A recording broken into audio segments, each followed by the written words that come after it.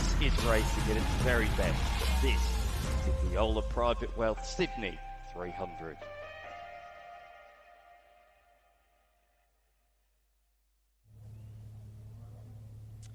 Good afternoon, and to all of those people watching from around the world, good morning and good evening from Sydney Motorsport Park here in the west of Sydney.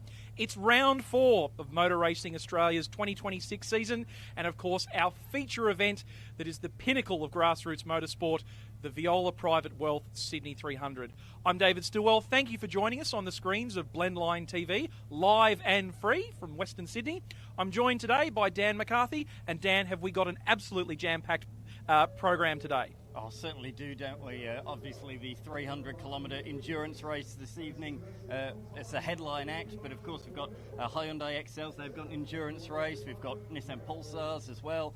We've got Alfa Romeos. There really is something for absolutely everybody. We've got one-make categories, Supreme. Hyundai Excels, 22 entrants for the Jeremy Hodges Memorial Cup. And of course, we've just found out that the winner of that event is in the running to get a test day with the TA2 series up in Queensland. Joining us in commentary a little bit later will be Matt McKeldin, who of course those of you on Blendline coverage will know from his exploits for many, many years of racing, both in the 300k endurance races and of course Trans Am and TA2 as well. Jam-packed program, as Dan said. We're kicking off with Excels. The PA is going off in the background, calling all those cars down to the dummy grid now. 1 hour endurance races, 34 drivers across 22 cars. Of course, we have seen in the past these races, even though they're an hour long, Dan, they go right down to the wire. Oh, absolutely. It's more of a case of when don't they go down to the wire. It's always thrilling stuff, as you say. Driver changes, quite a lot of strategy that goes into it, and always goes down right to the wire. There's some really good names in the field once again this weekend, so stars of the future. I mean, we've seen the likes of Blake Tracy come through the ranks of this category in years gone by, and of course he's doing brilliant things in Trans Am at the moment. We'll catch up a little bit later from the lane with a number of our competitors from the Viola Private Wealth Sydney 300. Cars have gone through several sessions of practice already, but we'll have a 3-part qualifying session coming up a little bit later in the program, intermingled with all our support racing. We've seen great qualifying and racing action so far from the SuperMini Challenge. Great to see those front-wheel. It's a bevy of front-wheel drive categories. We've got Mini Challenge, we've got Pulsar Challenge, and of course Hyundai Excel. So if you're a fan of front-wheel drive one-make racing, there is plenty out there for you today. Certainly is that, absolutely. There's plenty to sink our teeth into as well. Really close racing in the Mini Challenge. Of course, Minis always produce good racing, good slipstreaming duels. Sydney Motorsport Park lends itself well to those front-wheel drive categories you were just talking about. It does, and of course, we'll see plenty of those cars doing double duty. They'll do their one-make racing in and amongst their competitors they're used to racing, and then they'll convert into endurance mode. For those of you joining us from overseas, you may know this kind of racing as bracket endurance racing, where the cars aren't separated by a performance differential or capacity or technical specifications. The cars are divided into lap time groups. So regardless of whether you're running a car, shall we say, towards the tail end of the grid, Dan, running along in an XL or a Pulsar or a very early stage of development car, right through to our front runners like Charlie Curry, who's back with a vengeance in his supercharged Honda.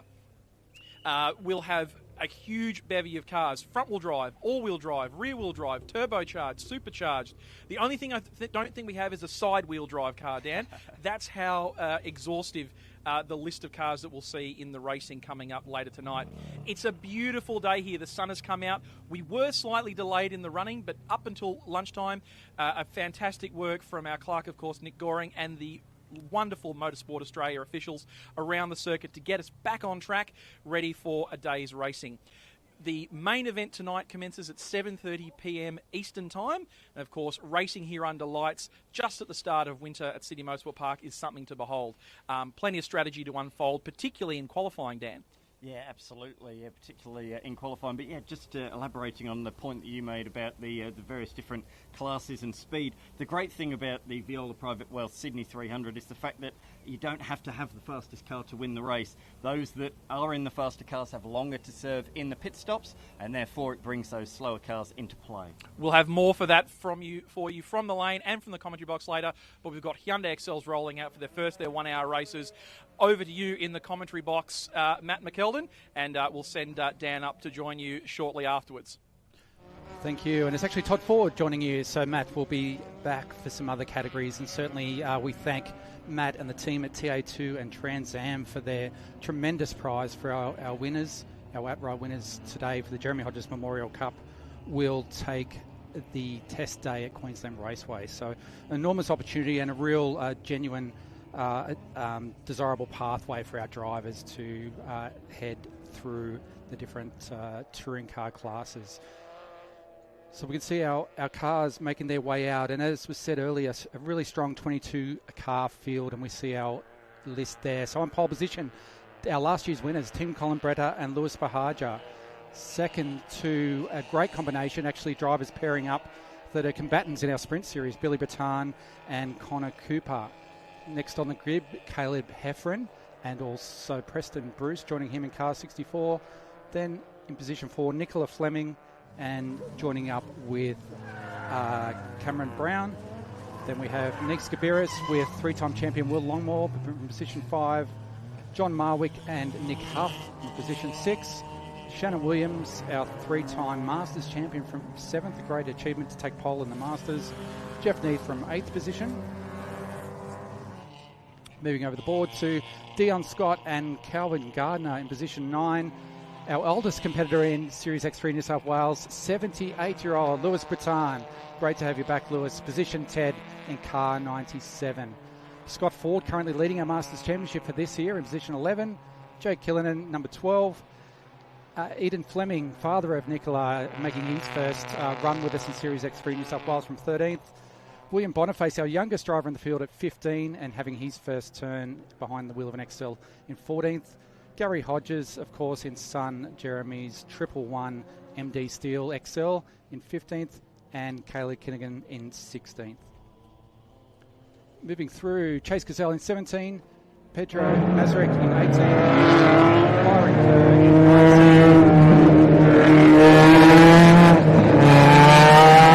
And from the rear of the grid after receiving scrutineering penalties, regular front runner Matthew Hensford-Taylor, and making his debut, did qualify second, but again a rear of grid penalty coming out of last on the grid. It'd be really entertaining to see him come through, is young Billy Parrish. So that's our field of 22 cars. We welcome Dan to the commentary box. Oh, thank you very much, Todd Ford. Really looking forward to getting into this one.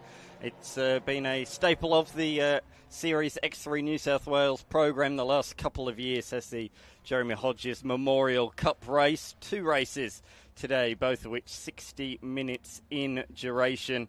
And yeah, this is going to be a really, really good race. Some good names at the front, and as you just highlighted, some good names at the back as well. So there's plenty to look out for here. Looks like we've got one car that's just out of position, trying to navigate their way into their grid box. Yeah, I did see there was a little bit of mixing up or something off the dummy grid. We saw actually Shannon Williams lead them out, not our pole position winner, so that could cause a delay. Yeah, there's an issue because, it's Marwick who should be starting from P6, but unfortunately that 6th grid position has already been taken, has it? Okay. No, we found a vacant spot. We found one, yeah. I don't think it's position 6, but of course we leave the front row vacant, and that might have caused a little bit of confusion. But of course, that's in honour of Jeremy Hodges. And for those that aren't aware, again, we honour Jeremy today. Unfortunately, we lost Jeremy a few years ago. This is our 3rd edition of the Jeremy Hodges Memorial Cup. It's really become a highlight on the calendar.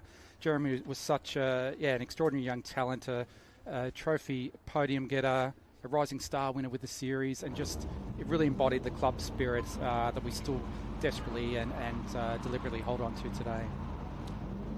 Absolutely. We leave the front row of the grid vacant in honour of Jeremy Hodges, and we go racing in his honour as well as part of the Sydney 300 support categories. And away we go. Big split there between 2 packs down towards turn number 1. But through the first corner, it is car number 25 of Bulligat that leads the way. Side by side, 2 by 2.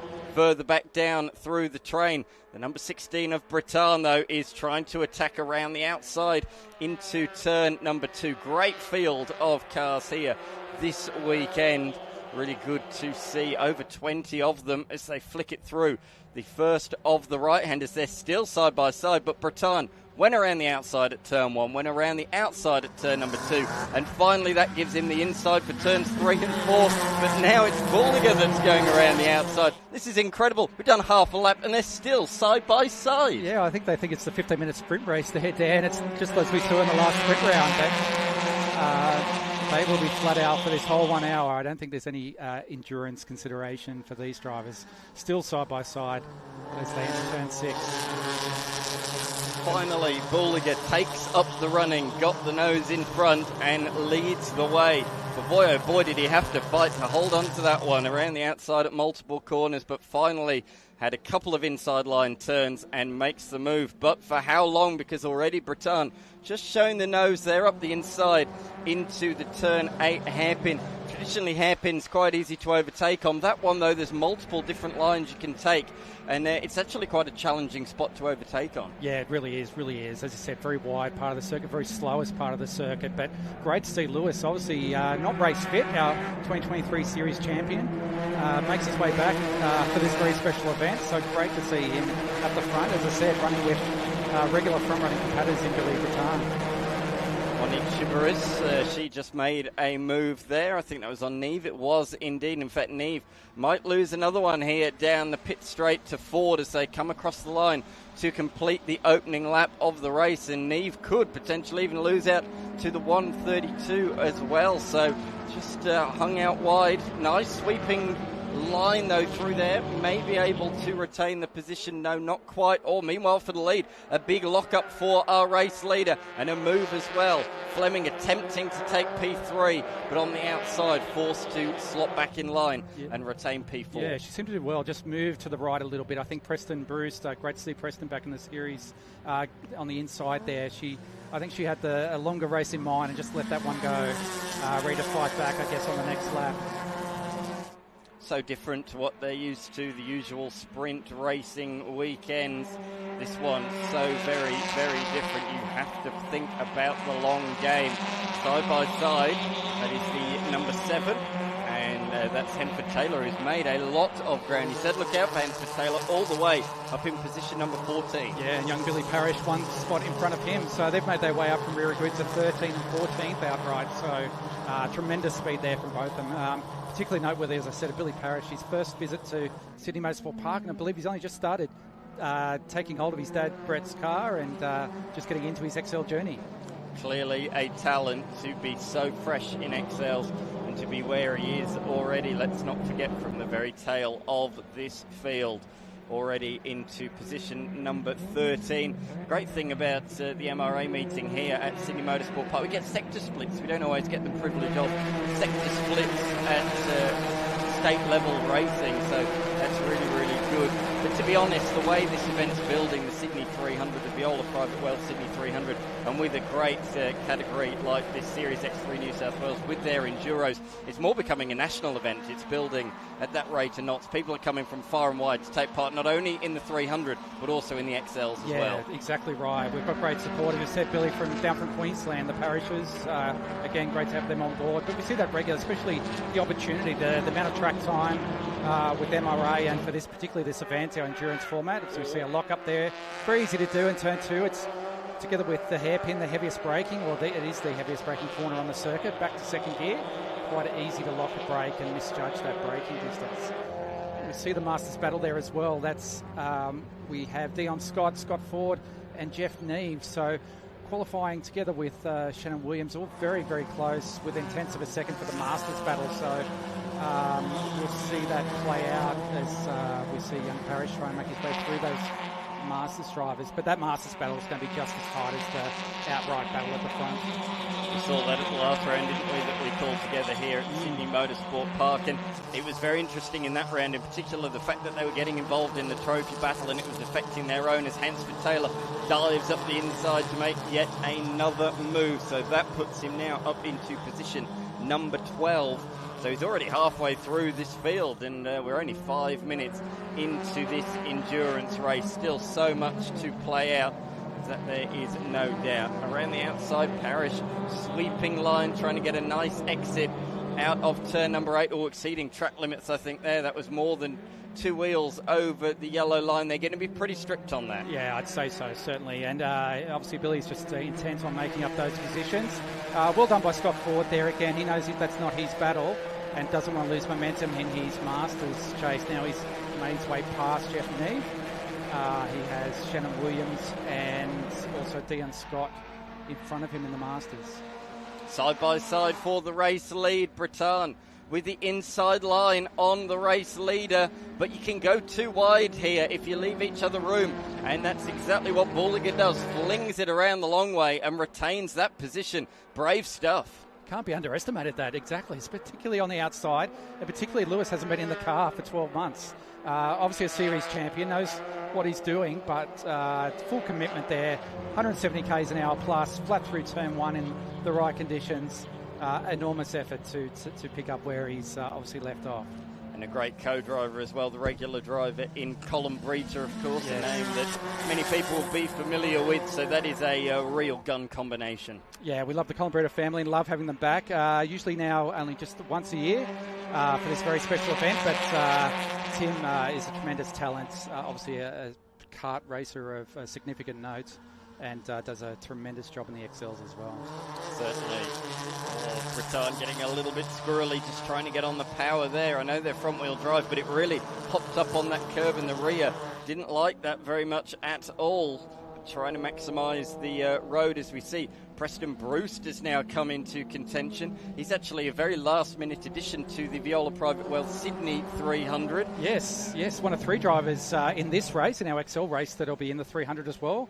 He's co-driver, Caleb Heffron, driving with the fifth gear motoring team, as well as Reece Harradine, who is running in this race with Lewis Breton, our eldest driver, and prepares a number of the cars, including his son Billy's car, Scott Ford's car. Does a lot of work with the XLs, and great to see him have a drive in both this and the 300. Really good exit from Breton. Bulliger tried to defend that one as quickly as possible. Jinxed to the left-hand side before there was overlap, so that was entirely legal. It looked quite aggressive, and to be fair, it was, but it had to be. If he left it any later, Breton would have had the overlap and the inside line for turn number 1. And once you get the side draft in an XL, that's game-changing. It certainly is, yeah. Again, every little inch of momentum, be it momentum through corners, or like you said, that drafting is paramount in these cars.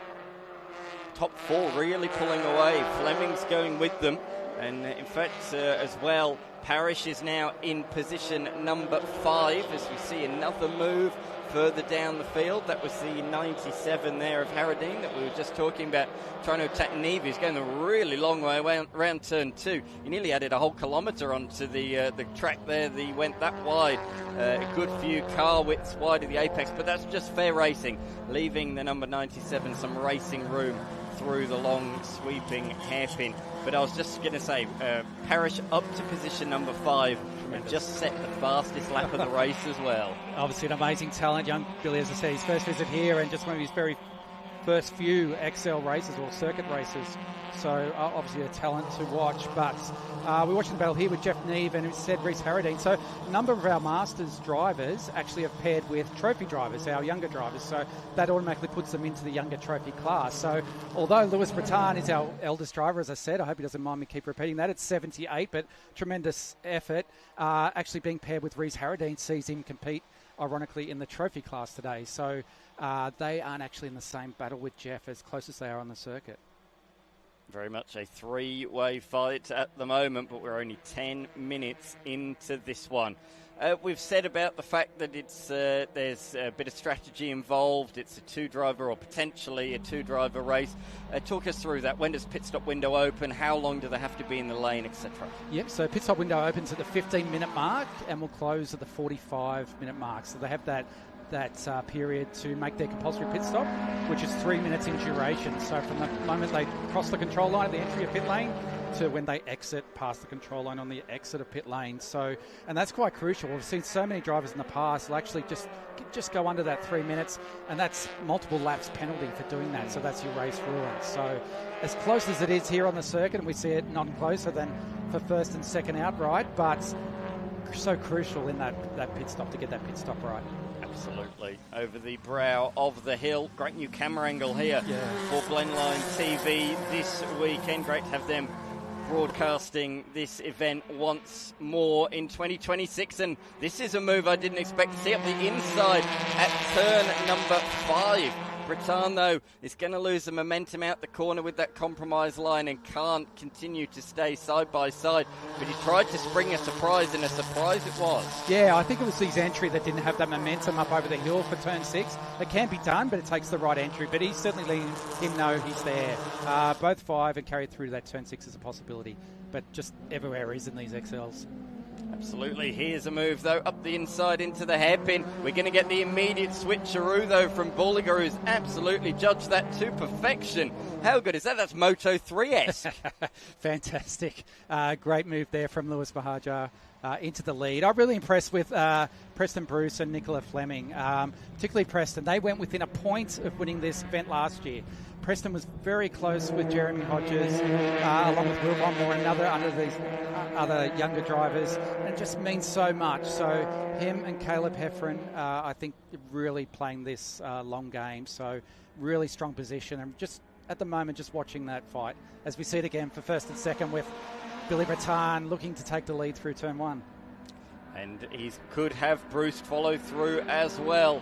Up the inside, well, Breton's moved to the front. He did a few corners ago, but for about 2 seconds. He's already held it for longer than that now. And Bulliger might lose 2 in quick succession, but he's late on the brakes to try and hold it around the outside. But Preston Bruce is a good young talent. Side by side, they will go now. And Fleming and now Parrish is in there as well. So this is good news for Breton. While these guys fight away, he's going to try and put the pedal to the metal and pull a bit of a margin. As you mentioned last lap, I was so excited by this camera angle. My favourite corner on the circuit, or one of, that real dip down the hill. Just pull 4th gear, back into 3rd, and a big turn for turn 4. As we see Billy Parrish making his way past Nicola Fleming. Again, that pace he showed to move through the field. We expect him to really be fighting out for this race lead very soon. As they go into turn 6, he's already up the side, Preston Bruce. And again, great to see Preston back in the car. Again, great talent with the series for so many years.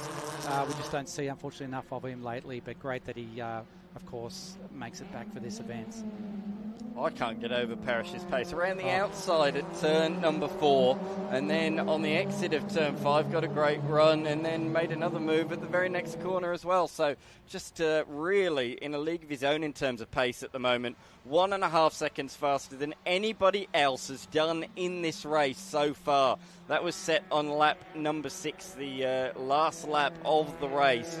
That's phenomenal. That is. For a race time, it is phenomenal. And the 154 is obviously not far shy, just a few tenths of their qualifying time. So obviously a little bit underweight to put him rear grid, but certainly all adjusted. It's not holding him back in the race. Sheer talent, and I guess maybe at his age, a little bit of lack of fear as well. Yes, absolutely. Absolutely. And up the inside, you speak about lack of fear. You need a lack of fear to be able to dive up the inside at turn number 1, particularly in a front-wheel drive machine. Yeah, I mentioned a lap or two ago, but you just can't, as we see a little break up there from Billy, he'll be under pressure soon, but you just can't underestimate the commitment, particularly in these cars, I'd say. It's an amazing training ground for young drivers. You're on the limit, you're flat in 4th gear usually. Again, the slightest bit of change of direction, surface, momentum, and obviously that back end is very difficult to control. So full commitment, and just amazing effort from all of these drivers. Monique Chibrus is up to position number 6. She'll be handing over to Will Longmore, who has done a bit of 86 racing in the recent past. That's one of the steps up from this series. You see quite a few of them move up into, it's generally either 86s or Formula Ford, isn't it? Yeah, it's a real pathway. As we see that great move from Nicola Fleming up on Preston Bruce.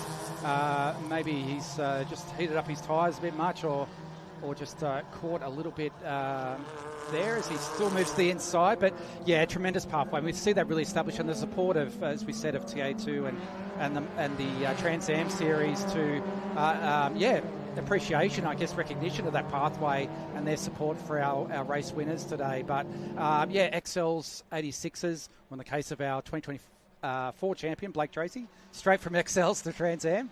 But a real pathway in touring car racing. Of course, there's Formula Ford for open wheelers, but those that have their sights set on supercars or GT, real genuine pathway now, starting with XLs.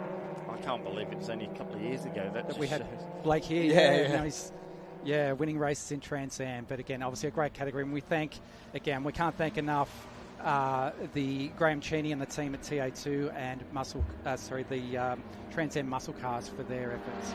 Control C, Control V, and through goes Parrish into the race lead from Stone.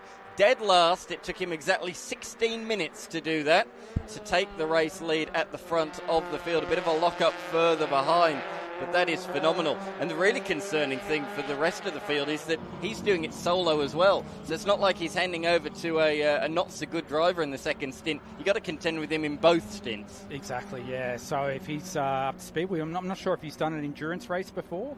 Might be his first time, as it is his first visit here as well, as we've said.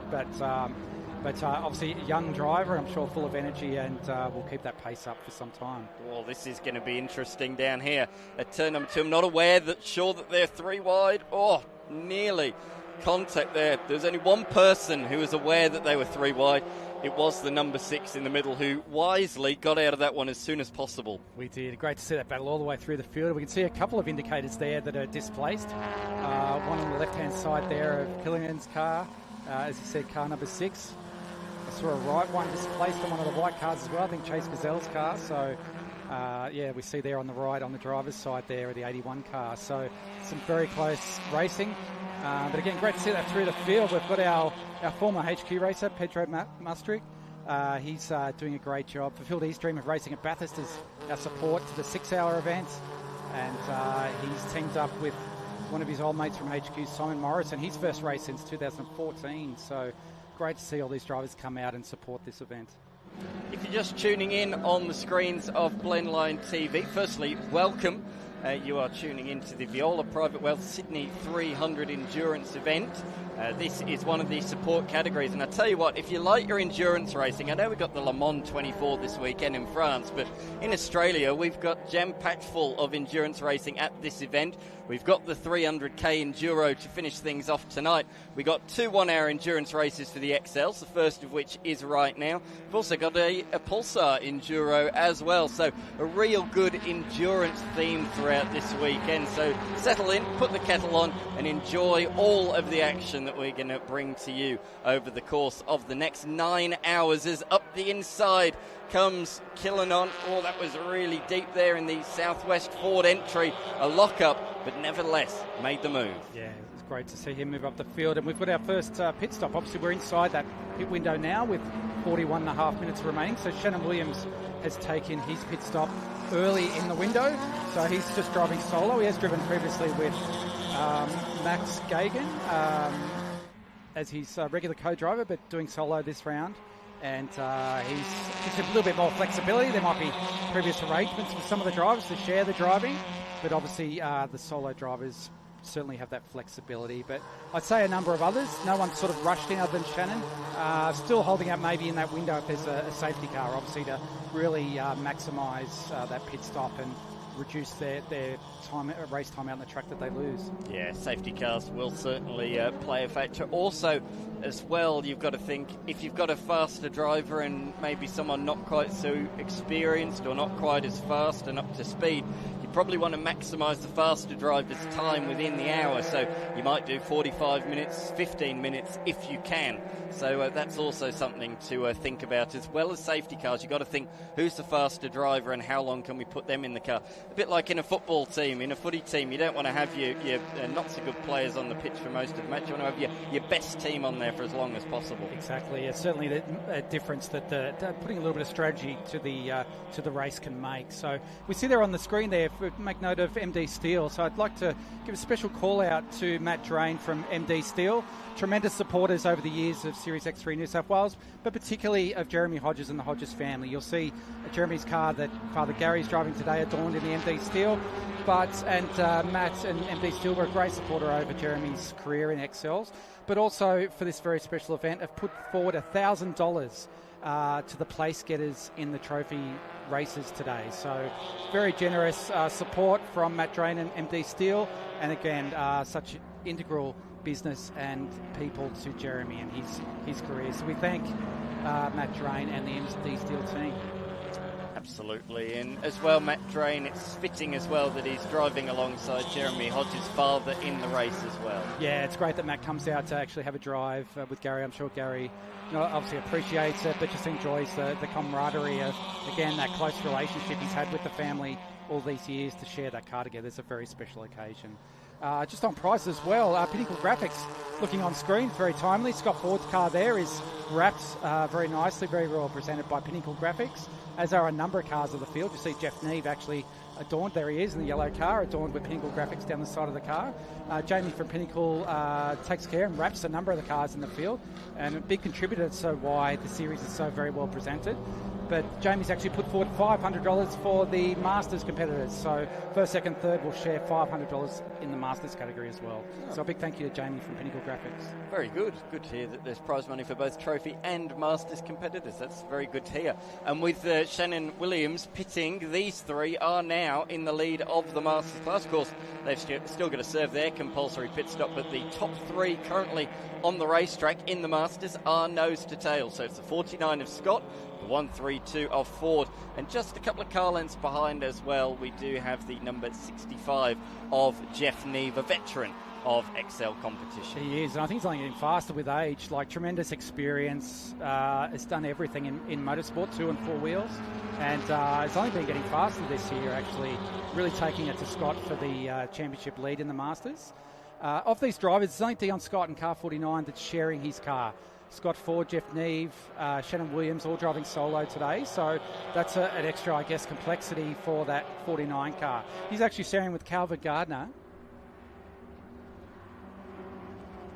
Calvin Gardner is actually our second oldest competitor, 76. So Calvin, only his second event this year after taking the podium in the Bathurst 6 Hour for Class E. So again, another driver with tremendous experience. We're hearing that the number 53, that is our race leader, Parrish, who, let's not forget, has marched through this field to be leading the way, has been shown a bad sportsmanship flag. I indicated this earlier on. I imagine that is for track limits. So that is big news, just 23 minutes into this race.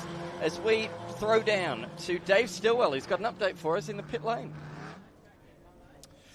Thank you, guys. I'm down here in the garages with the driver of the number 28, looking hot, sweaty, but still a bit fresh. John, how was it out there? Yeah, but the track's bloody great. It was awesome. Yeah, we're having some great racing then. So, but I got caught up with some cars, so I decided to get Nick in, so he can get in some clean air and then get going. Yeah. So we normally see with these 1 hour races with different categories, oftentimes the pit stop window's quite small. It's only, say, 10 or 15 minutes in the middle of the race. For the Jeremy Hodges Memorial Cup, they've made it a full half hour. So you got in nearly, there we go, you got in just under 20 minutes in there. How's the next 40 minutes going to play out for Nick in the car? No, Nick will be good. Yeah, he loves it, mate. He loves more driving than he does the faster he goes. So towards the end, he should sort of start catching the top guys, I think. Yeah. So we're not masters this race. We're actually playing with the kids, so we've got to try and match them guys. So we sort of did a little bit, but they got away on us just, towards that little bit. So for a bit of time to get Nick in the car, and he's a bit younger and he can hang with the younger guys, so it's good. Well, as we've seen in these races, all it takes is a late race safety car to bunch everything up and make it very exciting to the end. That's exactly right, and Nick's a gun at that. He's real good. So, look out, car 28. You never know what's going to happen. We'll look forward to catching you. Thanks for chatting to us, and back to you guys in the box. Thanks very much, Dave. Oh, dearie me. Terry is off the road at turn number 4. Does that look a little bit low on the left-hand side? It's, a little bit of help, a bit of undulation, obviously, in the grass there. We'll have to wait and see as an indicator parts way with car 6, but we'll have to see. We've got a safety car now, yellow flag, certainly. We'll see. I suspect I need a safety car to pull that car in. Yeah, safety car's indicating, and I can see the boards. That might have been an overtake under safety car conditions. Yeah. I think Caleb there really slowed for those boards, but it looks like, the Fleming car's pulled back in behind him. But that does, as you said, seems to look down. It's a bit hard with that off the grass ground, but safety car now called. So, pit stops. Those cars that have already pitted did so under race conditions. I suspect we'll see a flurry of activity now, though, into pit lane for those that haven't stopped. So this is a real opportunity to minimise that race speed on track, really maximise their pit stop. Just while we were talking, or Dave was talking down there in the lane, Bulliger pitted, so that could prove really costly because the first minute and a half of his pit stop is going to be under full green flag conditions. So, of course, for those regular watching motorsport, they'll be aware of this, but for those that aren't, of course, when it's green flag at full racing speed, those cars that pit are going to lose a lot more time than if cars are out there going slowly. They're not going to lose as much track time because they're only, relatively not losing as much speed, as much time. So it's always better to pit under safety car if you can, and that's why we're seeing absolutely everybody who can pit and hasn't yet pit come in right now under these safety car conditions just before the halfway stage of the race. Yeah, so good timing for those drivers. It'd be interesting to see if that has that effect on the Colin Breder and Bahaja car. They're still in their pits, so they've just finished their stop now, so you can see them exiting. So congestion, though, that's another factor, I guess, when there is a safety car and most of the field comes in at once. We've seen in previous years, I know of some of the endurance racing, that cars get held up by cars parked in front, and reminds me, I'm old enough to remember maybe a Kmart car park back in the 90s full of XLs. The resemblance here at the moment, but ideal opportunity, really good. We can see those Masters drivers there with Jeff Neve in there as well. Solo driver staying in the car, one of the front runners there. The only other person who hasn't pitted, I think, it looks to me like everybody else has pitted except for car number 49, Dion Scott and Calvin Gardiner. They are right now stuck behind the safety car out there on the racetrack. I think the logic behind this might be wait till the pit lane's a little bit quieter. That's my theory anyway, but they are going to be losing time out there stuck behind the safety car anyway. So I think it's an interesting strategy play, and maybe just to do something a little bit different might not be the worst idea. Yeah, that's always worth a try. Dion is also the car owner, so whether he's saying I want more driving time than Calvin, who is his co-driver, I'm not sure, but can be a bit risky staying out. There we see, there's Jamie there from Pinnacle Graphics on the radio there to Jeff Neve. So again, thank you to Jamie for your support of the Masters drivers today with your sponsorship. Kilganon's just gone onto the racetrack. Pit stop time of 1 minute and 8 seconds. They've got that very wrong. Very, very wrong. I guess if you're going to incur a penalty, you might as well do it in a big way. So that's a couple of minutes short if our timing's correct there. So, yeah, it does explain why he's gone to the front of the field. But, a little bit of misunderstanding maybe of the pit rules there. Meanwhile, everybody else is now just gone over the 3 minute mark, and that's why we're seeing them roll out onto the racetrack. So Parrish first, fine, no problem, and same for the others as well. Preston Bruce, a nice stop there, 3 minutes and 3 seconds. Fair few seconds faster than Parrish and Breton as they continue to head out onto the circuit. Hansford Taylor, 3:06. Very nice from Scott Ford, 3:01.3. That's the best I've seen so much better far. than that, yeah, and that really makes a difference. We're talking 10 seconds difference on track. That's enormous in an XL to make up. So that difference in a pit stop will perform crucial. Yeah, certainly is. Now we've got a bit of a slow one. The other Kilgannon. We've got a couple of Kilgannons out there. This is the number 3 entry, Jake Kilgannon.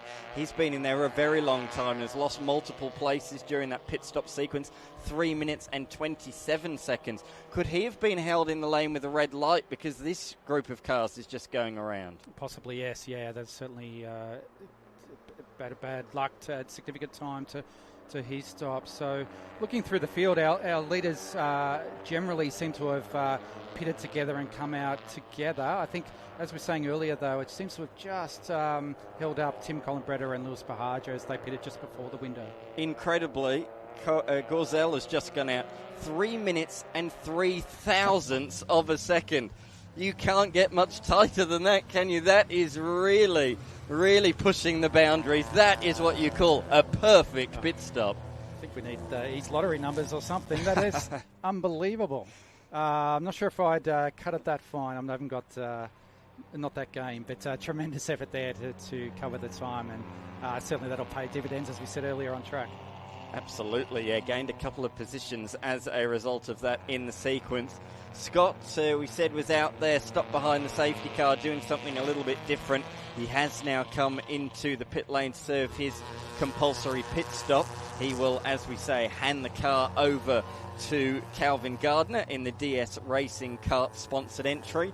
And Kilgannon, the number 6, Caleb Kilgannon, we said had the really short pit stop. He's come immediately back in again a lap later. So I think there was a bit of a mix-up, a bit of confusion. So maybe whether he had a problem or, again, they've recognised their big error and are going again. So he'll serve 3 minutes in there. But they'll certainly both be hoping that the safety car continues for another couple of laps, I would suspect, to cover their 3-minute pit stop, so they're not disadvantaged by race speed. I'm not convinced it will, though, because I saw that car was already on the flatbed. So the recovery team have done a fantastic job here at Sydney Motorsport Park. There we can see as well the towing ute, and there in hot pursuit is that recovery vehicle. So I don't think it will be going green this lap because we're going around the final corner. I think one more lap maximum, and then we'll get things back underway.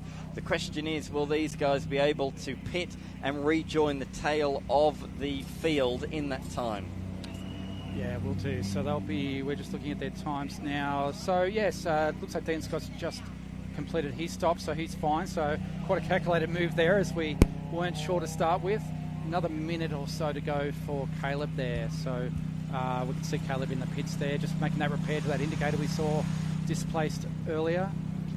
So again, only I think Caleb's second run with us in XL, so great the track experience and exposure for Caleb, brother of a series regular. Where were we? Sorry, am I lost there? Number 3, Jake Killinan in the Southwest Ford car. Oh, there's some tyre squeal I can hear. I'm not sure if that's from the skid pan or an engine or something. Sounds like a fan belt. Usually you get a bit of, again, a bit of 90s car special, bit of slipping fan belt possibly, but a fond memory again for my age of the 90s. I'm just looking on the timing. It looks like pretty much everybody is on the lead lap, apart from Kilgannon, who's had to do that second pit stop because the first one was not legal. Looking down the rest of the field, everybody else is on the lead lap, but as we suspected, those that pitted under green have plummeted down the order. The wise idea was to stay out, hope for a safety car that has now been deployed, and big benefit for those that remained out on the racetrack. As a result, big news in the Masters class. Shannon Williams is leading the way quite comfortably before the pit stop window opened. He pitted under green flag conditions, and as a result has sunk down behind quite a few Masters competitors, 4th in class, and got a few trophy class competitors in between he and those 3 at the pointy end of the Masters category now. As we saw, Shannon took as soon as the window opened, he headed for the pits. Again, took that strategy, and that's really costly. We see that difference it makes between race speed and safety car speed. So certainly put Shannon towards the back. So looking at the top of the field, as we said, young Billy Parrish, again, has a bad sportsmanship flag, so he'll have to really take care of those track limits as we see the lights go out on the safety car. And we see Parrish there. Actually, we don't see Parrish. We see Tim Colombretta at the front of the field there. So... yeah, that's a good We've got a very odd... Yeah, I'm just looking at the timing. Brett Parrish, Connor Cooper. We're missing quite a number of drivers from that list, so we'll have to see if that's corrected. But looking on screen there, we can see Tim Colombretta looking to lead. I've just realised, I think, what has happened. We've not picked up the race leader. We've picked up the driver in position at number 9. Exactly, yeah. That's a strange occurrence. So you can see there, Will Longmore would now be in the car second, so... some tremendous front-running drivers, but the driver we suspected hurt most by the safety car, Colin Bretta, is now taking the start of the race. Yeah, so this is really thrown a cat amongst the pigeons. So our race leader is actually in the middle of this train. We've got positions number 9, 10, 11, 12. They're the ones at the front of the field, and there, crossing the line, the turquoise machine. That is the race leader. So there's all these cars just ahead of the leader that's nearly a lap down. This has really split the race up. We've only got 8 drivers, effectively in the race leading contention now. as I was going to say, that effectively puts them a lap down, or again, at risk of blue flags and having to move over for our race leaders. So where we saw Tim Columbretta and Lewis Bahaj fall foul of the safety car, they're now foul of race control and will be at risk of going a lap down. That's last year's winners of the Jeremy Hodges Memorial Cup. Yeah, this has big implications for the rest of the evening. Of course, we'll be racing under lights for the second race tonight. But this is really interesting now because we've got some slow masters guys ahead of some fast trophy guys. Some are being lapped, some are on the lead lap. This is absolute carnage. They don't really know who they're racing. They're just trying to make hay as quickly as they possibly can. Exactly, that's who I felt for, especially some of these young drivers. Again, that confusion, frustration, where am I in the field? I should be at the front. What an experience for these young drivers. And it's going to be more confusing for the likes of Parrish and Cooper. You're being told, well, you're nearly a lap down. You're 9/10 of a lap down, effectively. Just push on. We'll do the best we can. Hopefully a few cars fall by the wayside. And speaking of, we've got one nearly looping it around there. There's a bit of contact from the 42 there on the 88. So that was Boniface just getting very, very sideways. Was able to keep it facing forwards, but has lost all the momentum in the world out the corner and lost a good handful or more of positions. And that's exactly what we're talking about. Those are two drivers effectively not on the same lap, tangling at the hairpin. Exactly. We've got Cameron Brown in the 42 car, moving his way through. He's frustrated again from not starting at the front in his rightful position. And the opposite again, as you said, William Boniface, just 15 years old in his first circuit event. Yeah, remarkable. Up the inside, big late braking move. That's the number 3. We've seen a couple of late braking moves from that machine of Jake Kilgannon, who's trying to make up for lost ground. He was actually saved quite a lot by the bit of overlap there, but we nearly had contact, and that would have been straight into the concrete wall if there was. Yeah, another example here. We've got Caleb Heffron now in the 64, again rightfully in 4th position, but again having to make his way back through the field. Through turn number 4 and over the entry into the circuit, over the tunnel and down the other side. I'll tell you what, that really shows the elevation, doesn't it? That's here at Sydney Motorsport Park. A lot of camera angles really make this place look flat. There's a lot more elevation than meets the eye. Yeah, I was really excited by the news of that new camera angle there for turn 4 and that approach. Such a fabulous part of the circuit for any cars. It's great. Urge you to watch Supercars or one of the big formulas from that corner, but even XLs you can see moving around again, flat out down that hill, hard braking, 3rd gear, make that real sweeping corner at turn 4 and get turn 5 right as well. It's because a lot of the camera angles here are actually at a raised point. It makes for great television, but it does make it look like a flat circuit, that's for sure. Yeah, we've spoken to other rounds about the undulation this circuit. Again, it seems like it's a Grand Prix circuit. It's big and flowing, but it's amazing how great the XL racing is around here. Here is our race leader. Yes, he is coming through the field, so everybody here is overtaking. He's putting down a lap. It'll be Blue Flag City out there. It'll be everybody will be out there waving the blue flags and on the flag boards I want to make as well. To see if let's see if we can see some blue flags, if that's recognised by race control. Obviously, we've had that mistake of picking up the wrong car for the race lead with the safety car, so I'd like to see if we can get vision of a blue flag. My theory is that was because we had that one car that stayed out there. So they've picked up that car. These other cars have come behind it in the train. And then as that car's come into the pits, they haven't then let the rest of the field catch up to the new race leader. So that's my theory on how that's occurred. Yeah, it's a good call. Rather than a mistake, just again, exactly that race leader at the time has since pitted. And no lucky dog, as they say in XL endurance racing. So as we said, those drivers are facing going down a lap. Yeah, so this really has thrown a cat amongst the pigeons, and it means that we're going to have some Masters guys finish really, really strongly in this field. And we just see there, Caleb Heffron move his way past on the leaderboard, past Cameron Brown for 3rd position. So the race is still intense in those first few positions. On screen now there, you can see that battle. Caleb, as we said earlier, is also racing in the 300. Podium place getter in the Bathurst 6 Hour in the car he's running tonight in the Sydney 300 in the 5th gear motoring Subaru BRZ, a 3rd place at Bathurst for Class D. So Caleb's spreading his time between Toyota 86s and the production car racing these days. But great to have him and Preston Bruce back for this special event. As we can see, Cameron Brown again, a long-time runner in the series, joining Nicola Fleming, who actually purchased this car from the Brown family. So she's had a great first season in Series X3 New South Wales in the diverse instrumentation car. We see two of those cars running today, which is great news to see her father also entering the series. On screen, we mentioned him earlier, William Boniface, our youngest driver in the field at just 15 years old, having his first run.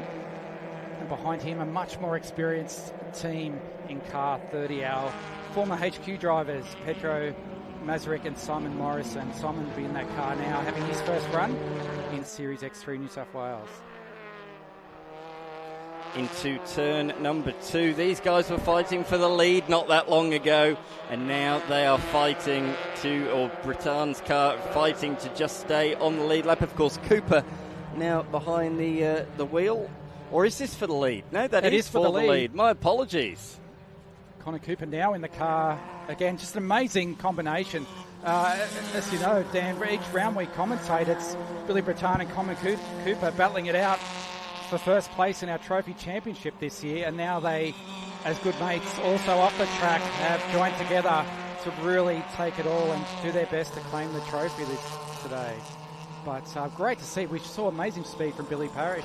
Maybe a little bit wary of those track limits now with that bad sportsmanship flag, but it's great to see Connor take the lead, but Billy's certainly not giving it up without a fight. Oh, absolutely not. Up the inside into Corporate Hill corner. Side by side into the hairpin they will be. This is a valiant attempt, going to swing it around the outside at the hairpin. If he can hold it there, which he's not going to be able to do, he's going to be squeezed out over the outside of the road. In fact, there's a bit of overlap and there's a touch, and Parrish is forced to put two wheels into the grass there. That got very awkward very quickly, and you can see the damage to the 53. It's plucked the right indicator out. Yeah, a little bit of benefit of the doubt there to Connor, if you saw him or not. Obviously right in the blind spot of his car as he exited that corner, but we'll see how Billy responds. Obviously just a car length gap now, but how he, as a young driver, takes that on board and handles that next time he goes for that move on Connor. So at the end of lap number 19, then it is Cooper that leads from Parrish. But as we've seen, the race is very much on. Heffron's about 5 seconds back. Then we've got Brown and Hansford Taylor. Ford is best of the Masters. Ford, Neve and Gardner. Position number 4 in the Masters is now a lap down. Yeah, amazing outright positions too. We saw Ford in 6th, Jeff Neve in 7th outright. So tremendous effort. And only the experience just plays more and more dividend in these longer races. In saying that, we have just over 16.5 minutes to go. So that's our regular sprint race distance around that time, Dan. So still a XL sprint race to go, and you wouldn't mind that any day of the week. I thought with the split field it might sort of end this race, and it might be quite a dull, not dull, but a bit more tame finish to the end of this race. But that is absolutely not the case, as we're seeing on the racetrack. Fight for the race lead, and as well fight in the Masters as well.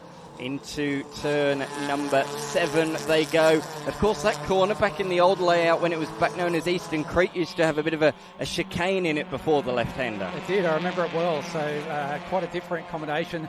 And in the current layout, always found that turn 6 quite difficult. There's quite a bump in the road over the hill, bit of a bump as you brake and turn in. So judging that right is quite tricky, because that's all your momentum around Corporate Hill is based out of that turn 6. Here we are side by side out of turn 8. Oh, jinking to the inside there is Cooper, just trying to show that I'm going to try and hold on to this lead, and he dives back up the inside into the penultimate corner. They're nearly rubbing door panels, nearly losing mirrors there on each other's vehicles. And this is fantastic. Good, hard, but yet clean racing. This is what XL New South Wales is all about. It really is. And so many points to pick on here. Like, again, the relative experience of Billy Bretan there, again, knowing where to position his car. But the young exuberance and the experience that Billy Parrish will be gaining in his first visit to Sydney Motorsport Park and very early in his career. Of course, a lot on the line. A TA2 test day is on the line for the winner of this weekend. This round is up the inside. Big dive from Cooper, and he's made it stick. Fantastic stuff. And the lap traffic's going to play a factor, because Parrish couldn't hold it around the outside. Had to slot back in line And the number 97 doesn't want to go down without a fight. That's the other Briton out there. Yeah, a little bit of father-son team. Oh, that was really awkward. Over the brow of the hill, they tangled. Yeah, great camera shot there too. So it won't take long. Billy will be back on, Parrish will be back on Connor Cooper there in no time. But yeah, all to play for. Again, we've got this very special Memorial Cup. They all want to have their name on, but that allure of that TA2 drive must be overwhelming for these young drivers. Certainly, a lot of them on a pathway.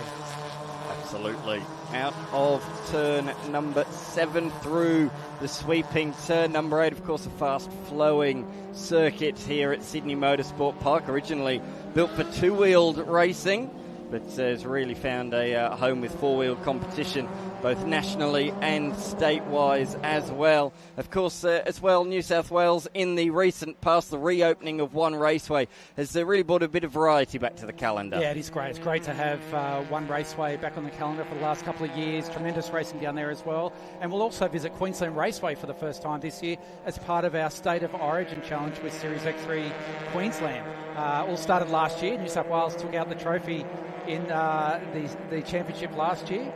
We had great turnout from all of our Queensland colleagues last year, and we're really looking to repay the favour and have all of our drivers compete in Queensland again, try and take that cup again. So your State of Origin, I understand and I can get behind. XL State of Origin, very, very cool. As again, Cooper goes defensive into turn number 1, but a little bit crossed up there on the exit of the corner. I'm so excited these last 12, 13 minutes. Again, the experience of Connor Cooper at this track in this series versus the sheer speed and talent of young Billy Parrish. Again, Connor knows that exact deepest braking points he can make, where to position the car. Again, the sheer speed of Billy Parrish, he's obviously learning his craft, but just has undeniable speed. So as you see him take the dive on turn 4. So again, can hold it a long way round. Cooper will know that. He has the line for turn 5. So again, didn't panic there.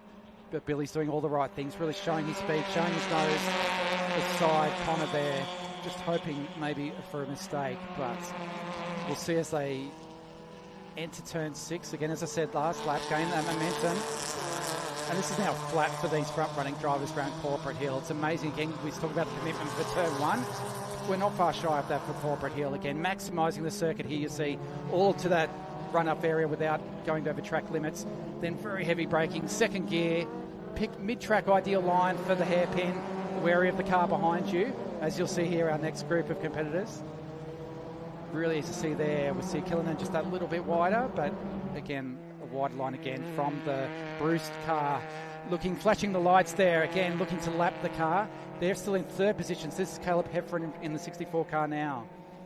So again, eager to make his way through the lap traffic. So we had all that change of position and the cars going down a lap with the restart of the safety car. And now we see Caleb will be definitely desperate to make his way through. He's just under 7 seconds back from Billy Parrish. So a very large gap to make up in 11 minutes remaining. We can see him there in the screenshot there as Connor Cooper in that car now and Billy Parrish fight out for the lead. But again, the more they fight, that gives Caleb Heffron every bit of incentive to keep his efforts to make up that run. As we see, Connor Cooper does make that mistake and go wide. Again, that pressure from the sheer pace of Billy Parrish really putting it to Connor Cooper, and he did make that mistake. We talk about his experience in turn 2, but again, just so easy to do in the heaviest braking part of the circuit. Absolutely. We've seen a few lockups from him the last few laps, but that was the biggest one we have seen yet. Unfortunately, a crucial mistake costing him the race lead. Yeah, such a fine balance from such a high speed, as we said, from 170 plus kilometres per hour, hard braking back down to second gear in the slowest part of the circuit. So always very difficult to tread that fine line. Over the brow of the hill, as we look at one of our other battles a little bit further down the field. This is Gorzel, the perfectly timed Gorzel, as I'll now call him, with his pit stop that was 0.003 of a second on the right side of things, just ahead of Boniface at the moment. So this is in the trophy class, and they have the all-important triple one directly behind, now with Gary Hodges behind the wheel. Our two youngest drivers in the field there battling. As we see, Connor Cooper really trying to make amends for that mistake. He seems to have the measurability there across that last complex onto the straight. Obviously, momentum and speed at the end of the straight here will be key. We see Parrish all over the tail. And there you see Connor follow him across the circuit. We'll see how close they get to the wall, but that's really treading a fine line. Connor will look to then return to the racing line and maximise. That has let Billy Parrish on the inside. So again, full commitment side by side through turn one. Of course, Parrish will have the line into turn two, but again, particularly in XL, we can turn the wide line into a race leading line. It is the long way round, but just can't hold that overlap.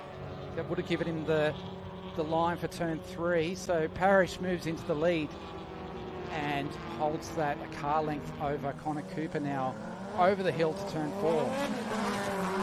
This is such good racing. I thought once Parrish took the lead, that would be it. I thought the race would be all said and done, but that is not the case at all. Cooper is not going down without a fight. Oh, tremendous effort. Again, great combination. They're doing this month in, month out in our series, so we've got that, experience and current race fitness and speed versus the fresh young talent of Parrish. It's a tremendous battle. Great to see the Masters competitors still too really in touch with those front-running trophy drivers, which is fantastic effort from those older drivers. Through the hairpin they go. This is as good as you can get in XL competition. Two drivers so evenly matched. Seems to me whoever's leading is the slower one because he's just giving a draft to the car behind, and then they keep switching positions for that reason, and it's just absolutely scintillating stuff already here as part of the Viola Private Wealth Sydney 300 weekend. Racing well into the night here, under lights at Sydney Motorsport Park. Nothing like racing cars under lights. Yeah, fantastic, and always a highlight, a big part of our Jeremy Hodges Memorial Cup. As Parrish tries the same thing, we see another bad sportsmanship flag held there for someone. We'll get word of that, but this will be interesting now, again, with 7 minutes remaining. Again, the experience of Connor Cooper. As you said, that drafting, that positioning, like any of the open wheel formulas, these one-make series becomes so crucial. And as you said, you almost contact there as Parrish has turned to lock a brake. Again, Connor tries the outside. This time he maintains the overlap, so that is the line for turn three. And again, on the run down to turn four. So again, if Parrish can hold it there, it is a two-lane road for XLs around Sydney Motorsport Park, as we've well seen. Big effort, but if he can hold that still, he then has the line for turn five. Exactly right, but if he runs in too deep, there'll be a crisscross from Cooper, or does Cooper try around the outside? No, he is looking for that crisscross, and he has got the nose back up the inside down towards the next 90-degree left-hander. All right, now, brilliant racecraft. Now to hold him up, he moves ahead.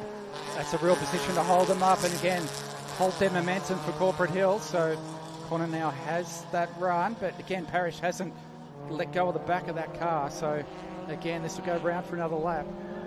That's just that little bit more wise knowledge, a bit more knowledge with these XLs in racing competition. We've said how young and fresh Parrish is to XL racing here at Sydney Motorsport Park in particular. Never raced here before, so he's learning the quirks. He's using the grass. He's got a great run. Despite being on the grass, he's still been able to show the nose on the side, but no, can't quite make it stick there. Do you think he'd have actually been better going the other side? Yeah, I saw that from when he really took a wide line through the hairpin. That's just extra real estate we didn't really need.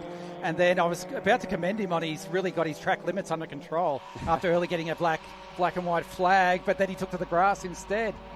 Yeah, he's got to be careful, hasn't he? We've said already black and white flag, so that is waving a little bit of an asterisk next to Parrish. Cannot abuse track limits anymore, and there's a lot of places where you can do it here. Turns 5, turns 6, turn 8, and turn 10 as well. Yes, certainly. As we see another brake lock up from Connor. These tyres clearly very robust because you're seeing quite a few lockups, and most most tyres you'd see, they'd really struggle after locking up this many times, but these are clearly durable. Yeah, they are. The Dunlop Dureza, and we thank our control tyre partner Dunlop. Again, the real supporters through the categories, the Toyota 86 and other one-make categories. Very durable tyre, really great performing tyre. Again, can sustain a lot of those lockups. I've had plenty of experience myself, and it really takes that very unusual circumstance to flat spot these tyres. So great for a learning category in particular. Very robust, high-performing tyre. And again, strong value because, again, they can do so many events on a tyre. Brown and Heffron. Brown in P2, 1.5 seconds ahead of Heffron.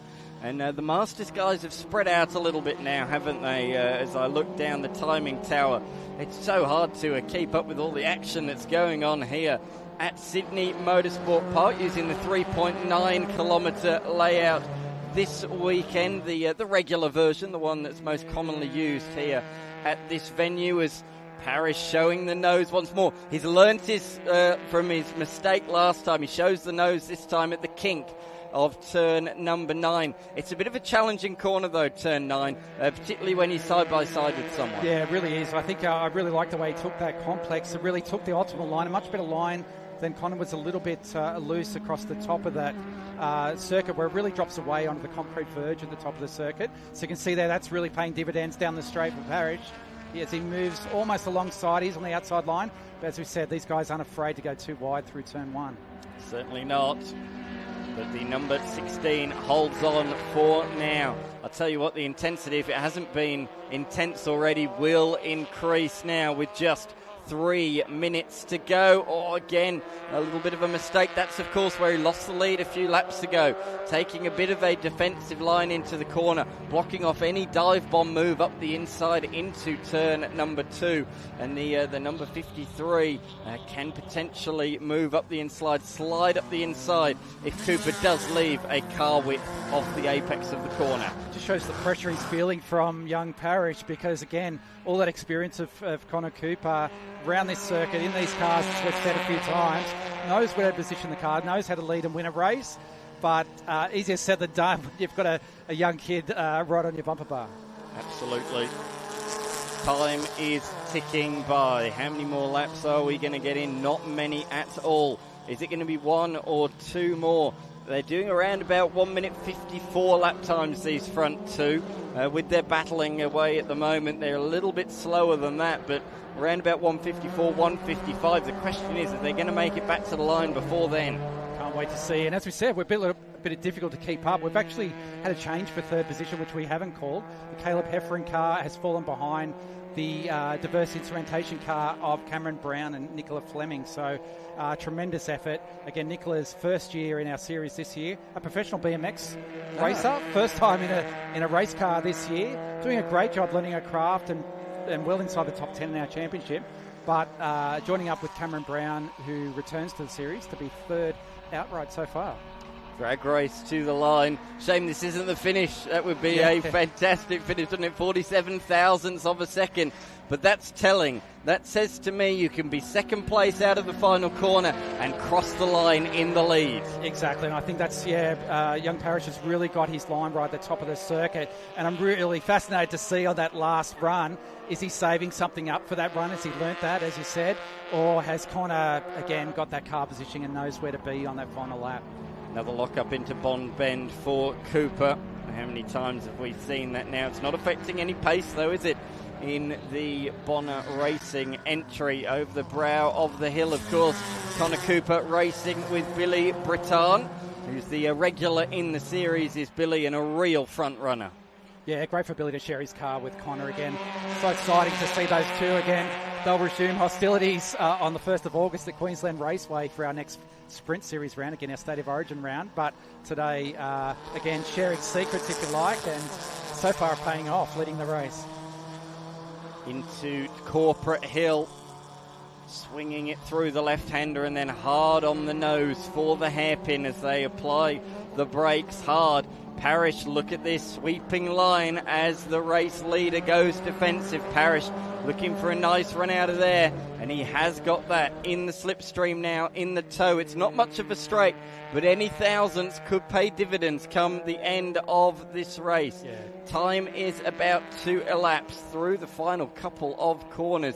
This is going to be really, really close at the end of this one. Parrish around the final corner is in the toe and in the slipstream. Yeah, I really like Connor's run there through the hairpin. He says to have the ideal line. It looks like we'll go to the last lap. So this is it, last lap. As Parrish moves the inside for turn 1, we'll see if they go side by side. But I was saying I like Connor's line through the hairpin as Parrish moves the inside. Connor still he's not afraid, takes that still flat to hold the lead, but I really like Parrish through that top complex and onto the straight, and that could be crucial for this last lap. But as we see there again, Cooper just lock a wheel. Now we love to see the inside rear wheel lift up in the XLs through turn 2 and just that car length. So I think Connor has that run through here, but I think it'll be crucial where it counts at the top of the circuit and onto the straight for Parrish. And as I say that, Parrish shows the nose.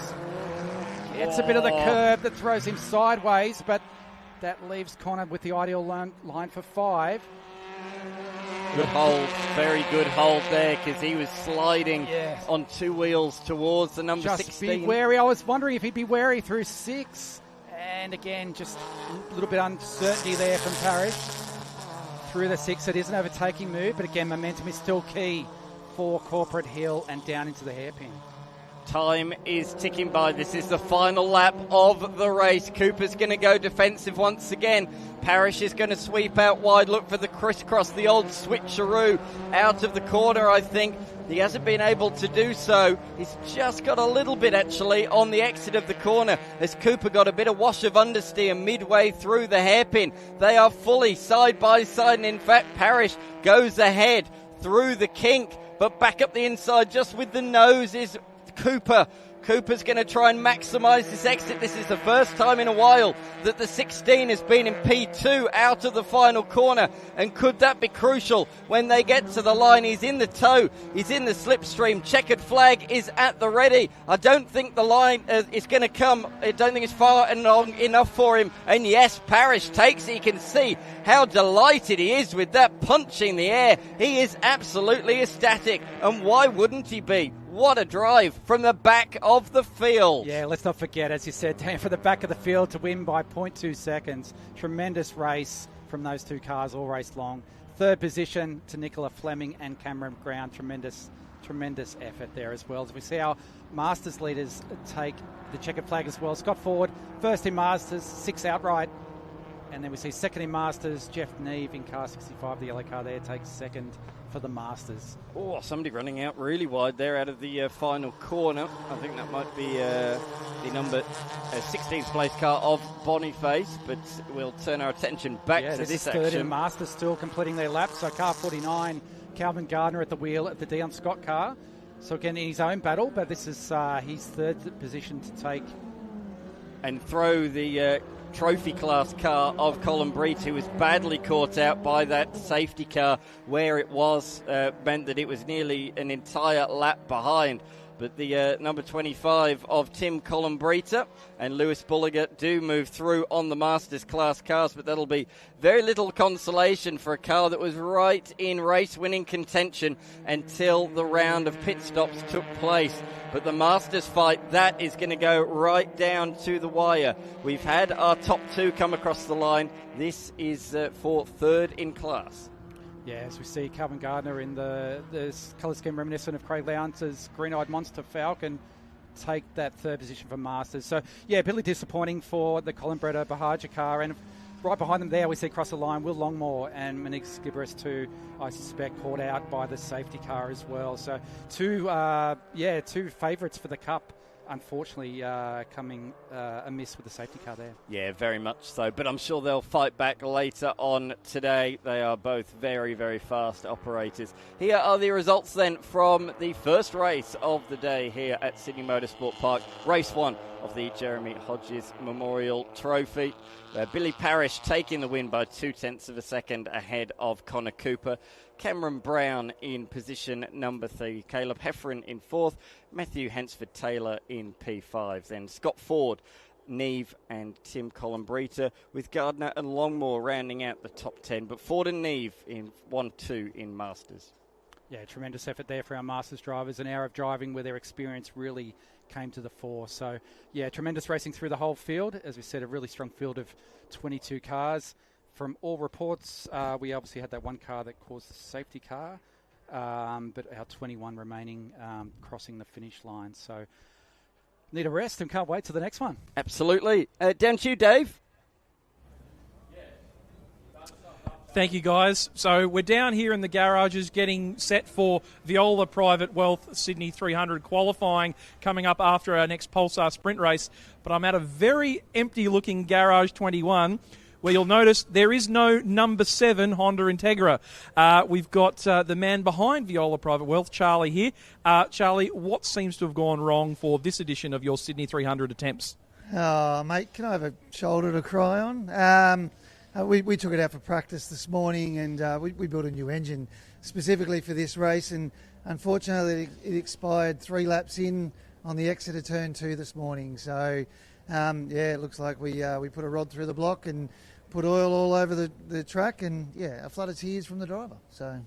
Now, the good news is that in the stable there are many, many machines available to you. I believe you've dispatched number 1 mechanic Jordan Cox back to the stable to go and try and do a heart transplant on the car. I heard there was some mention of an improved production engine that runs on E85 maybe being transplanted into the car in an attempt to make it to a start rear of grid tonight.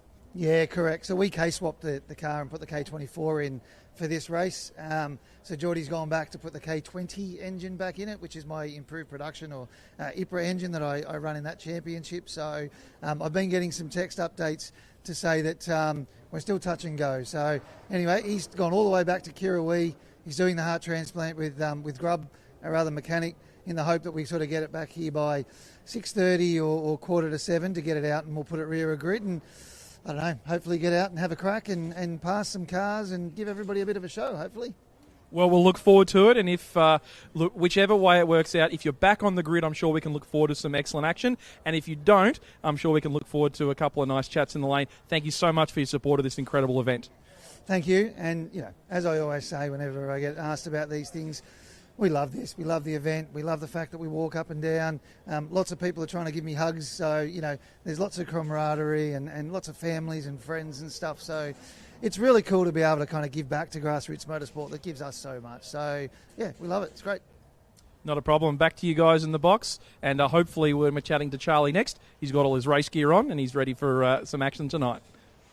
Fingers crossed indeed. Thanks very much, Dave Stillwell, and great to hear from the man behind Viola Private Wealth, Charlie Viola himself. So, yes, that's one of the big stories of the day so far. We'll keep you abreast of that as things progress. But hopefully he will be on the back of the grid later on tonight. As we go from one make series to another, we move from the XLs to the Pulsars as they head out onto the track for what is their first race of the weekend, or being a one-day format, first race of the day. They've got a sprint race now, and then they have a 1-hour endurance race later on this evening. And for the first time this weekend, we can say a good afternoon to Matt McKeldin. Matt, great to have you here.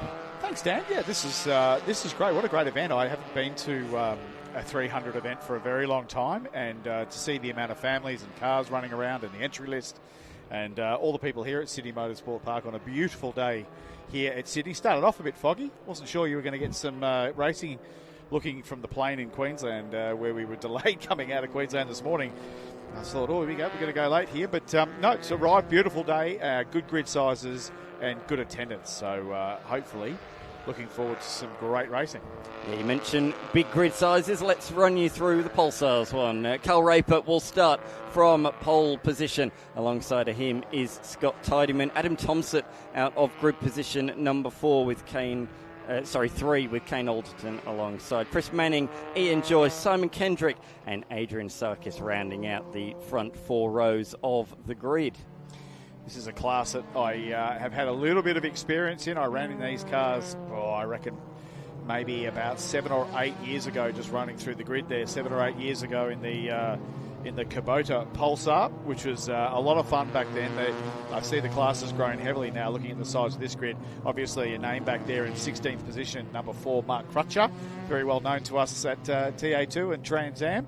And I know he's got a bunch of mates with him racing this weekend. So I caught up with him just before coming in, and he's a little disappointed, mate. He's disappointed with his qualifying effort, because the last time he raced here, he got as high as P2 before he threw it off the road. And so he's a little perplexed as to why the pace is down with him and his teammates this weekend.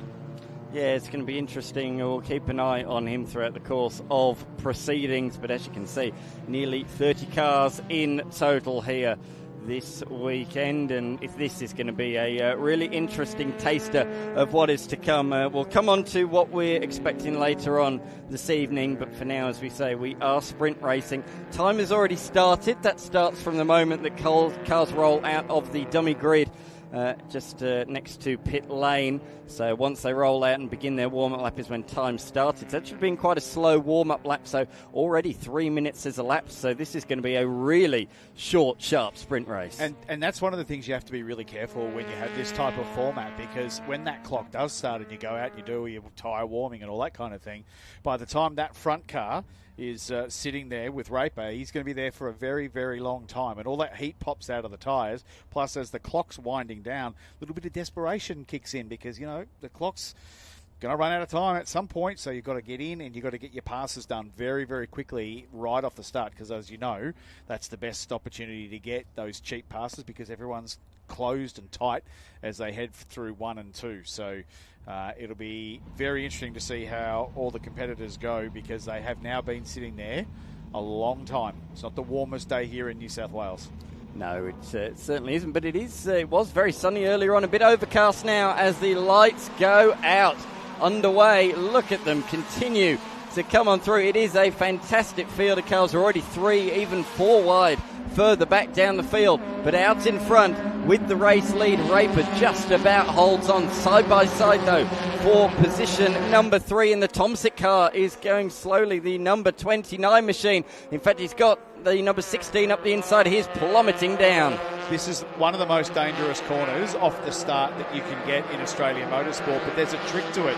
Most people fire down that inside, but an old trick is if you hang out to the right-hand side, while they're all going to the left, you can pick up 3 or 4 or 5 cheeky spots going around the outside as you head towards 3 and 4 down into 5. Yeah, absolutely. You can do. Got to be brave, though, because you can find yourself pushed out, squeezed out wide onto the grass if you're not careful. So there's positives and negatives to it, side by side for position in different classes there. We'll touch on that in a couple of moments, but you're pointing to the screen. Crutcher on the move. How good is he? He's popped up about 4 spots just in about 5 or 6 corners, and he said he was going to do that.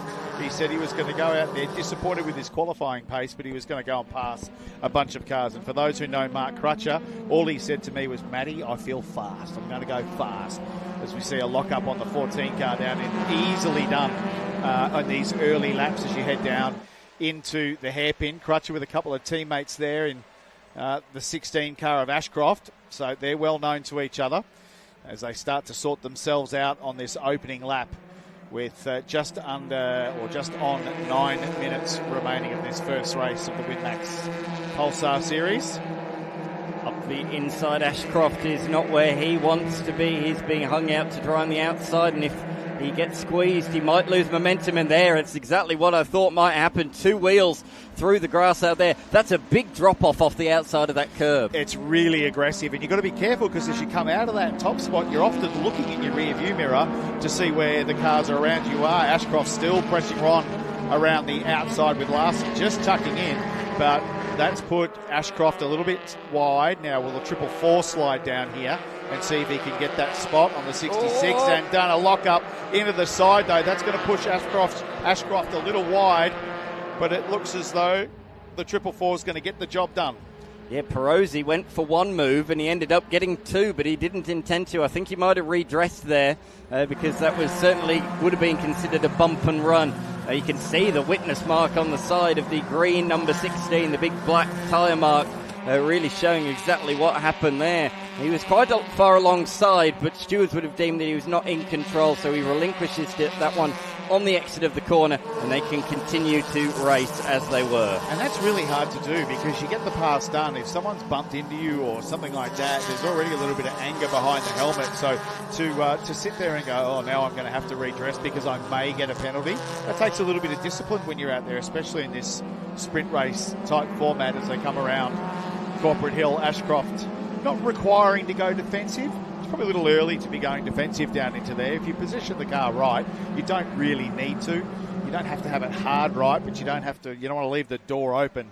You want to have it just a little bit to the right-hand side of centre of the road, making it really difficult for any other car to come down the inside. Another move off position. That's Harvey going through. The double eight, but he's locked up in a bit deep there. Run wide at the penultimate corner, which is going to leave the door open once more. Oh, that was close. If there wasn't contact, there was a hair's breadth between them. And you saw the car there as he obviously turned in and he lifted off the throttle. Of course, these are front-wheel drive cars, and so the rear of the car wants to suddenly overtake the front of the car. And, if you're driving a rear-wheel drive car, you lift off a little bit, feather the throttle, off you go. With these, if you lift off that mid-corner and you do get that lift-off oversteer, you've just got to bury the right foot. When in doubt, drive it out. So you could see there that he obviously lifted a little bit, which just got a bit of a wiggle on the car and then ruined his momentum going down the straight. You see on the timing tower, with thanks to Blendline TV, we've got a couple of different classes out there, N15 and N14. Those are different. We've got the hatch and the sedan. Those are the differences. In terms of performance, is there much difference between the two? Not that I remember. I mean, there's going to be a little bit of aero performance, I'd imagine, with the hatchback style. The air will just flow straight over the top. It'll punch a little bit of a bigger hole, which will mean the cars behind will be able to get a bit more of a draft coming down the straight. Look at this battle pack though. Oh, cars are diving left and right in that battle pack as 222 tries one down the inside, but doesn't quite get the job done. Cadel just couldn't get it done there with Perosi now trying down the inside. Now look at that. He was able to get it done and get back into line to stop the car behind being able to pass. Another lock up and now the wide line. Only a lap or so ago, the number 88 was in this fight of Harvey. It was about one lap ago. Look at him now. He's about 3 seconds down the road. There is the blue machine.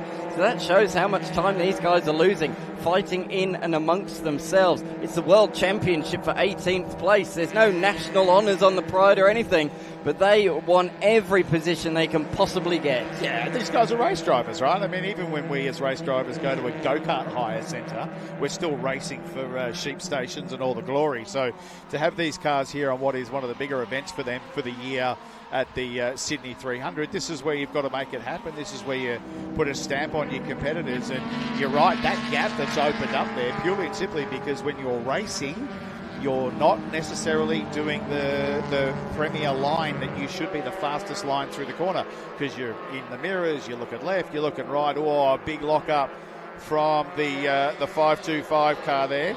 Didn't quite get it done. And again, because these cars are not overly powerful, ruining your momentum by making a mistake like that makes you really vulnerable to a pass. You've got to keep the momentum up through these corners. So if you do something on the entry phase of the corner, it's really going to ruin the mid to the exit. We saw Thompson, who started this race from P3, going slow at the start of the race. He has brought that car into the lane a couple of minutes ago. So that is real heartbreak for a car that I thought would be fighting for the race victory, and I'm sure it would have been right there with Raper and Tidyman at the pointy end of the field, but he's got plenty of time to come through the field later on today in the 1 hour endurance race. As we look at the 24 and the 25, this is for position number 9, and 10 Crutcher just in there as well. Have a look at him. He's getting impatient now, sitting right behind I think it's Skitchos there, and he's going to use all those years of experience with TA2 and Trans Am racing to get the run. See how he's gotten up nice and close behind Kitos there, and he'll see if he can get that run. So this is where we'll see maybe a little bit of that drafting difference between the two different body shapes there.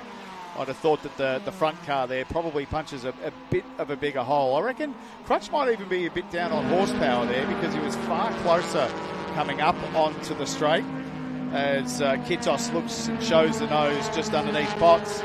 And if these two battle away, this is going to be great for Crutcher. It certainly is. He's looking to the inside, actually, but even more so, Kitos looking to the inside. Potts runs wide. He's in too deep. That opens the door. He's got a Pulsars width up the inside, and through he goes. No, he doesn't. Quick retaliation. Back up the inside at turn 3. It really does produce good race in this first sector. Great recovery. And as we come down the hill here, what Crutcher wants to do in the yellow car is be as close as he can to the 24 on the inside, so that if he makes that pass and now switch it to the 25, follow the 25 under so that he's got space to be able to push the 24 wide. Here we go. See if he can freight train in down to the left-hander. That's what he wants to do. Nice and close to the 25, preventing the 24. But Potts is going to hold heavy around the outside, which will give him the premium line down at the hairpin. What a great race. Crutcher now on the inside. Got the indicator on, telling him where he's going to go. But look at this. Sweeps across the front, gets the job done. That's going to release him. No. Potts now fires back. What will Crutch do on the exit? This is the battle of the race so far. Crutch now dipping to the right, looking to the left, trying to unsettle Potts in the 24. And what that's doing is releasing Kitos. He's going, thank you, Crutch. Keep hassling him because that's going to get him off my backside. Whereas Potts there just bouncing the car, ruining that momentum. Now let's see what the horsepower does here. Will Crutch be able to get up into the draft and try and pop one down the inside at turn 1? Same body shell, both the N15s, the hatches, so equal performance in that sense of the word, but no slipstream. No way is he going to slipstream by up the inside into turn 1. Turn 2, though, if he can keep the momentum, you can see him visibly closing. He moves to the inside line. He's going to brake as late as he possibly can down through the gearbox. He's in a little deep, though. He's run wide, and Potts with the cutback moves back through and reclaims that position as quickly as he lost it. And that's typically, if you come up onto the main straight and there is that gap and you can be patient enough to get as close as you can into one and through one, that gives you the opportunity to pop out of the draft and make the move at 2. But the key is not to outbrake yourself like the number 4 Crutch Developments car just did there, which opens up the opportunity for an over-under. As you can see, the frustration just building with Crutcher there. He wants to get down the inside. He's trying everything that he can do, but just can't quite make it step. The trick here, patience. Yes, just be patient. Watch your line, be smooth, get right up the back, and then pop the pass rather than telegraphing the pass. You don't necessarily want to tell the car what's about to happen. But if you can just sit there, be patient, keep the pace up and not ruin your pace and then lose track of the guys in front, then you can try and get the pass done. This train of cars is from P3 to P6 on the road, so 3rd, 4th, 5th, 6th, and even 7th as well with Sarkis just behind. Checkered flag, though, is at the ready. Flashing the lights, Raper is going to take the first one here at Sydney Motorsport Park, but behind, it's side by side. It's going to be a photo finish, Indy 500 style here. The green machine pinches it at the line. Kendrick, by 25 thousandths of a second, steals it from the number 1, the Sandgate Autos sponsored machine of Manning. He'll be gutted with that. Yeah, you do all that work and then it just gets you on the line. There is nothing worse because it's not like you can sit there and weave left to right and purposely block. You just kind of have to sit there and will the car home to try and get across the line. But what a great race. These Pulsars have been putting on great racing in this state and around the country for a very, very long time. But New South Wales is definitely the place where, and Sydney Motorsport Park, I reckon, particularly, where these guys just put on a great show. And I'm sure we'll do so as we get later on into the night because a little bit later, colder temperatures makes it a little more difficult to get heat into those tyres. They just, as a front-wheel drive, it's really hard on cold tyres to get around this place cleanly. So, but that was a great race. Certainly was. And what I'm really encouraged by is how competitive it is. All of the field within 46 seconds, which you don't see too often. And that shows just how good the quality of this field is. Even the back markers were only a couple of seconds slower than the race leaders lap upon lap. That's always an encouraging sign. Look at the amount of cars in the paddock in the car park parked up to watch all of the action throughout the night. Of course, you can hear in the background as well the skid pan is in operation, but Carl Raper taking the race victory in that one by a couple of seconds, but certainly on for the minor positions in that one. Down there, though, in the lane, Dave Stillwell. Thank you, guys. I'm down here in the lane, and it is an absolute hive of activity. What an incredible race in the Pulsars. Whether it's 1 hour racing for our one-make categories or short 15-minute sprint racing, it always delivers here at Sydney Motorsport Park. In the background, the number 86, the victorious car from the most recent running of the Wakefield 300. And boy, didn't they have a mess of a weekend down at One Raceway earlier this year. Much, much smoother running for the 86. Harrison Cooper on board for qualifying. Lots of sticker tyres, brand new rubber rolling out. One of the key elements of qualifying for the Viola Private Wealth Sydney 300 is that once you roll out for qualifying, those are the tyres you qualify on. No refueling, no tyre changes at any point through in qualifying. I was privy to a little chat of Harrison with the team manager before. Said, go out, do a banker lap, make it through the next part of qualifying. All to play for here down in the lane. Thanks for that, Dave. Yeah, this is going to be very, very interesting qualifying here at the Viola Private Wealth Sydney 300. For the first time all weekend long, all of the machines are going to be on the racetrack at the same time. Traffic is going to play a big factor in this one. We will, over the course of this qualifying session, also determine a couple of division pole sitters. There's prize money on the line, $500 in each of the divisions for pole position. Very nice. Absolutely. I mean, it's very rare these days in motorsport that for any kind of achievement you get any kind of goose's neck in the pocket. So to be racing for a little bit of money is a bit of a privilege. But what I love about this, so many competitors on this racetrack, all trying to get a clean lap and trying to get the best starting position for this evening's race. But this is a funny session, Dan, because you desperately want to go fast. You desperately want to get that lap time in, but you also know that you have to be just a little bit conservative. The cars are the lightest they're going to be. They're going to be the fastest they're going to be. But with so much traffic, it's going to be very, very easy to get held up and not get that lap, or even worse, make contact because you're being impatient. So you've got to go fast. You've got to put the lap time down, but you've also got to be really aware of the cars around you, with Nathan LeBrock there in the big Commodore, the 101, former mechanic of mine at Fast Track Racing, and now pulled on the helmet just a couple of years ago, actually, and has started racing. And that car sharing with Graham Elliott, son of former NASCAR champion George Elliott. And that car was just around us before fueling up, and man, has it got some? It sounds like it's got some grunt. Like it's a big engine, big lumpy cam in it. So I know he'll be looking for a result in this evening's race as this qualifying session begins for every one of the entrants on the Viola Private Wealth 300. Yeah, you touched on the engine behind this machine. As you say, it's an absolute weapon. It really does pack a punch.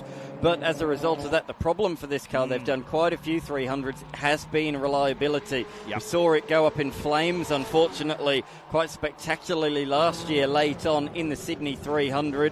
Hopefully not so many dramas. This is another one just down pit straight at the tail of the shot, the big Hemi-powered V8 Commodore. But there's a lot of fast Mazda MX-5s. They've won a large bulk of the Sydney 300s with a Herring behind the wheel. Normally it's Todd Herring who's been victorious in the MX-5, but this is his brother Troy behind the wheel of this one, the number 79 machine. elimination style qualifying for the Sydney 300, a bit like what we see in a large majority, let's be honest, of motorsports in this day and age. MotoGP have taken it on, so's IndyCar. Of course, it really did start with Formula One back in the mid-noughties in 2006. Three-part qualifying will eliminate them as we go.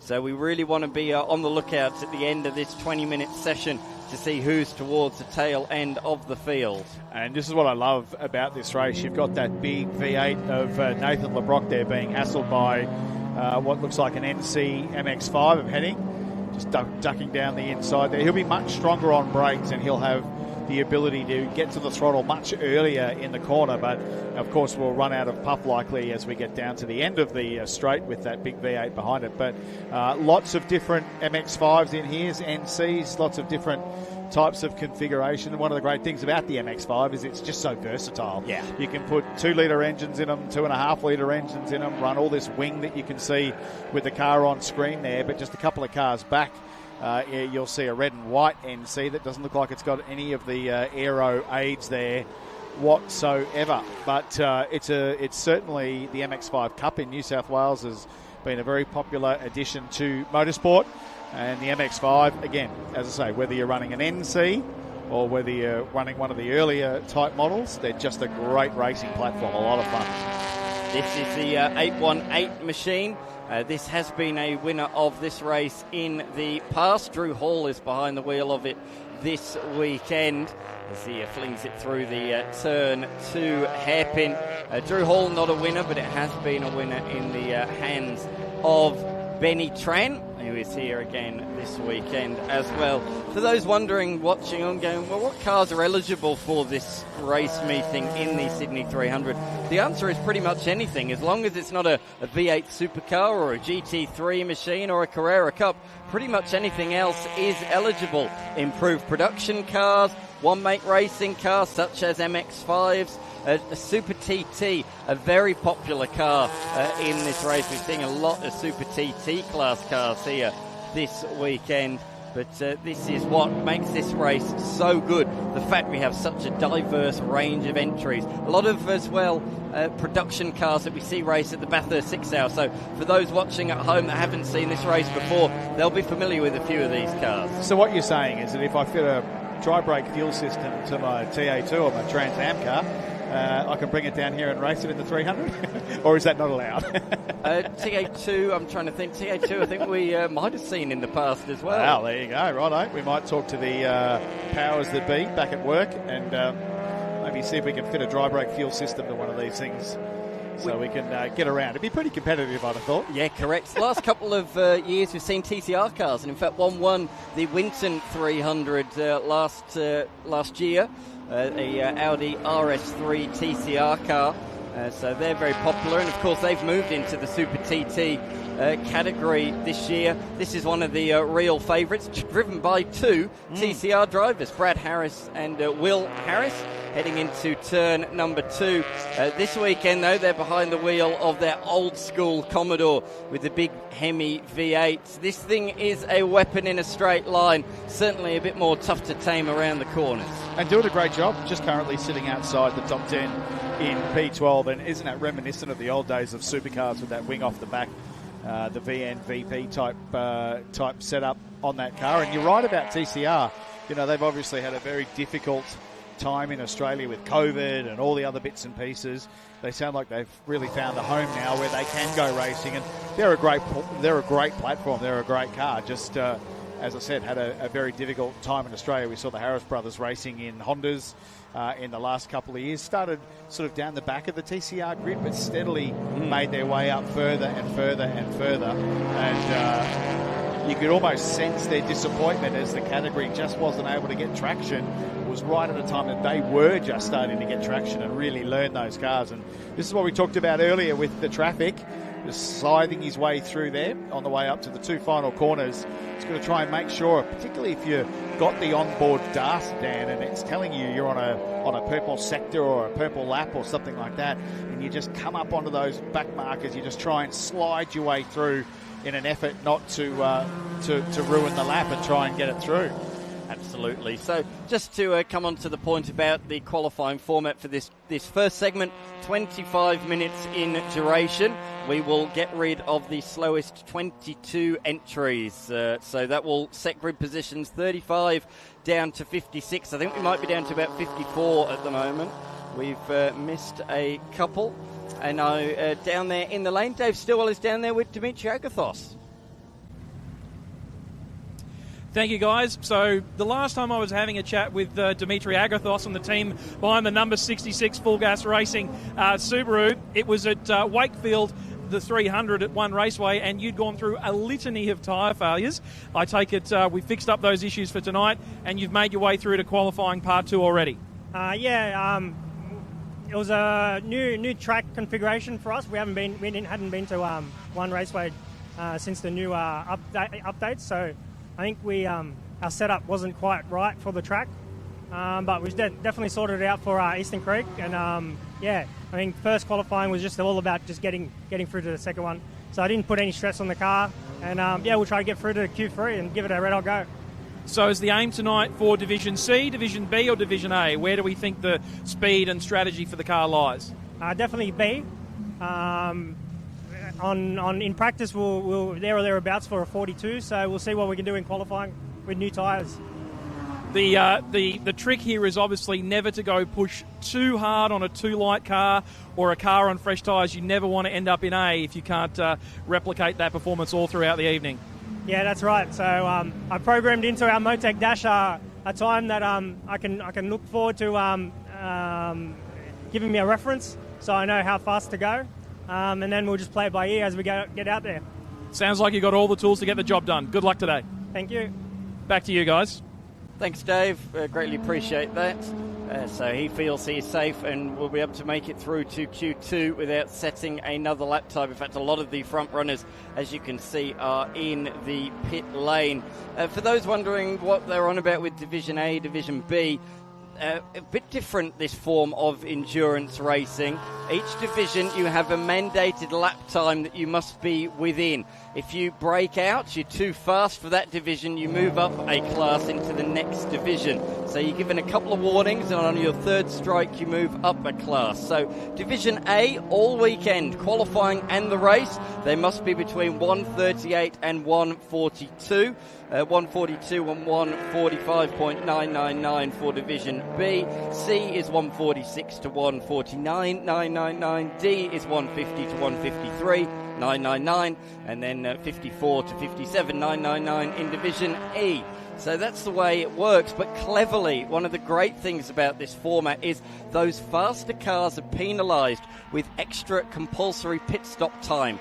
The drivers in Group A or Division A have to do an additional 5 minutes, and Division B has to do an additional 2.5 minutes of stationary time in the pits, and it makes for a real grandstand finish come race end. And that's what you want from your racing, isn't it? Like, you may not have a car in the garage that is capable of an outright time, but because of that system within the pit stops and those top cars getting the longer stop, you may actually find yourself trying to pass the car or getting passed by an outright car right at the end there as the number 1 BMW. That's the Andrew McMaster and David Allen entry. McMaster at the wheel at the moment, having a big lose. Yeah, not hard to do there as you come down through sort of 3, 4, 5.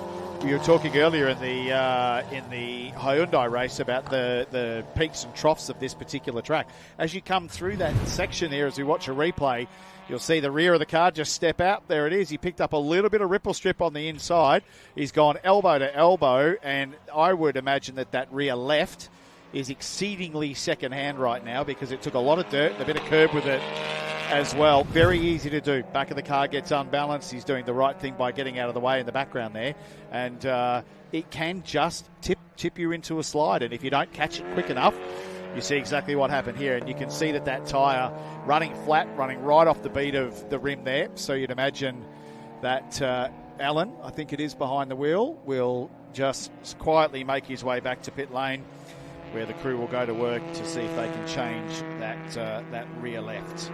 He's just about on the bobble at the moment of sneaking through. So, we've got another stoppage out there. That's the number 55 Toyota 86 that's come to a halt. That's the Daniel Flanagan and Caleb Heffron entry. Oh, my apologies. That is, of course, the BRZ that we have in the field. Of course, very tough to distinguish without seeing the little badge on the front or the back. You're doing better than I am. I can see that it's an 86 shape type thing, but it's the BRZ. Yes. Wonder what's happened there, because these cars, as we see in the GR Cup and in the Scholarship Series, typically very, very reliable in what they do. You just need to be careful with gearboxes.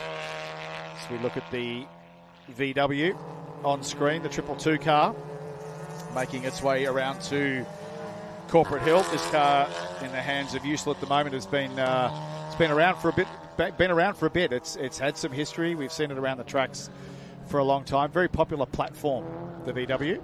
See that in the 6 hour as well. Yeah, absolutely.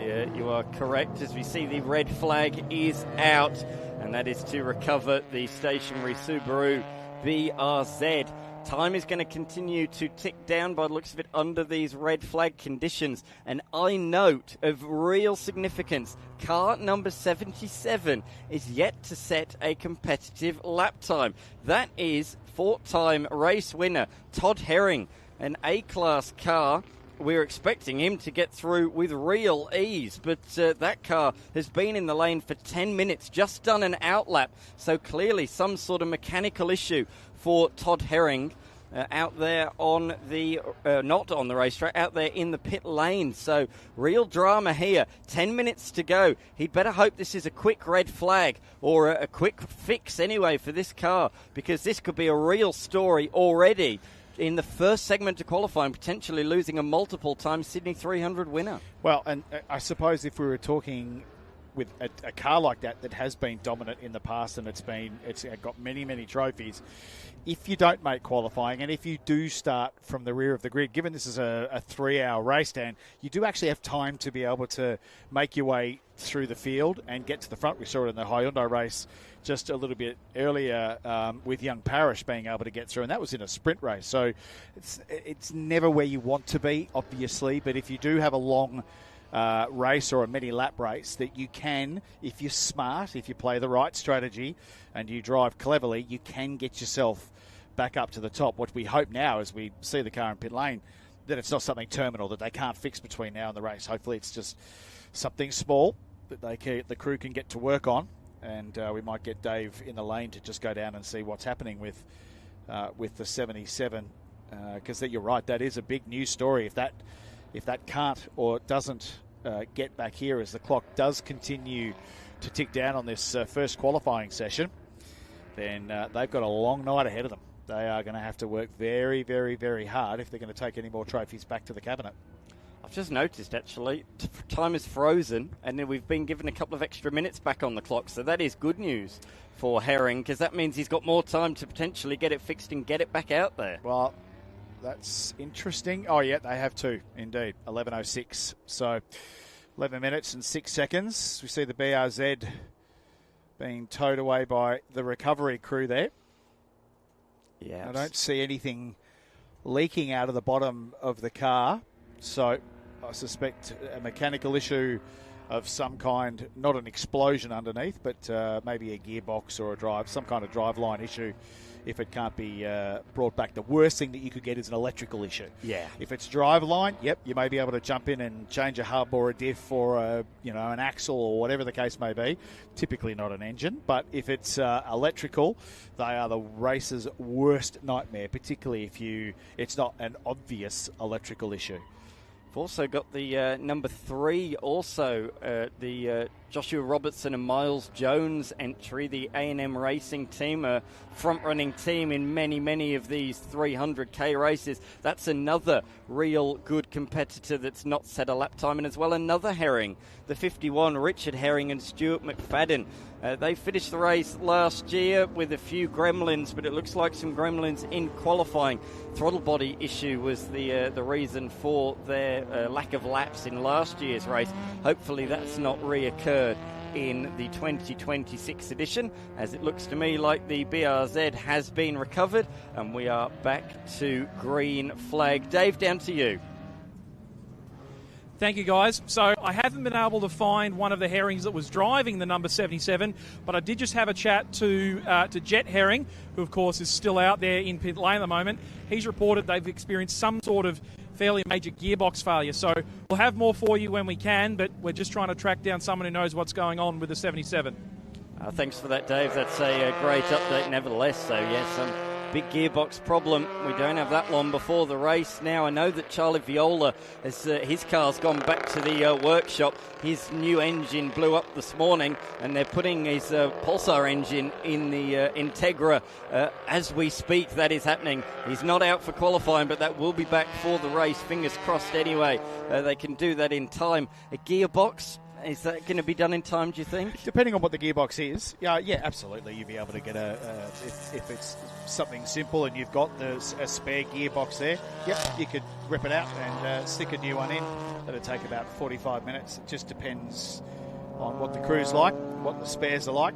I certainly know from an NC MX-5 point of view, getting gearboxes has always been a bit of a challenge, particularly in a 6-speed type gearbox. But it also just depends on what spares package they have sitting in the truck. I'd imagine that team, given their success and they're also their experience with that car down, I'm sure that they will have some kind of fix there. The fact that the car is behind the wall tells me, and behind the garage tells me that it's either one of two things. Either they don't have a spare and it's wrap it up, put it back in the truck, or take it behind the wall and we'll see what we can do off pit lane. But they've all got garages here, so thinking about it, it might be a bit of a worry that it's behind the back of the wall, if that is indeed a gearbox issue. Yeah, it's a good point you raise.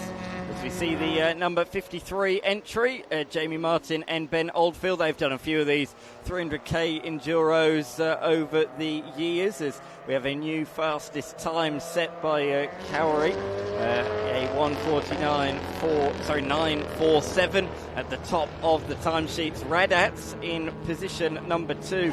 The Radats is finished second outright in the race last year. And they'll be hoping to go one better this time around. But a different second co-driver alongside David Radats. It's his daughter that is alongside of him this year. They raced together in the Wakefield 300 a couple of months ago. But for the first time, he will be racing in the 300 with his daughter. Down to you, Dave. Thank you, guys. So we've just got an update from the man himself, Todd Herring, out the back. Unfortunately, it's just outside the range of our mobile camera, so we didn't want to bring you a static interrupted interview. He is quite frantically right now swapping the timing transponder and all the stickers over to a spare car. Now, Matt, you can obviously tell us what you'd normally keep in a spares package. Maybe a gearbox, maybe a rear end, maybe even a complete spare engine. I know they keep plenty of spares in the TA2 truck. But I don't quite think you've got a complete prep, ready-to-go spare car. But they've definitely got that here at Herring Performance. So Todd is frantically negotiating with race control to swap over the car. Technically, he hasn't qualified yet, so he is still ready to put a new car on the track. So more on this as it develops. They might be starting rear of the grid in a different car, but with the amount of time remaining and knowing how much the Herring boys want to have a crack at this race, you know they'll give it everything they've got. Yeah, Dave, thank you for that. I do suspect that swapping a car after one's already gone through scrutineering, particularly as the first qualifying session has begun, that will result in requiring special permission from Motorsport Australia, and they will be starting from the rear of the grid, I suspect. But Dan, that's if they can't fix that car, that is, as we sort of mused about just then with the car behind the wall, that's obviously had some kind of major mechanical failure that can't be fixed. So unfortunate for a team that has shown plenty of success here. And David, no, I have never had a full spare car or a TA2 car in the transporter. However, at the Bathurst 12-hour a couple of years ago, our BMW 1M had a bit of a consistent failure. We couldn't get it going. So we just had a little M3 in the back of the truck, and we pulled that out, and were running top 3 for most of it until it rained and our teammate hit the wall. So don't normally have a full car in the truck as a spare, but good on the Airings for preparing for that, and that means that all the hard work in the lead up to this race is still going to be rewarded with a race rather than having to pack up the truck and go home. Yeah, as we look on the screen at the moment at the number 144 machine, Taylor behind the wheel at the moment is co-driver Paranastakis, the most capped 300 driver in history over the Winton 300, the Sydney 300, and as well the Wakefield 300. So a lot of 300k races over his time. Paranastakis comes back year after year after year. Used to race a Peugeot, these days is taken to fancy the Pulsar instead. As we look at the Agars behind the wheel of the Lendrive Finance Hyundai Veloster down towards turn number 2. This car, the brothers back together this year. They had a year apart last year. They were in different machines, but they did win Division E a couple of years ago together in this very car. They'll be a formidable opponent for the rest of the class, that's for sure. Look out for this at the pointy end of Division E. That's actually been, again, a really good race platform over the last couple of years. We've seen it in various long-distance races, 6-hour races, as the 701 just getting a little impatient here through qualifying. And this is what I talked about a little bit earlier. You've got to be really careful here that this is not the race, and you've just got to be careful. You can see here the 98's just rolled out of the throttle to allow the 701.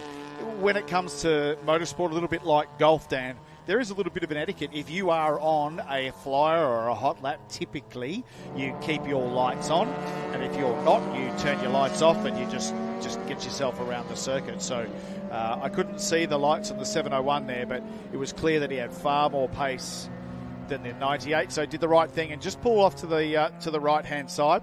Now what he's got to be careful of is that he finishes off this lap and the 98 doesn't climb back over the top of him and get his run ruined.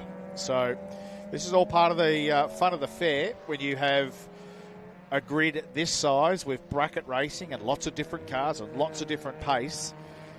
Managing this type of race is part of the skill. We'll just throw down to Dave in the lane. What do you got for us, Dave?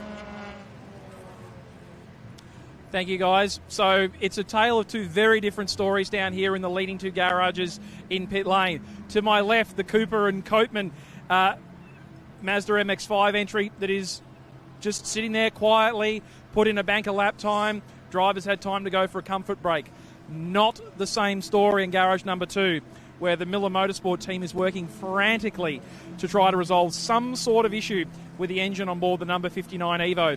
I had stuck my head in, had a chat to young Jake in the car. He says that driveline feels fine, it's driving, but it's got no power. So they're thinking possibly something electronic, or possibly an issue with a turbo, maybe a leaky boost hose.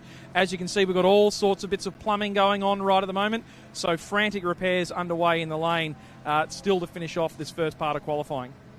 Thanks very much for that, Dave. That's huge news. This car was right in contention for the win late on in last year's race as the checkered flag is falling.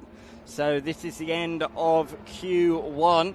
As we say, we're going to lose the bottom 22 cars, although we've lost some before they've even set a lap in this segment of qualifying. So we will probably determine Division E and Division D as they come across the line. Of course, all of our divisions are sponsored once again in 2026.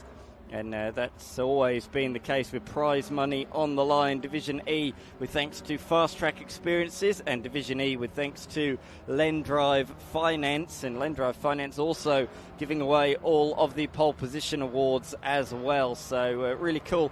In total, over the 5 divisions and including qualifying as well, there is a huge amount of prize money being given away, $11,250 in total. Fantastic. It's nothing better, as I say, than being able to race for a little bit of money. As we look at that grid, we touched on the 101 a little bit earlier, the V8 of LeBrock and Elliott up there in P4 at a 42.3. Now, to put that into context, I can certainly tell you that pole last year at Sydney Motorsport Park on this particular circuit layout for a TA2 car was a 35.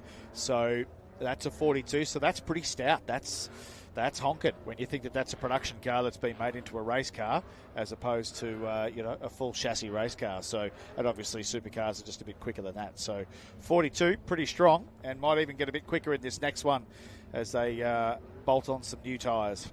So we've lost grid positions 35 backwards. So anyone below 35 has been eliminated in that first segment of qualifying. We can see a few cars yet to determine their class, what division they want to be in. So you see the different colours on the exclusive switchboards timing tower at the moment.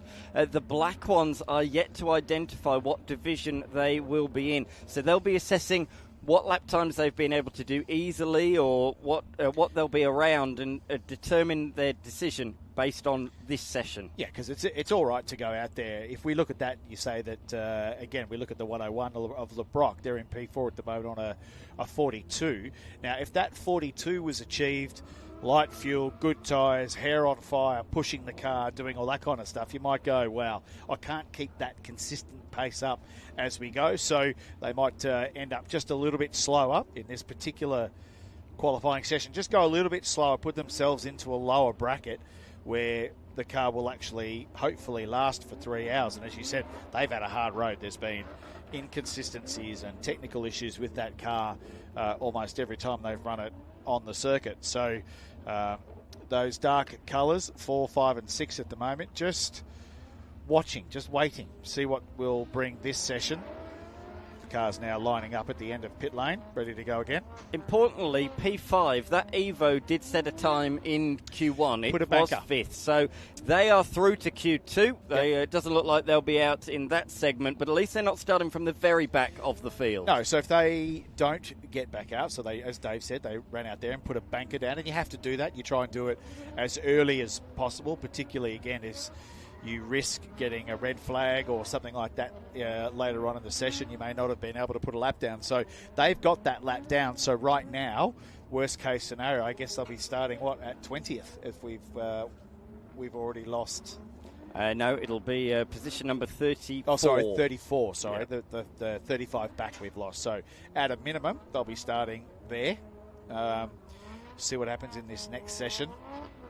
Yeah, is it better to start from there or right down the back? Who knows? Yeah, well, only time will tell on that one. Oh, it's coming out. That is great news. So I suspect, and I just eagle-eyed when Dave was standing there, the boys were jumping under with a bit of pipe, so he might have been spot on there, Mr. Stillwell, with a leaking turbo hose or pipe, or just something might have come just a little bit loose that wasn't force-feeding the air through to the turbo. So that's great news to see that car out there. We've seen that at a lot of racing as well. We've seen that at 6 hours, and I think probably back in the day that might have even been a 12-hour car at the hands of David Wall with the East Caravan Park. Seems to be I seem to remember that colourway and that livery right back in the day. As we see, Q2 has just got underway. Dave Stillwell, you've got an update. Down here in the lane with our first of our $500 pole position checks. Of course, this is $500 thanks to Viola Private Wealth and, of course, Lendrive Finance partnering with Division E. The first of our 5 divisions. Of course, while it might be the slowest cars, it will be one of the most hotly contested divisions. So hotly contested that we had some of the administrators from Motor Race Australia down here making sure that none of the competitors that we thought we were going to give the pole check to broke out of their maximum lap time. So I'm down here with Hayden. Hayden, great job there. What are we and the team going to do with $500 to spend? Well, I don't know. It's Rob's car, so I'm going to give it straight to him, whether I got the time or not. It's all this bloke here. Perhaps a good car. So we're just going to give it our best tonight and see if we can come home with a trophy. So. Now, how close are you to breaking out? Is there more performance left in the car, or are you basically at the limit of what this car's got available performance-wise? If I get a good lap, we're over the limit, so we're right on it. So if we manage it well, we'll be good. We won't break out. So. Now, Rob, you've managed to stick the young gun in for qualifying, managed to keep it under that minimum lap time. What can you do with $500? I'm getting it goes a fair way with an E36. Oh, absolutely. It'll just go towards paying all the bills. We got another round here in 3 weeks, so there's an entry fee. So hopefully put it to good use and get this car on the track as much as we can this year. Well, what I'll do is I'll get out of the way. We'll get Kiara to come in and give you a check. Once again, this is $500 thanks to Lendrive Finance, your Division E pole position winners, Ald and Bowden aboard a BMW E36 318IS. Back to the commentary. Thanks, Dave, and congratulations to the two of them. They look absolutely delighted with that, and why wouldn't they? Q2, as we saw, just started as Dave chatted to them. This one a lot shorter in time, just 15 minutes in duration, and we really get the scissors out and we cut a lot more competitors out. We will end up at the end of this segment with just 12 cars for Q3, so from 13 to 34 will be determined in this session.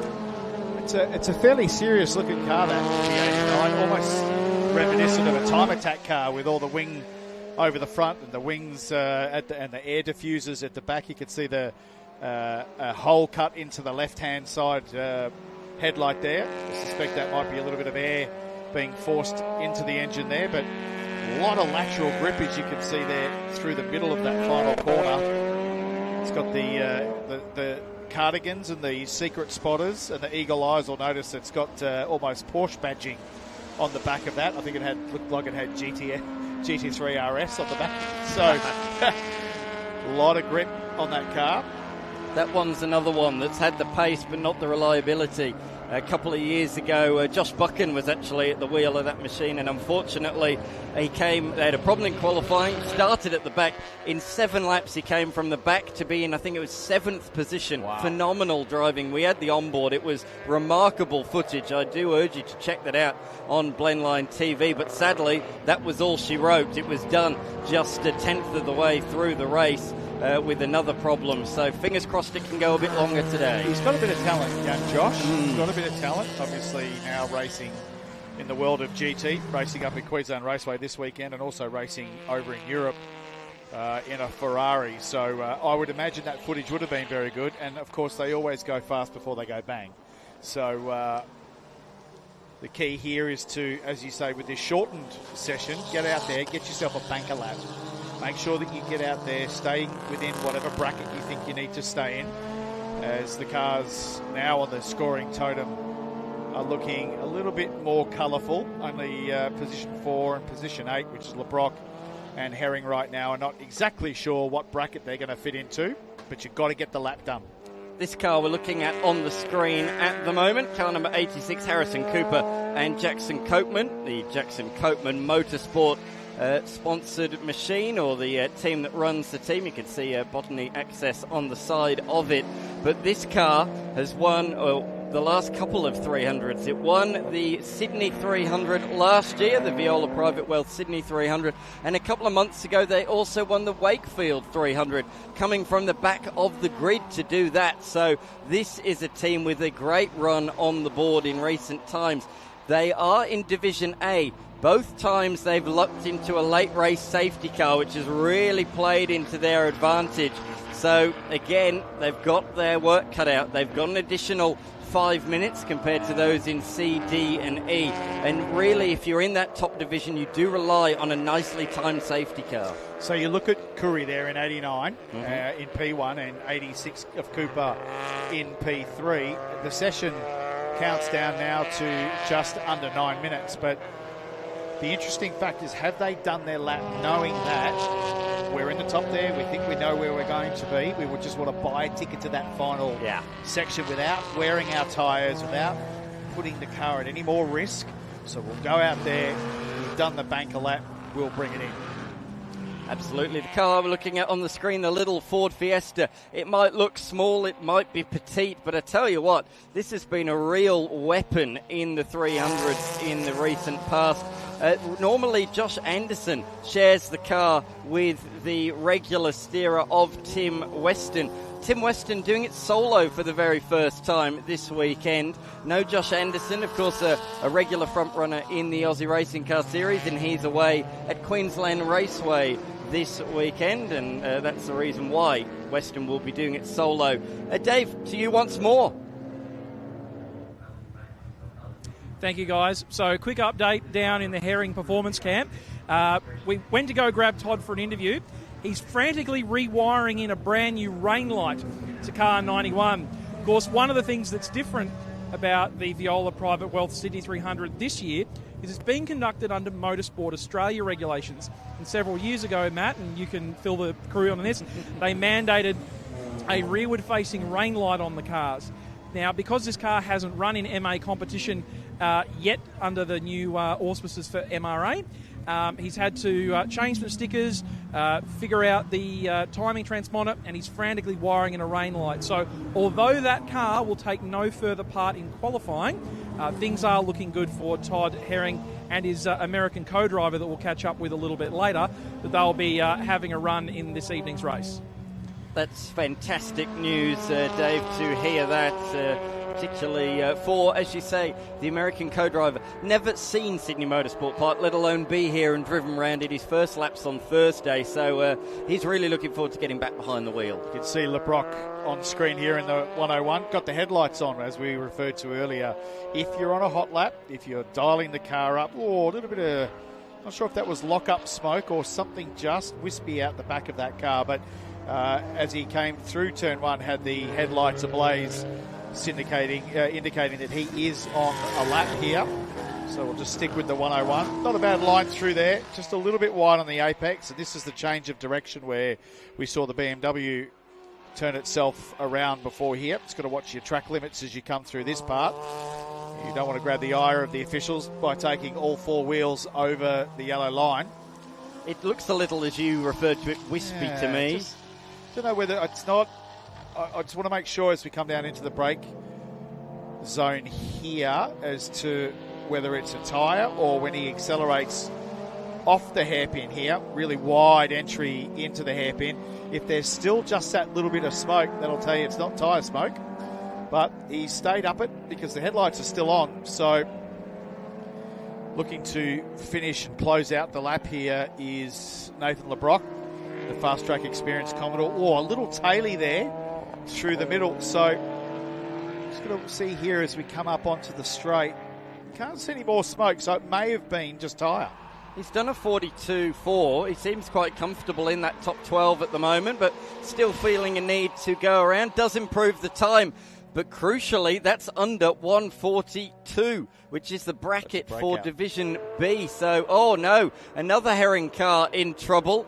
This is Todd's brother. That's not tyre. No, that's looks a bit more terminal. Yeah. That's, again, by pulling off like that, you only typically do that, if you've lost drive with gearbox or something, or you've looked on the dash and the oil pressures drop through the floor, switch her off, and don't hurt the engine anymore. So that may even, where that car's positioned, may even, it's flashing green in the background, but that may indeed, if he doesn't get it restarted, they may call this session to safety car or red flag it. The lights were just dipping on and off there, so he might have been trying to restart the 79 MX-5, but right now, it doesn't look like there's any fire in there whatsoever. There's just no drive. So will the officials allow this qualifying session to continue, or will they red flag this particular session as well? Dave, in the lane, any news? Well, we've been fishing for stories down here at the Herring end of the pit lane while Todd and his American co-driver are switching to the spare car. Unfortunately, Richard Herring has blown a turbo and he will be taking no further part in this evening's activities. So I think between the family members Herring, they could certainly bolt together a complete car, but there's just not enough time to mix and match all the components together to get it back on track. So another little bit of heartbreak early on in the Viola Private Wealth Sydney 300 proceedings. So uncharacteristic of the Herrings to have not have a problem, let alone 3 in one qualifying session. So that was actually Jet Herring. My apologies. That was Todd Herring's son that came to a stop on the inside of turn number 2. They actually teamed up together last year, father and son. Unfortunately, it was mechanical issues that really put pay to their race last year. But here today, Jet Herring coming to a stop at turn 2. And back solo this time around. His best finish has been 23rd outright, and he was running strongly in the 2024 edition that year. Just fell back a little bit towards the end of the race to finish outside of the top 20. A lot of the A and B class runners are now in the lane. LeBrock, we said he slightly broke out. You do get 2 warnings and then you get penalised. So as we look at Dimitri Agathos. This car has got such history in this family with production car racing in this country. I reckon I've probably raced against this family at least 4 or 5 times in various races around the country. They've persisted with the Subaru. It's a car they know really, really well. And right now he's just sitting outside the 10 in 12th position with the full gas 66. And it's great commitment. This is obviously a race and a format of racing that they absolutely love and do very, very well at. Lights ablaze also on the car just behind the Subaru, the number 15 Vortex BMW. S-class car in production car racing. Should be a very, very, very quick car. Yeah, absolutely. Tom Shaw and Zach Wazia behind the wheel of that machine. They've been teaming up in New South Wales production sports for a good couple of years, and as you say, very much a gun combination. A well-established car has raced at the 6 hour on a good number of occasions, so keep your eye out on this one. It might not be the fastest car outright, but I think, consistency, reliability is a big box tick. Yeah. Reliability, this is a good old-fashioned endurance race. To finish first you must finish. Last year we saw a huge attrition rate over the course of the 300. Looks to me like we're getting a lot of that out the way in qualifying before we even start racing here today. Speaking of, we saw the Jamie Miller and Jason Miller Evo head out onto the track at the start of this session. The bright yellow and orange machine, you can't miss it out there on the racetrack.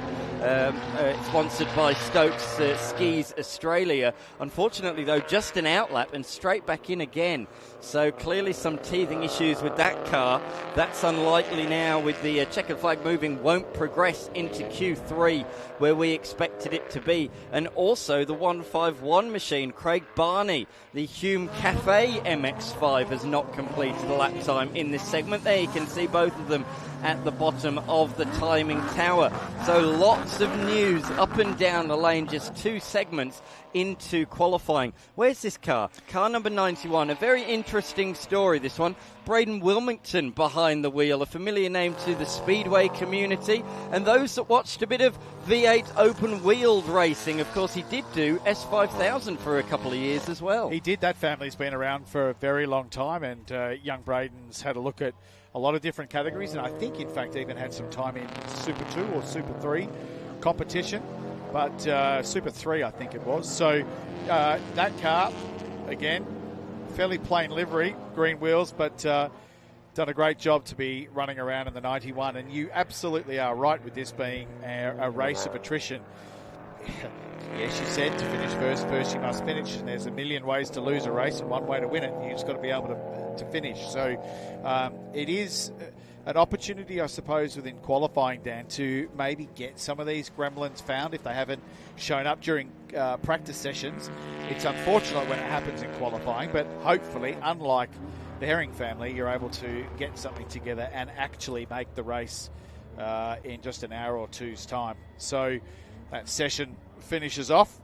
Top of that session with the Curry 89 car in P1 on a 139.29. The cars are now starting to line up already, eager to go out there in the final qualifying session and be able to get a lap time on the board to find out where they're going to start this Viola Private Wealth Sydney 300. We do have a couple of reserves that came to the event in case of mechanical issues before the race, but a couple of those spots were already filled last night, so I don't know how many reserves we actually have left today. I think there was 4 originally, so we might only have a couple left. We'll have to see if they're still around, and if those spots are taken, we will keep you updated on that. But one of those was the Croslands, and as well the Giantinis, I think, were on the reserve list this time last week in their little Honda Civic. The perennial, unfortunately, runner-ups. They've been runner-up in no less than 3 300k races. They've had a victory within their grasp on a couple of occasions as well.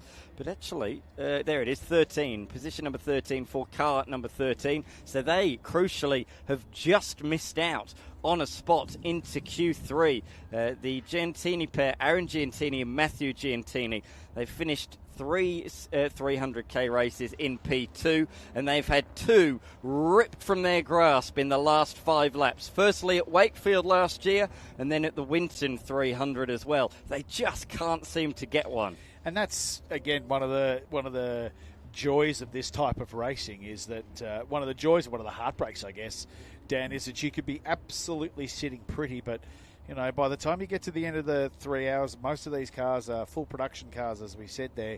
They get to the end, the team's tongues are hanging out, the car's tongues hanging out, and literally within a lap or two, it can all amount to absolutely nothing. All the late nights, all the hard work, all the sacrifice that all these families put together, and in the workshops, and all the money, as we see the 101 just being wiped down in the background. But it can go right down to the last lap. How many times have we seen in these long-distance races, and in fact in all forms of motorsport, whether it be sprint or whether it be endurance racing, you've got to buy yourself a ticket to the last hour, and then you've got to try and be able to get yourself across that line in the final few minutes. You hear, I can tell you hear every nut, bolt, sound in the car. You pick up every feeling that it's perhaps not as grunty as it was, or the tyres are starting to run out. All these things start running through your mind, but all you got to do is just get to the end. So that's what I love about this type of racing, and I reckon I might even try and get down here next year if the calendar allows it.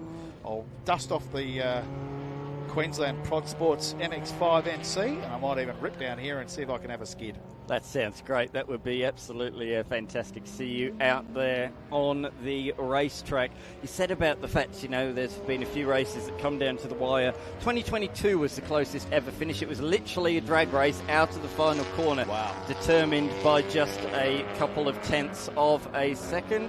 And Dave's down there with an update on one of the fan favourites. Thank you, guys. So I'm down here with the Holden VP sports sedan. That's one of the Harris family favourites. As you mentioned earlier in commentary, the Harris brothers done a lot of racing in RX-8s, done a lot of racing in improved production, and of course most recently in the TCR Australia series. But Matt, I just wanted to show you something. It is a Hemi, but it's a 6-cylinder Hemi. It's the big straight 6. So this was kind of assembled out of what the Harris family had lying around when they made the car. Runs a beautiful period-correct supercar body kit, but not a period-correct Hemi straight 6 engine. Of course, 3 carburetors, dual throats. Very, very simple car, but of course we love having the Harris family here. They've been great supporters of Grassroots Motorsport as part 3 of qualifying gets underway in the background. We're just waiting for the Motor Racing Australia officials to go through what was a very vibrant part 2 of qualifying. Unfortunately, there's been quite a number of cars that have broken out. They're just making sure that before they give away those $500 checks, which will be well appreciated at the bar tonight, that they're giving them away to the right team. So stand by and we'll have some Pole Sitter awards for you in just a moment. Sometimes simplicity, young David, is the best. How many times have we seen cars that are absolutely, they look fantastic and they've got lots of computers hanging off them and all that kind of stuff, but just a straight Hemi bolted into the front, easy peasy, and they've qualified well for tonight's race. And no one will be spending their $500 at the bar tonight, David. They will all be, unless it's well after the race at maybe 1 o'clock in the morning, because of course they've got to get through this race this evening. If they're at the bar during the 300, something's gone wrong. Yeah, exactly right. If they're at the bar at 7:30 tonight, spending their $500, they'll be crying in their potato chips as well, I should imagine, as we see some families coming out to watch the cars as they dip down between 4 and 5. One of my favourite cars, this one, Glenn Townsend behind the wheel, doing it solo. Often we see him with Aaron Weymouth, but not this weekend, just Glenn Townsend himself. This car has done very well at the Wakefield 300, the Winton 300 as well. Got a few outright wins and a couple of class podiums as well. However, it is yet to take any sort of result in the Sydney 300. No matter what's happened in the Sydney 300, it's never gone the Lotus's way. So hopefully things go a little bit better here this weekend and this evening. The good news is it's a promising start inside the top 12. But this thing, very unique, you know, Lotuses, they're fast, but they're nimble. That's where they make their speed, in the corners. They are a fast little car. I drove one of these, or was meant to drive one of these in the Bathurst 12 Hour a number of years ago. I remember going out and testing the car, and I came back into the team and I said, are we genuinely going to be running this in the 12 Hour? I've just run this thing for 15 minutes and I was absolutely knackered. No power steering typically. Weight, obviously, in the rear of the car. They're a mid-engine, 2-litre engine. Toyota engine from memory, and so very little weight over the front, but so therefore no power steering required. But man, do you ever work hard in a little Lotus Exige trying to get the time out of it. But we've seen Lotus is a name obviously synonymous with motorsport, not only here but around the world. So we've seen the Lotus Exige Cup here a couple of years ago, and they're a great little package, but they can be temperamental. Yeah. You just have to be very careful with them. But when they get up on that power band, they are a great little fun car to drive. Little BT Motorsport Honda Civic out there on the racing circuit. Once again, same duo as last year, Popovac and as well Vitkovic. So great to see them back once again in the Sydney 300. Unfortunately, their race ended early, not with a mechanical issue, but a big incident down at turn 2, a collision with the big Commodore number 42, the Tony Virag and Liam Evans Holden Commodore SSV. That's the car you don't want to hit, one of the biggest, most lumbersome machines in the race, and it did damage to both machines, wiping them both out of the race. And Dave's down there with another of our class winners. Thank you very much, guys. It's a pleasure to be standing here with a man on the left-hand side of his recently repaired Lexus. Wayne, congratulations. You are the division pole sitter for Division D. We've got $500 coming to you thanks to Lendrive Finance. How do you feel? Mate, I'm ecstatic. I'm so excited just to have made it to the event with all that's going on with the car and repairs, and to have everyone here and to be able to take out poles, amazing. So just to fill everyone in who hasn't caught up with some of the replays from the Wakefield 300 a couple of months ago, talk us through the repairs. There was some fairly hefty damage to the right rear corner and to the front end of the car. You've done a huge amount of work. Yeah, so pretty much everything from the front end, from the towers forward, is new on the car. New panels, new bonnet, new rails, new everything, new suspension. And, managed to porta power the rear out and get it kind of good because the quarter that we had coming didn't turn up in time. So got to the race, and the car's looking, amazing for what just went through. Definitely. Well, I'm sure that $500 thanks to Lendrive Finance and maybe one of those $1,000 division win checks coming up at the end of the night, that'll go some way to finishing off the right rear quarter with some new paint and panel. Absolutely. That'd be fantastic. We'll get Chiara in with the check. Congratulations to our Division D pole sitter, Wayne Mavigliardi of the number 152 Lexus. Congratulations there. How good to see Chiara.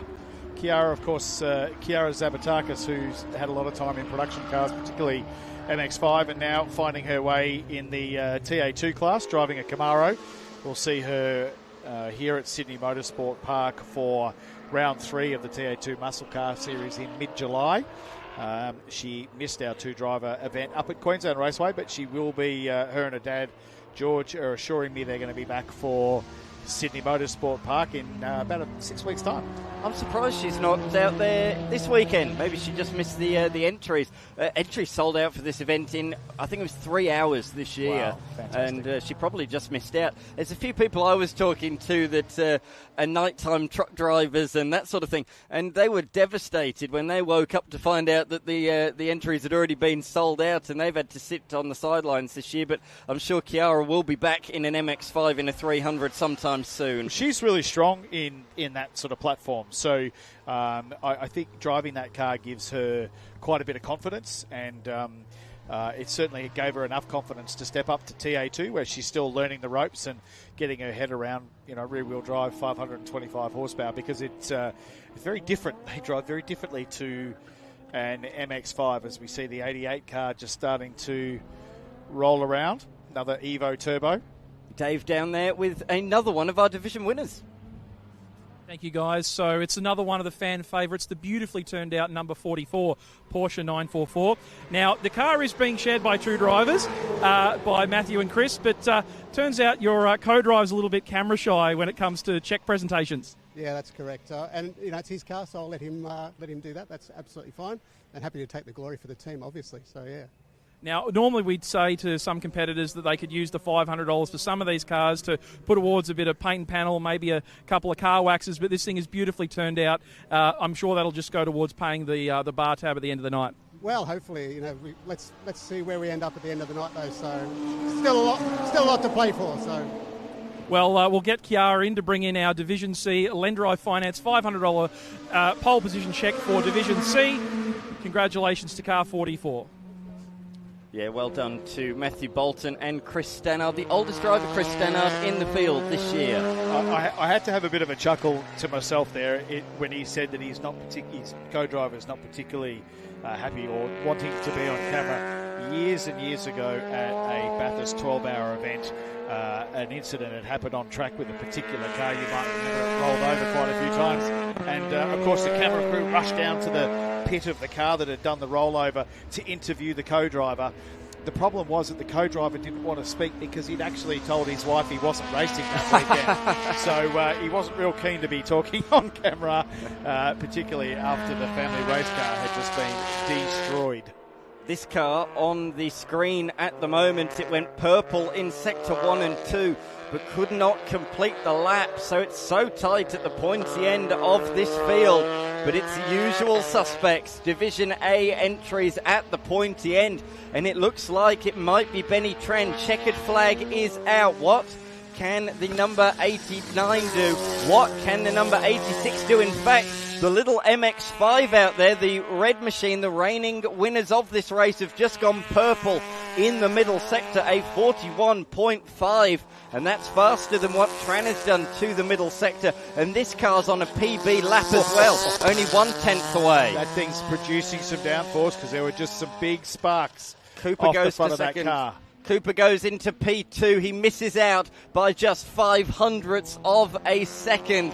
What can this car do? This is the only one now that can strip that away in the middle sector. We're about to find out. And his team would be on the radio to him saying how and letting him know how close it is, but to bring it home and to bring it home smooth. But it's producing mass downforce because that thing was sparking as it came through the last few corners before around Corporate Hill. Lost a little bit of time through that middle sector and about half a second. So he's going to have to pull off a minor miracle if he wants to strip pole position away from Benny Tran. He comes across the line. It's close, but not close enough. Unfortunately, a couple of tenths slower than his best time. Losing a bit more time in the final sector of the lap. I'm looking down the field. Everybody else has completed their lap time or is in the lane. And that, to me, means that Benny Tran is going to take pole position once again for the Sydney 300. And in doing so, becomes the first driver to take three pole positions for the Viola Private Wealth Sydney 300. And close at the top three. Look at that. Not too much of a gap there, only 0.4 of a second across the top three. So, that was very cool. I thought he might have had him there, but he just wasn't able to get the job done. Might have just been a little bit too long in the stint, and so the goodness out of the tyres had gone. So Harrison Cooper the defending race winner, alongside of his co-driver Copeman as well. They will start out of position number 2. Cowrie will come from position number 3. The Radatsis, Paige Radatz, doing a fantastic job. Quite new to motor racing, she is, but she is a real talent. They will start on the outside of the second row. Drew Hall in the BYP Integra out of 5th. Agathos in 6th. Great job That's from a great him. job. Yeah, absolutely. We'll touch more on that as the race goes on. And then the Lotus in position number 6. Position number 7. But Agathos last year, unfortunately, was set to start inside of the top 10, but did not do so. Had a few issues throughout the race, including on the warm-up lap. But Dave is down there with our pole sitters.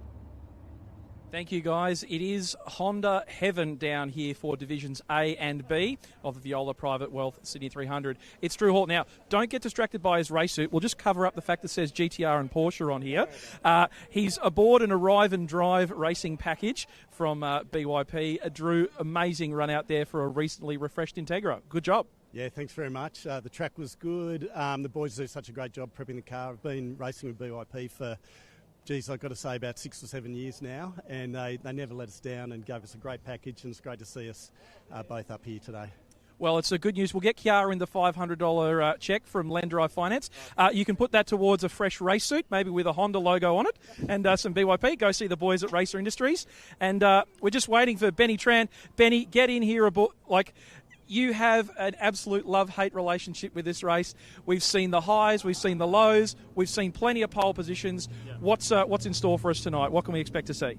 Well, hopefully a nice and smooth race, and hopefully, fingers crossed, we'll take out P1 again. It was incredibly close. I mean, obviously, the maximum lap time that you're allowed to do is a 1 minute 38. You're within a tenth or two of a second of those times. What tools do you have available to make sure you don't break out and have the lap time scrubbed? So we invested on a Motec Dash, and that shows our predictive. So we were on it for 37.9 and just let off a bit too much. It would have been closer, but didn't want to live life on the edge too much. I love the fact you said it could have been even closer. It's amazing to see the incredible tools you and the team from BYP put into these cars. Impressively built, and we wish you all the best for tonight. Yeah, thanks. Thanks. We'll get Kiara in with a $500 cheque, and we'll see if BYP can take out 2 divisions tonight in the Viola Private Wealth Sydney 300. Thanks to Lendrive Finance for the pole position check for Division A. $500 to Benny Tran. As I say, first person to do it for a 3rd time. Todd Herring has done it twice. And as well, Josh Buchan also taken 2 poles for the Sydney 300. Benny Tran doing so in the inaugural race and doing so last year as well as this one. So 2 straight pole positions for him as we turn our attention back to race mode. First time we've seen these machines out there on the racetrack. It's the SuperMini Challenge. Of course, Mini Challenge is a category nationwide in Australia in the late noughties, but in this day and age, SuperMini Challenge has revitalised the Minis, and we've got a huge field of cars. Yeah, the Mini Challenge was a great class. Not quite in the noughties. It might have been, I reckon, in the 08, 09, I reckon. Yeah, that's 2000s. Noughties is the 90s, you numpty. So it was a great class. It was the Mini Challenge cars produced in the Williams Formula One factory, right beside, of course, Mini being owned by BMW, and at that stage, Williams being powered by BMW engines. And it was a great class, a lot of fun to race. And I was having a discussion a little bit earlier with one of the competitors to say, actually, in this type of format, when you take the slick tyre off them and you actually run around on an R-Spec, they became an even better car to drive, a lot more fun. You could slide these cars when they were on an R-Spec. When they were on the full slick tyre, it became a much harder proposition. So a good field and a great class. We see these cars compete pretty heavily up in Queensland. Now, they're all not Mini Challenge format championship cars. A lot of them are John Cooper Works type cars that have been built into, again, from a production spec into a race car. So a really good, healthy field here of the mighty Minis at Sydney Motorsport Park. We've got a huge history of Mini success in this country. Of course, plenty of Minis have won and gone around their classes and won their classes at the Bathurst 1000 over the years. So That's a really distinctive-looking car there, the pink one in P1. Certainly is, that is for sure. Bit of a nod to the AO Racing, the IMSA Racing team that have... Porsche? Is that right? Yes, correct, Porsche? exactly right. There you go. So he'll be starting from position number 1 on this grid. Bryce Forward was set to be part of this field. I'm not sure if he's made the start of this one. He had a mechanical issue in the last race and didn't complete a single lap. So look out for the supercars talent if that machine has been repaired. But a few cars really struggling to get away from the line there. Yeah, that was they just obviously just couldn't get up onto the turbo and get them running. The 84 just tucking into the draft down into turn 2 here. Most of these cars, or back in my day when I ran them, had ABS brakes, so you were able to get them in pretty hard. What you needed to be really careful though is that if the car was going over bumps, oh no, look at that, the 72 on the inside has had a lose. That is our pole sitter and our race 1 winner, so that is big drama so very early on in this race. Can't see any metal damage on there, not sure that he got turned around. You said earlier on when we were watching the Pulsars about front-wheel drive and cold tyres, rear tyres being an issue. Do you think that's what's happened there? Very possibly, especially off the start. You go down there and, of course, full head of steam up and the red mist descends, and right in that corner where you're super loaded, it's super right-hand side loaded. Oh, contact or a spin again with the 181 on the way up to Corporate Hill. A lot of smoke there. It'll be interesting to see if we can get a replay on what happened on that one. But it's very easy to have that lift-off oversteer moment on cold tyres at the second corner of the opening lap of the race. That was Graham Draper who spun around. He's always racing minis, whether it's in this series or whether it's in sports compacts or all sorts of various different categories. No matter what, though, he's always in a mini as we're side by side. Mills up the inside of 339 on Spencer and moves on through. But that was good hard racing side by side for a couple of corners there. But he has made that position. Campbell has recovered and in position number 13. So not fallen, or did fall to the back and has already made up a couple of positions, which is good news for him. How high can he go with 11 minutes left on the clock? We will have to wait and see. Oh, no! Dearie me! That's an enormous accident. Oh, my goodness me. A multiple rollover off the end of turn 1, reminiscent of what we did see at the Mini Challenge years ago. That is an enormous accident.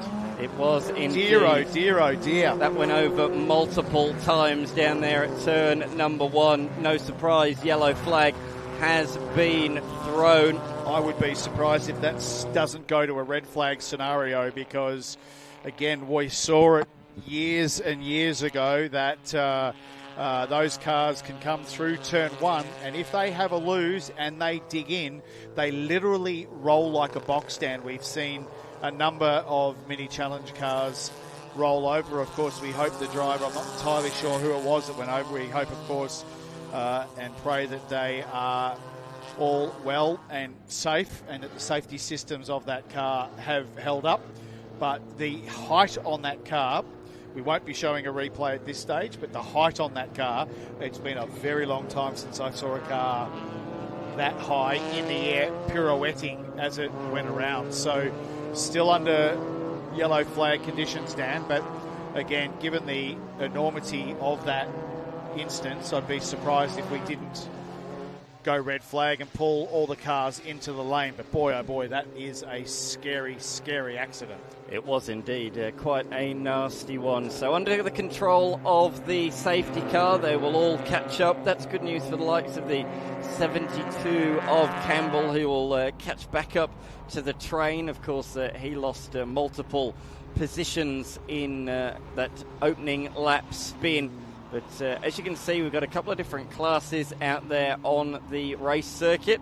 And leading the way is Mills in the top division. And then Gilchrist leading the way in Division C. So go a couple of classes. And you can see really the performance differences, can't you? The big rear wings and the splitters and stuff on the restricted machines, and further back, the more mini challenge type class cars, they're the red ones on the timing towers. We see the ambulance just leaving the pit lane. That's a procedure that must be done when a certain amount of G-forces is registered within the vehicle, and we have gone red flag. Not a surprise, as we said. We expected that due to the severity of that incident, but we will see these cars come back into the lane under the control of the safety car.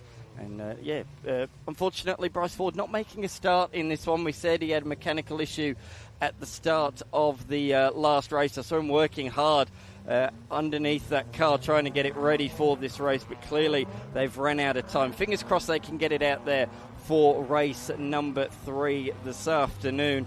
Bryce Ford, of course, a multiple-time Supercars Championship podium finisher and a Super 2 Series champion as well, so he is a gun operator. Campbell, actually, the other Campbell, 83 rather than the 72, has Zane Goddard on the side. They do have a few guest drivers. There it is, actually, the purple machine just coming through. So that's got Zane Goddard written on the side of it. So it's cool that they do give a few big names a guest drive. Well, I think Zane's actually spent a little bit of time in these cars over the last sort of 12, 18 months. Good young driver, Zane Goddard. We saw, of course, him in Super 2, and I think you might even, correct me if I'm wrong, but I reckon he might have even done a Bathurst 1000 as a co-driver with Tickford, maybe, back in the day. James Courtney. There you go. So good to see Zane still getting around and having a crack in the mini series here as we are under red flag conditions. If you're just joining us, the cars will make their way into pit lane. This is the result of a significant accident on the exit of turn 1. Car has rolled over multiple times. We will, of course, bring you updates as we receive them from the officials here at SMP. One of the small factors we can take into account here is whilst that car was rolling, it dissipates all the energy away from the car, and it was rolling in a manner that it wasn't about to be suddenly stopped. It wasn't going to a wall or a tree or other cars involved. It would eventually have that energy dissipate away from the car. So we'll keep you updated as the cars return to the lane. We do actually have a few of these cars, not racing currently, but they're doing the Sydney 300. Got a few mini challenge class cars in the big race, the Enduro, later on today. And Dave is down there in the lane. Dave, what's happening in the lane currently? There's plenty of action throughout the course of the day so far. What's happening? Thank you, guys. Look, it's always a hive of activity here in the pit lane at Sydney Motorsport Park, particularly for these weekends where we've got such an array of categories. We've got cars competing in sprint racing and cars competing in the endurance racing, the bracket racing we see with the Sydney 300. So what a story here with the number 152. So I didn't want to dwell on it too much when I had Wayne there, but that car, if you visit the Blendline TV Club and you sign up for the Blendline TV Club, you can go watch a replay of this year's Wakefield 300. And that race was incredible, but there was also a really unfortunate accident for this number 152 Lexus. So Wayne was talking about in his coverage when he picked up that $500 check, and that's that is a great news story for Wayne. The car from here forward structurally is brand new. So chassis rails have been straightened, new subframe, steering rack. The right-hand side of the car has been pulled out with a porta power, so that's the heavy-duty hydraulic tools they use to realign some of the chassis. He was checked over by the medics at the scene. He was, again, incredibly safe cars, lots of safety equipment, and that car, great to see it back, and particularly great to see him having such a good run. That car would normally have a 2-litre or 3-litre 6-cylinder engine in it. He's actually swapped it with a 4-litre, what's known as the Lexus, the 1UZ V8. It's a common swap often found in Cobra kit cars and Mazda MX-5s back in the day. Alex Holzel, another driver doing the race solo. This, of course, Matt, you'll have had plenty of experience racing BMWs prepped like this, a BMW 1N. So turbocharged, straight 6-cylinder engine, running on semi-slicks this weekend. We saw him have a really, really great run in the Wakefield 300 earlier, and again, came so close to having an outright victory in this event previously. We've got the Wilmingtons with what looks like a very standard BA XR6 with the mighty 4-litre Barra. So for those of you joining us from around the world who are used to Ford engines being 4-cylinder, maybe a V6, this is 100% Australia. That is the Barra Straight 6, 4 litres of Ford Fury. Twin cam, we've seen this with a turbocharger on it in the XR6 Turbo. We see them in drag racing, even in Ford Territories, a 5-seat SUV, make well north of 1,000 horsepower. Think of this as the Australian 2JZ or the Australian RB26. Incredibly robust engine, but of course being used here as a naturally aspirated car.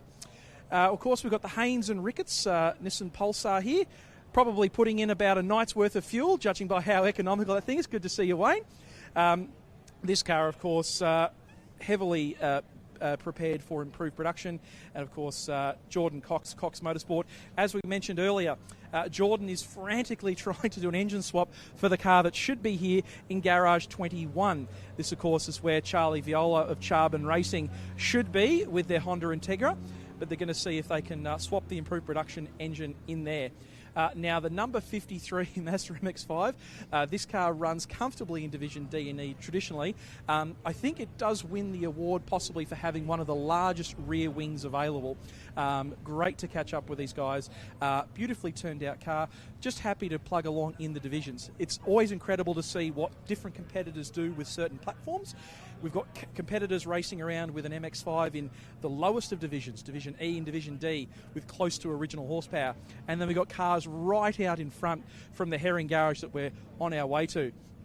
A lot of the aero work we see people do with cars, this is a fairly rudimentary air dam, but it's actually incredibly effective, feeding lots of air into the radiator, through into the intercool that's needed. One of the things that's not an original equipment feature on most MX-5s, giant turbocharger hanging off the side of the block. Big splitters. Because we're running to Super TT regulations from a technical perspective, there's a lot of freedom. We've got cars that normally compete in the Bathurst 6-hour in what could best be described as a showroom stock condition. You know, springs, shocks, sway bars, maybe an exhaust and some safety equipment, maybe some brake pads and some brake calipers. Cars like this, Ford Fiesta ST, 1.6-litre turbo engine, front-wheel drive, very small wheels, very small brakes. Got the Knobless Motorsport team doing some work now, just prepping their fuel rig. Right next to them, we've got the number 66, the full gas racing STI, one of the better turned out cars. Of course, we've got matching shirts in adult sizes and kids sizes.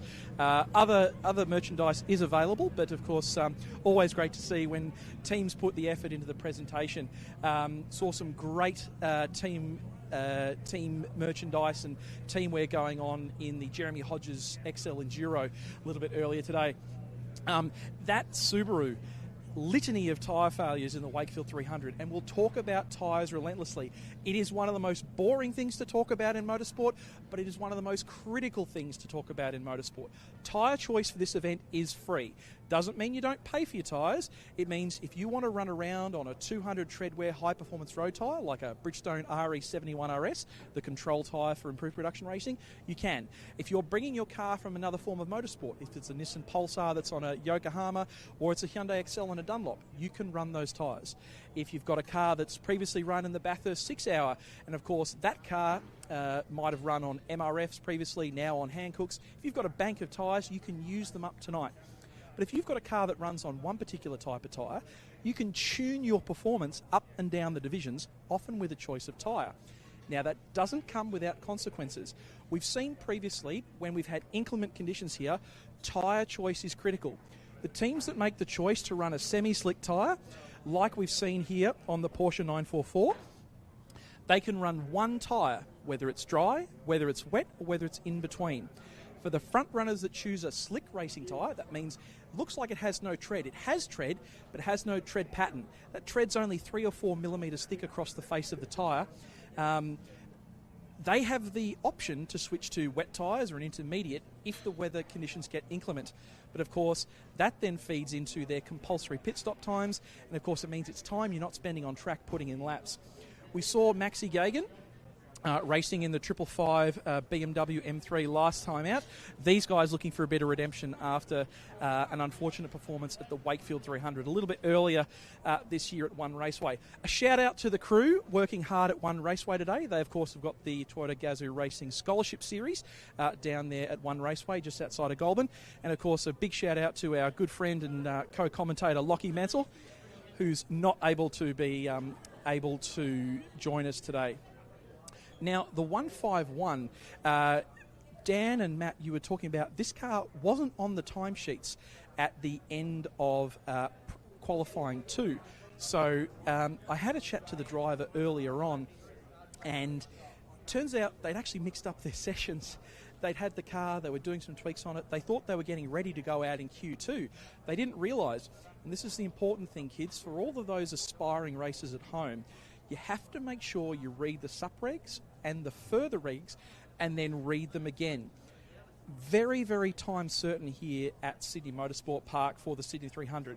Once the last car on track enters pit lane, a 1 minute timer starts. At the end of that 1 minute, pit exit opened again to let the cars back out again for the next session in qualifying. That caught out the 151. Now, they do still get to start the race. They did still set a qualifying time, but it means that they're not going to be starting where they want to on the grid. One of the cars that won't be starting on the grid, I won't make the joke about it is the Herring car that is red, but unfortunately, very clearly a major failure of the turbocharger on this car. The dejection you could see in Richard Herring's face, he really just wanted to go home. We've mentioned the Canoblus Motorsport training team looking after that Ford Fiesta. There's, of course, a Mini, an R53 Cooper S, which, of course, is the model before the R56 that myself and Matt raced back in Mini Challenge 11 million years ago, back when dinosaurs roamed the earth and the racing was in black and white. That car, of course, was taken out of practice with a fairly nasty prang.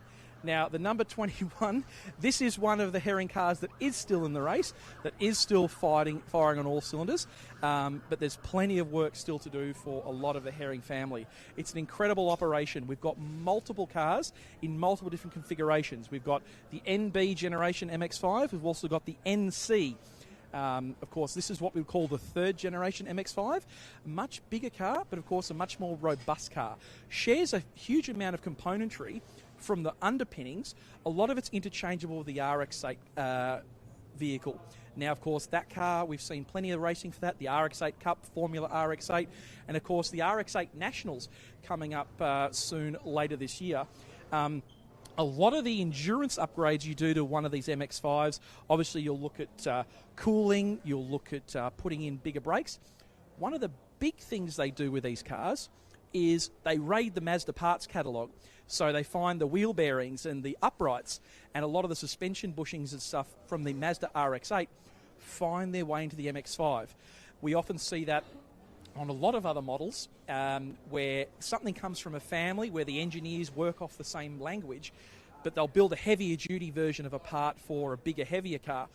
And what we do as club racers is we find all these neat, nifty hacks and tweaks, and we go and find those bigger, heavier duty parts and we bolt them on when we absolutely beat the living daylights out of the smaller, less robust, more delicate models. Now, this, of course, is the number 91. This is the NB MX-5. Now, you would have seen earlier on in the evening, in the afternoon, the number 77 Herring Performance car, which features an international co-driver that I'm looking forward to having a chat to later in the race, someone who's joining us all the way from the east coast of the US. That car blew a gearbox. We're yet to get the full download on what's happened with it, but fairly early on to say it's a Swiss gearbox because it's absolutely full of neutrals. This car hasn't yet run under Motorsport Australia's sanctioning. So one of the things that we need to do when we run a car in Motorsport Australia circuit racing, it has to have a rain light mounted on the rear. There's certain prescriptions about how many watts it has to be, or it just has to be one of the FIA homologated rain lights. So they're frantically bolting that in via some wiring. They're changing over the timing transponder down here. So this is what Lisa from LD Timing is using to track all of the cars. There's multiple timing loops on the circuit. So if you're watching at home, you can head to, if you were to jump on Google, other search engines are available. You can Google NatSoft, NatSoft race timing. You can actually get access to all of the timing data that we get here at the circuit live on your computer at home. So if you are watching on the screens of Blendline TV, live and free here from Sydney Motorsport Park, you can catch all the timing information that everyone up and down this pit lane is using to do their strategy, and you'll also get sector timing as well. So oftentimes at these club race meetings, we just run a single loop in the circuit at the control line, one at pit entry or pit exit, and one at pit entry. Those loops are incredibly important. So if you get a chance, we talked about the supplementary regulations before. Those are that's where we stipulate the minimum compulsory pit stop time. So the compulsory pit stop times for Division E, D, and C specifies in the regulations that all teams must do one compulsory pit stop within the start of lap 10 for the leader, and I believe it's around lap 70 or thereabouts. I'll get you guys to check the sup-regs. I don't quite have them at hand. I'm not quite doing my best Neil Crompton impersonation as we speak. But that time, if I get Jason to pan, if you have a look all the way back up towards the final corner, you can see just jutting out from the wall a small marshal post, and there's a white line running along the track just in front of it. That's where the timing loop that dictates the start of your compulsory pit stop. Now, if I get Jason to do a 180, just down here where you've got the your speed sign and the red light, that's where the pit exit line is. Now, 5 minutes at 40 kilometres an hour takes you roughly 35 to 40 seconds. I need to get my calculator wheel out to measure the exact distance to give you an exact time at 40 kilometres an hour. That works out to be about 11.1 metres per second for those of you playing along at home with the abacus. Now, what that factors into is that you have to know that your driver was doing 40 or less on the run down the lane, as we see some of the cars make their way down the lane now. You have to figure out your stationary time based on what the transit time is. Now, that's one of the things you do always have to keep mind of every time you go from one track to another track, because the distance between those loops, pit entry and pit exit, can stretch or it can shrink. So some tracks have a fairly short pit lane, so someone like Sandown, where you're crammed in like sardines between pit entry and pit exit, and some tracks have very long pit lanes. Think somewhere like Phillip Island or Bathurst, where your pit lane's actually uphill. Now, the teams will obviously do all their work in pit lane, so you'll notice different thing on the ground here. We've got concrete for our working lane. This is where, if the cars are on air jacks, you'll see them put the spike in, lift the car up. This is designed to cope with those impacts. This is where all the work has to take place. The other side of the circuit, this is the transit and your fast lane. So what we often see here is that when it's green flag racing and everyone's working to strategy, there's no real issue with people doing their pit stops, because they'll come in when they, as per their schedule, they'll pull up in the working lane, they'll take care of their pit stop in the appropriate amount of time, about 4.5 minutes stationary, and then head back out to pit exit. What we often see, and we saw it in the Jeremy Hodges Enduro a little bit earlier on, is that when there's a safety car and you can get your compulsory pit stop time done under safety car, when the Hyundai Ioniq 5N safety car is making its laps around the circuit, if you do your pit stop under safety car, you lose far less time and you lose less laps versus your competitors who might have had to stop under green. That's incredibly important to the strategy, particularly if you're in Division E, D or C, because you only have to do that one stop. You want to make sure, if there is an option to do it under safety car, that you get that one done. Division B and Division A cars, they have to do, if it's Division B, they have to do an extra 2.5 minute stop, or if you're Division A, 2 5-minute stops in total. That's 10 minutes between pit entry and pit exit across the course of a race. Now, we've seen in the past across a number of these 300k Enduros the strategy plays out. But more often than not, luck and picking your moment with the safety car, having the fuel window, the range in the car to be able to maybe pull your second stop if you need one early, and then managing the fuel to the end of the race. There's no restriction on fuel capacity. There's no restriction on engine capacity, whether it's turbocharged or supercharged. So if you've got a car that drinks like an absolute fish, you can run one of those. But that will shrink your strategic possibilities and limit the windows that you can pit the car and make it to the end of a race without having to stop again.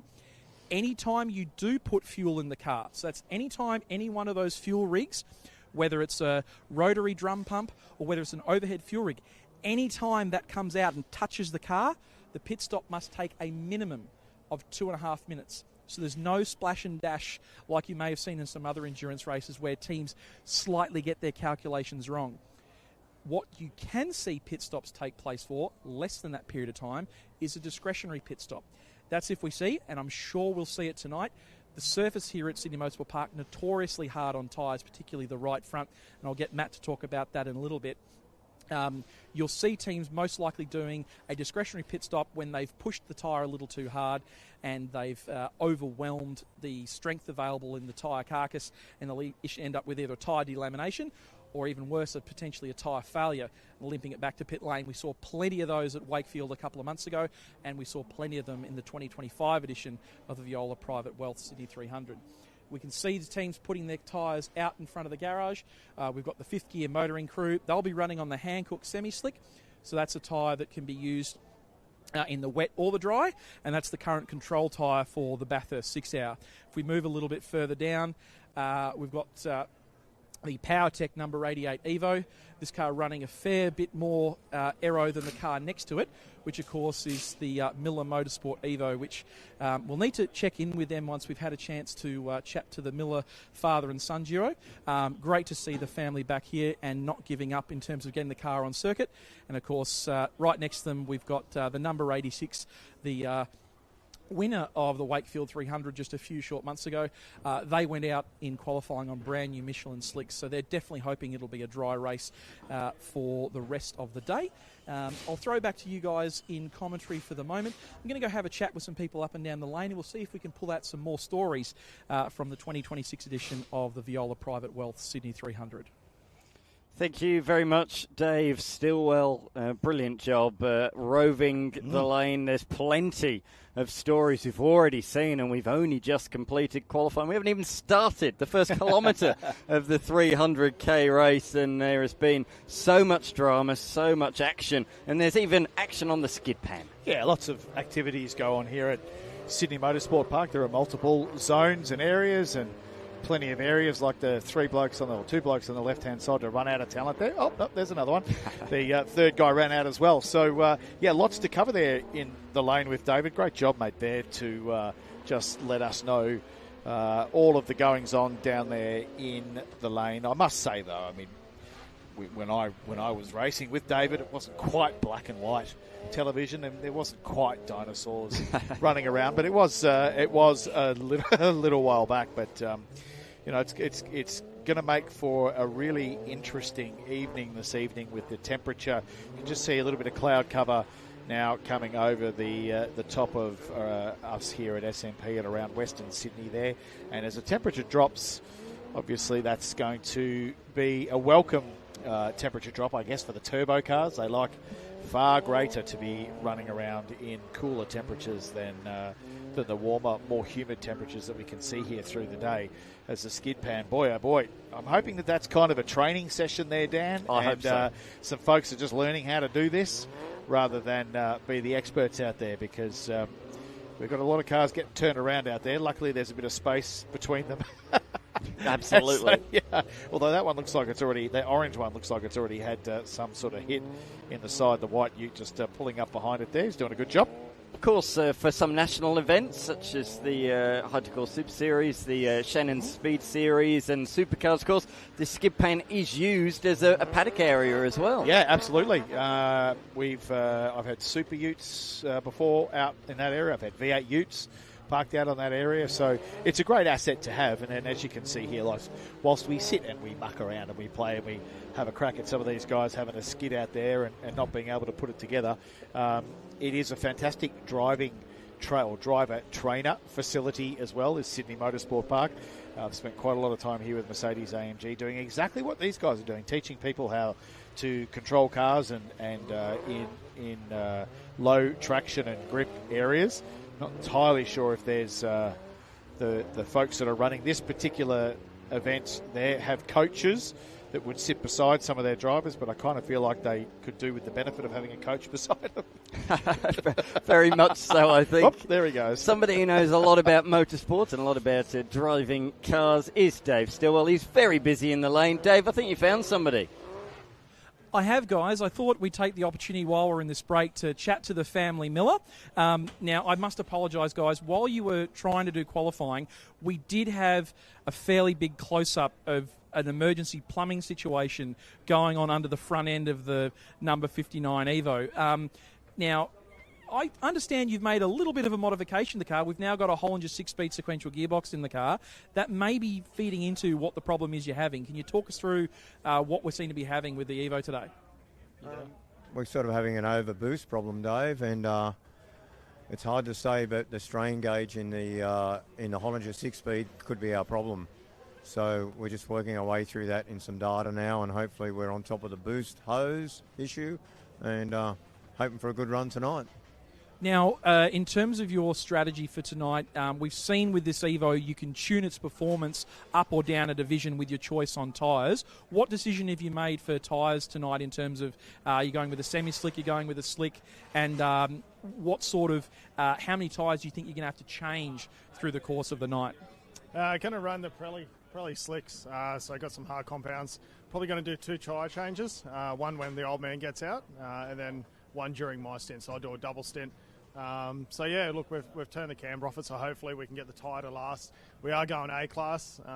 The old man wants to send it, so hopefully we can work our way to the front. Hopefully everything lasts, and, you know, it comes down to the last 30 minutes in this race. Just got to be on the lead lap, and then we can have a bit of a poke with the faster cars. So I'll often say that, you know, there is no right or wrong decision, but all decisions have consequences. By making that decision to run Division A, to run the fastest, it does mean you do have to stop for those 2 5-minute stops. But the consequence of that is it gives you opportunity to play around with your fuel window and, more importantly, play around with your tyre window. We've seen late in the race some people push a little bit too hard, a little bit too long. Is a little bit of conservatism in the tyre strategy, but just making sure that you change them and check them through the course of the night? No real conservative. We're racers. We're here to race hard. We want to win properly. We want to be in the A-class. We're not sandbagging. The old man's never been faster than a 41. So maybe, yeah, we're in the top class. We're here to win, and we're going to do that being in top class, and that's what racing is. So, mate, it will be what it will be. But if we do win, that's how we want to win. Definitely. Well, it's great to see that we've still got that great spirit. Wish you all the best with getting the car sorted out. We'll throw back to Dan and Matt in the commentary. We'll go look for some more stories up and down the pit lane. Thanks, Dave, for that. Just touching on a point they made about their gearbox. They've gone a sequential for this year. Previously, they had a manual gearbox, so they've made that change for this race. Clearly a couple of teething issues, but they're saying it's finding them around a second and a half a lap, they feel, changing from the old school H-pattern manual. So it has been paying dividends up to this point in time. They've also fitted a bigger fuel tank. They were in contention for the victory last year, but when they really had to push hard late in the race, they found themselves conserving fuel. So they fitted that machine with a bigger fuel tank as well, which will give them more fuel range and more variety as well throughout the course of the race. So that's fuel flexibility is always good to have in a 300k race. In the end, they were fighting for the win last year, but on the penultimate lap, an alternator issue meant that they finished down the order towards the tail end of the top 10. So hopefully that's all good for this year's edition of the Viola Private Wealth Sydney 300. We've spoken a bit about the different divisions over the course of the coverage, but what's it all about? How do you end up in a certain division? Well, here's an explainer on exactly what the divisions are all about.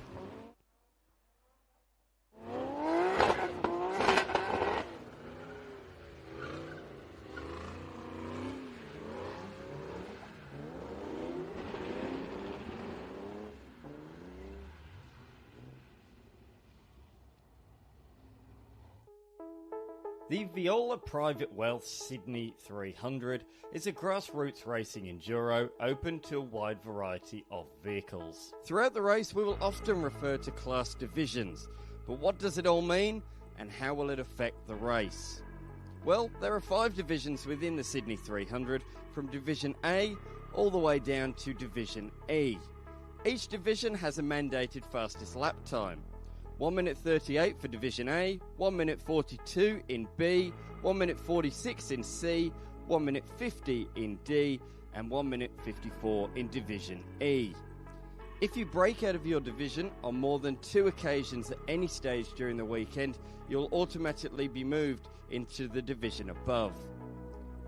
If a Class A car does the same thing, setting a time faster than 1 minute 38 more than 2 times during the weekend, they will be excluded from the entire race meeting. Mandatory time pit stops have to be completed during the 300-kilometre race, with the high divisions forced to stay in the pits for longer periods. Division A must complete 2 5-minute pit stops. Division B must complete a 5-minute pit stop and a 2.5-minute pit stop, while all other divisions only need to serve a solitary 5-minute stop. The compulsory pit stop window opens when the leader crosses the line to commence lap number 10 and closes when the leader starts lap 70. Notably, the compulsory pit stops can be completed under safety car periods, and a 5-lap penalty will be handed to any car that does not complete the mandatory stop or stops correctly within this window. Strategy will play a factor in this race and means that a Division B or even C class car can take victory outright in the Sydney 300. That's what makes this race so very exciting. And we've got a few more 300s still to come throughout the course of the year. We've already had the Wakefield 300. This weekend, the Viola Private Wealth Sydney 300.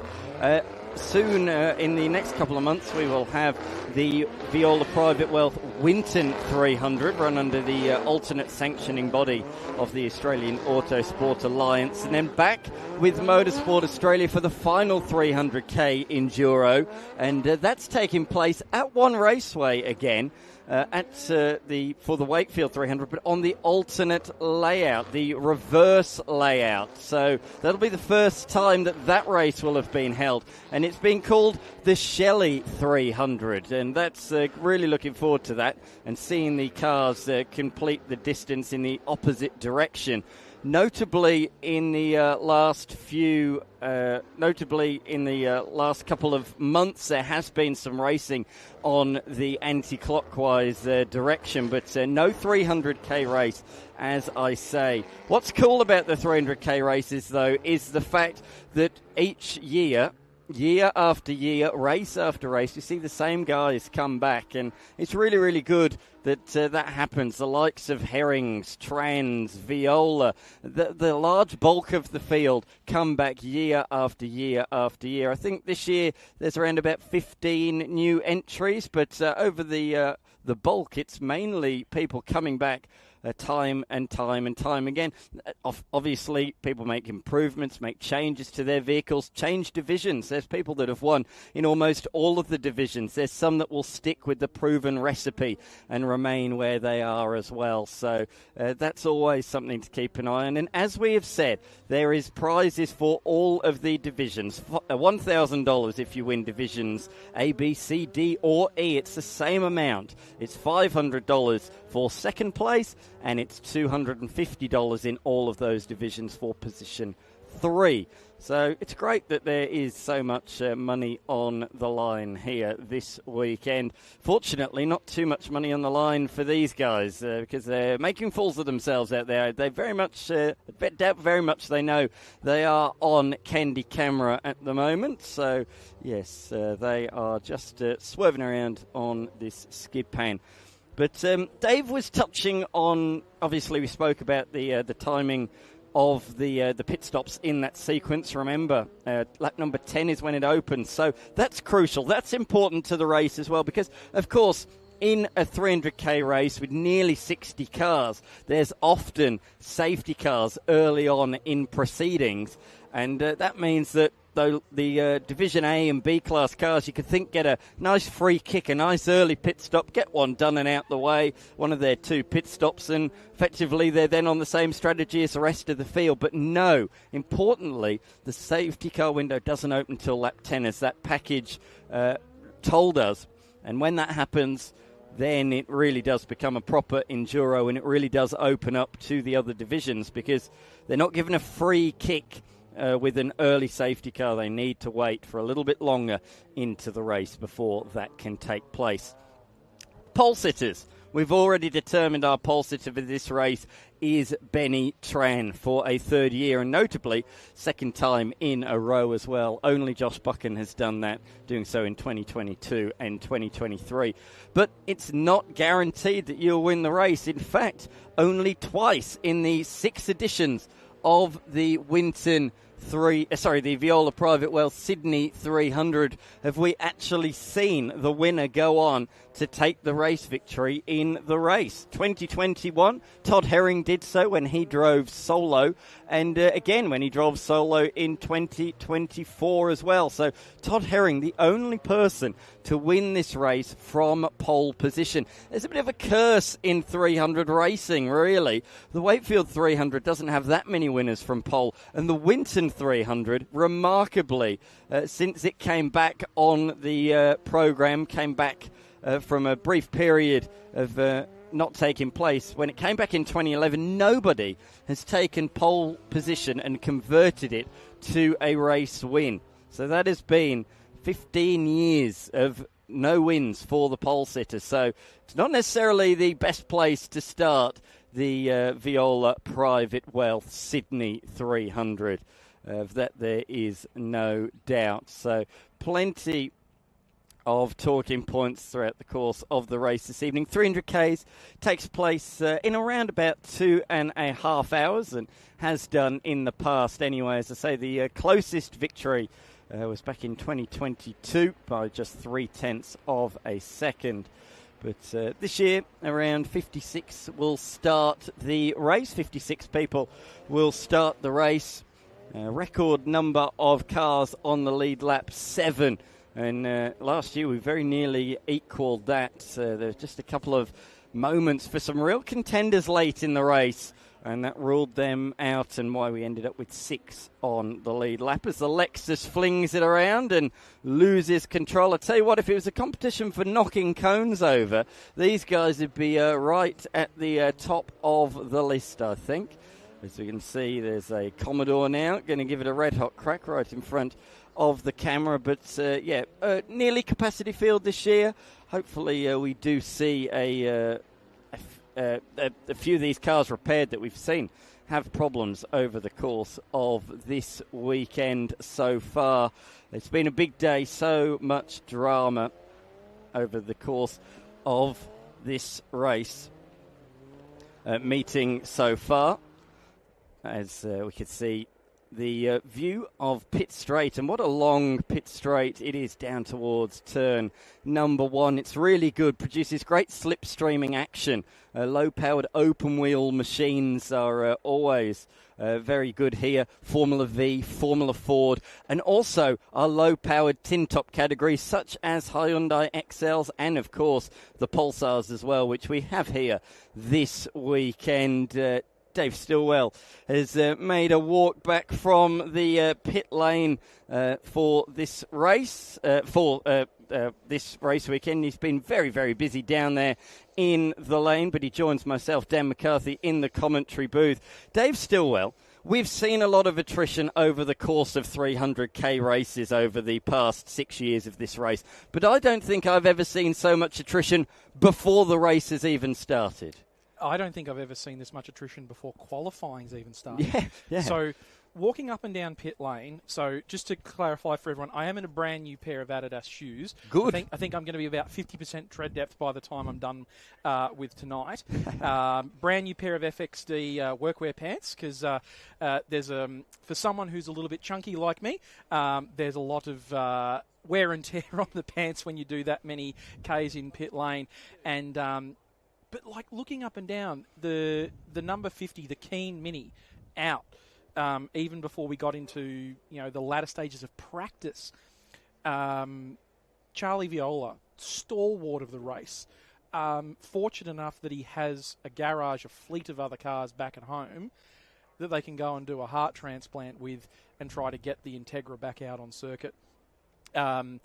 Cars that got to the start of qualifying and then have had all manner of mechanical malady. So one of the people I was chatting with while you and Matt were having a chat with our audience was Todd Herring. So they're still in the process of trying to wire in. So one of the things that they use here at Sydney Motorsport Park is the MyLaps timing system that feeds into the NatSoft software system that we mentioned before. We've got it running here in our commentary booth, and even you two at home can have it and running live alongside your screens of Blendline TV. But in order to allow the teams to tell timing who's in the car, there's an additional plug-in box that tacks into the wiring harness for the timing transponder. Traditionally, when it's sprint racing, there's only one driver. The timing transponder's only got a single serial number that gets transmitted through the timing loop in the road. That goes back to the timing computer, tells you, this car crossed this loop at this time. A lot of people having fun on the skid pad. One of the great things about Sydney Motorsport Park is the multi-discipline. You could host something like Grid Life here. Yes. We could have a drifting exhibition on the figure of 8 circuit just on the other side of that yellow wall past those red flags in the background. You can do what we would call a motorcana, or what they might call in the US, they might call an autocross. Someone doing a very good job of sustaining the drift in their VF Commodore wagon there. Or nearly... I think that's only about a 4.5 from the judges there. 4.5? I think you've been very kind. Well, I said I'm not giving it to the red Toyota 86 or the Toyo Baru 86Z, yes. I think we have to say. Someone's got a mismatched tray and ute canopy going on there. But with that timing transponder, there's an additional module that plugs into it that allows the driver to send additional information to timing, as in, is it driver A, is it driver B? Now, we've seen these systems used at high-level events, at supercars or Bathurst 12-hour, works off a little RFID chip that's inside the driver's helmet connector for the radio and drink tube. But here, at grassroots racing level, we've now got access to that technology. Yeah. As everyone's spinning out in the background here, Nissan 350Z, Holden Commodore wagon, Toyo Baru something, and I think it's a Lexus in the background. It's everyone having some fun out on the skid pan. One of the easiest way to get into motorsport, be it competitive or otherwise, are events like this, which you can do in your standard road car. Is that a mighty AU Falcon having a steer? It is. The incredible AU Falcon continues to impress. Hasn't that become a cult classic over the last few years? At the time it was called ugly, it was laughed at by the Generals fans, but boy oh boy has it gained a cult following these days. And hasn't the styling grown on people? Yeah, correct. To think that 10 years after we were, or even 5 or 6 years after we were panning forward for the styling of, at the very least, the Series 1 AU Falcons, Mercedes came out with the first generation CLS, which was effectively a Mercedes E-Class sedan in drag, one of these swoopy coupe sedans. And you put the tail end of a CLS up against the tail end of an AU Falcon, and it's basically, again, it's a lot more money for a CLS and it's a lot more refined, but it's still the basic same styling language that we know and love. But to talk about the timing transponder, so they're needing to, normally the timing transponder is battery powered, you pick it up at the start of the weekend, it goes in the car for 3 days, you don't think about it. Now, because it needs all this additional wiring going to it, you need to feed it 12-volt power. And again, Todd and his co-driver, Emil Tab, are now having to rewire a car that they weren't bringing to the event to find 12-volt power that's got an appropriately fused circuit that they weren't ready to use, to feed 12-volt power to the timing transponder to allow the timing system, because usually you had to have people in pit lane go, it's driver A, it's driver B, buy a sticker on the helmet. Now, the drivers do it all by themselves by clicking a button on a module on the dash. Yeah, correct. Absolutely right. Well, there's a little break in proceedings. We're going to take a quick commercial break. So Fast Track was designed to bring racing to everybody in the general public. It doesn't matter what age or female, male, it's for everybody. We have coaches that are professionals that can give one-on-one coaching, and it just enables anybody from the street to come in, even if you've just driven a general car. You can come here if you only drive automatics and we'll teach you how to drive a manual, or if you want to drive an automatic, we can provide an automatic as well. You know, Fast Track again enables everybody and anybody to come and make a start, and that's probably the first thing, is to really test, do you want to do it? It's one thing to think you want to be a race car driver, but when you get into a car, you're certainly going to know whether you do or don't want to continue down that path. It was like so good, nothing better. If exotic supercars are more your thing and you want to get behind the wheel of a Ferrari, a Lotus, or even a Lamborghini, Fast Track can get you up close and personal with its supercar experience. Pure driving pleasure. Excellent experience. Support grassroots motorsports by joining Club Blendline. Just $11 a month will get you full access to our new website and app, where you can catch more live car and motorcycle racing, more shows and exclusive member opportunities. Find it all by joining Club Blendline.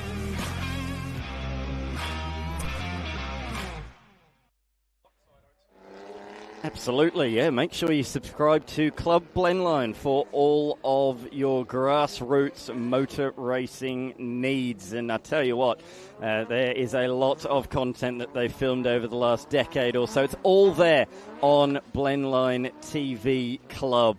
So make sure you do that. I think it's just over, I think it's $10 a month, something like that anyway.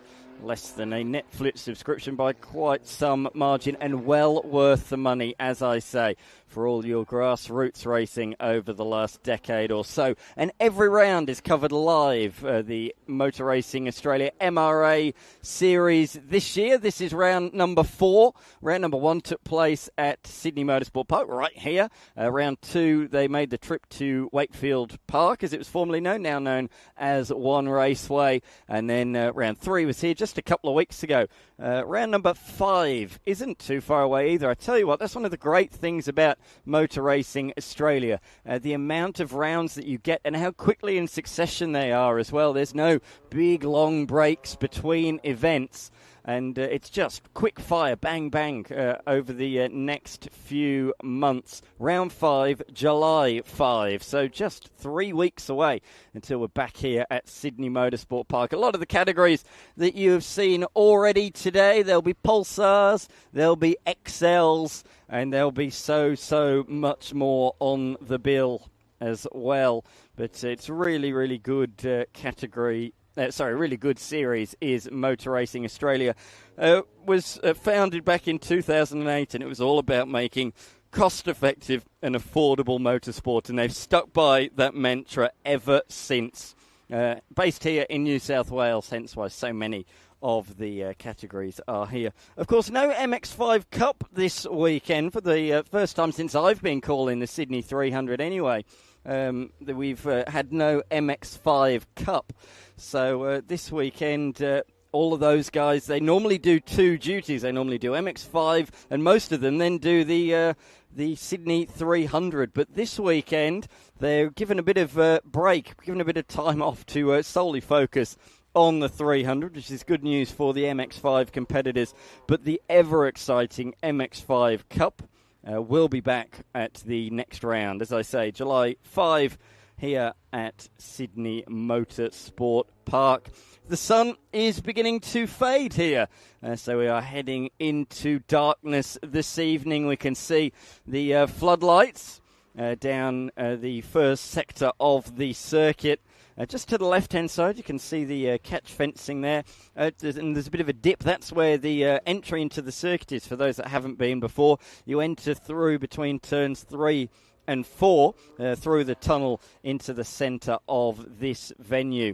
And what a venue it is. It really is one of Australia's premier circuits. There's no doubt about that. It's up there with the Shell V-Power Motorsport Park, the Ben Motorsport Park in South Australia. No doubt about that. Of course, this was built for two-wheeled racing, and there's two-wheeled racing heading to SA in the next couple of years. Proud South Australian, I'm pleased to say that. But yeah, of course, the likes of Gardner, Doohan, they competed here in the late 80s and early 90s before it made the trip over to Phillip Island. Of course, the track back then was known as Eastern Creek. It was closed temporarily. A few corner changes were made, particularly at turns 6, most notably. That used to have a chicane into a tight left-hander.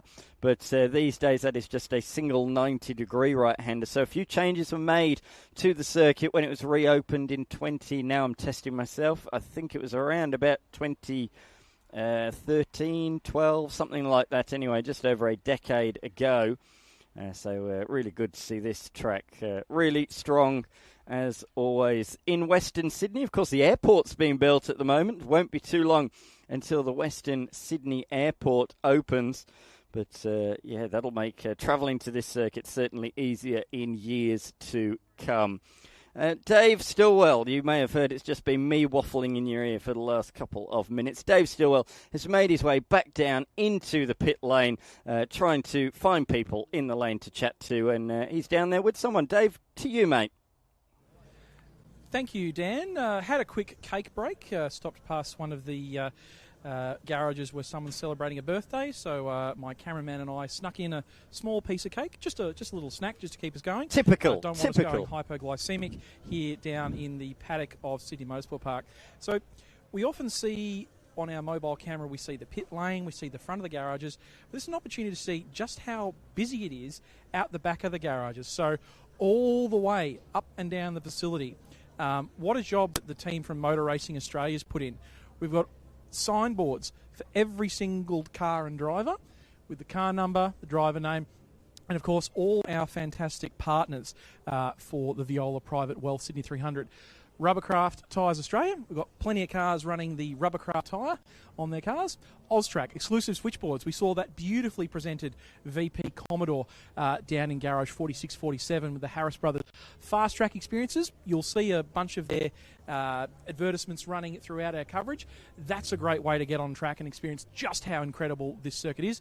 And of course, Lendrive Finance. We'll get a chance to catch up with some of the crew at Lendrive Finance, who of course have switched over from their Elantra N. They're rocking along in the Hyundai Veloster this afternoon and this evening in Division E rather than running in Division C. We saw that car at the Wakefield 300. That car ran its way all through a set of rear brake pads late in the race that needed assistance. Now, we talked about, and thank you for Dan for the throw, we talked about we see a lot of attrition in these races. These are production cars pushed to the absolute limit. One of the things that does that is when you take an MX-5 that runs a 1.8 litre engine that makes 150 horsepower, about 120 kilowatts on a good day, and you strap a giant turbocharger on the side. This car conservatively is making about 350, 400 horsepower, all running through the drivetrain and down the back. Now, one of the things that's happened in here is that the gearbox has absolutely blown itself to pieces. So Todd Herring made the decision fairly early on in qualifying to switch over to what is currently car 91. Just working through some clarification with race control about whether they need to change the car number, whether there's any other changes need to make the car. We're not going to interrupt the team because they're still in the process of wiring in the rain light, making sure the stickers are correct, doing a final race prep on the car because that's not the car they're intending to do for the 300k racing. But some of the things that you'll see on the car that that make it more suited to endurance racing is you'll see a lot of cars running venting in the bonnets. While they might not be running a lot more horsepower than standard, they want to get as much hot air out from under the engine bay. High pressure air building up under here, never a great thing to happen, particularly if it's hot. Lots of wiring, lots of sensors, lots of things that if they get hot, they stop working. And it leads to electronic gremlins and can cruel your Sydney 300 campaign. We talked about Rubbercraft tyres. Here's some. Now, for those of you not so familiar with racing tyres, these might look bald. Not so. You'll see these tiny little tread wear indicators here. Now, it's the inverse of what you'd see on your road car tyre. You'd normally have a tread pattern on here, and then you'd have a little indicator on the side that would point to a raised rib across the tyre, and we'll find that out. Slick tyres the other way around. You start off with maybe 3.5, 4 millimetres of tread, or about 5/16, 3/8 of 3/8 of tread, as they might say in the old money. And then we've got these tiny little tread wear indicators here. So you put your tread depth gauge in, or if you're cheap, you'll use the back end of a vernier caliper, and you measure the tread across the tread face. Cars that run a lot of negative camber will tend to wear the inside edge of the tyre, and cars that can't run enough negative camber will tend to wear this outside edge of the tyre. Critically here at Sydney Motorsport Park, we spend a lot of time turning hard left. So the right-hand side front tyre is the tyre that gets absolutely punished here. And we'll see that throughout the course of the night. Conservatively, I'd say we'll see at least half a dozen tyre changes throughout the course of the night. Moving further down the back, we've got steps leading up to a viewing area. Great viewing here. If you ever get the chance to be in Sydney area when there's an MRA event on, free entry for spectators. A wonderful day out for the family. Got the ARDC canteen upstairs looking after us from a catering perspective. Plenty of public toilets around. It's a great place to come and enjoy motor racing nice and easily. Now, one of the categories that's joining us this weekend is the SuperMini Challenge. Number of different classes. We've got a more production-based Cooper class that's based on the normally aspirated cars. We've got R50 Coopers. We've got R53 Cooper S's. And, of course, we've got some of the more wildly modified cars that might look more akin to showing up on an under 2-litre sports sedan grid. Great liveries. One of the things that sets a lot of cars apart in the one-make categories is the level of detail that goes into some of the liveries on the cars. And we'll get a chance to catch up with someone who's taken inspiration from a very popular character from the IMSA sports car paddock a little bit later.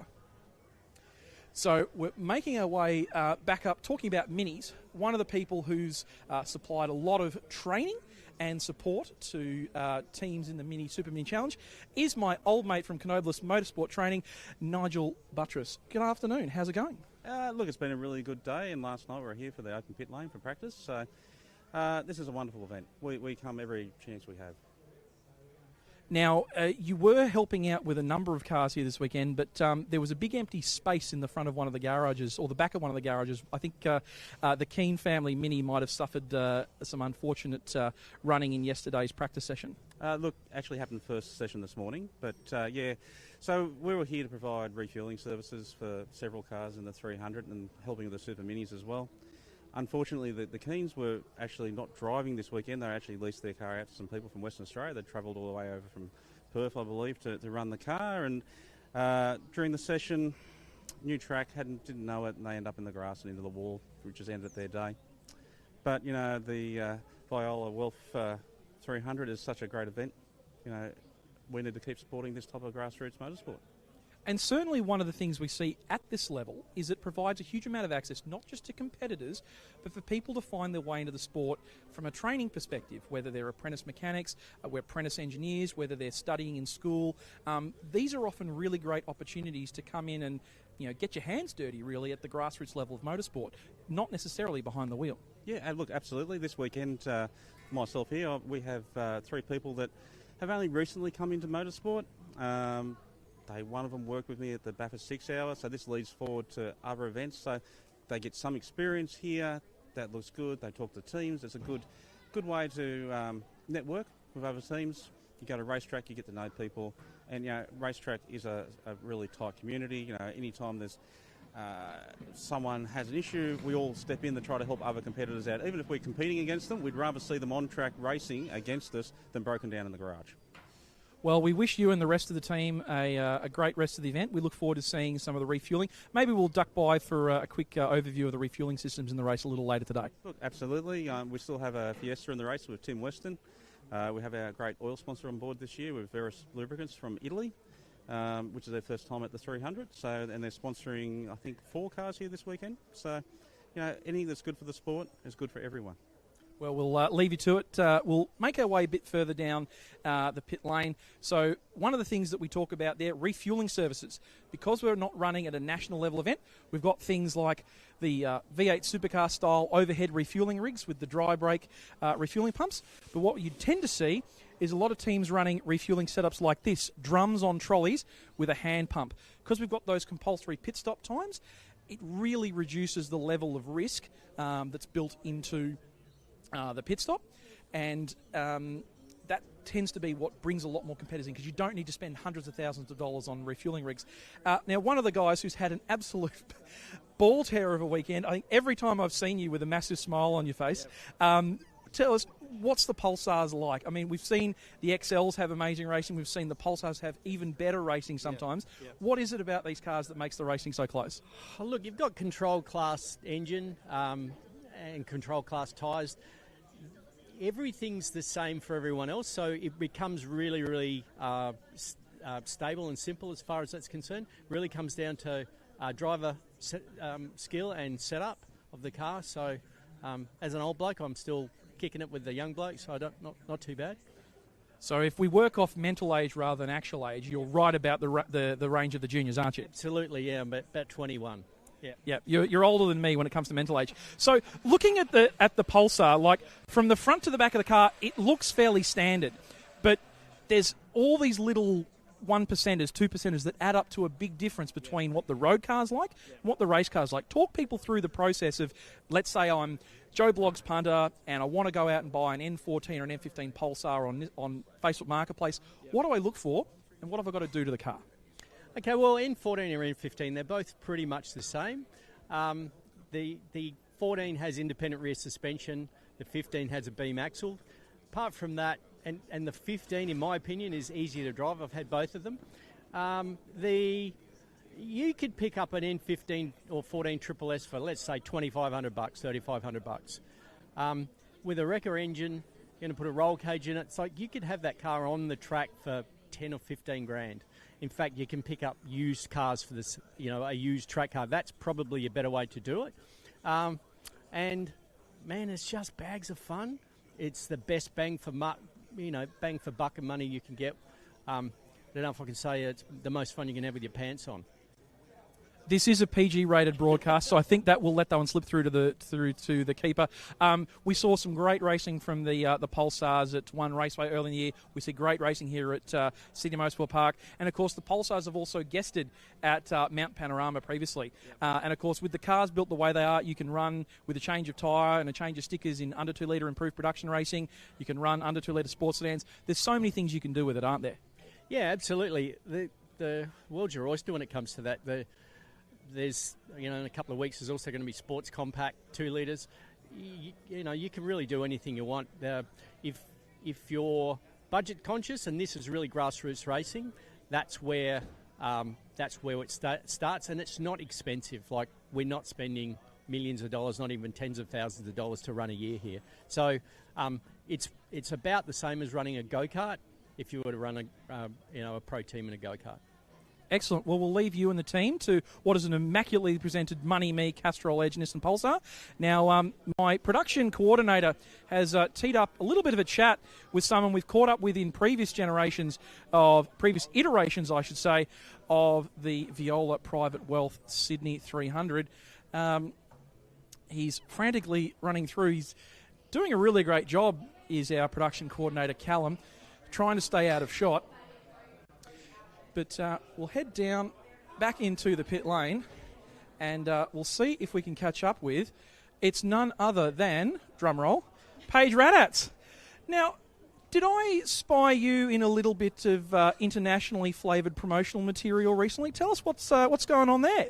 Yeah, that's my life at the moment. I'm racing over in Japan full-time pretty much, so I actually fly out tomorrow morning, 7 a.m. But yeah, that's my life. How's your Japanese? Not good, but it's getting there. Yes, you would start off with konnichiwa, domo arigato, and there you go, you know. Now, you'll be, both literally and metaphorically, you'll be pretty big in Japan. Yeah, hopefully one day, that's the plan. So how did this opportunity come about? Like, we've seen you on our screens of Blendline TV racing at this level. Was it someone that spotted you? Was it a family connection? How did this come about? Yeah, last year I was competing in the FIA F4, so overseas in India actually. That was something I did as a step forwards to learn. And then I got contacted to head over to Japan on Christmas Eve. So it was an opportunity I took, and on the day I got offered a seat with a team. So, I mean, it's been a happy story since, and yeah, we're continuing to go forwards. Now, is this at a Formula 4 level, a Formula Regional level? What's the pathway in Japan in terms of open wheeler racing? Yeah, it is a F4 car that we're running, so it's still a Formula Series.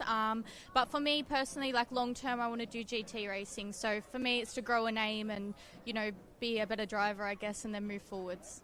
We've certainly seen in Asia, particularly post-COVID, a massive boom in GT and sports car racing. Japan, of course, has both Super GT and Super Taikyu, so the appetite for sports car racing is massive in Japan, but also throughout Asia. We've had, obviously, SRO partner with the Asian Le Mans Series, so providing you can get your foot in the door and show your skills in GT4 or GT3, the world is literally your oyster. Yeah, that's it. That's my plan. So, I mean, every day if I can continue learning and become a better version of myself and a better driver, then hopefully I can, you know, get in the right seat and right door and take it from there. All right, well, we'll say konnichiwa, sayonara, and we'll look forward to catching up with you. Where can people catch up on your socials? Yeah, follow me on Instagram. I'm very active on there, so Paige Raditz. And also we have Japanese followers watching right now the live stream. So, yeah, konnichiwa. Thank you very much, Paige. Wish you all the best for that. And don't forget to check out Paige's socials. We will live absolutely vicariously through her adventures. It's one of the things that we often don't talk about is like just how much energy and effort at this level of the sport gets recognised, rewarded, and the opportunities that come out of almost literally left field to get you onto the next stage of motorsport. So Paige is talking about running Formula 4. So of the FIA Formula category, so it's one make, one chassis, F4 in India. We had, of course, F4 in Australia. We've now got AU4, ran recently at the Winton round of the Trophy Tour Victoria. You can catch that on your Blendline TV club subscription as well. She's made the decision and she's had the opportunity to step up to Formula 4 in Japan. Japan is absolutely mad for motorsport. Like, as a per capita basis, their level of engagement with the sport is massive, and particularly if Paige can prove herself in Formula 4, she'll have the opportunity to move on to a Formula Regional level and maybe have a look at coming back maybe at the end of the year for something like the Castrol Toyota Formula Regional Oceania Cup. Now, one of the men who we spotted a fair bit, now in the ads on our Blendline TV coverage, you had a much sharper haircut and a nice ball cap on there, Graham. Now, tell us, what can people expect from a fast track experience? Obviously, you've got your showcase car on tonight for the endurance races, but one of the easiest ways to figure out whether you like this sport or not is an experience like a fast track experience. Absolutely, absolutely. And a fast track is designed for anyone to turn up, and in a very narrow window of time, they can effectively become a race car driver. So within an hour, you'll be with a coach that's a professional coach. It's also a race car driver himself. It doesn't matter whether you have any experience, no experience whatsoever, whether you drive an auto or a manual. It really is for everybody. And once you've had that sort of professional coaching through those laps, you just keep incrementally building and building. And yeah, by the time you go home, you'll be thinking of yourself as a race car driver, and you'll probably be pretty close to it too. Now, I've had the fortune or the misfortune, I'm not sure how I should frame it, of being a coach for an experience similar to fast track experience in the past.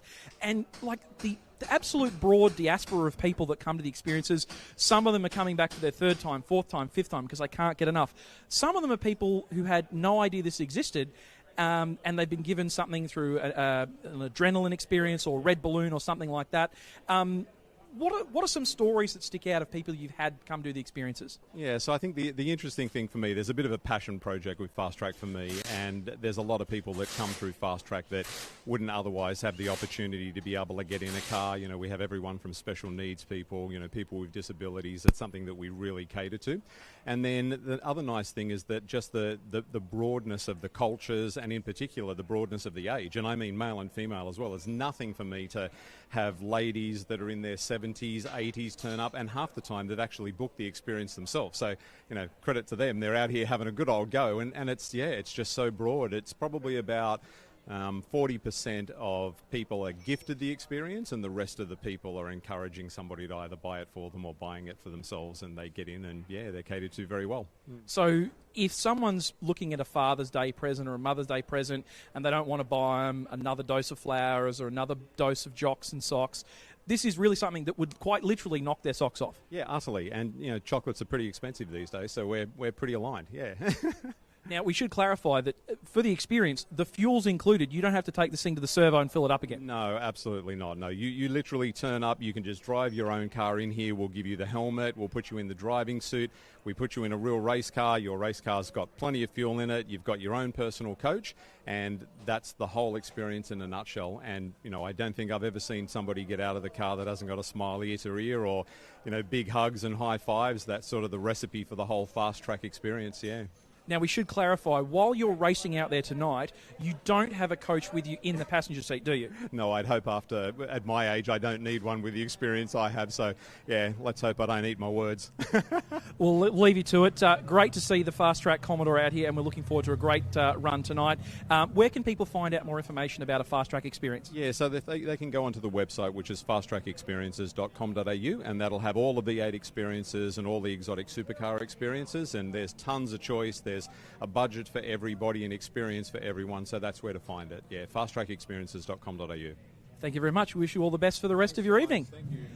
So, I can tell you, having seen some of the results of people being gifted some of these experiences, even people who are not only sort of tangentially interested in motorsport, when you put them in a race car, and these are real race cars, full roll cage, stripped out, loud exhaust, suspensions, racing tyres, just how hard you can push the car versus what you'd feel in a road car before the tyres get squealy and the ABS kicks in.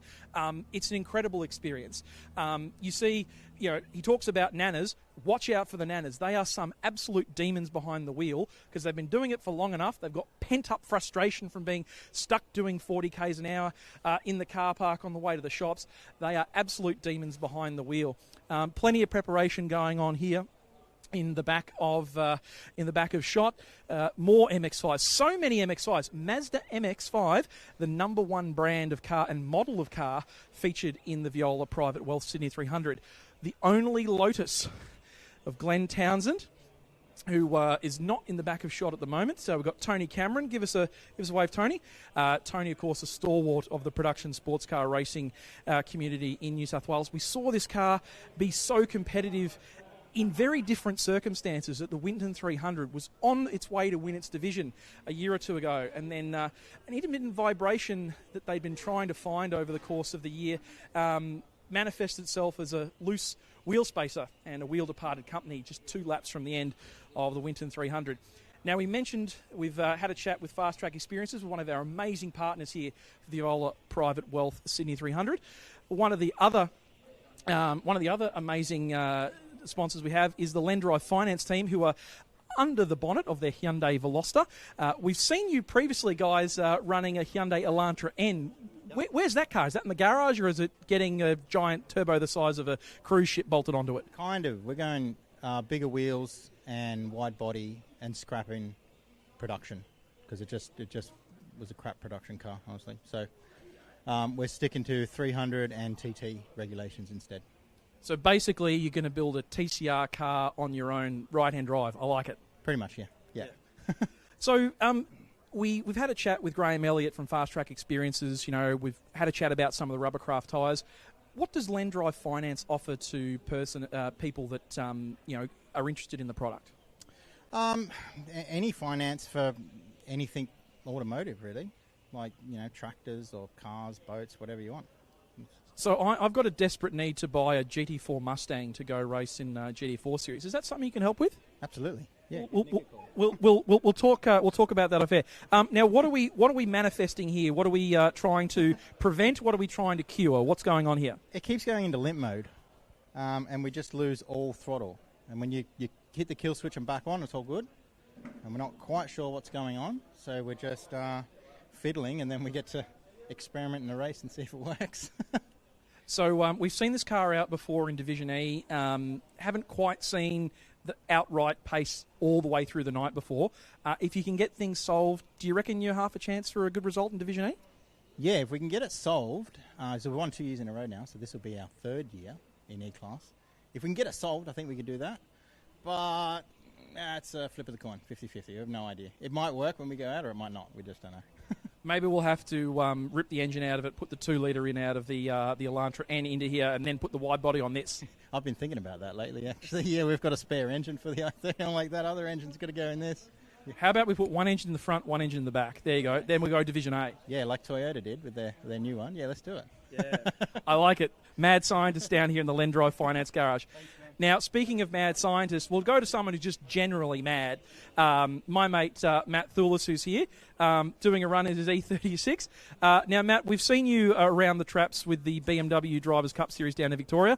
What's brought you up to Sydney Motorsport Park this weekend? The one and only Dave Bailey again's got me up here to have a run with him. So he's got his beautiful E36 out. So he's been running this thing for a long time now, as you know, Dave. So a few upgrades on this thing, so it's a bit different to what we're used to, and we've certainly found a bit of speed, which has put us up a class, which is fine. We are going to have a crack at Class D and see how we fare.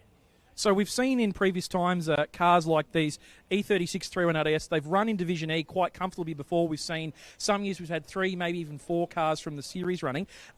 What's happened to this car that's bumped it up to Division D? Talk us through the upgrades. To be fair, Dave hasn't done a lot other than a fresh engine, and that's what's given us our real benefit.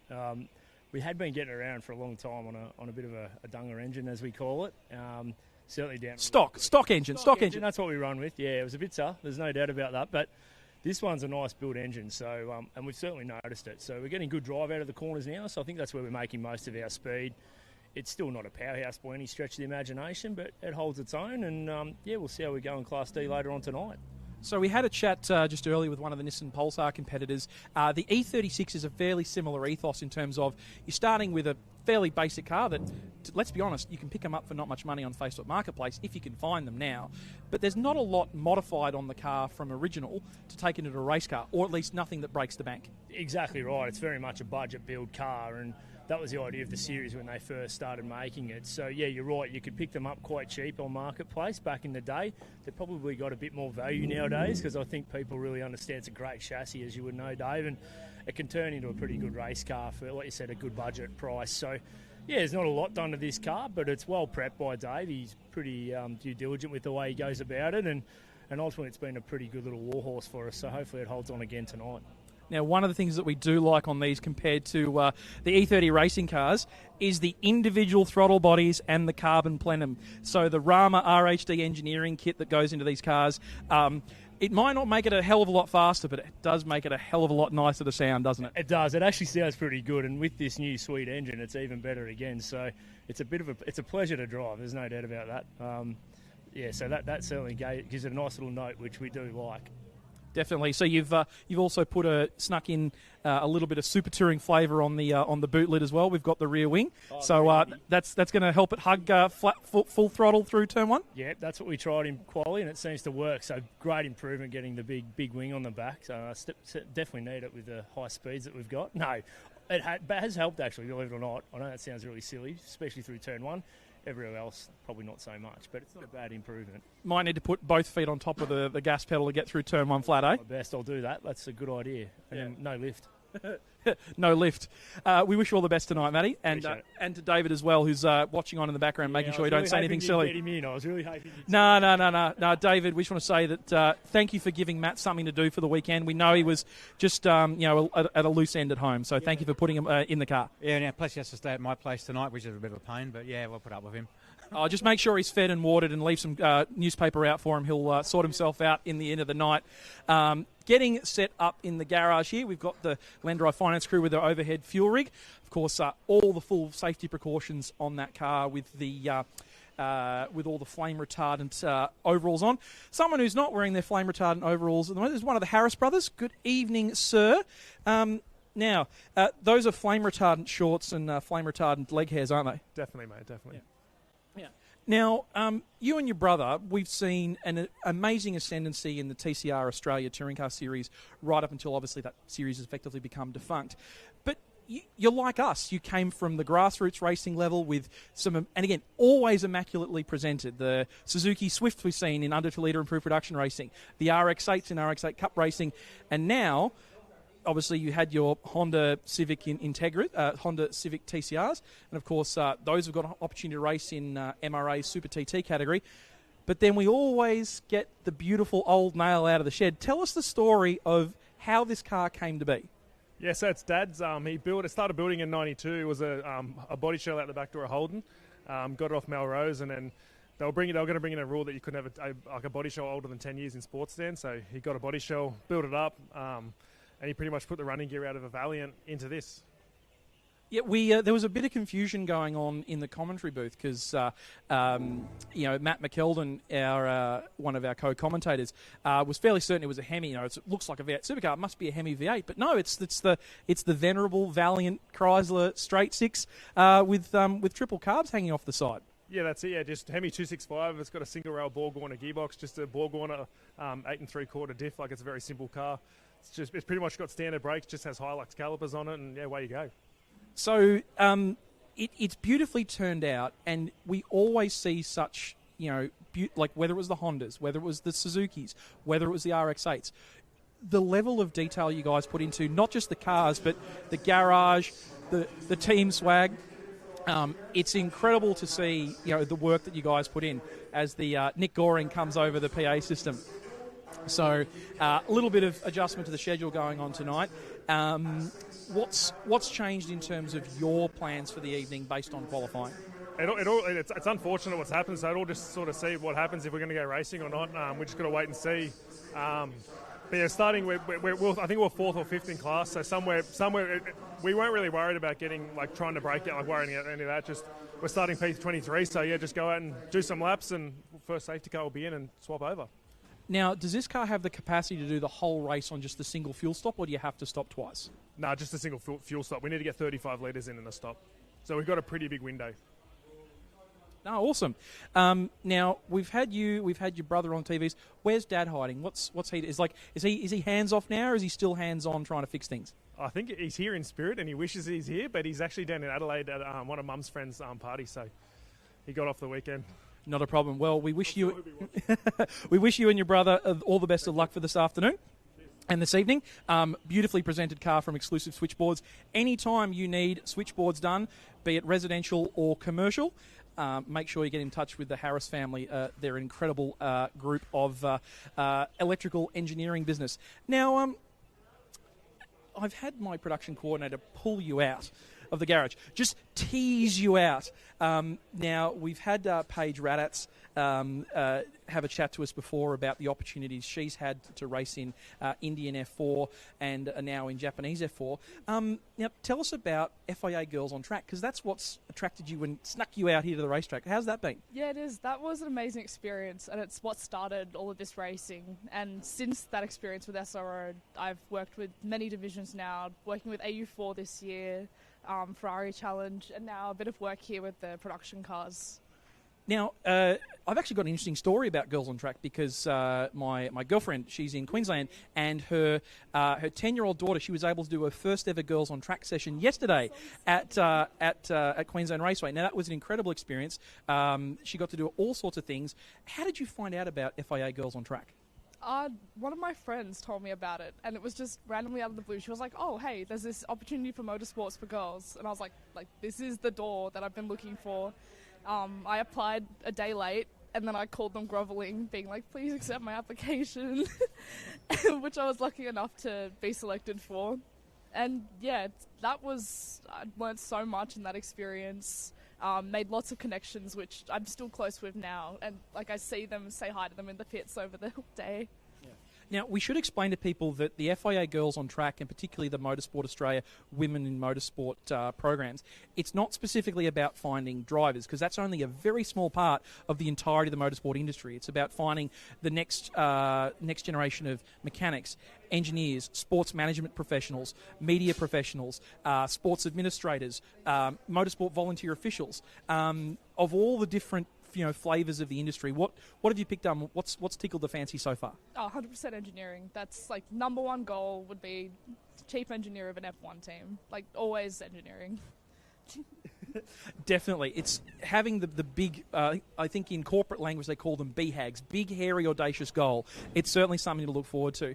Now, you talked about having experience at SRO. We should mention one of the reasons why a couple of our famous faces aren't here in the lane tonight is because there is obviously the SRO Speed Series event going on up in Queensland. But, of course, you made the decision to be here for the grassroots racing for the Viola Private Wealth Sydney 300.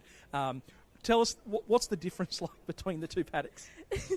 I mean, there's a lot of similarities, but SRO, I mean, the Speed Series being a sprint event is very different to these types of endurance events, and I definitely prefer these. Like, there's so much strategy and maths goes behind it, and funny enough, in a few days I'm going over to Queensland for the weekend with SRO, so I'll be there soon. Nice. Now, once you found out about the Girls on Track program and obviously got introduced to all the different facets of the industry and all the things you can do in the sport, did that make a change to any of your study selections? Did we veer a bit closer towards some of the STEM subjects? Did we pay a bit more attention in physics and chemistry class? Well, I was at uni studying a double degree in engineering, which I'm still doing now. If anything... it kept you involved. Yeah, exactly. It kept me involved, but it's like stretched my busyness now because I'm here nearly every weekend now racing. So it's just finding that balance between all my subjects, but I love all of this, so I wouldn't miss it for the world.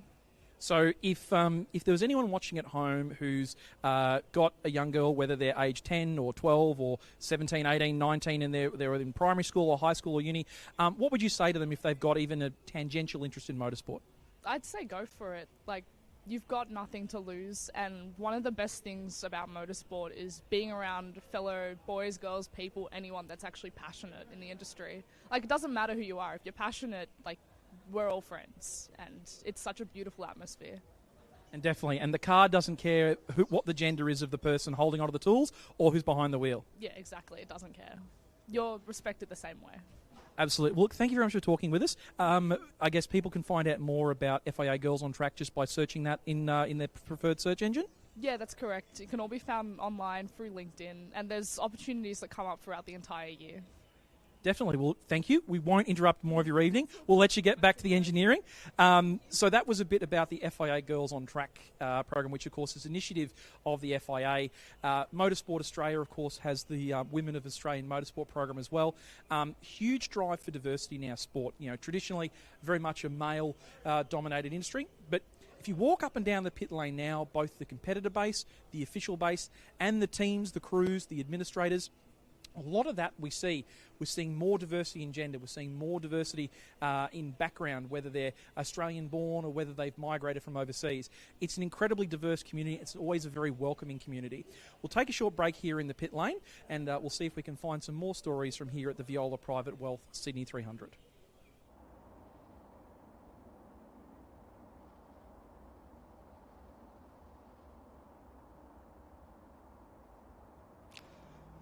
So, light has faded here at Sydney Motorsport Park.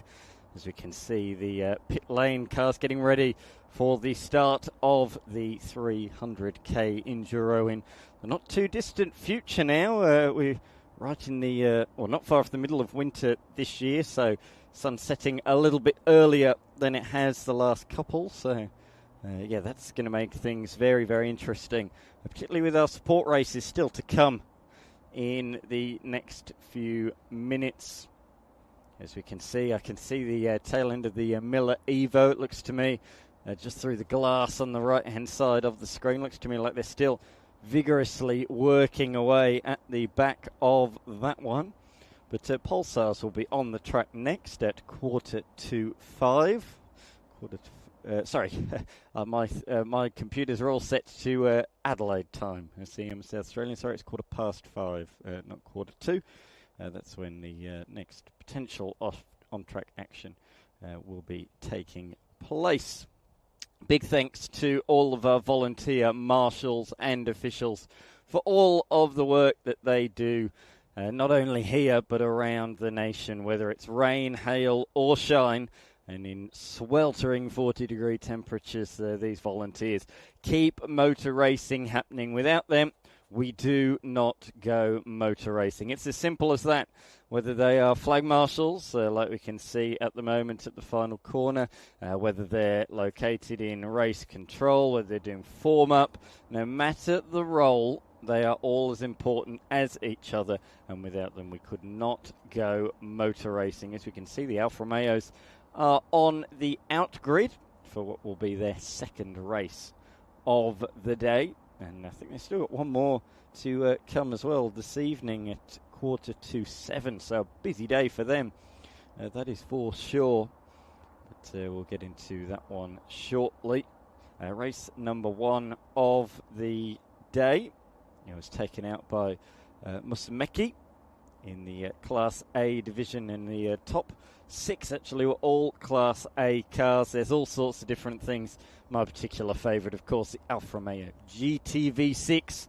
Of course, I don't remember it racing, but made famous in this part of the world with the likes of Colin Bond and Alan Jones racing in the Australian Touring Car Championship in an Alfa Romeo GTV6 in that gorgeous yellow livery. Of course, Bond Bend, named after Colin Bond, the only driver in Australian motorsport to win the Australian Touring Car Championship and as well the Australian Rally Championship. The only person to win on the tarmac and on the gravel, and rightfully named after him. Of course, finished second in the legendary and famous Ford 1-2 in 1977 at the Bathurst 1000 as well. A veteran of racing through the 70s, 80s, and even into the 90s, taking victories in Sierras in the early 90s as well did Colin Bond.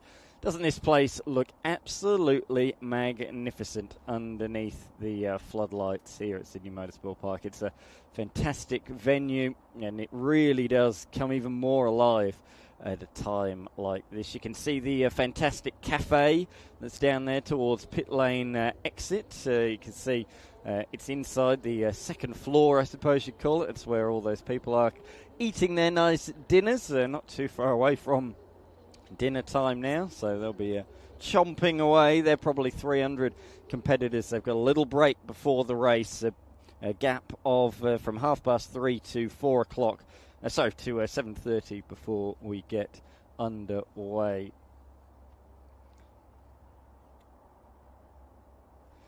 As we can see, the competitors just is that the Lexus poking out. I'm just trying to see. Definitely the VRAG car I can see in the lane, the Commodore. That is not too far from getting underway, of course. VRAG and Evans. The not father and son, but father and son-in-law duo.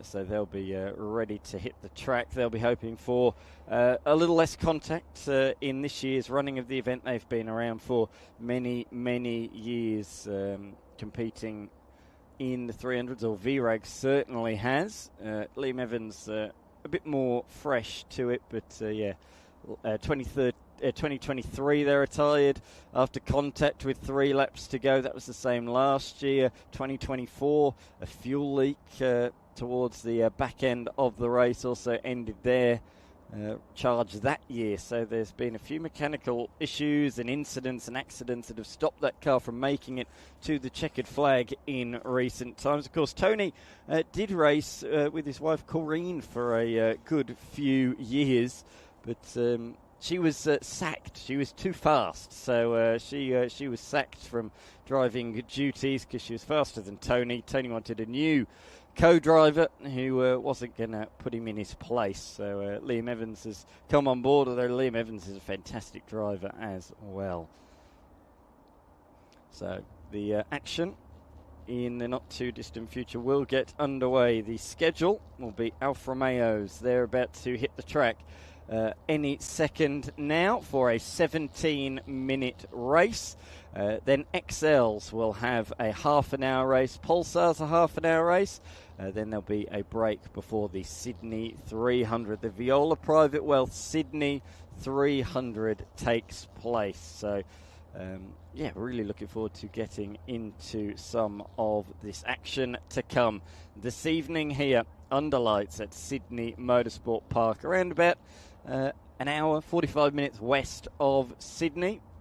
And around just over an hour away from the airport, but great vantage point at the very top of this centre, right slap bang really in the middle of the venue. You can see, obviously, you can see turn 1 from the top. You can see down towards turn 2, can't quite see it, but you can see them come back and return through turns 3, 4, 5, and then they disappear again behind the mound of Corporate Hill before re-emerging right here at turn number 8, and you can see the final few corners as well. So you can see a good 75% of the circuit from the top of the tower. Here then is the schedule, as you say, for the rest of this evening. Alfa Romeos will kick things off at 5:15. Then we've got XLs, then Pulsars, and then the big 300k enduro as well.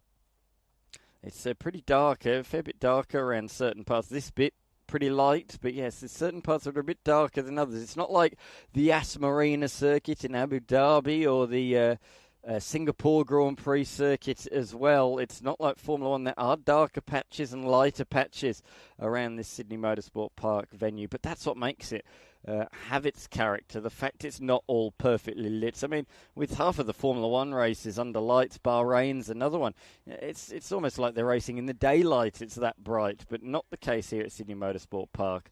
They really do have to work for it. But because it's not that bright, or not as bright as the F1 tracks, we see flames, we see sparks from the brakes. It really does make for a real spectacle. Big crowd here to watch the action. And why wouldn't they be? There is plenty to sink your teeth into, of course, headlined by the 300-kilometre endurance race later on this afternoon. I think that's the Holtz BMW we're seeing just behind the tyre barrier. Of course, the two Holtzes in BMW number 80, the maroon-coloured entry of Alex Holtzel. Doing it solo, though, this year for the first time is Alex. Finished second with Dieter last year. And, very, very unlucky not to take the win in the end.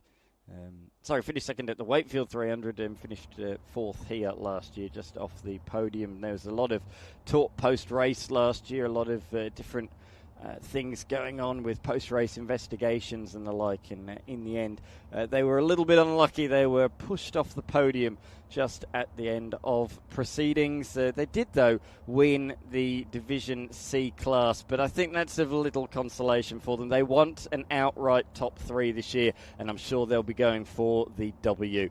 We're going to take a quick break. We'll be back on the other side of this. So Fast Track was designed to bring racing to everybody in the general public. It doesn't matter what age or female, male, it's for everybody. We have coaches that are professionals that can give one-on-one coaching, and it just enables anybody from the street to come in, even if you've just driven a general car. You can come here if you only drive automatics, and we'll teach you how to drive a manual, or if you want to drive an automatic, we can provide an automatic as well. You know, Fast Track again enables everybody and anybody to come and make a start, and that's probably the first thing, is to really test, do you want to do it? It's one thing to think you want to be a race car driver, but when you get into a car, you're certainly going to know whether you do or don't want to continue down that path. It was like so good, nothing better. If exotic supercars are more your thing and you want to get behind the wheel of a Ferrari, a Lotus, or even a Lamborghini, Fast Track can get you up close and personal with its supercar experience. Pure driving pleasure. Excellent experience. Support grassroots motorsports by joining Club Landline. Just $11 a month will get you full access to our new website and app, where you can catch more live car and motorcycle racing, more shows and exclusive member opportunities. Find it all by joining Club Landline.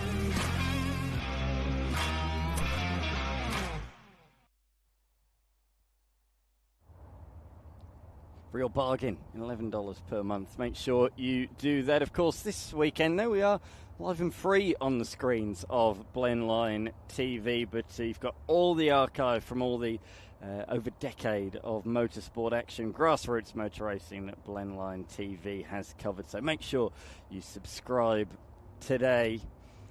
We're just awaiting the start of the second Alfa Romeo race of the day, and shouldn't be too far away from that one. A good field of cars, just around about 20 in total. In race number 1, there were 16 finishes in the end, or 14, finishes, 16 started.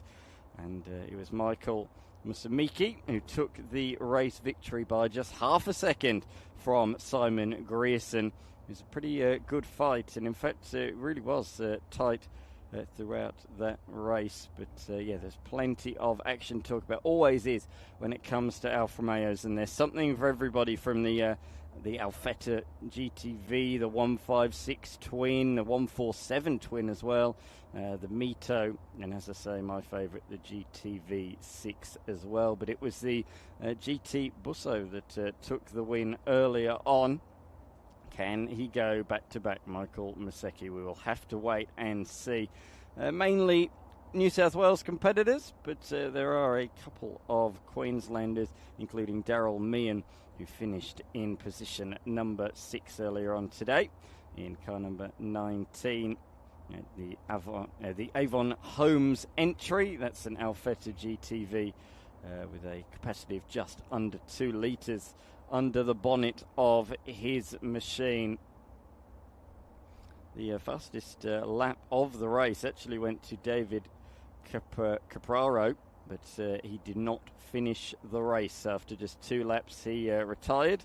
That was the number 15 entry. That caused a safety car, and that's the way the race finished. So if that car has been repaired, look out for him from the very tail of this field, from P15 on the grid.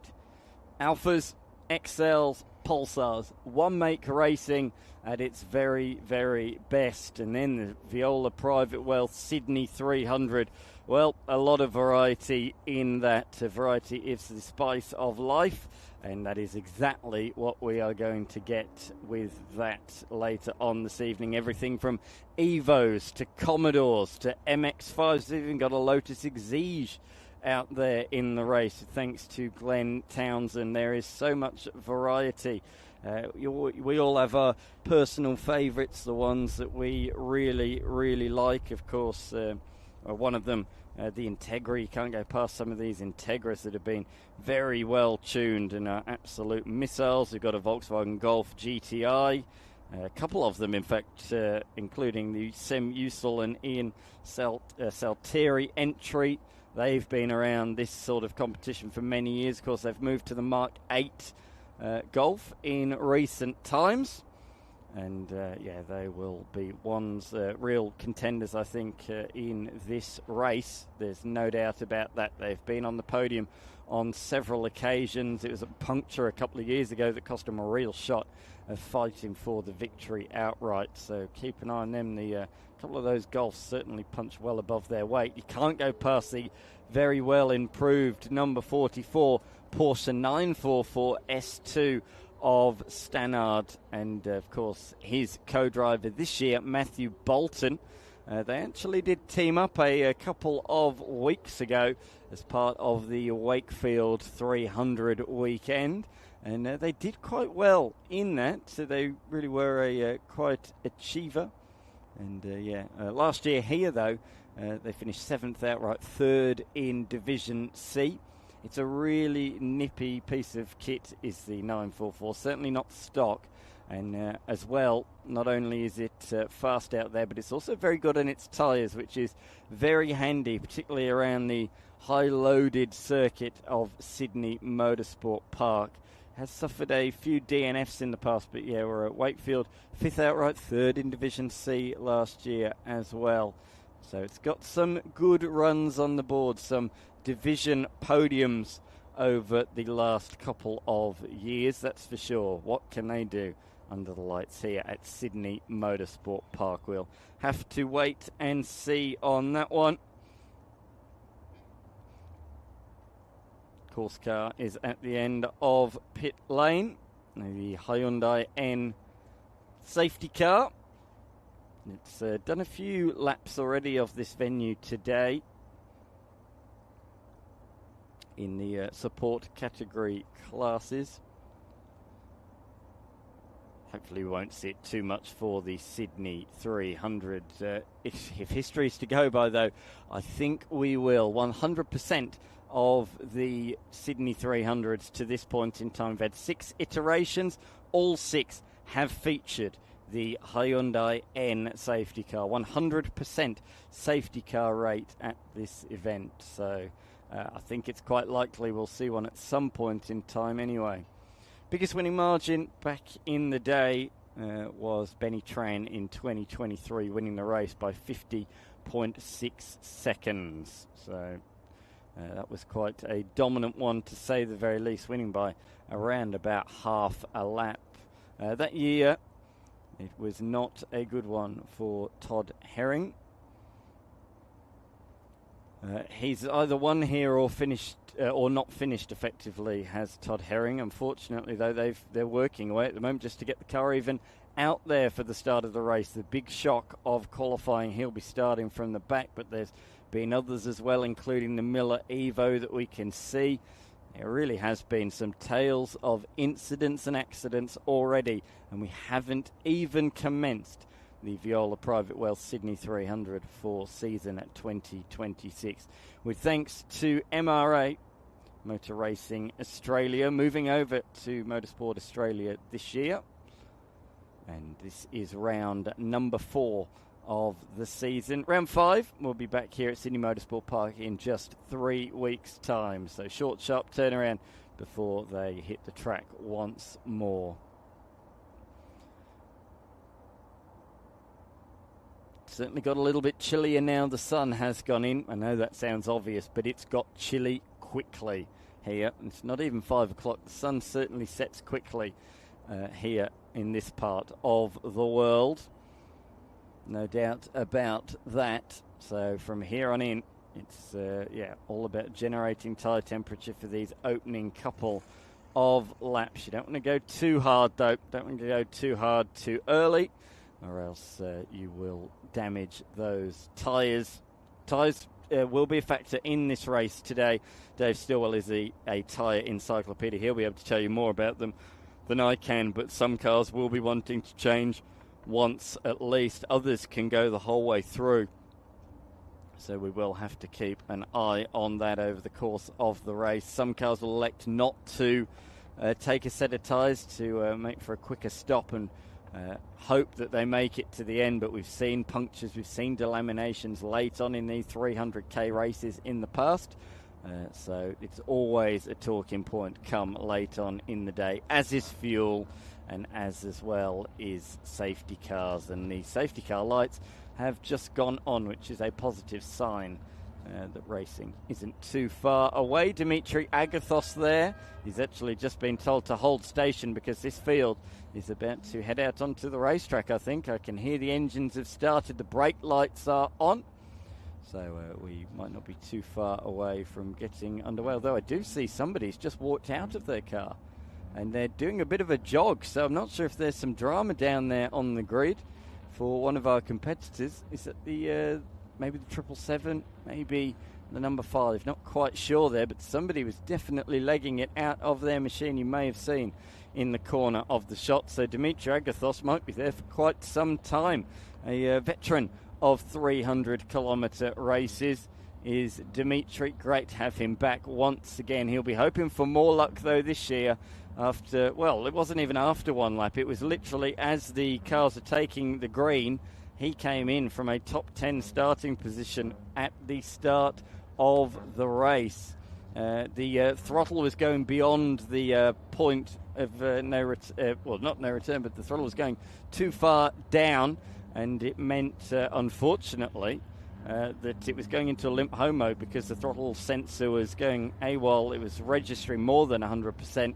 Throttle sensor freaked out, shut the car or put it into limp home mode, forced him to pit very, very early on, and then as well it kept blowing fuses throughout the course of the race. So plenty of dramas for the 66 earlier on in the year. Hopefully earlier on in the Sydney 300 competition last year, so hopefully it goes a bit further in 2026, and I'm delighted to say that we have some cars on the racetrack for this one. Alfa Romeo Racing race number 2, their final race of the day. Michael Musumeci, as I say, will start from pole position Simon Grayson alongside of him. Alfio Musumeci, so 2 Musumekis inside of the top 3.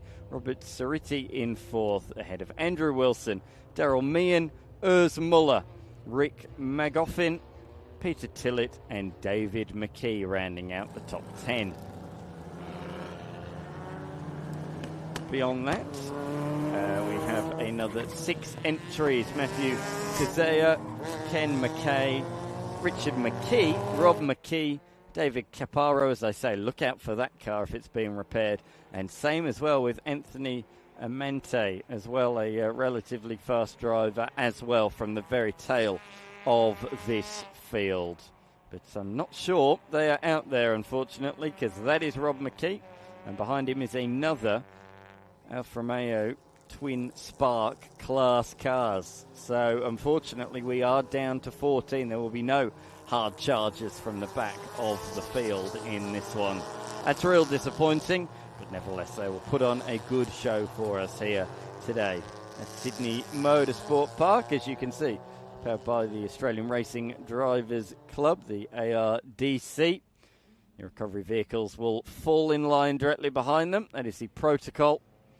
They follow the vehicles around for the first lap of the race. We can see them queued up, all ready to go, and follow this train of cars out there onto the racetrack.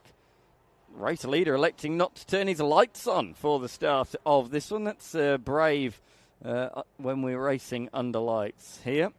3.93 kilometre layout that we are utilising this weekend, not the little extended one. This is the regular one that supercars have used in the past. Of course, the support categories of the supercars had to use the shorter layout through the little flip-flop chicane for restarting or rejoining the track, I should say, at the start of sector number 3. So that was used as well by the AASA a few weeks ago. So it is a popular little circuit, and it has been used by the Australian Touring Car Championship in the past. But on the full 3.93 kilometre circuit under lights this weekend. Only a one-day race meeting. We start bright and early, 8:30 in the morning. And I think these are one of the first classes. They were second out at 8:50 this morning for qualifying, and then a quick-fire race meeting from there on in, with racing all the way into the dark. 17 minutes in the books. One car not on the grid though, the 777 of Grierson. That must have been Grierson who jumped out of the car on the dummy grid as we go racing under lights at Sydney Motorsport Park. Down towards turn number 1, our race 1 victor has a margin. A big one at that. There's the 777. It's made it to the end of pit lane entry.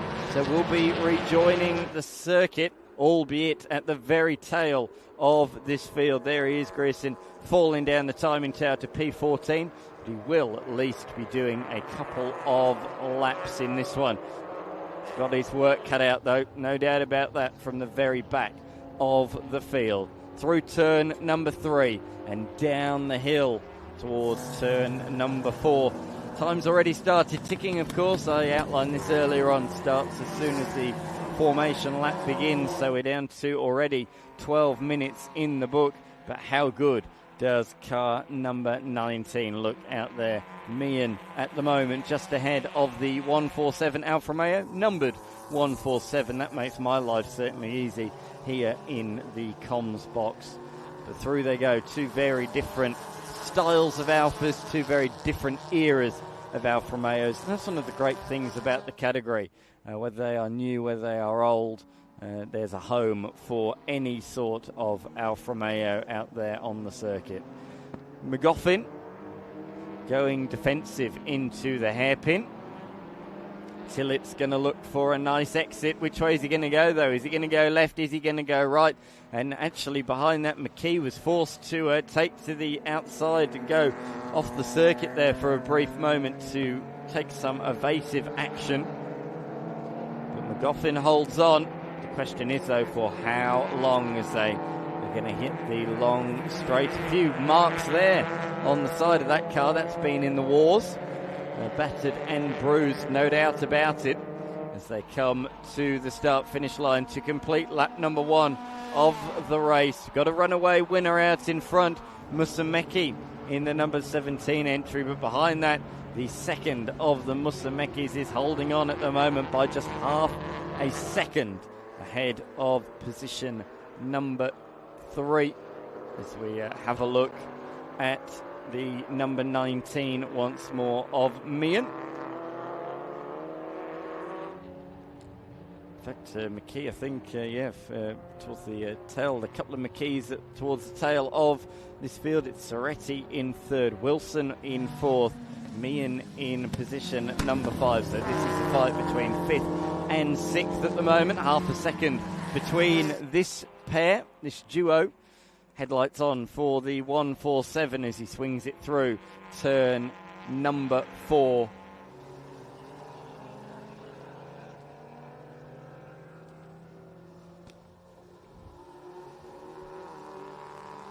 So much Alfa magic, of course, such a popular Italian manufacturer from, if I think back to the very, very early days of Formula One competition. They really were the dominant team in those first couple of years with Farina and Fangio in the early 50s.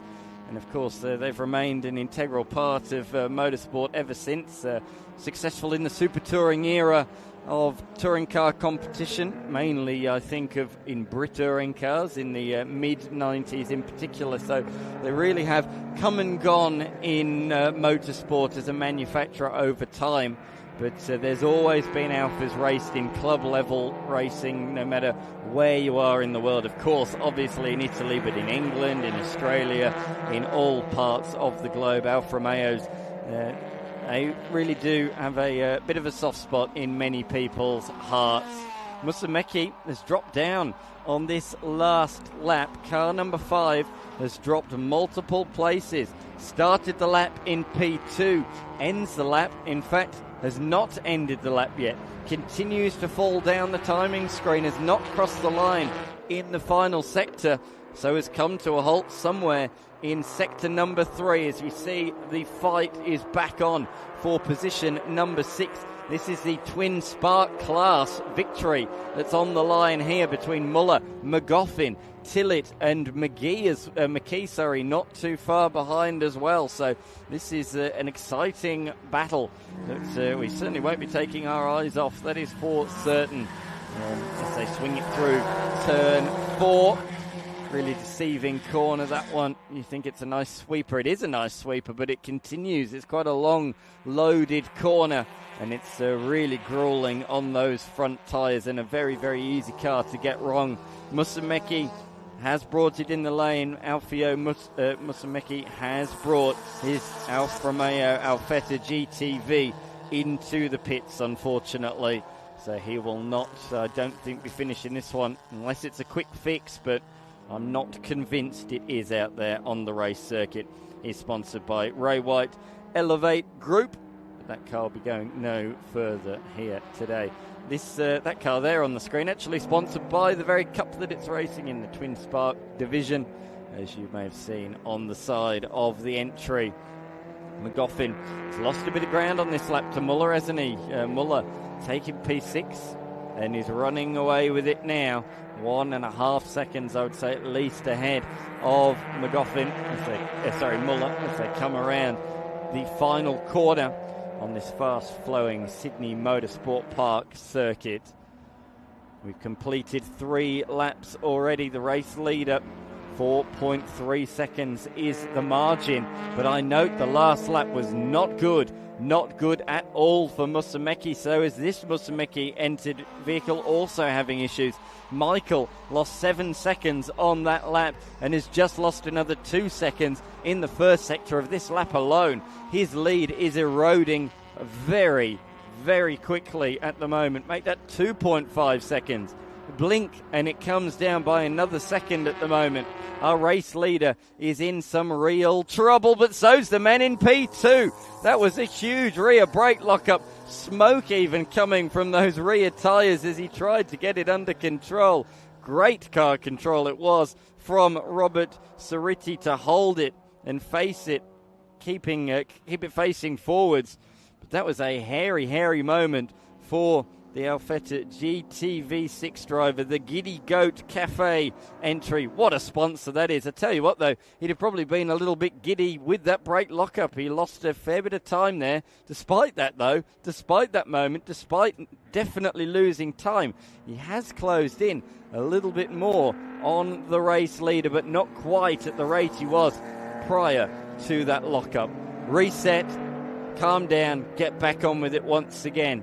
As the P-Plater rounds the final corner. New to this category, but he's taken to it well. Comes across the line. The margin at the end of lap 4, 1.8 seconds. So how much is taken out on that lap?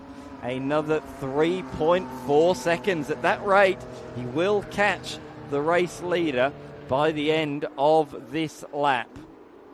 Wilson is not too far away either. The 2H entry, the Giulietta QV, in position number 3. He's got a big margin over the rest of this field. Muller, though, is still being harassed at the front of the Twin Spark division. The top 3 in that separated by just 1 second at the moment. But this car, you just can't look away from. GTV6 under the lights here at SMP, and it looks unbelievable. Absolutely iconic, no doubt about it, and with the Italian flag over the bonnet and over the roof as well. Does it even go down the back of the car? You bet it does. You bet it does, and even the Italian flag on the side next to the name of Cerruti, just so we know his background and where he is from. Down to 1.5 seconds. Not coming down quite as much on this lap, but certainly still chipping away. 59 for Musumeci was the worst lap that we've seen. What's this next one going to be in comparison? Because it looks to me, it's not that Cerruti slowed down that relentless charge. It must be that Musumeci is just performing a little bit better. Let's listen to it out the final corner. Doesn't sound particularly off, I don't think. A little bit of smoke there as he changes gear, exiting out of the final corner, but certainly nothing that really stuck out to me. Of course, all these Alfas with the different engines all sound a little bit different, so a little bit hard to tell, but that lap he was only 0.05 of a second slower than Cerruti, so did he just want a little bit of a fight out there? Did he want to have to work for it? I'm not quite sure. Either way, though, that car seems all right again. He's just extended the margin over 2 seconds. First time it's been like that for a little while. 17 over the brow of the hill. Of course, 17 in this part of the world, synonymous with Fords generally, and Dick Johnson Racing, but not out there this evening. Nope, we've got it on the side of an Alfa Romeo. And a good Alfa at that. Car number 17, Michael Masecki, Alfa Romeo GTV Busso, the Attitude Facilities Management entry. Here we are, though. This is for the second division honours. This is for the win in the Twin Spark category. And Muller's brakes have gone. There was huge sparks coming from that entry down to Bond Bend. Although he's held off the attack there briefly from McGoffin with great elbows out, fierce driving. Of course, McGoffin put 2 wheels on the grass, and McGoffin is understeering like a pig out there at the moment. The four-legged animal well known for their understeer. And there we saw it through there at turn number 2, but a great cutback from Tillett, suffering again from understeer there. McGoffin through turn number 5. And Tillett doesn't need a second invitation through 4 and 5 and takes the position at turn number 6 through Corporate Hill. And will he have anything left with 1:20 to go on the clock? Can he do anything about the leader in the Twin Spark division? Not if McGoffin fires back up the inside, which is exactly what he has done into the turn 8 hairpin. So they're side by side on the run towards the final sequence of corners. Who's going to yield? Is it going to be the 26? Is it going to be the 81? Although the 26 had the inside for the kink, You don't want to be on the outside for turns number 10 and 11. But he might have more opportunities, we'll have to see. But it's understeering, it's got sparks coming from the brakes. It's certainly not quite at optimum usage out there at the moment. Fastest lap of the race out of absolutely nowhere. Musumeci, our race leader. That margin was down to about 1.5 seconds. Blink, and it's back out once again to well over 7 seconds. Although, as I say it once more, he's lost 2 seconds in Sector 1 alone. What on earth is going on out there for the number 17? Alfa Romeo's having issues certainly out there for the race leader. He's having gremlins, there is no doubt about it. It seems to come good, it seems to have issues, maybe potential overheating issue springs to mind there, but it's got clear track. It's the coolest it's been all day long as the sun is well and truly set. So I don't see why overheating would be an issue. But something intermittent is happening with that car. He's just lost another 3 seconds in Sector 2. This is very, very strange at the moment. But the time has elapsed. And that might be his saving grace, I think, here. Look at the margin, down from 8 seconds. It's only going to be a couple as he comes across the line. But he has done enough to take the race victory. In the end, 3.3 seconds. Wilson set his PB lap on the final lap and closed in by 7 seconds on the last lap alone. Very strange what happened in the up the pointy end of that one. Wilson in P2. Soretti in position number 3, pretty close between those two in the end as well, just half a second splitting that pair, and then beyond that Kusea and Meehan. But let's turn our attention to the twin sparks. Who's it going to be then? I think you can count McGoffin out, he's too far back. It's between these two, Muller and Tillett, out of the final corner. The drag race to the line. Who's it going to be? Is Muller going to hold on? Yes, he will. The slipstream not too effective in the Alfa Romeo Racing Series. So it is Muller that holds on by 3.5 tenths of a second. Musumeci, though, the dominant force in that one. We should say number 17 of Michael Musumeci. Unfortunately, the other Musumeci unable to greet the checkered flag there. But there's drama throughout, including on the grid with Grierson running away from his car just as the the horn sirened out there on the outgrid. So there was plenty of drama in that one. But in the end, Michael Musumeci taking the win by 3.1 seconds from Andrew Wilson. Robert Soretti, Matthew Kusea, then it was Daryl Meehan. Urs Muller winning in the twin sparks ahead of Peter Tillett, Rip McGoffin, David McKee, and Ken Mackay rounding out the top 10. There weren't too many more finishes after that. Rob McKee in 11th, Richard McKee in position number 12. They might not have been up the pointy end, but they did get some good championship points there. And then a couple of DNFs and a couple of DNSs as well. You can see the highway just at the top of the hill here at Sydney Motorsport Park. It's in a growing and blossoming area of New South Wales, just to the west of Sydney. That was a real interesting race. Lots to talk about in that one. Very much flew by, as I'm sure this next race will as well. You may have heard the horn go off there, which means you're about to get things underway in the Hyundai XLs, the second Jeremy Hodges Memorial Cup race of the day. Todd Ford has made his way back into the commentary box. Todd, we're looking forward to this one, but this time under lights. That's right. Thanks, Dan. Yeah, super excited for our second race of the day. Due to the delay, of course, a half-hour endurance race. So still have the compulsory pit stop, and the window will be open between 5 minutes and 25 minutes. And they still will need to serve a 3-minute compulsory pit stop. So shortened time, even more action I guess we can expect from the XLs. And of course we do this in honour of Jeremy Hodges and the Memorial Cup named in his honour. And again, all of our drivers are fighting for. Jeremy was such a passionate and talented participant in Series X3 New South Wales, taking out a Rising Star Award, podium position in our championship, and much loved and supported, including by MD Steele. You see adorned on his car that his father Gary is driving today, of course.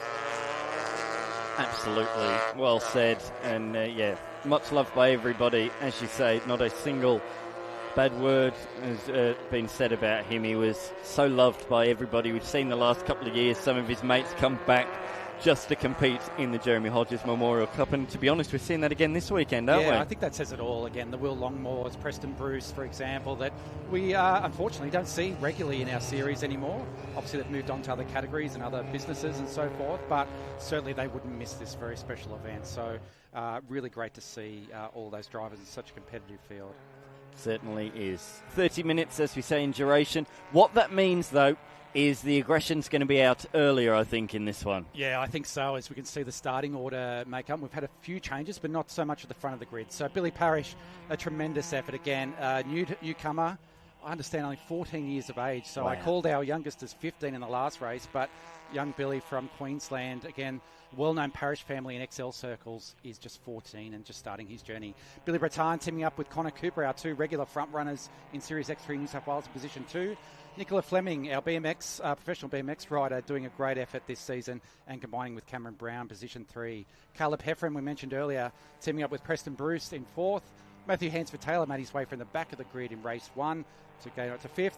Our first of our Masters winner, Scott Ford, tremendous 6th outright. And similarly can be said for Jeff Neve, another Masters driver in 7th. Our last year's winner, Tim Colin-Bretta and Lewis Bahaja, unfortunately got caught out by the safety car with their pit stop, and the safety car picking up the cars through the field, finished in 8th position, so they'll be certainly looking to move forward. Our third in Masters, Dion Scott, he'll be running this race solo. Calvin Gardner has elected not to race in this second race, so Dion Scott will pilot the 49 car on his own. Then Monique Skabiris with Will Longmore in 10th. John Marwick, again, will race, that'll be actually Nick Huff will take that car solo, car 11. Again, John's elected not to run. Jay Killian in 12. Shannon Williams, our president and 3 times Masters champion, 13th. Eden Fleming, father of Nicola, in 14th. William Boniface in his first event as 15-year-old in 15th. Chase Gazelle, another young starter, in 16th. Gary Hodges in Jeremy's car, 111 in 17th. Pedro Mazurik in car 30 in 18th. Caleb Kinnigan in 19th. Lewis Breton, our eldest runner, in 20th position. And running out the field, Justin Smith. Welcome back to the grid, Justin. Great to see you there in 21st. And another one of our young drivers starting from 22nd and last on the grid. So great to see all cars making it out for this second run, Dan.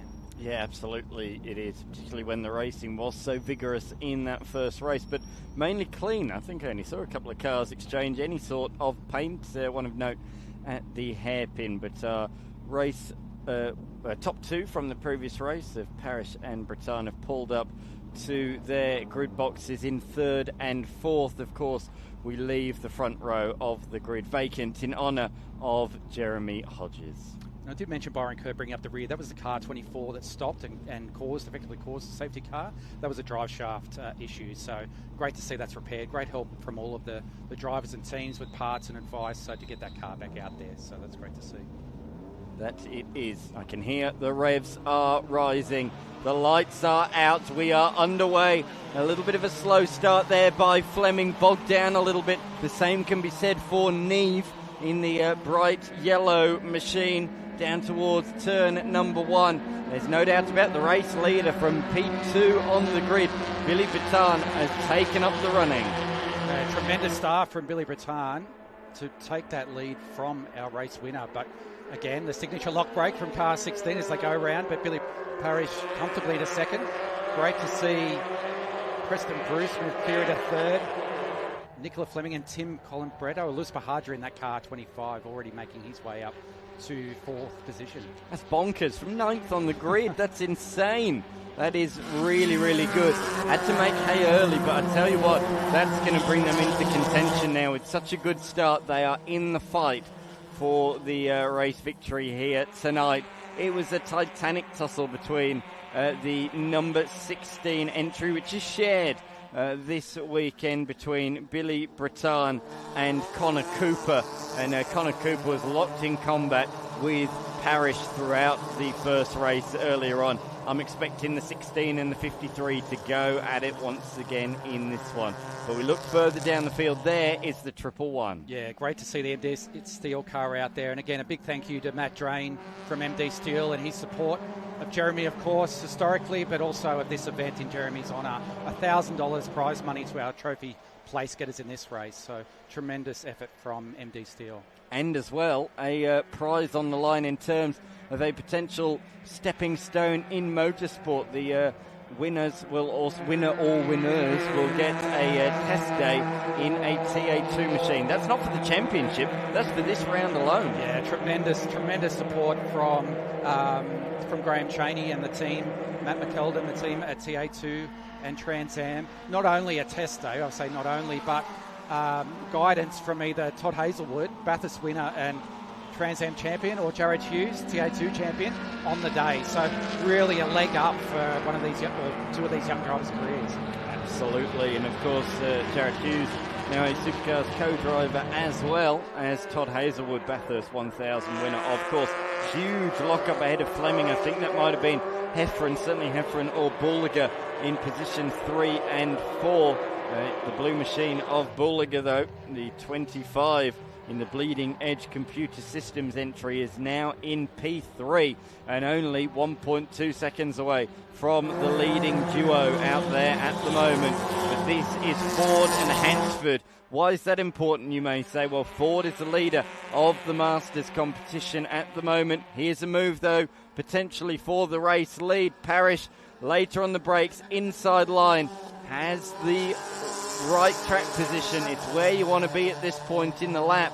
But if the 16 can hold on around the outside at Corporate Hill, he'll have the inside for turn 8. But it's so much easier said than done to hang out around the outside at the fast sweeping turn 8.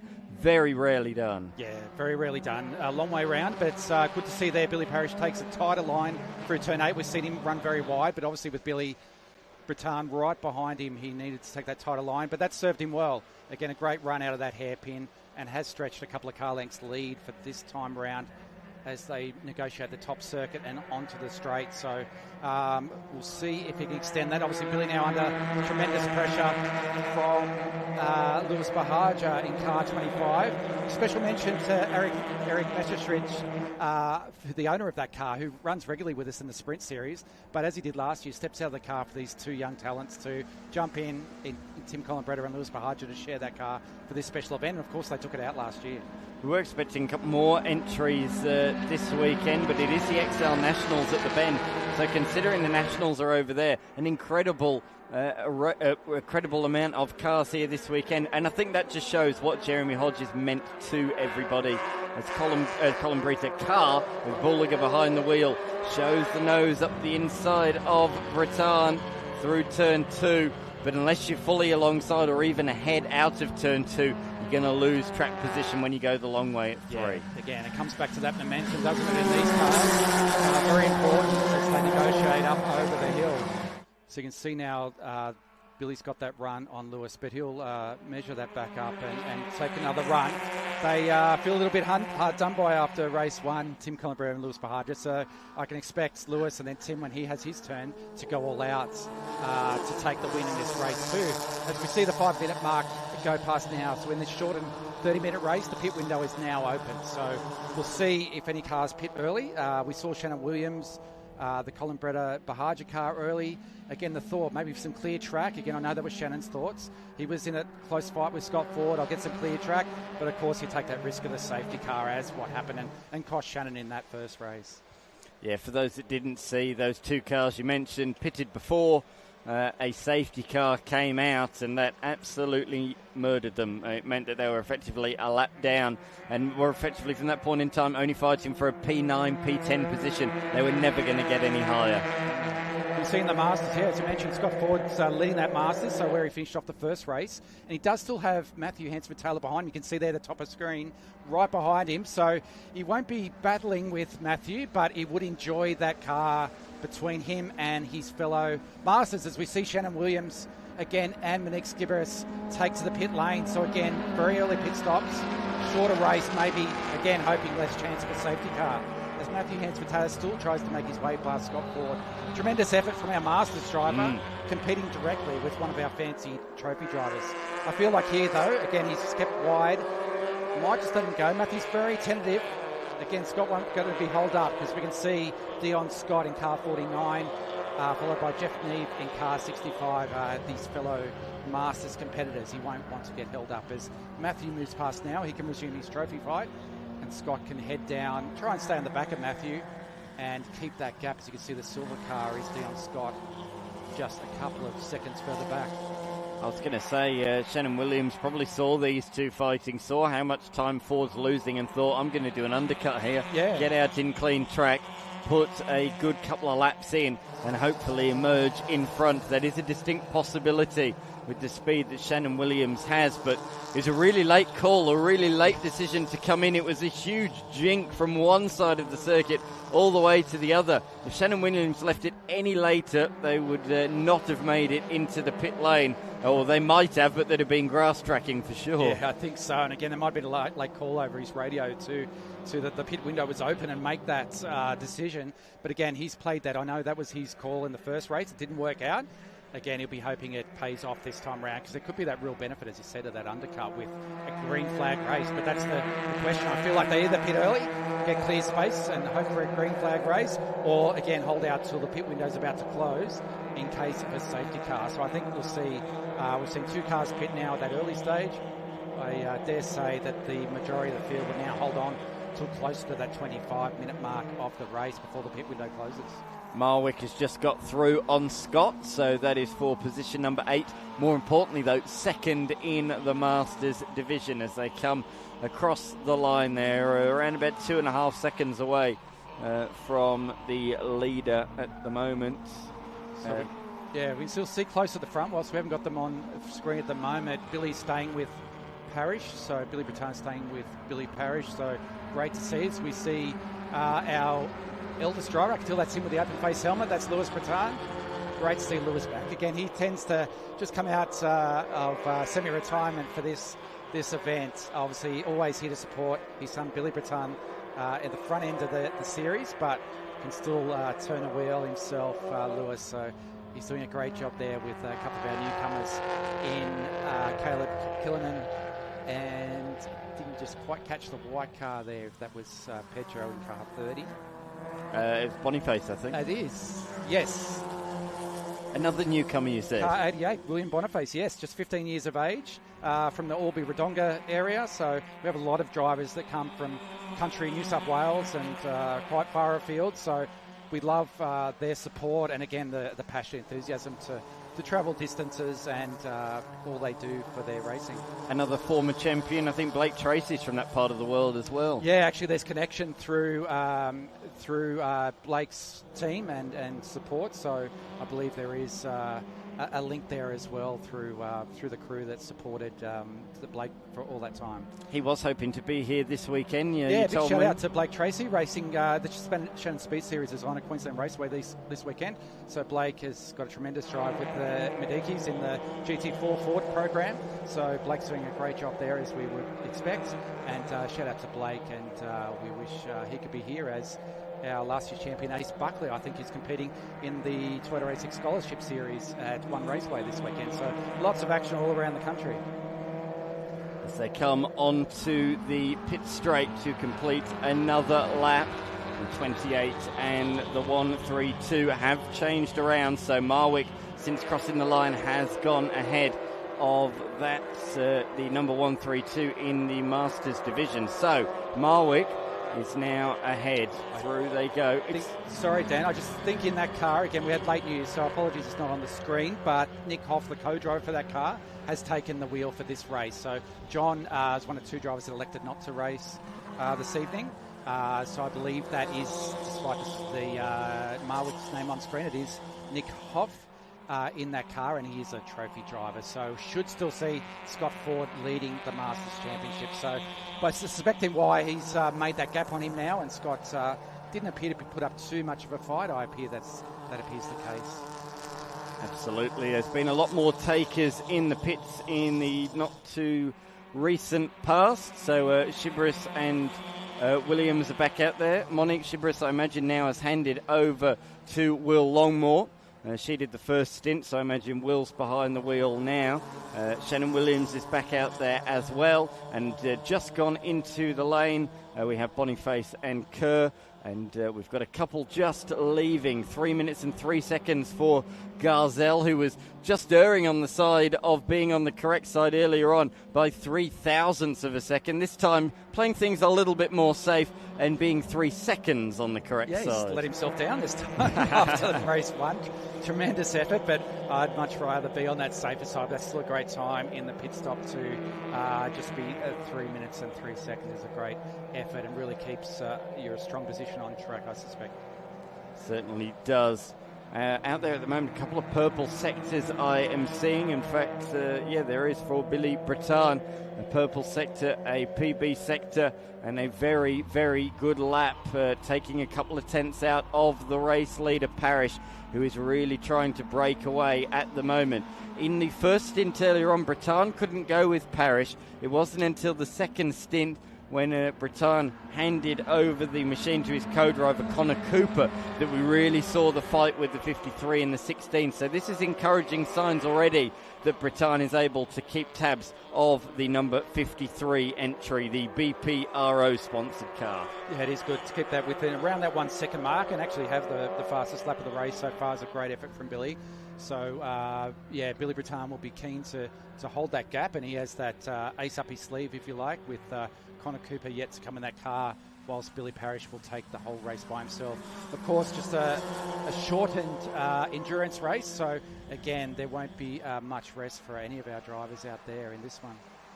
No, absolutely not. A couple more drivers looks like taking their pit stop too, Dan. We've got Nicola Fleming, we'll hand over to Cameron Brown, and also we have Pedro Mazurik is also in the pits, so he's likely to hand over to Simon Morrison as well in his car. So a few drivers just, again, in that comfortable zone, I guess, of mid-race to get that pit stop out of the way. They may have been in their own battles, as we said earlier, that want to get some clear air. Number 6, trying to get on the power as early as possible. Different lines through the hairpin. You do see that quite often here at Sydney Motorsport Park. If you take a wider line, you can get a nice cutback on the exit and potentially line somebody up into the final sequence of corners. Yeah, despite the space, it's a real balancing act. It's too wide and you're just giving up too much real estate, too much time. But there is, that line. You can get that tighter line on the way out, of course, and then take the line for the kink of turn 9. As we see there, Gary Hodges battling away in the MD Steel car. Further forward, Jeff Neve, and car 21 will be David Brown. So David has been back in the series this year. One of our vice presidents, David Brown, together with Gary Hodges, and he actually purchased an X888 car. You'll see the Hyundai Blue, signature blue coloured XL racing around in some of our series rounds. But again, his old car is this car he's driving now with one of the Fleming family. In this case, it is father.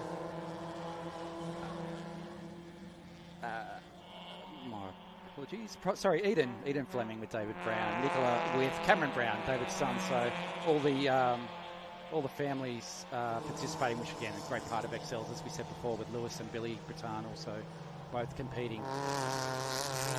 Speaking of the Flemings, number 42, Nicola Fleming, who will be handing over to Cameron Brown, very nicely judged stop from them, 3:01.3. Fantastic. So only just over a second off the minimum pit stop time, and that may see a couple of places be gained as a result of that. Fortunately for those early stoppers this time, there's been no safety car, and that means that they've been able to continually set these hot laps in clear air, and they are not at a big disadvantage. This car, wherever it is on the racetrack, Hansford Taylor, it's always got another vehicle around it, always in the fight somewhere, whether it's against the Masters competitors or against his fellow trophy competitors, but always in and amongst the action. Yeah, tremendous training, I guess, for Matthew as well. Again, he's not only one of our front runners, but does eye a career and progressing through the different formula, as we've discussed a few times today. The great path there is, with starting with XLs, maybe 86s, and of course, as our winner will be rewarded today with TA2 and Trans Am. Again, as we see a lock up there from Nick Huff. So again, Matthew will be battling out to stay with him and maybe pounce on a possible next error. One of our race-leading duo is in. Billy Breton, the number 16 entry, has just come into the lane.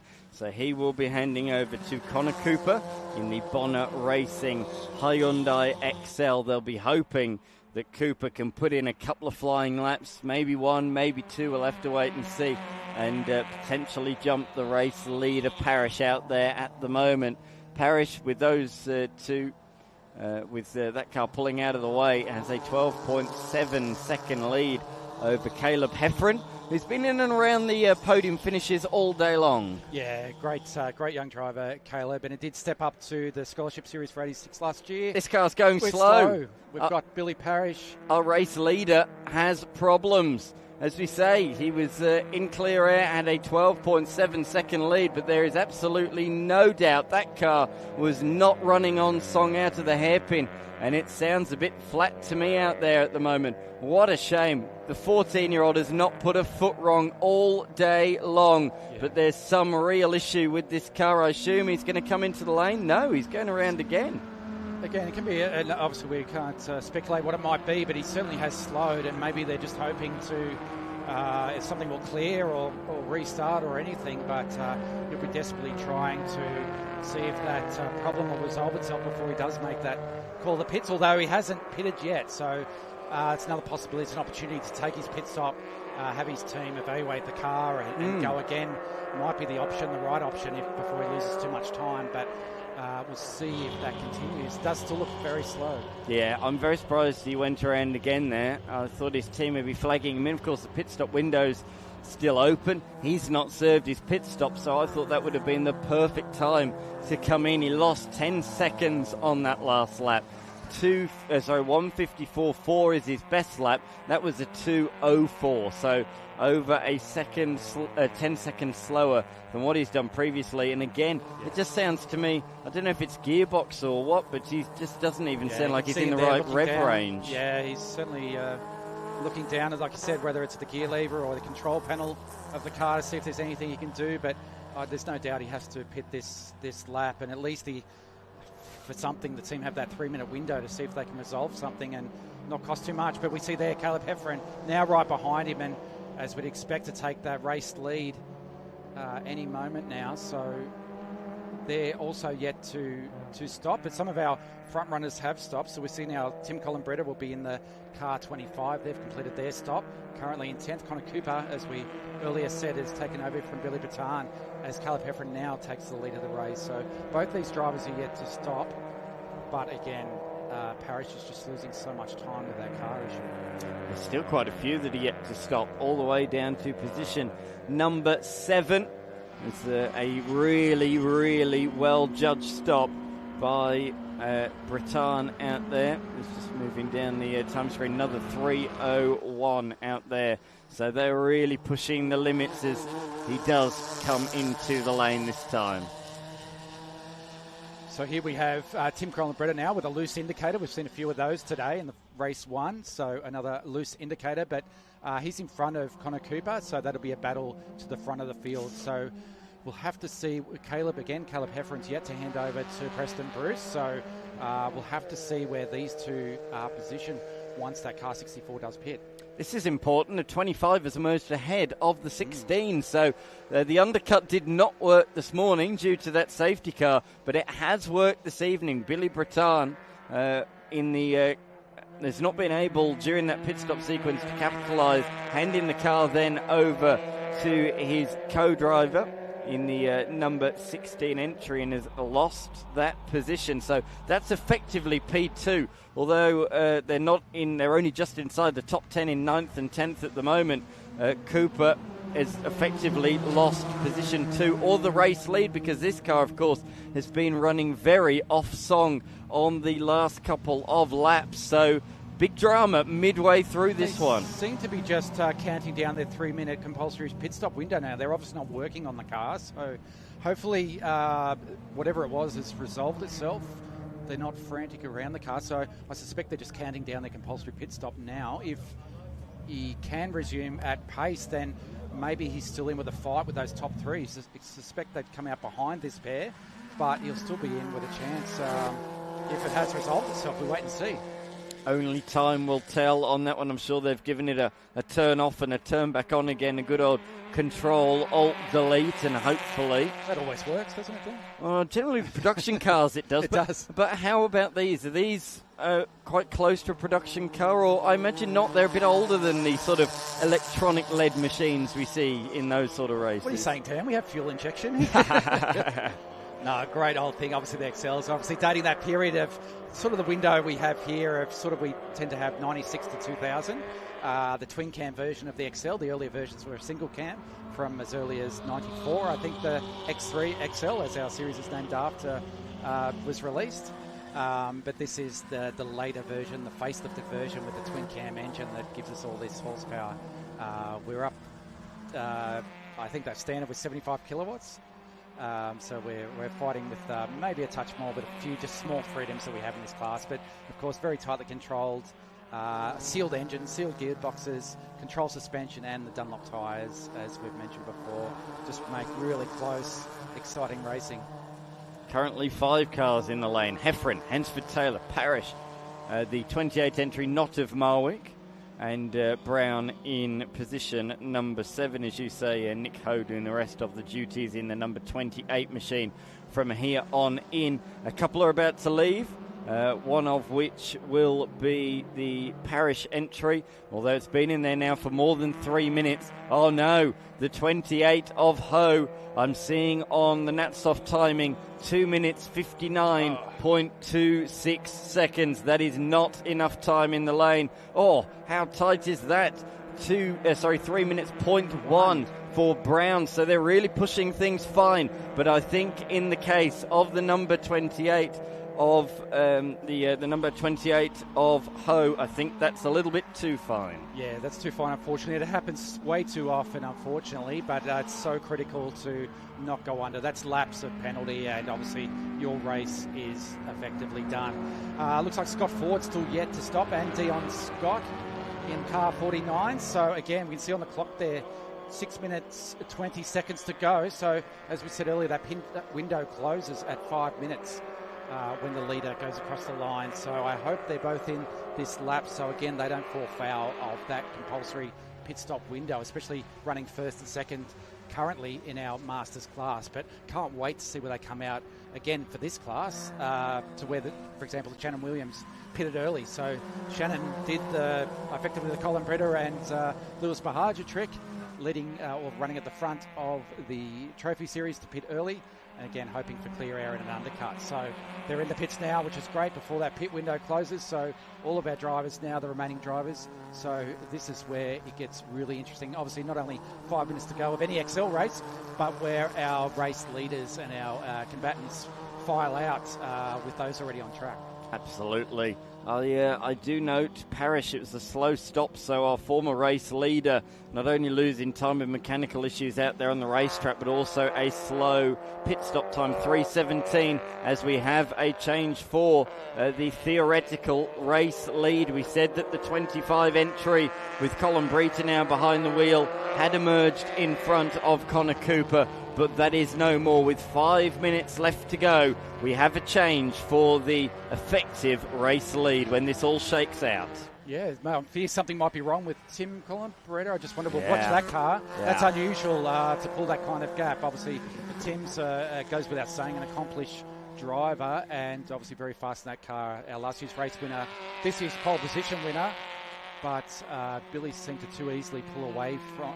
Connor Cooper pulled away a little too easy there. So it looks like we have another car in trouble. Yeah, it certainly does. 4 seconds already in the space of half a lap, so that is really not running on song at all out there on the circuit. I'm going to keep an eye as well on our former race leader in Paris. What sort of lap times are we seeing? couple of seconds slower in sector number 1. That's probably better than what we've seen in recent times, but we'll keep an eye on that one as well, because currently Parrish is now down to position number 12, so outside of the top 10 for our former race leader.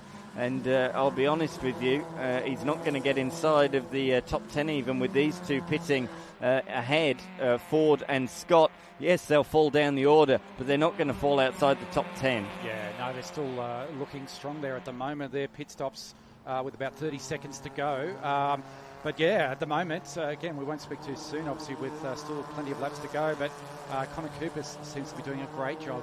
Yeah, it's a real shame for Tim and for Lewis Bahaj. Again, last year's winners and pole position place getters this year were determined to make amends for that race 1 drama where they got caught out by the safety car. As we see Jake Killinen there, and again, I love the livery of the Southwest Ford XL, very reminiscent and designed after we're talking about, I heard in the Alfa race, the Super Touriers of the 90s period. It's modelled after the Mondeos, the factory Mondeos of that period. I actually presented, I found in my old Matchbox collection, a Mondeo Super Tourer in that paint scheme, and presented that to Jake this morning. So great to see again his entry.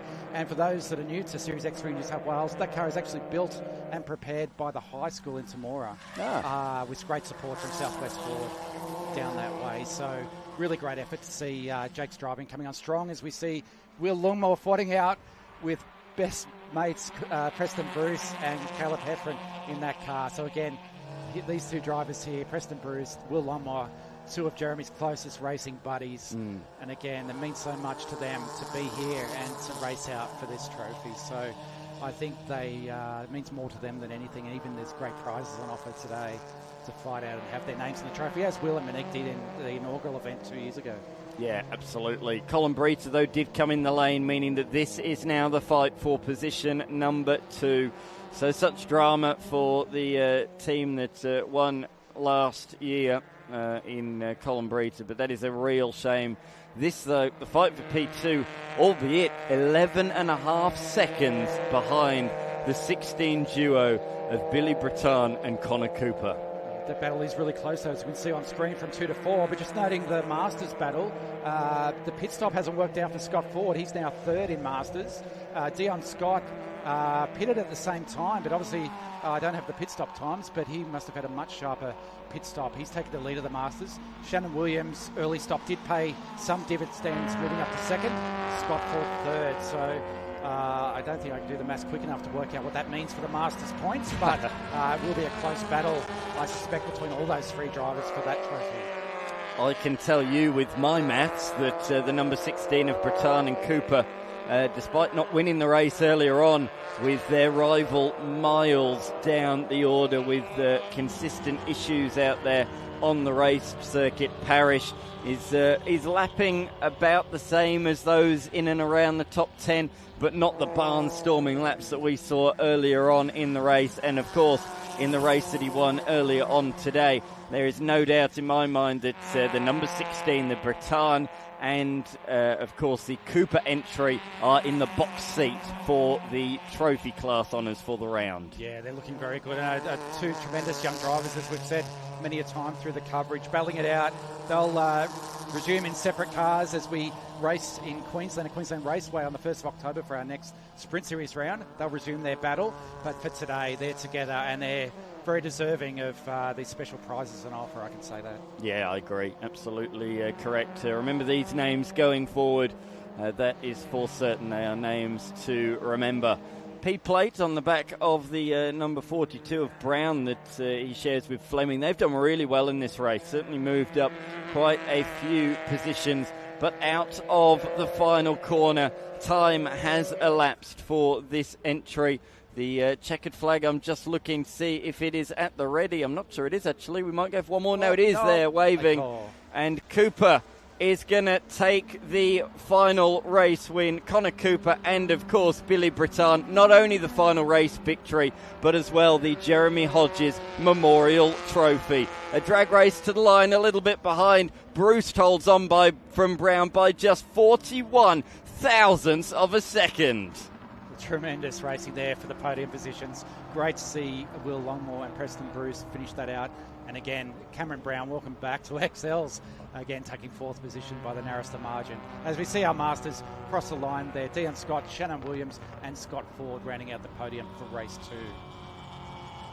What a barnstorming race that was once again, but a couple of big names really falling by the wayside, and it looks to me like Parrish is losing even more places on this final lap. The last couple of laps haven't looked too bad, but this one, again, losing a fair bit of time in all of the sectors. So, in fact, it's literally going to crawl across the line if he doesn't bring it into the pits. I think he's been told, cross the line, mate, get some points, and that is what he will do. But he lost 5 places at the end of that race. The final sector alone was 13 seconds off the pace. I thought he looked all right again for a little bit, but that problem has reoccurred late on in the day. P18, not a true reflection on that driver's speed here today. Connor Cooper and Billy Brittan taking the race victory and the Jeremy Hodges Memorial Cup. Will Lonmore and Monique Shibaris, they really did stay out of trouble in that race. They moved their way through very, very nicely to finish in second, ahead of the number 64, another duo, Preston Bruce and Caleb Heffrin. Beyond that, we had Cameron Brown and Fleming, and then the number 28 machine of Nick Ho. Matthew Hansford-Taylor in P6, Dion Scott in position number 7. The 49 entry, I think, our winner in Masters. Yes, Dion Scott. So finished the line first, I think third in race 1. First in race 2, he might take those honours. Shannon Williams second, and Scott Ford. Jeff Neve, all our Masters closely battling it out together. Beyond that, Reese Harradine, Eden Fleming, Gary Hodges, of course, racing for his son in his son's machine in the 111 entry, finishing in P13. I think he'll be quite pleased with that. I was just going to say, he'll be stoked with that to bring it across the line, have a lot of fun, drive with Matt Drain, who's been a tremendous supporter through MD Steel of Jeremy and the series. So I think he'll be really pleased, and we look forward to the trophy presentation, the celebration. Absolutely. Jake Kilganon, Chase Garzell, William Boniface, Caleb Kilganon, and then the tale of woe for Billy Parrish ahead of Simon Morrison and Justin Smith rounding out the top 20. Only Terry was the other finisher, of course. The big notable absentee, the big DNF, Tim Colombrita and Lewis Bulligar there. Once again, a big thank you to Todd Ford for calling all of the XL action. I'm sure I'll see you at the next one in a few weeks' time. Definitely. Can't wait, Dan. Thanks as always. Look forward to it. Thank you. And yes, really good way to finish things off. But in the end, it went the way of the number 16 duo in their Bonner Racing Hyundai XL, Billy Brittan and Connor Cooper. And we're going to have another 30-minute endurance race up next. We're going to have another one-make racing series. It's going to be the Pulsars in a matter of moments. It looks to me like the Millers are still trying to fix a few things. They've got the Go-Jacks underneath that car, so fingers crossed that is all good for the racing later on this afternoon. Well, not too far away now from getting the Sydney 300 underway. 7:30 local time. That is just an hour away from where we are right now. 6:30. This 30-minute race will take us through to 7, and then the final race, the Viola Private Wealth Sydney 300. But before that, the Winmax Australian Pulsar Racing Association cars will hit the racetrack for their final race of the day. They had a short, sharp sprint race earlier on today,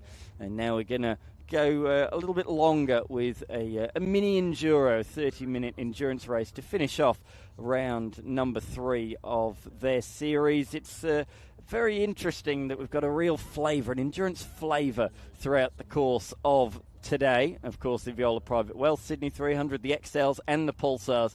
It's really cool that we've got an endurance race meeting, as Matt McKeldin has just jumped back in the commentary box to call the action alongside myself, Dan McCarthy. We're getting towards the pointy end of proceedings. We are. I'm just glad that we've been able to get some racing in, and everyone that's shown up and made the effort to be here has had the opportunity to get out there and get angry on the track and have a bit of fun. That Hyundai race was great to watch, and we now go into this Pulsar race.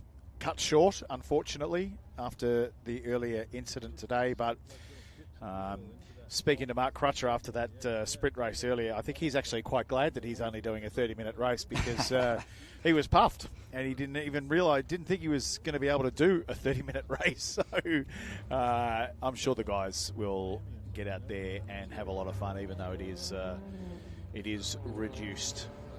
But you're certainly right. The endurance type environment of a race weekend is, I think, certainly at this level, at a sort of state type level, it just brings a difference to our race weekends. You know, we've all grown up doing sprint races and 15, 20-minute races and that sort of thing, but when you get to this point throughout the year and you're able to get out here and do long races and see how the car reacts and bring in a bit of strategy and a co-driver and involve the team a bit more with fuel and stuff like that, I think it's a fantastic opportunity for everyone. Oh yeah, couldn't echo those remarks any better. Absolutely right. It's a different flavour to this race meeting, no doubt about that. Bit of an inverted grid for this one, so a few of the names that were towards the pointy end last time. Yeah, so it's not a full grid inversion. It is the top 8 positions on the grid that have been inverted. So that means that the driver that finished in P8, Reynolds, will start this one at the front of the field. He does have a co-driver in Foot. So he's sharing Gavin Reynolds and Will Foot sharing the car. We've only actually got 3 shared driver combinations. The rest of them are doing it solo out there as we have a look at the grid. So Gavin Reynolds alongside of Chris Manning. Adrian Sarkis made a late race pass on Manning to finish in 6th, but he'll start behind him in this one. Kendrick from position number 4, Kane Alderton in 5th, Ian Joyce, Scott Tidyman and Carl Raper, the big names to look for in this one. James Kittos just missed out on an inverted grid pole position. He'll come from where he finished in P9 ahead of Michael Potts, who rounds out the top 5 rows on this grid. And I think that's the right choice by the organisers just to do that top 8. I've never been a real fan of the full inversion. I think it realistically puts too much pressure on a lot of the field, particularly those guys who perhaps might not be as confident as those guys at the front, and so all of a sudden they're getting, hassled and run over by impatient people coming through. I just think it really opens up the option and the possibility of damage and more cost than necessarily what needs to be perhaps entertained. But this is one of the things that I love about Sydney Motorsport Park. I mean, as a driver, when you drive here at night, yeah, the guys have got their lights on, but you don't need it. It's literally like driving in daylight out there during the middle of the day, but the cars are cool. You're not hot in the car, particularly around this time of the year, and it's just a great spectacle. In fact, I think we certainly say within TA2 that if we and Trans Am, if we could run at night at every race that we go to, we would do it because everything just runs a little easier. Yeah, certainly on the cars too because of the temperature. Yeah, absolutely right. It certainly does. As we can see, they've pulled up on the grid. In fact, Manning's having to pluck reverse there. It was actually over the line, so he's just rolled back a little bit there. Got to be very careful doing that. Yeah, I hope it was rolling backwards. So either way, that car is on the front of the grid, on the outside of the front row. Headlights are very much ablaze. You can see the final couple of cars just moving on into position now. Same as the Excel race, the pit stop window is between the 5-minute and the 25-minute mark in this 30-minute race. So plenty of flexibility there as the lights go out. A really good start from Manning on the front row of the grid. He made the better initial launch, but it looks to me like that first gear change, maybe even the second one, wasn't quite as good. So despite not getting the best to start, Reynolds has the running up at the pointy end of the field, takes position number 1 from the number 1 entry. And this is where you have to be so careful at night because the tyres, as I mentioned, it is cool brains, cool tyres, and it's quite a long race. So you've got to be careful that you don't get involved in anything you don't need to be getting involved in right now because you've got time to be able to make the pass, set them up, settle down, get the car up to temperatures and pressures, and understand who you're racing to. As we see the number 3 car go down the inside at turn 4 and 5 there. So this is car 3. This is a critical part of this race because once it all starts to stretch out, you're able to just calm down and start to really plan your strategy and see how it works out. But you could throw it away this early. Here we go, up the inside, side by side. Joyce still remains on the outside. Through Corporate Hill they go. Here is the start. So not only was he sort of reversing, but look, he's nowhere near the grid box. I'm actually surprised that they let that go green because I've never seen someone start that far out of the grid box and either the start be waved off or that individual get a penalty as well. Yeah, I think a penalty might definitely be coming. Definitely, you see it for rolling at a start. You see it for being over the line in front of it, but very rarely do you see side of the line. That is very peculiar very to see. Odd.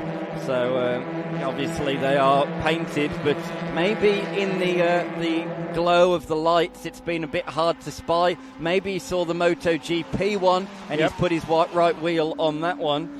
So maybe the bike start line has caught him out. Either way, Manning is going for the lead. He's putting that behind him. He might know a penalty's coming and he wants to try and make hay early on. Drops 2 wheels, 4 wheels even through the grass, and it bottoms out as he rejoins the circuit. Sparks flying absolutely everywhere, but he was able to gather that one up, but he's fallen back to P4. And you'll just need to watch the tyres now. He'll obviously have picked up quite a bit of dirt and it would have given him a shock through the car as well. But I think we've seen cars, as you can see him dropping back. I wonder if there might be just something with that right rear. There is quite a bit of a drop-off at the exit of turn 1 there, and on more than on one occasion we've seen cars pick up a puncture just by cutting the inside of the tyre on the edge of the serrated corner. So we'll just watch this on replay. Just gets a big understeer, then gets a big correction. It's right there that you can see the car bottom, and sometimes does quite a bit of tyre damage. But I think on the balance of it, he's recovered that well.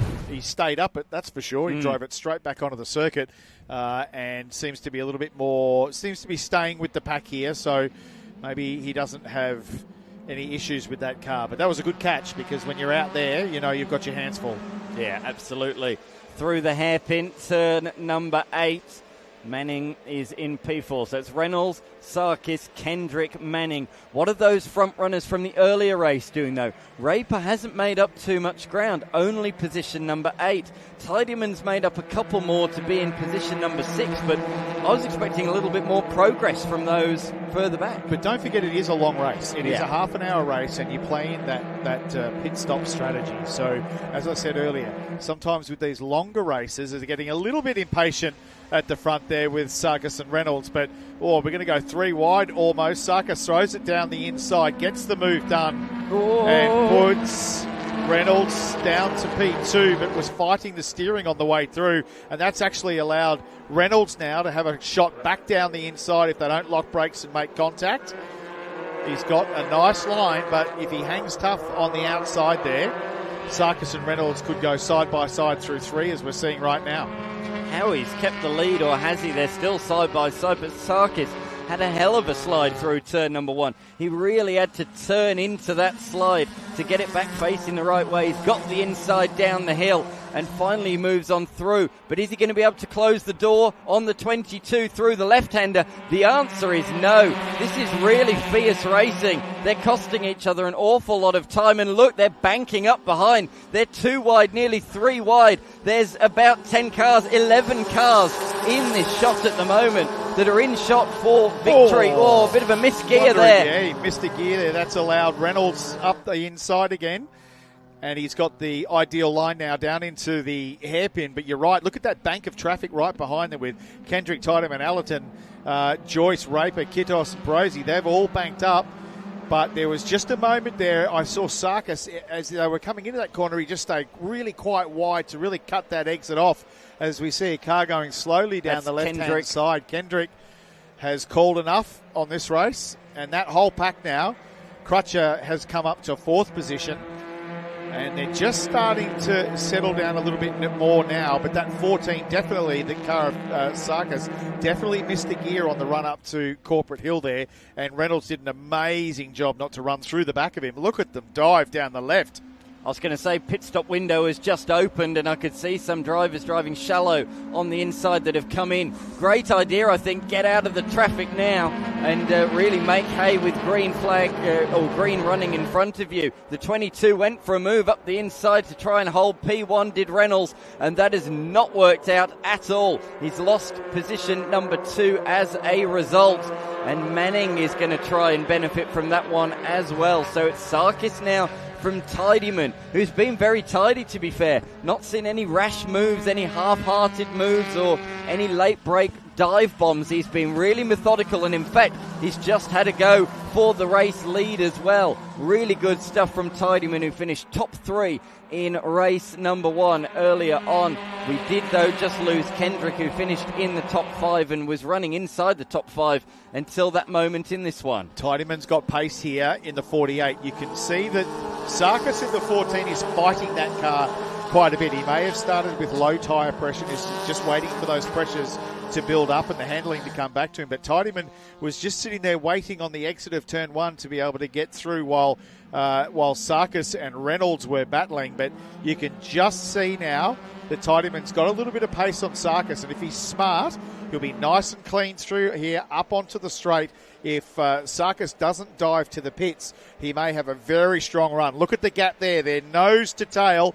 Very, very close. A locked brake from Sarkis there. That will upset the run as he comes up onto the straight. But see if Tidyman has the pace to stick with him. He's got a much shallower exit. So there's good pace in the 48 as we head down the main straight with 22 minutes to go. There was no less than 6 drivers that elected to pit at the end of the last lap. As here we go around the outside. He's on the traditional racing line. Wow. And he's able to swing it across the nose of Sarkis, who will all of a sudden get a big armful of understeer as the aero wash is thrown onto the front of his machine. They are only Pulsars. They don't have too much aero, but you would certainly feel that through turn number 1. And he hones back in on the tail of Tidyman, nearly doing a little bit of Morse code, a little bit of rat-tat-tat on the tail of that Pulsar directly ahead of him. But Manning is now up to 3rd position, and we've seen a lot more drivers come into the lane. Reynolds, Alderton, Tomsit, who's come from the back of the field in this race, started P3 in race number 1, had to retire at the end of lap number 1, and he has marched through in the first half of this race. He caught up to that 8-9 car train that we're seeing on the screen at the moment, and then elected to come into the pits, so he could be a real contender come the back end of this motor race. Now, if Sarkis is smart, it looked as though the car was fighting him a little bit on those opening laps. Now, if he's smart, he'll allow Tidyman to go through and just get that car to settle down a little bit, take some heat and pressure out of those tyres and get into that rhythm to be able, if he can stay with Tidyman, keep pressuring him, but take the pressure off the car, it will pay wonders for the tyre life of the car as it continues through this race. The drivers who pitted first are just rejoining, and Kitos has pulled a bit of a margin, and it's not for a good reason. He's pulled a margin because he's been under the mandatory 180 seconds in the pit lane. That's a big no-no. 2 minutes 59.1, and he's not the only one. Spicer has done the same as well. Another one, 2 minutes 59.1. Oh, big dive into the pits for Crutcher there. They were side by side coming down into the pits, almost racing each other to try and get across. There's a massive wiggle for Manning on the entry into 1. As a driver, that is not what you want. It's going to affect his pace. And now look at the 3 of Joyce diving down the inside, but Manning slams the door, and then Raper thought he may be able to get around the outside, but got a hip check and went, no, you're not going to go around there, my friend, and hasn't been able to hold that position. So Manning stays in 3rd position, followed by Joyce and Raper. Albronda in 6th position, with Harvey in the 88 car in 7th. But that's upset the rhythm just a little bit of Manning. You can see that. Again, he's fighting that car. This is a great little battle pack. Now, if Joyce can stay with him here and get a good run through Corporate Hill, he may be able to set him up for a pass into the hairpin, but he just hasn't had a very good run coming off up into Corporate Hill. So I get the feeling that Manning will not be under threat. That's the yellow car, sporting number 1, and he doesn't have to go defensive. So he can go a little bit wider on the entry, taking a lot less pressure on the tyre, and will then not overheat the tyre, giving him good grip up through this right-left complex. I've just had a look at the rules and regulations for this WinMax Pulsar Enduro. Failure to complete CPS correctly or within the pit stop window. We've seen a couple under the mandatory 3 minutes, a 3-lap penalty. Ouch. Okay, you might lose a few seconds if you're over 3 minutes, 3 minutes 4, 3 minutes 5. You're a hell of a lot better being 5 seconds slower than 1 second faster. Oh, look, when you're doing these things, you're exactly right. There is nothing worse than going under. You want to sacrifice and leave a little bit of margin to be able to make sure that it's simply not questionable. You got out in the right time and you're all good. Wow, look at Sarkis having a dive down the inside with Tiedemann. Tiedemann was able to retain the place, but Sarkis now, as I'd imagine the heat and the pressure of those tyres has just normalised a little bit, is now starting to get aggressive with the leader in the 48. Just 0.4 of a second up the road. A gun operator has just jumped behind the wheel of the 68 entry. A familiar name to many people, Harry Hayek, who have raced Formula 4 back in the day, around about 10 years ago now. He's not a young kid anymore, Harry Hayek, but great to see him. He's just gone purple in Sector 1. Look at that. Joyce down the inside. But if Manning can hold on around the outside there, and that's also brought in the 58 of Raper, 3 wide around Corporate Hill. How do you like your XL racing? It's tight and it's hot, and a big oversteer moment for Joyce down the inside. That's going to make him vulnerable. The 58 of Raper, he's going to go the long way as well. In the meantime, Manning just stays there on the inside. He will have the run up to the right-left complex as they bang wheels. It's aggression time. 17 minutes remaining, and none of these cars have come into there for their pit lane stop, but it looks as though Raper has got that move made if he hasn't thrown it too wide. That may now hurt his run. These guys are going to have to start thinking about getting to the pits to get their CPS done, or the cars in front are going to get a gap because they're in clean air.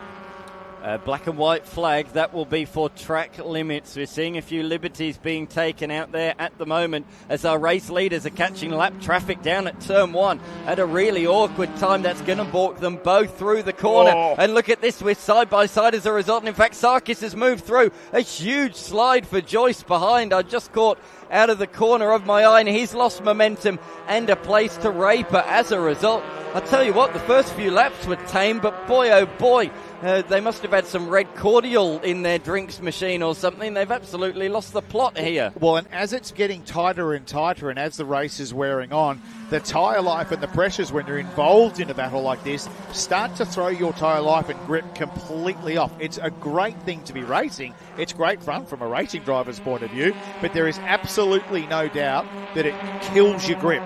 And you can see there that Raper has just started to put a little bit of a gap on Joyce and Manning, but it's still firing.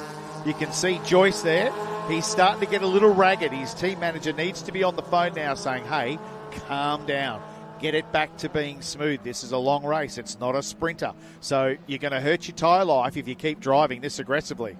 Absolutely right. It's back on for the lead once again. So Sarkis back up the front after the traffic played a big factor and Tiedemann lost the lead. But for how long is the question? He's got the nose alongside, but he's on the wrong side for the next 2 corners, and he does have to slot back in line once again. He's going to look for a nice exit out of turn 10 and turn number 11 and get the run onto the pit straight, and a very different line between the two of them. Is he going to come into the pits? He's moving to the inside, and he is. So he thinks rather than do it on the track, let's get some clear air. Oh no, there's a fire, a big fire underneath The Manning machine, car number 1, has gone up in flames and he's pulled off to the side of the grass. Wow, that was an enormous detonation of that car. You could see it right on the gear change, I suspect. And hopefully his team is on the line telling him to get out of that car.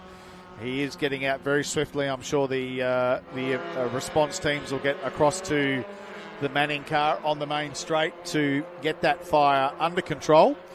But that certainly looked like a definite oil fire, because as he pulled that gear, she just went bang. So I can see that the recovery vehicles, have we gone to yellow? Not yet. The recovery vehicles, yes, we have gone to safety car conditions. Not unexpected with a car on the main straight that has had an engine detonation. What we need to look for now, and he was very smart, he got off the racing line and pulled straight off to the right-hand side, because there would be nothing worse than if he continued along just bringing that car with an oil streak underneath. But we just need to see what the track conditions like coming up onto the straight there to see if there wasn't any oil being dropped prior to that detonation. But that was pretty spectacular. That's what night racing gives you. You're able to see all the little nuances of a car, including brakes and flames out the exhaust and flames underneath it when it detonates. I was going to say, I don't mind seeing it out the exhaust, but I don't like seeing it underneath the engine bay. Unfortunately, that's not what we want to see. And that's disappointing for Manning, because he was having a ripping race with these guys. That was great at the front. The Blendline TV team have reminded me he had the big moment off the track at turn number 1 early on in the race. Did that potentially do some damage, leaping through the air and sparking underneath as he came back on? Yeah, absolutely. He may have had a hairline fracture somewhere. It was dripping oil. I don't know, obviously, what kind of computer system they run in the front of these cars, whether he was watching oil pressure or oil pressure suddenly dipped. But you can see in the background there where the first ARDC sign is, where that ripple strip, there's quite a drop off that, and then when you regain and you come back onto the track, you can do a significant amount of damage. As we watch a replay coming up through turn 1, this is when it happened. So he's way off and then bang right there. I'm not entirely sure. There was a little bit of space underneath, but it's a violent shock through the car, and it can absolutely dislodge something or crack something, or certainly whatever has happened, it is going to be terminal for that car. I suspect it may need a bit of a heart transplant before its next outing. This is crucial for the race, though. Those that didn't pit have been given a huge advantage. They are pitting now under yellow flag conditions, and that is going to be a big game changer. All of those that are currently in the pits are going to leapfrog all of those that pitted under green flag conditions. Here we see it once again coming out of the final corner. Look at the yellow machine. Bang! Just like that, in the blink of your eye. And boy, oh boy, was that some big flames down towards down pit straight. Really great heads-up driving to get that off the circuit as quickly as possible, as you say. And to be fair, the moist grass out there did quite a good job of putting it out itself. There's nothing worse than when you are having a great race and you're plucking gears and everything's great, and then you hear that bang in the car, and even though his foot would have been absolutely pinned to the firewall there, flat to the boards, and then all of a sudden, no drive. She ain't going anywhere, and that was a very, very large detonation. The safety crews and fire crews were on site very, very, very quickly. Of course, we thank them for all of their efforts and their participation. We can't go racing without them. And he was able to get out of that car very, very quickly. So you're right in what you say here. The likes of Sarkis, Raper, Joyce have all been able to pit under safety car conditions, and that will pay massive dividends once they rejoin the circuit. I'm just watching to the right-hand side. You can see all the cars, and probably I'd say team managers saying, hey, go to the left-hand side of the track there. There could be oil down on the right-hand side. But it was a little bit after the exit that detonation happened. So I can't imagine there would be too much oil, although we will see, because it is a corner that you are fully loaded when you come up there. And if you do hit an oil patch, you will know about it very, very quickly. So We can see the 4 cars that have nearly finished their compulsory pit stop. They're going to join the tail end of this queue, but crucially, they're nearly a full lap ahead of the car behind the safety car currently. The first one behind the safety car is the Harry Hayek entry, but he is in position number 7, effectively a full lap behind those that are just coming out of the pit lane now. So they'll have to let all the rest of the cars through underneath the safety car conditions and pick up the race leader. And you can see that now as the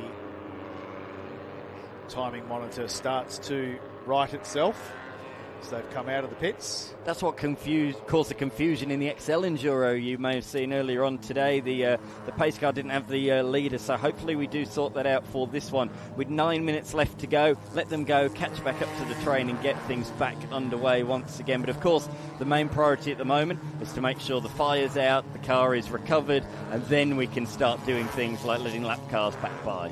It'll be interesting to see. I'm not actually quite sure. We've got about 8.5 or just under 9 minutes to go. Whether they will allow the cars to go around and rejoin at the back, it'll be interesting because I don't think it happened. You're right. I don't think it happened in the Hyundai race, which hurt a number of the people that should have had the advantage by making the correct strategy call, but. We'll just wait and see the clean-up of the Manning car. You can see it there on the flatbed. I'm just trying to see on the top of the flatbed whether there's any oil left in there or pooling on the back deck. I don't think there would be, based on what we saw. I can't imagine that there'd be a lot left in there. No. She certainly detonated. There'll be, I'd imagine, a fairly fist-sized hole in the block of that car. There is a bit more of a question mark. I've just got a message from Dave Stillwell, our pit lane reporter, and he's saying he believes a couple of those those Pulsars, I'll get it right in a minute, that left the pit lane just a few moments ago, a couple of them may have done so under red light conditions. Oh, no.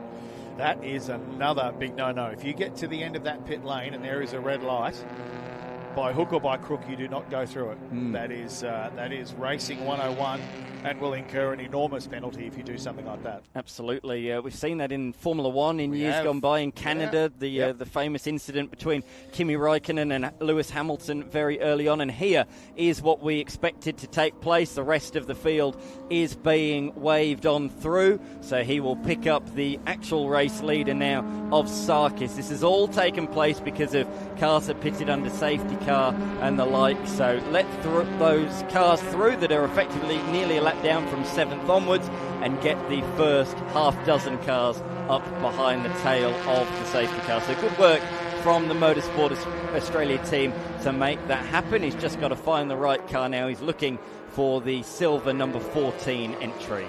I'm not entirely sure if I look at that safety car that he's actually got someone in there with him as a spotter. I think he's he's trying to do this all on his own, which is not easy at night as the Manning car gets returned to the back of the pits just outside the commentary position here. And there's a little bit of oil. There's a little bit of oil sitting underneath there. So either way, that is not going to continue. But hopefully we will return to green flag conditions very soon as the clock ticks down. Just over 6 minutes and 20 seconds now, because once we get the leaders picked up, this will be a sprint. This will be a dead set sprint to the end. So by now, you've done your CPS. The cars have been rolling around under cooler conditions, and so tyres that were perhaps over-pressured. You've done your stop. These guys have been picked up. So Sarkis, Tideham and Raper, their tyres will now have been normalised from a pressure point of view. Now, the lights will go out.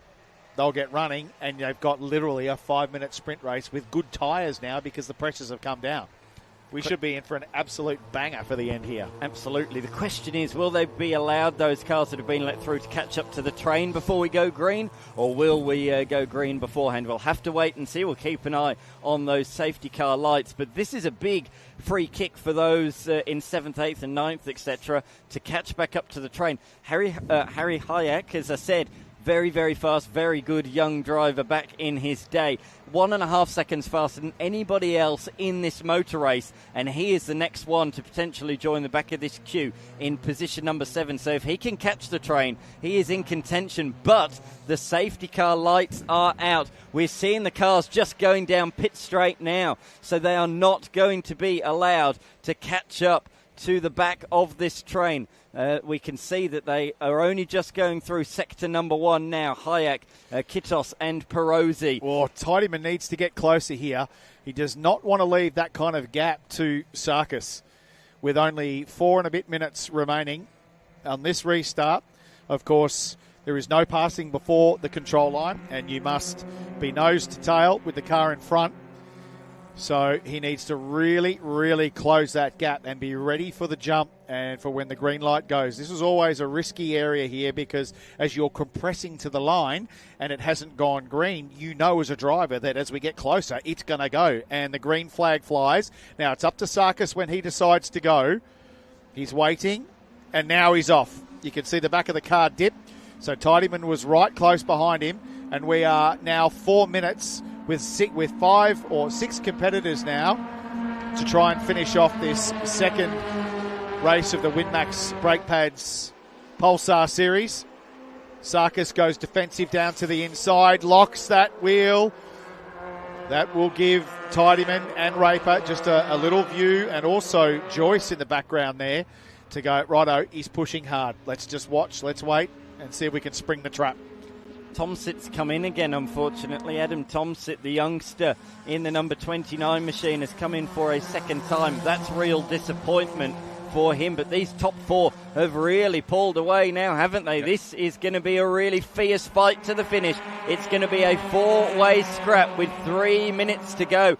Joyce's car looks as loose as it did prior to the pit stops, but I tell you what, he does not lack aggression, and he's going to have a look up the inside of Raper, and in fact he forces Raper into an error, not an unforced error, very much a forced error, and he very nearly locked up both wheels and ploughed into the back of Tidyman. And once again, Tidyman, you can see he's got the pace on the 14. If I'm Tidyman right now, I'm going to sit. I'm going to sit and I'm going to watch, and I'm not going to push. I'm going to stay on him, and I'm going to see if I can force him into a mistake without running my tyres to the ground. He's definitely got more pace, and he doesn't need to pass him right now because, in fact, usually or often when you get to that point where you're sort of half a lap behind, you don't want to be in the lead almost in that final lap. So if Tidyman's smart, he'll just do like his namesake, and he'll just drive tidy and see if he can force Sarkis into an error, because he's definitely got pace over the 14.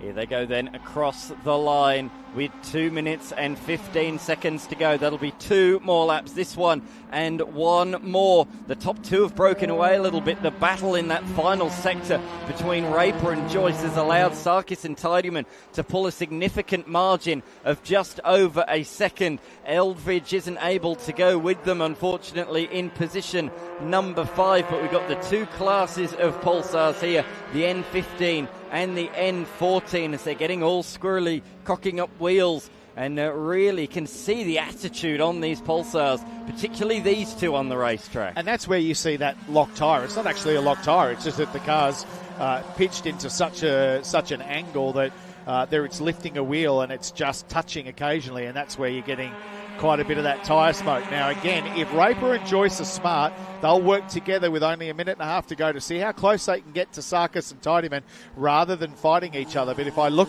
at the gap now that Sarkis has been able to pull on Tidyman, I wonder if Tidyman's just gone, I'm not going to be able to do it without throwing a Hail Mary down the inside, and I don't want to cause any contact or hurt my car, because Sarkis has had this restart, although looks as though Tidyman now takes the wide line entry, which means you can get on the throttle quicker without grabbing a tyre, and he's actually made up just a little bit of pace there. So I'd say as we go around, we'll have 1 more lap perhaps or 2 after this, and he's just got to remain tidy because Sarkis is pushing, and he's pushing hard. You can see he's over the concrete verge, whereas Tidyman there was nice and gentle as he came out of the exit, and he's had a good run onto the main straight. So if he can run down here, look at the background there. That's Joyce running really wide.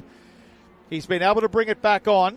but Tidyman now will pay dividends if he just sits there. Don't try and pass him down the inside, because we're going to go side by side with 1 to go. Oh, bit of contact. Oh, contact. And off goes the 14 at a vast rate to not sideways through the gravel trap. He powers out of it, brings the front back in line.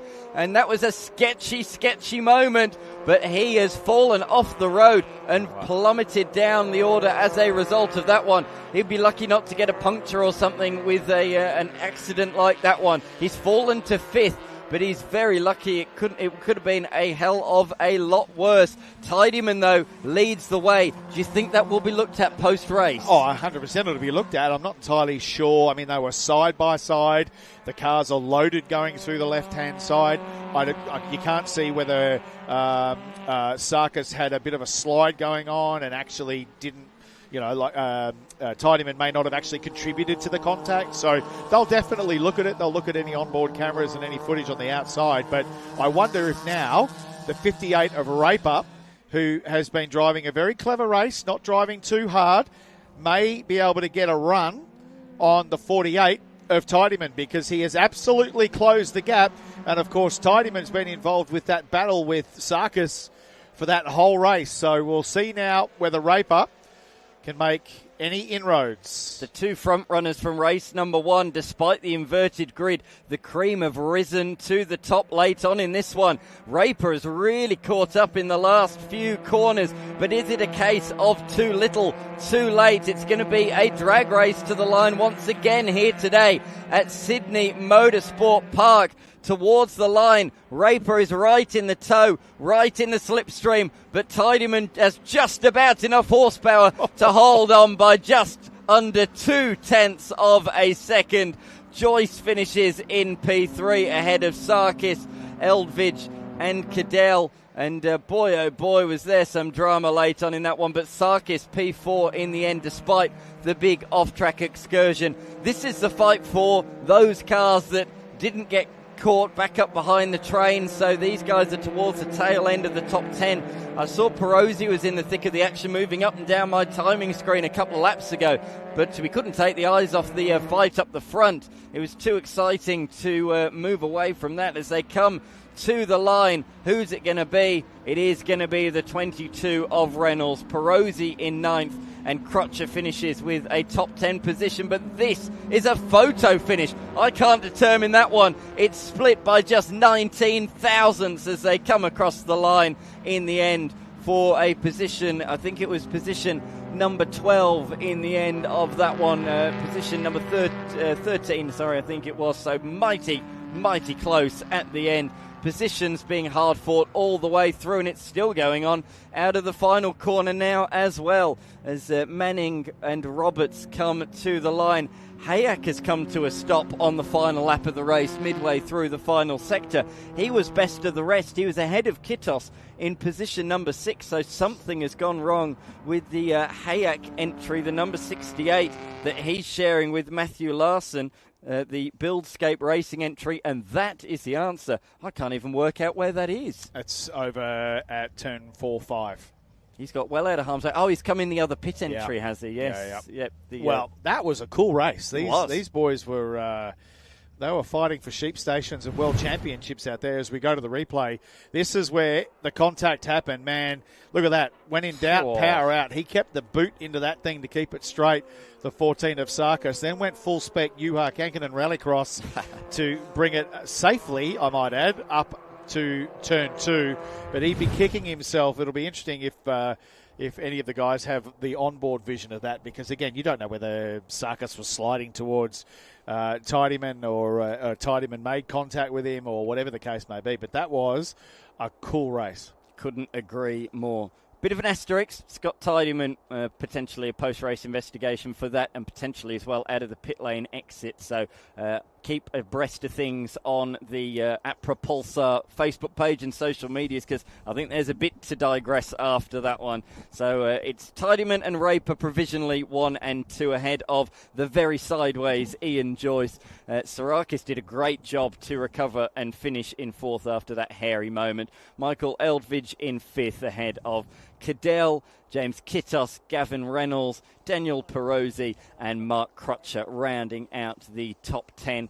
5 of each class inside of the top 10, which is good to see. Then Kane Alderton, Pietro Ladano, Alex Perozzi, Nick Muller and James Garrett out running at top 15. Beyond that, Harvey, Cornelis Potts, Oliver Seller. The list just continues to go on and on and on. A great field of entries. 23 finished. As you can see, quite a few had issues in that one. Some big names, Manning, Kendrick, Tomsit, Hayak. Big names falling there.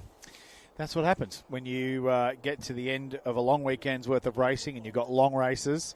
And these cars are not necessarily built to do long races. So you do tend to get some failures along the way when it comes to this kind of racing. But you also get a screamer on the odd occasion, and that was an absolute screamer.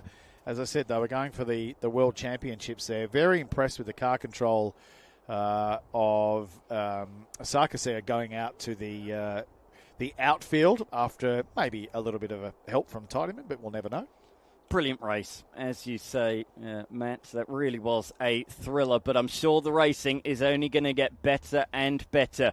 Up next, the 300-kilometre enduro at Sydney Motorsport Park, the Viola Private Well Sydney 300, just a few minutes away. We'll be back after this break. So Fast Track was designed to bring racing to everybody in the general public.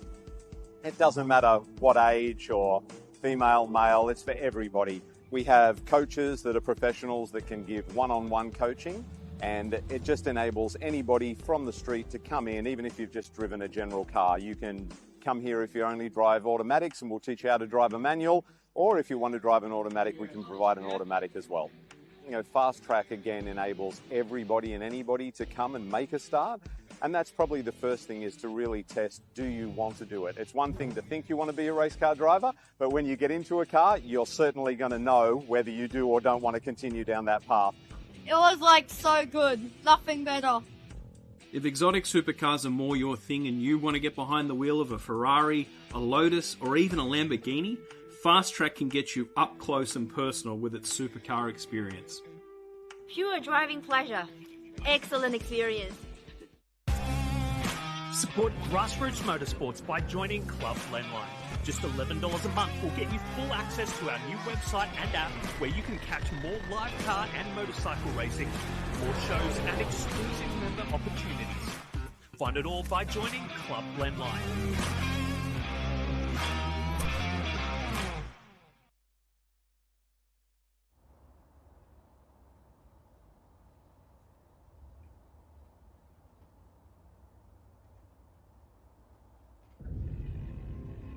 This is the pinnacle of grassroots endurance racing. 300 kilometres of hard-fought, high-octane action. A race defined by glory and heartbreak.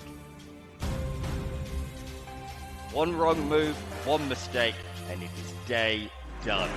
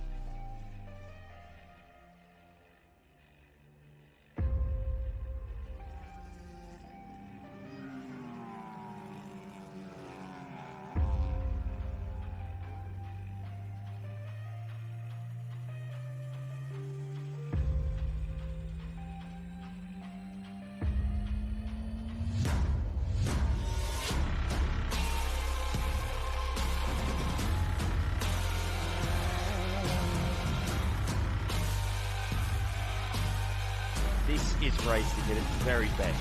This is the Viola Private Well Sydney 300.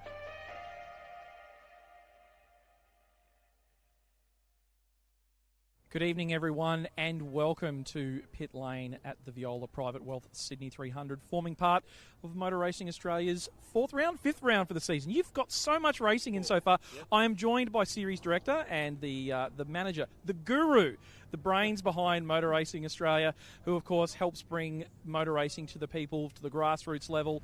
Terry Denovan, you've had a bit on the last few weeks and months. You've been to Bathurst. You've wholesale switched your organisation over to Motorsport Australia sanctioning. It's been a busy first 6 months of the year.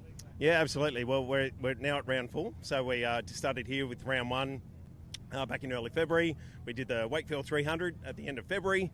Not long after that, we went to Bathurst with Super TT, which was absolutely fantastic as well. And then we backed up here not long ago as well. So, yeah, here we are, round 4. We're ready to race, yeah. So a capacity grid even before we started. So you had a couple of reserves. Unfortunately, a couple of people have had to pack up and go home early due to unfortunate mechanical issues. But that means all the people with reserve, the people with their fingers crossed they'd get a run, they're in the grid. They are indeed, yep. So we've got 55 cars starting tonight, which is really awesome to see. So it's fantastic. 55 cars, our capacity is 56. The 2 reserves are the Crosslands and Glenn Townsend. Yeah, Glenn Townsend was our other reserve. So they're absolutely stoked to be in, obviously at the cost of other competitors. But still, what a fantastic night. We've been blessed with absolutely beautiful weather today. And again, here we go. We've got 300 Ks of racing ready in front of us. Now, we've already handed out $2,500 in real cash money prizes. Part of a total prize pool tonight, more than $11,000 in prize money. What can we say about the people that made that happen? Well, obviously, it comes with all the sponsors. So, first of all, we just have to thank Charlie from Viola Private Wealth. Charlie has been a massive, massive supporter of these 300K races for so many years now, and it's really great to have him on board. This year, we've managed to secure Rubbercraft tyres.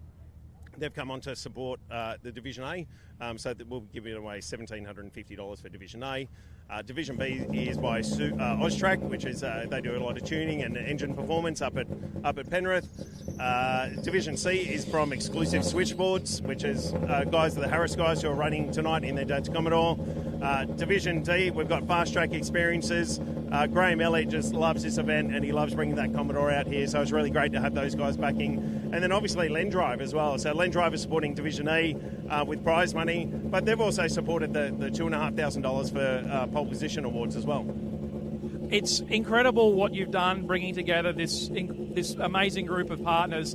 I just wanted to say on behalf of everyone who's participated in these events how much we appreciate the efforts that you and your team make to make motorsport accessible to people like us that just want to have fun with our mates. It's an incredible and a thankless task that you and the team do. Look, I love it. This is my passion. I love dealing with all these guys. I mean, look at this. They're all ready to go racing, and I just love it. Yeah, I mean, what can I ask for? Well, we're handing out $11,000 worth of prize money, but there's one big trophy, which, thanks to the magic of television, we've got right here.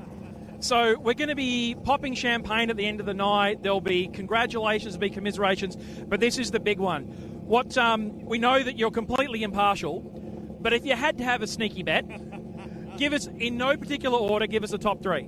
No, I can't do that. No, I won't do that, actually. I don't want to give them a curse. Put it that way. Let's just see how the race goes. Let's go the full 300 Ks, the 77 laps, and make it happen.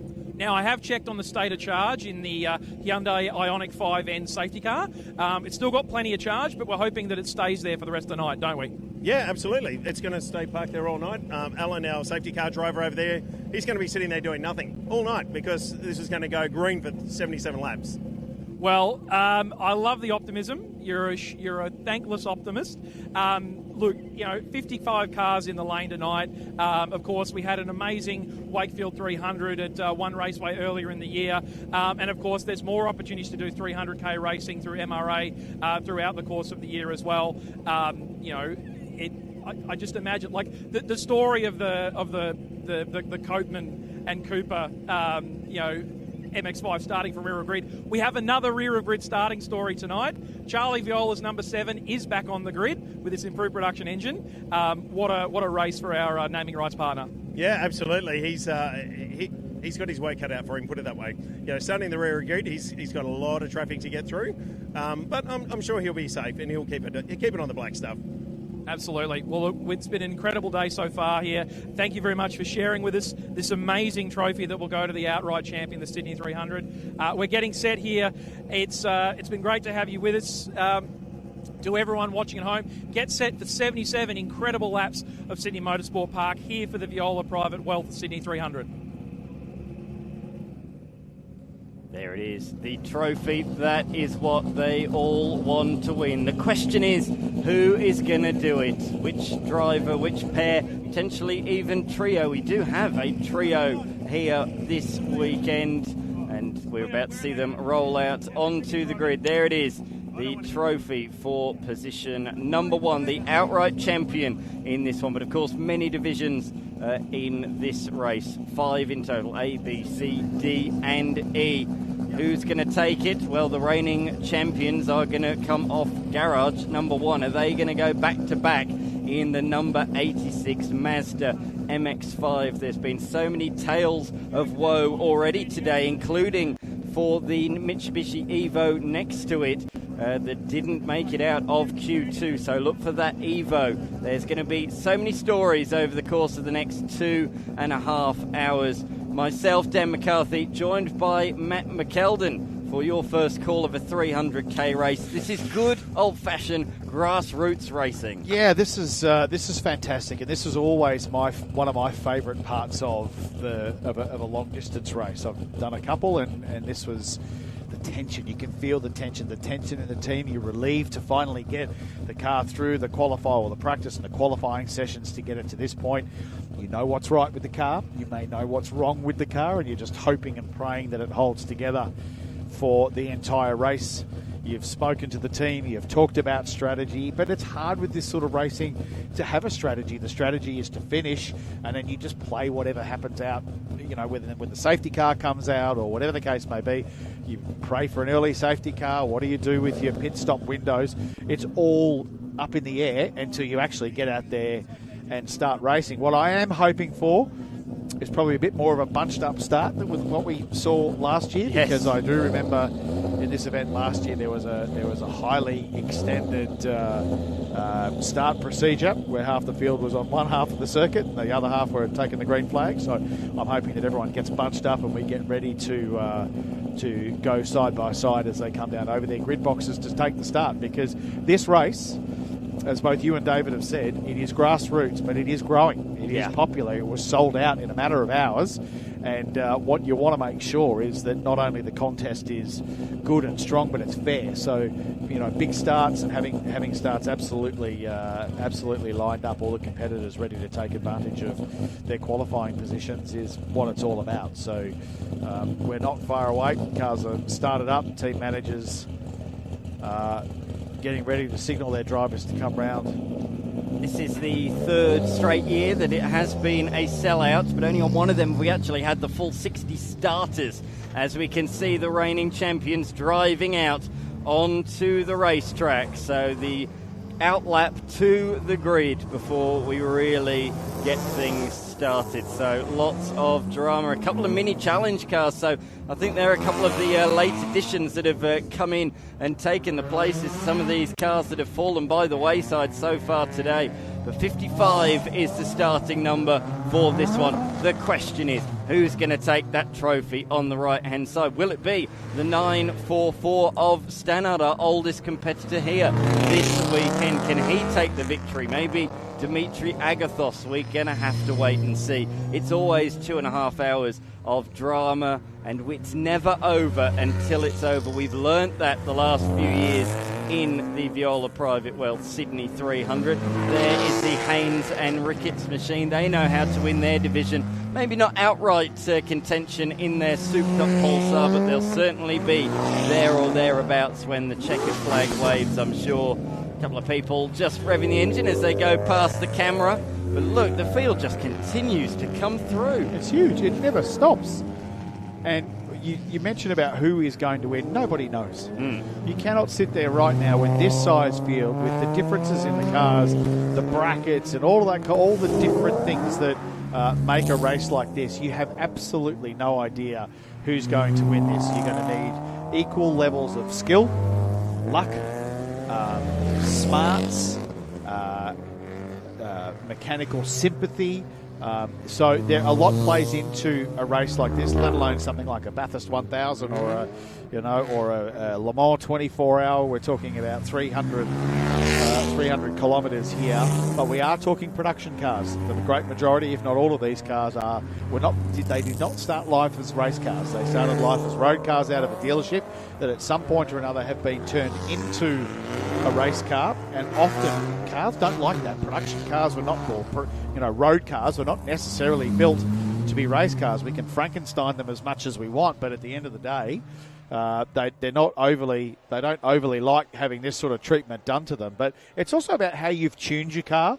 Have you tuned your car? We talked about Charlie Viola, that the engine that's been in that car, I think, has failed 3 times in 4 races or whatever the case may be. And it's because the thing's an absolute hand grenade. It's a rocket when it's going, but it runs so close to the line that it doesn't take much to push it over and detonate. So what do you do with your car? Do you tune it back just a little bit to give you the consistency and the mechanical sympathy?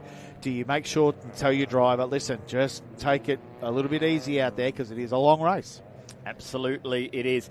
Not only is it about the outright victory, it's also about your win in your division. And this is a bit of information about the different categories.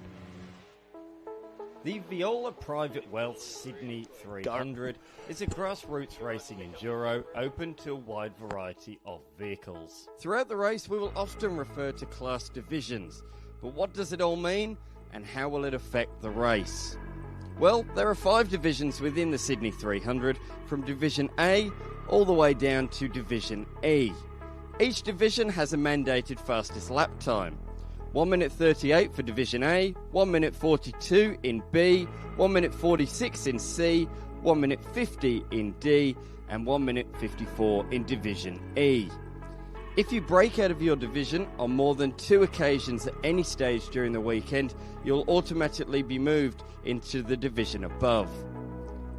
If a Class A car does the same thing, setting a time faster than 1 minute 38 more than 2 times during the weekend, they will be excluded from the entire race meeting. Mandatory time pit stops have to be completed during the 300-kilometre race, with the high divisions forced to stay in the pits for longer periods. Division A must complete 2 5-minute pit stops. Division B must complete a 5-minute pit stop and a 2.5-minute pit stop, while all other divisions only need to serve a solitary 5-minute stop. The compulsory pit stop window opens when the leader crosses the line to commence lap number 10 and closes when the leader starts lap 70. Notably, the compulsory pit stops can be completed under safety car periods, and a 5-lap penalty will be handed to any car that does not complete the mandatory stop or stops correctly within this window. Strategy will play a factor in this race and means that a Division B or even C class car can take victory outright in the Sydney 300.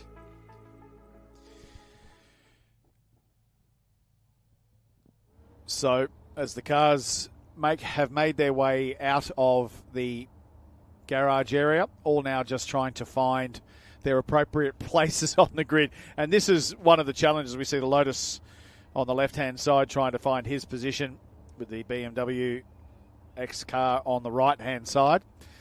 And this is obviously not the start. They will be undertaking a rolling start, but this is part of the challenge. With this amount of cars, if someone is just a little bit off their grid position or in the wrong grid position, particularly if it's down the front, it just rolls everybody back and out of position. A couple of cars grabbing reverse. The Hyundai Veloster at the top there.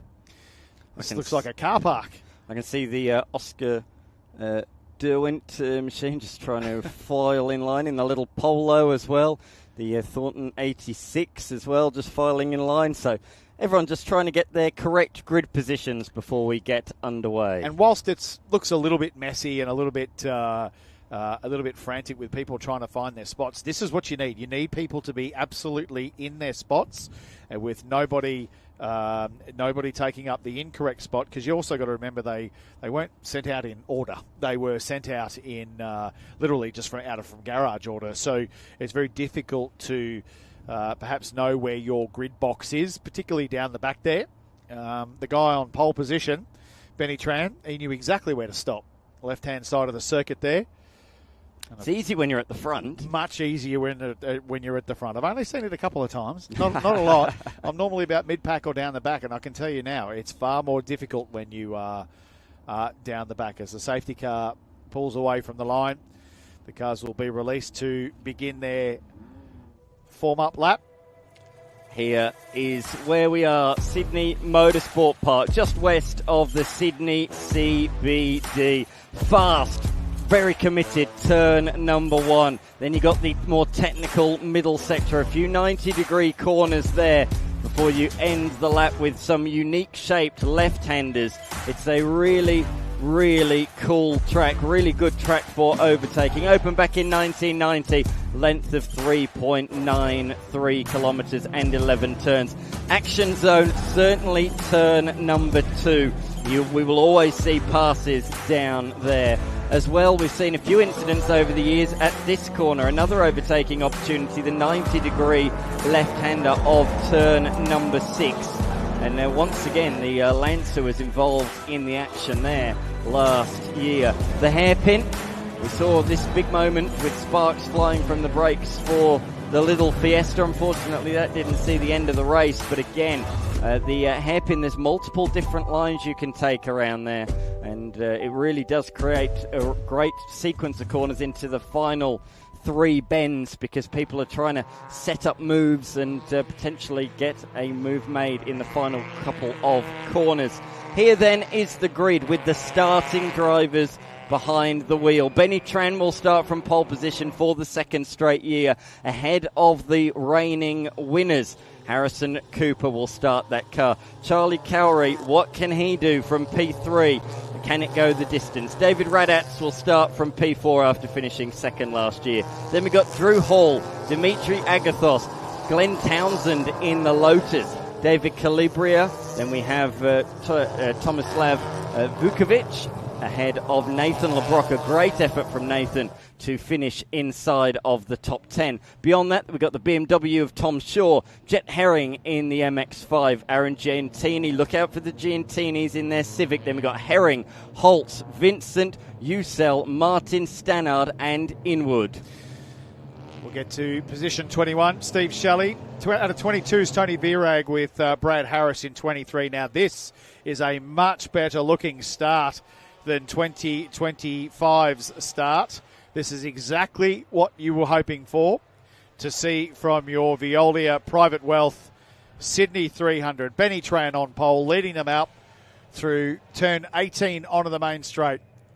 Through they go. We are about to get things underway. This is what we've been working towards for the last couple of days. Benny Tran is just ahead. The reigning winner of Cooper didn't want to get in the dirty stuff on the outside of the circuit. He has now got alongside. So we're 2 by 2, and we are set to go racing when those lights go out. The final few cars coming around the final corner, and we are underway here at Sydney Motorsport Park. The 2026 Viola Private Wealth Sydney 300 is underway, and it is Tran actually it's Kukari that leads the way into turn 1 from 3rd on the grid, getting through both of those on the front row of the grid. There's a spin further back. That's the Osmond, I think, BMW that's gone off, and somebody else as well on the very far left-hand side. It is indeed the number 143 entry that is plummeting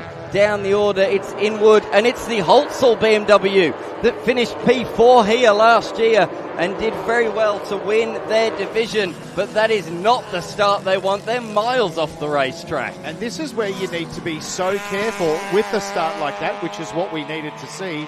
That does bring an element of jeopardy. You need to be very, very, very careful through those first couple of corners as the 86 MX-5 makes the move up the inside. Agathos also coming round through Corporate Hill, or just dropped the wheel on the right-hand side. Pretty early for that, but you've got to be so careful with so many cars on circuit, because you can find yourself in a whole spot of bother with cars jostling left, right and centre. You cannot be too aggressive in these early parts of the race. Agathos has started the race this year without coming into the pits, so a big improvement already. Well, he's on had a 2025. win. That's a win. Absolutely it is. There is the Harris VP Commodore, one of the real favourites, that's for sure, and just behind at the moment of Tom Shaw.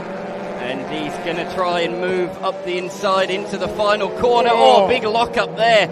Just at the turn-in. Oh, that was so close to contact. He's got the run, though, now. He'll have the speed, surely, with the Hemi V6. Maybe not. That just shows how good modern-day production cars are, that BMW can hold off the big, powerful Commodore. And you've just got to be so careful. But that was probably, arguably, a little aggressive for this early on in the race. We've still got 77 or 75 laps to go, and you don't want to be having almost contact before the end of the first lap, as LeBrock now goes defensive in the 101. Some real big names in this pack, actually. Giantini, the unfortunate bridesmaids on so many occasions. The brothers yet to take a victory. Is today their day? Well, they've already made progress on the opening lap, so they're just outside of the top 10. They started in position number 13 in car number 13.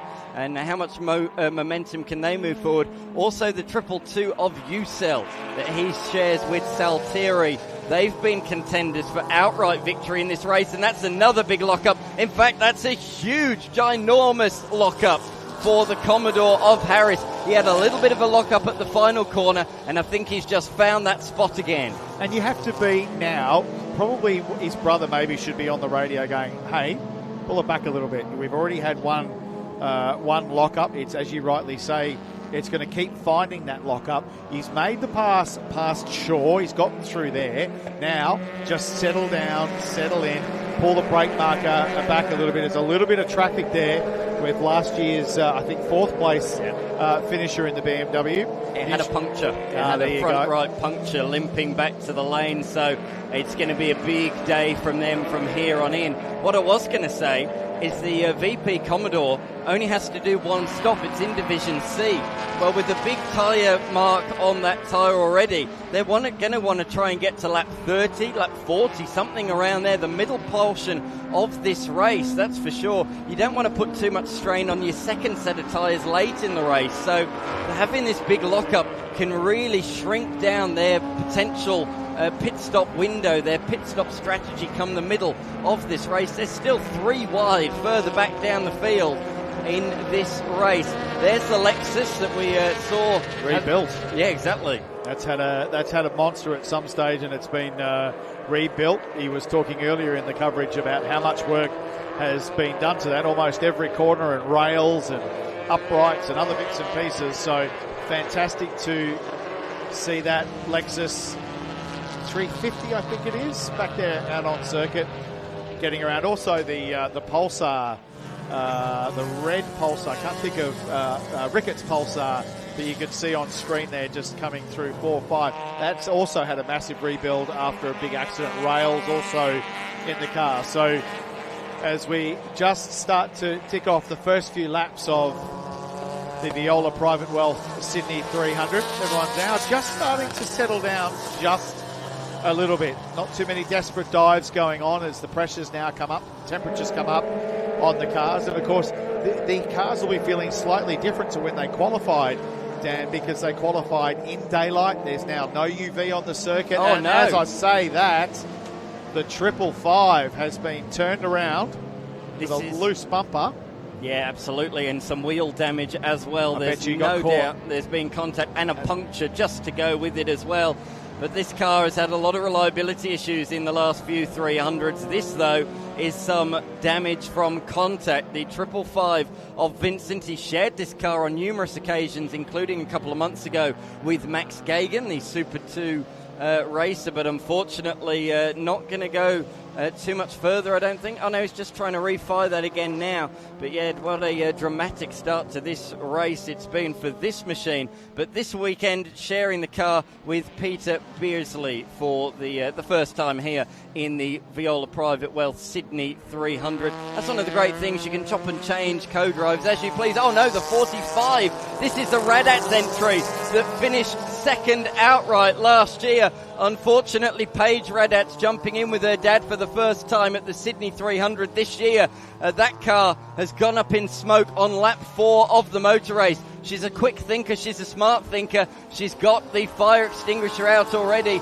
She's got to be a little bit careful putting the bonnet up. Don't lift it if you're not lift it too quick. And it's the VRAG Commodore that's got into the back of the 555. So the VRAG Commodore that was involved in an incident last year, through no fault of its own, has caused the incident this year down at the turn 8 hairpin. While we're under these replays, we have gone safety car conditions, as of course Paige Radats is out there on the racetrack.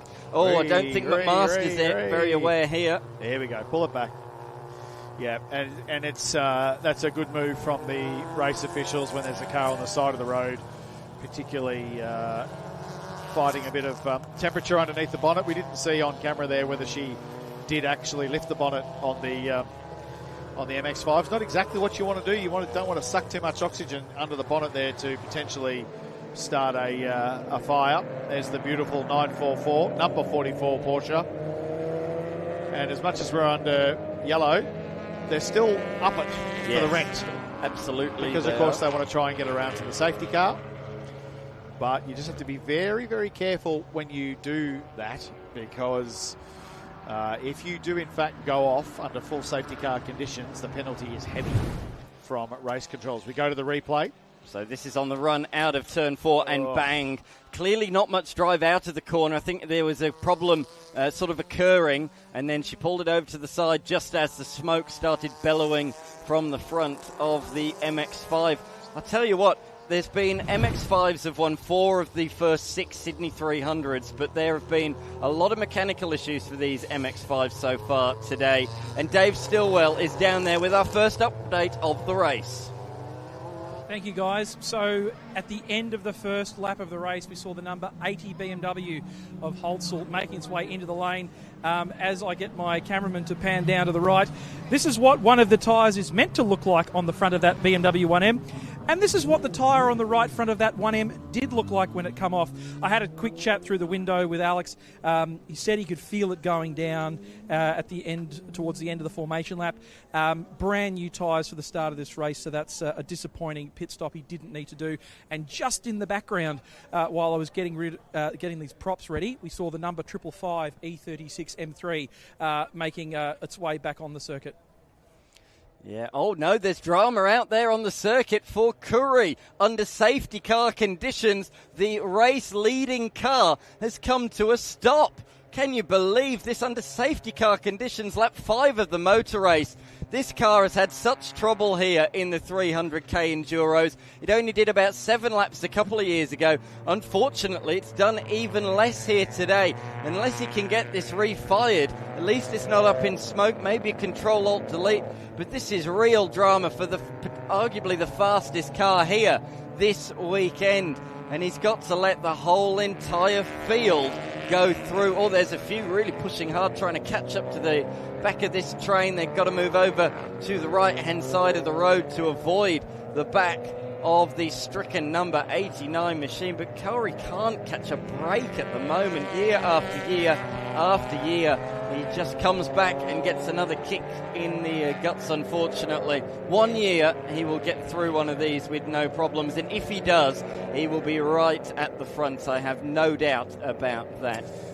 That was the car early that we mentioned during qualifying. Looked like it had an enormous amount of downforce, and it was very, very quick mid-corner, obviously, with its starting position. And for whatever reason, it definitely looks like the lights are out on that one. It's not refiring. Doesn't even look like refiring. Can't even see a flickering headlights or any kind of action inside the car to give us any indication that she was going to go anywhere. So that'll be dragged by the recovery crew back to pit lane. Be interesting to see if they can refire that and get it back into the race, because that, as you say, it's not got a good record at this event. No, definitely not. You might be wondering why people haven't come in during this safety car period. The window does not open until lap number 10 of this race. Lap number 10 is when the pit stop sequence opens. One person that is down there in the lane, though, is Dave Stillwell. Thank you, Dan. So I've just checked in with the team from DNA Autosport. Andre Nadar's crew up at Queensland Raceway this weekend, running in a number of categories of the SRO Speed Series. Unfortunately, the crew chief for the car just let me know they've been able to diagnose that issue as alternator failure, so that car will not be getting back underway under its own steam anytime quickly. And just while we were getting set up for that piece to camera, we just had the number 42 Commodore make its way in the lane for a left front tyre change. So a very large number of tyre issues just within the first couple of laps of this edition of the Sydney 300. Must be some debris out there or something, because I've never seen it this bad this early. That one I can explain, Dave. The 42 was the one that made contact with the 555 Vincent car, so that's the reason for that one. So if you go down and look at that tyre on the sidewall that's come off that car, there might be a big BMW badge imprinted into the onto the edge of that tyre. I'm not surprised that there's been some failures of tyres and people coming in, because these guys are pushing so hard, so early, that it just doesn't surprise me that we're seeing some failures with some of these cars. They've been pushing them hard in practice, pushing them hard in qualifying. We now get to the race, and this is where we start to see some of the challenges that having that type of attitude during practice and qualifying can actually bring you. So we see the Koori car being brought back to pit lane. It'll be interesting to see whether that gets refired and can rejoin the race. But it looks like the field now has caught up to the safety car. Holtzall weaving from side to side, but unfortunately this car is a lap down already out there on the racetrack. Car number 80. As we said, a real front runner last year, so a lap down. So the car third in the train is in position number 2. And then beyond that, we have Cooper, Tran, Hall, Agathos, Vucevic. On timing, if you are looking, the tab entry is at the top of the order. There's some sort of timing glitch going on with that, because it's saying that car has recorded a lap of 23.9 seconds. Now, if that's the case, I can tell you what, it's very much broken out. Yes. He will get a penalty of basically starting next year. Yes. So that's a huge breakout. No, so there is a bit of a timing glitch at the moment. Our leader at the moment is Cooper from Tran, Hall, and what a giant killing effort from Dimitri Agathos into P5 outright. As you say, much better race so far than what he had last year. But this is where, I know we're on the safety car conditions, but you just need to be very careful as we're rolling around. It wouldn't be the first time we've seen a field that has this amount of cars actually make contact while rolling around. But it takes a little bit of, it takes a moment for the driver, having had such intensity at the start, Dan, and fighting and battling your way through and finding your place, to all of a sudden you can't come in and do your pit stop. So you actually do have to sit around and drive around here. But it is a good opportunity for everyone to just take a deep breath, speak to their teams if they've got comms in the car, and get a real idea of where they're sitting in the field, who's around them and which classes, and start to build some kind of strategic plan moving forward for when you have to serve your CPS. The 191 tab car, now the reason the transponder's not working, we touched on this story earlier on. This is our American visitor who's sharing the car with Todd Herring, the four-time race winner. So they've done a big change, basically changed over vehicles in the last few hours. Clearly there's a couple of teething issues with the timing, but the good news is at least they're out there, they're circulating. We don't really know where they are at the moment with this glitch, but they are out there on the racetrack circulating, which is great news. Also good news, we are about to go racing once more as our race leader Cooper comes around the final corner. Remember, the pit stop window opens on lap 10. And also remember, no overlap and no pass before you get to the control line. So all these cars that are down the back need to be very careful. It's pretty busy in the mid-pack there as well, because you do not want to fall foul of the Motorsport Australia officials by throwing a pass down the inside, which is really difficult to do, particularly if you've just happened to be around a slower car on a restart. You can't do anything about it. Yeah, certainly. Oh, that was a big move up the inside there by Tom Shaw. Just about avoiding any contact, but they continue to come on through. It's so hectic in this mid-pack, in the traffic. You'll be losing seconds a lap just trying not to make contact with those vehicles around. If I'm one of these guys, I'd potentially, if your fuel tank can make it, pull the pin and come in early. But that is the big question, because they've all got different fuel tank sizes. They've all got different tyre brands. There's so many questions about how far you can go. How early can you stop in this race? I very much doubt that these C, D and E class cars can come in on lap 11 and make it to lap 77 without pitting again. Yeah, I can't imagine they'd be able to do that, at this pace, definitely, because they are very quick at the moment, as we see Ricketts on screen there in the Pulsar. Dave, what have you got for us in the lane? Thank you, Matty. So, I'm a big fan of Facebook Marketplace deals. I've got a deal for you now. One lightly used BMW ED36 alloy wheel, complete with Yokohama Advan AO50 tyre. Full disclosure, it's got a little shark bite out of it, but I'll do you a special deal, Matty. Get in quick. Yeah, you can see why that went flat. Yeah. There wasn't a bead in the world that was going to hold that, with the VRAG Commodore coming right through the rear right of that BMW. Hopefully hasn't done any driveline damage to axles or dips or any of that kind of stuff. But Dave, I'm going to have to knock you back there, mate. I've got no use for that other than a coffee table, so you might have to see if you can find another buyer for that rim. Here is the Aaron Giantini entry, number 13 out there on the race circuit. Aaron and Matthew have been runners in the 300 for many, many years. Here is the Mark 8 Golf. Now, they debuted this, I think it was last year, after running an earlier model Golf. It didn't go too well for them last year. Unfortunately, it went up in smoke in qualifying. So this is the first time that the Mark 8 of Usul is out there, Usul and Salteri, out there on the racetrack in the Mark 8 in race trim in the Sydney 300. I'll be very interested to know how that's going to compare late on in the race compared with the previous iteration, but he's about to lose a place to an Evo up the inside as Giantini goes around the outside of Tom Shaw. I'm trying to work out if he's gaining a place or losing a place. There's that much going on at the moment. But what I can tell you is a big march from the Miller Evo directly behind. Of course, they got knocked out in Q2. They had some real issues with that machine in qualifying. It looks like they've eradicated them. And here he comes on the attack, looking up the inside of Tom Shaw towards turn 9. But Tom Shaw himself is having a look at Giantini. And this is where the whole strengths and weaknesses, some are faster in a straight line, some are good in the corners. I mean, look at the margin that Giantini's pulled out in just 2 corners. And that BMW is, probably in the order of $80,000, $100,000, $120,000 race car. What I love then is a little Honda out the front. You probably get change out of about 50 and still having a really good race. But the Evo seems to have just jumped both of them. The Honda. And now just see if he can suck up back behind the BMW there. Dave Stillwell, I think you've got another update. Thank you, guys. I'm down here in the lane with, unfortunately, someone who was in need of a hug way earlier than we hoped to do tonight. Paige, just first question for everyone at home, are you okay? Yeah, I'm fine, 100%.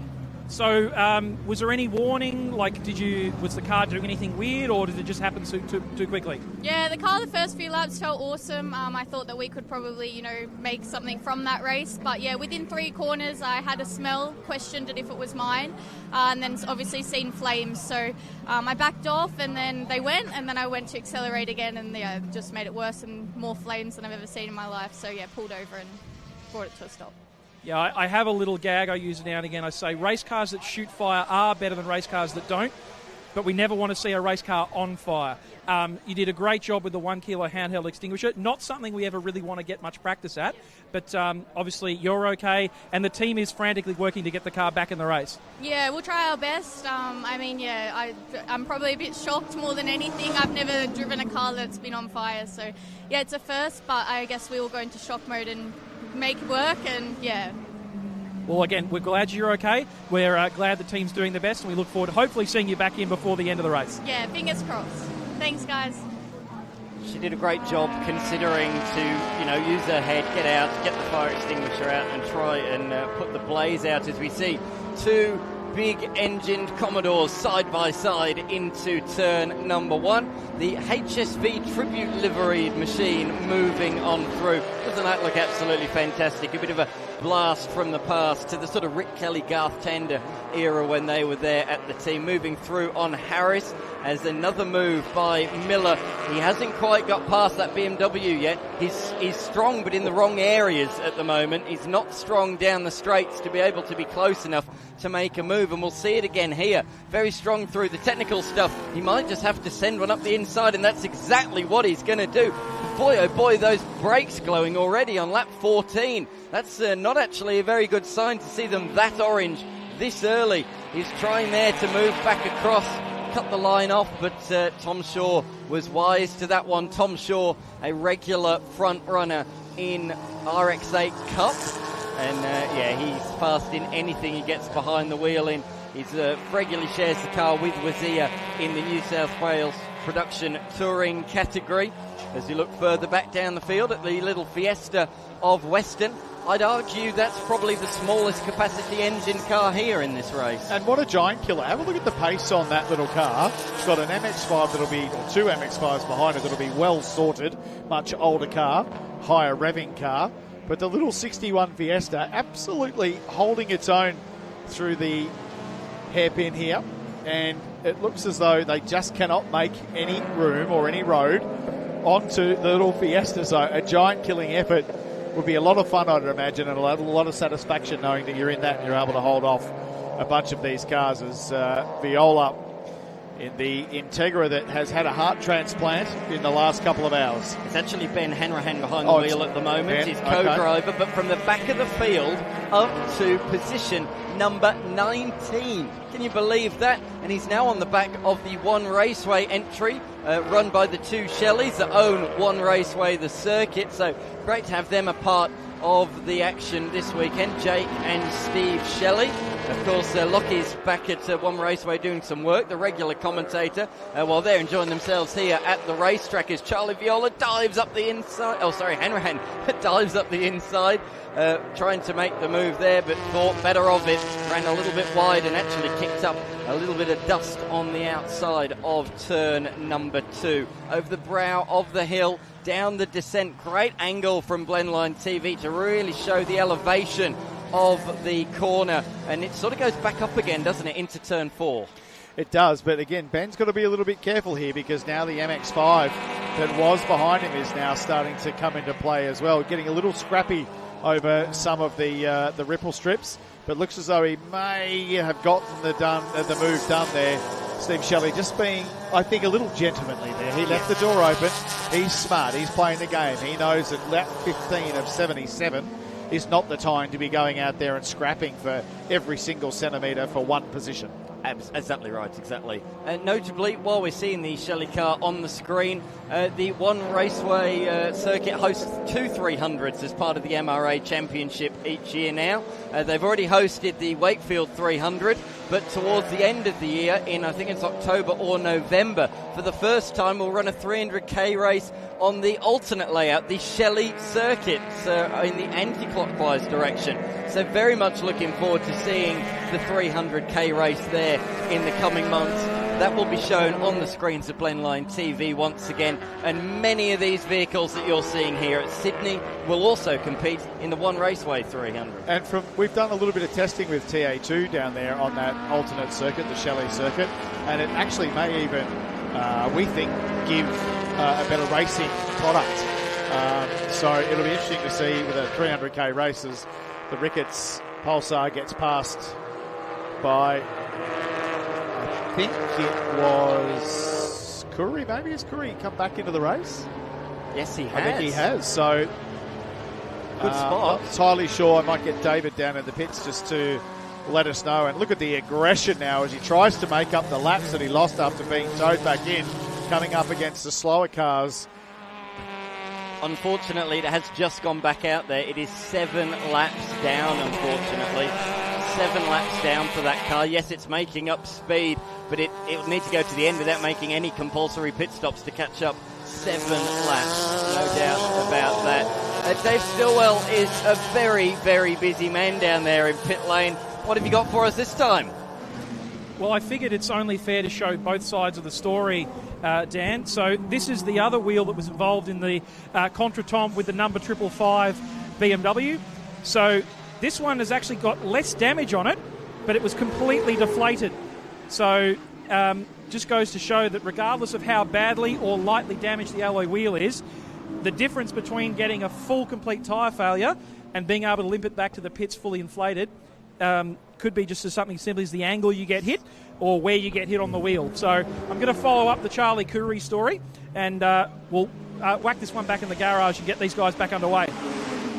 Thanks again, Dave. I was just about to say, I saw this falling down timing while Dave was talking, and it stopped on the exit of turn number 8. A car that was in outright contention last year has got problems. We could see that out of the corner it is green flag, but certainly into the corner it will be yellow flags. I've got no doubt about that, but it's in a bit of a precarious position right on the racing line. I'd be throwing a yellow on the exit of that rather than just a green, because might be yellow on the way in, but you're certainly hard on the gas on the way out, and if you get a bit of an understeer, you're going to go straight into that car.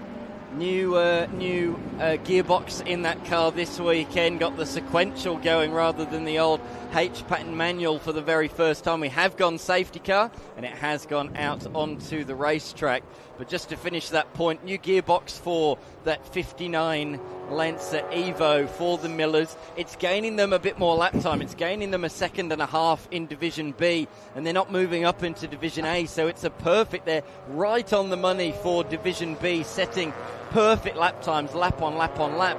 However, it does appear that with these changes has come a little bit of unreliability, unfortunately. I was going to say, it doesn't matter how much time it's making you.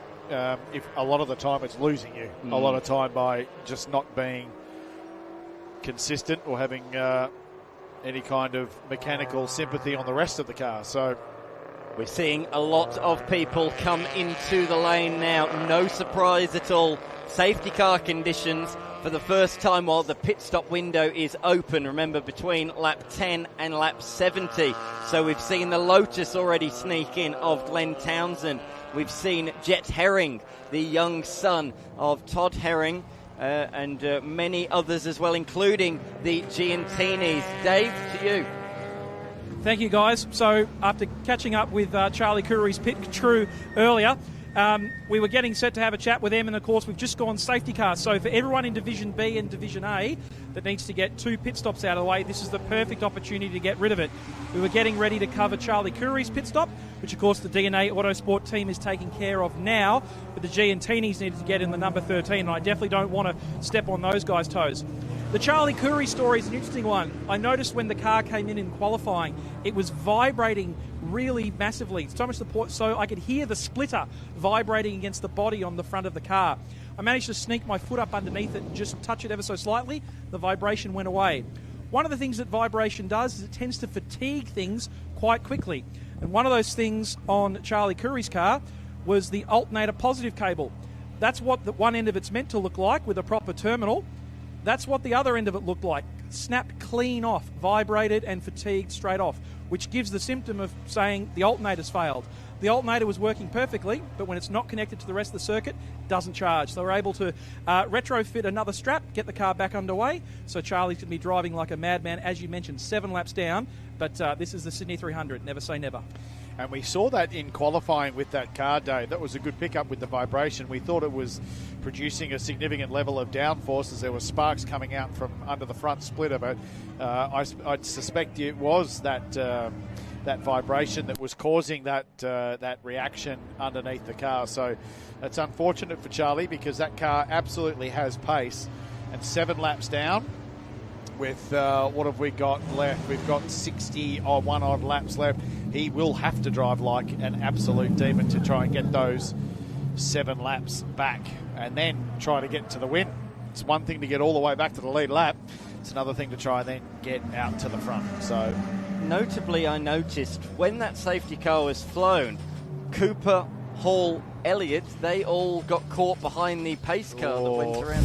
Oh, there we go. Sorry, mate. Sorry to interrupt. The Lotus just struggling to refire there, which often happens when a race car comes in the pit lane after an extended period of time. When you turn it off, which you have to do, obviously, under refueling conditions, sometimes, and we saw it with Shane Van Gisbergen many years ago at Bathurst, just won't restart. And it took a couple of runs with the key there, or the button, just to get the little Lotus back into pit lane, back into the race. Yeah, that was a really slow stop, 3 minutes 17, so yeah, that's not good at all. So for Division B, you may have seen the package at the start just before the race commenced, 5 minutes and a 2.5 minutes. So electing to do their 2.5 minute there because they saw that this car was coming into the lane. So we're not too far away from a restart. And that's really important for the likes of Cooper, Hall and Elliott, who had to spend a lap stuck behind the safety car before they could come into the lane. It actually benefited those 4th, 5th, 6th backwards that could come straight into the pits and get theirs done quickly and efficiently. And, of course, a big thank you to all of our officials here, all of our flaggies and recovery team. We can't go racing without you, and it's a big ask on a Saturday night to have you out here throwing the flags for this event. So a massive shout-out to all of them. Luckily, it's a nice night tonight. I cannot imagine what it's like being a flaggy or an official when it's either howling rain or blazing sunshine or freezing cold. I can tell you there'd be one place you wouldn't find me, and that's throwing a flag on a freezing cold day, being a Queenslander. So I think it's been quite nice today. It's been beautiful. From Adelaide. It's been lovely. It has been a lovely day today. I left the Gold Coast this morning, and it was not dissimilar to what it was like when I arrived in Sydney. So Sydney putting on the weather for the Viola Private Wealth Sydney 300. Looks like we're going to do another lap as more cars have come into the lane. That's the 59 car that's been having those gearbox issues all weekend. Obviously 88 still in the lane doing their CPS stop. Oh, this is crucial because the Hall car has been able to emerge from the pit lane in front of this train going through turn number 1. Ooh. However, Cooper and Elliott have been forced with a red light to stay in the pit lane and wait for this entire field to go through. So they were right up the pointy end. Cooper was right. Oh, in fact, no, there's some fluid coming from underneath that car. Lots of fluid. If that's fuel, they're going to need to be very, very careful because there is a lot of some kind of substance coming out of the back of that car. You can see it highlighted or illuminated by the lights on the car behind. Dave's our man down there in pit lane. Dave, just have a look at the back of that MX-5 there. There seems to be some kind of fluid or something we could see on the camera vision, unless it was a visual distraction. It looked like haze. Was it haze maybe? But it, for all love and money, it looked like fluid at the back. Oh, no, there it is. There it is, yeah. Now, is that fuel overrun? Not entirely sure. I'd want that sitting around a hot break without. But there you go. Lots of flags, lots of cloths and rags. Towel, you can hear this, the call from the team. Absolutely, they need to get a towel on that one. Fair amount of urgency with that, absolutely. Of course, you can see the exhaust outlet on the left-hand side there too. So it's going to take off by the sounds of it. So 5-minute pit stop in Division A. So actually, it's not going to lose any time. So that's good news, actually. I was thinking it was held at the end of pit lane, but these guys in Division A have to do 2 5-minute stops, so it's actually not going to lose out too badly. It's got 20 seconds left, and the safety car lights are out. Is it going to beat this train back to the start line? That's going to be very, very important, or will it go 2 laps down? We're going to have to wait and see. But this car is leading the train. It's not the race leader at all out there at the moment. This car, the 555 machine, we saw it have the incident and the puncture and came into the lane. It's many laps down in position number 40-something. He's just dropped off the bottom end of my timing screen. He's that far down. So up at the pointy end of the field is actually the Benny Tran car that is in third position up the inside in towards turn number 1. They, interestingly, did not elect to pit under the safety car conditions despite being in Division A. And I don't understand that strategy. If No. you've got to do 2 5-minute stops and you're lap 18, why wouldn't you come in and get one stop out of the way? Yep. I mean, the car would be fueled heavy, obviously, and will no doubt be able to run quite deep into the race. But, you know, sometimes it's one thing to plan on a potential safety car. It's another thing that when one comes, you just take it and you change your strategy on the run. So strange that the team didn't do that, but they have been very close and they've won this race on a couple of occasions. So they obviously know what they're doing. It'll be interesting to see how the rest of the race plays out. We can see the 45 now going around the 91 Falcon.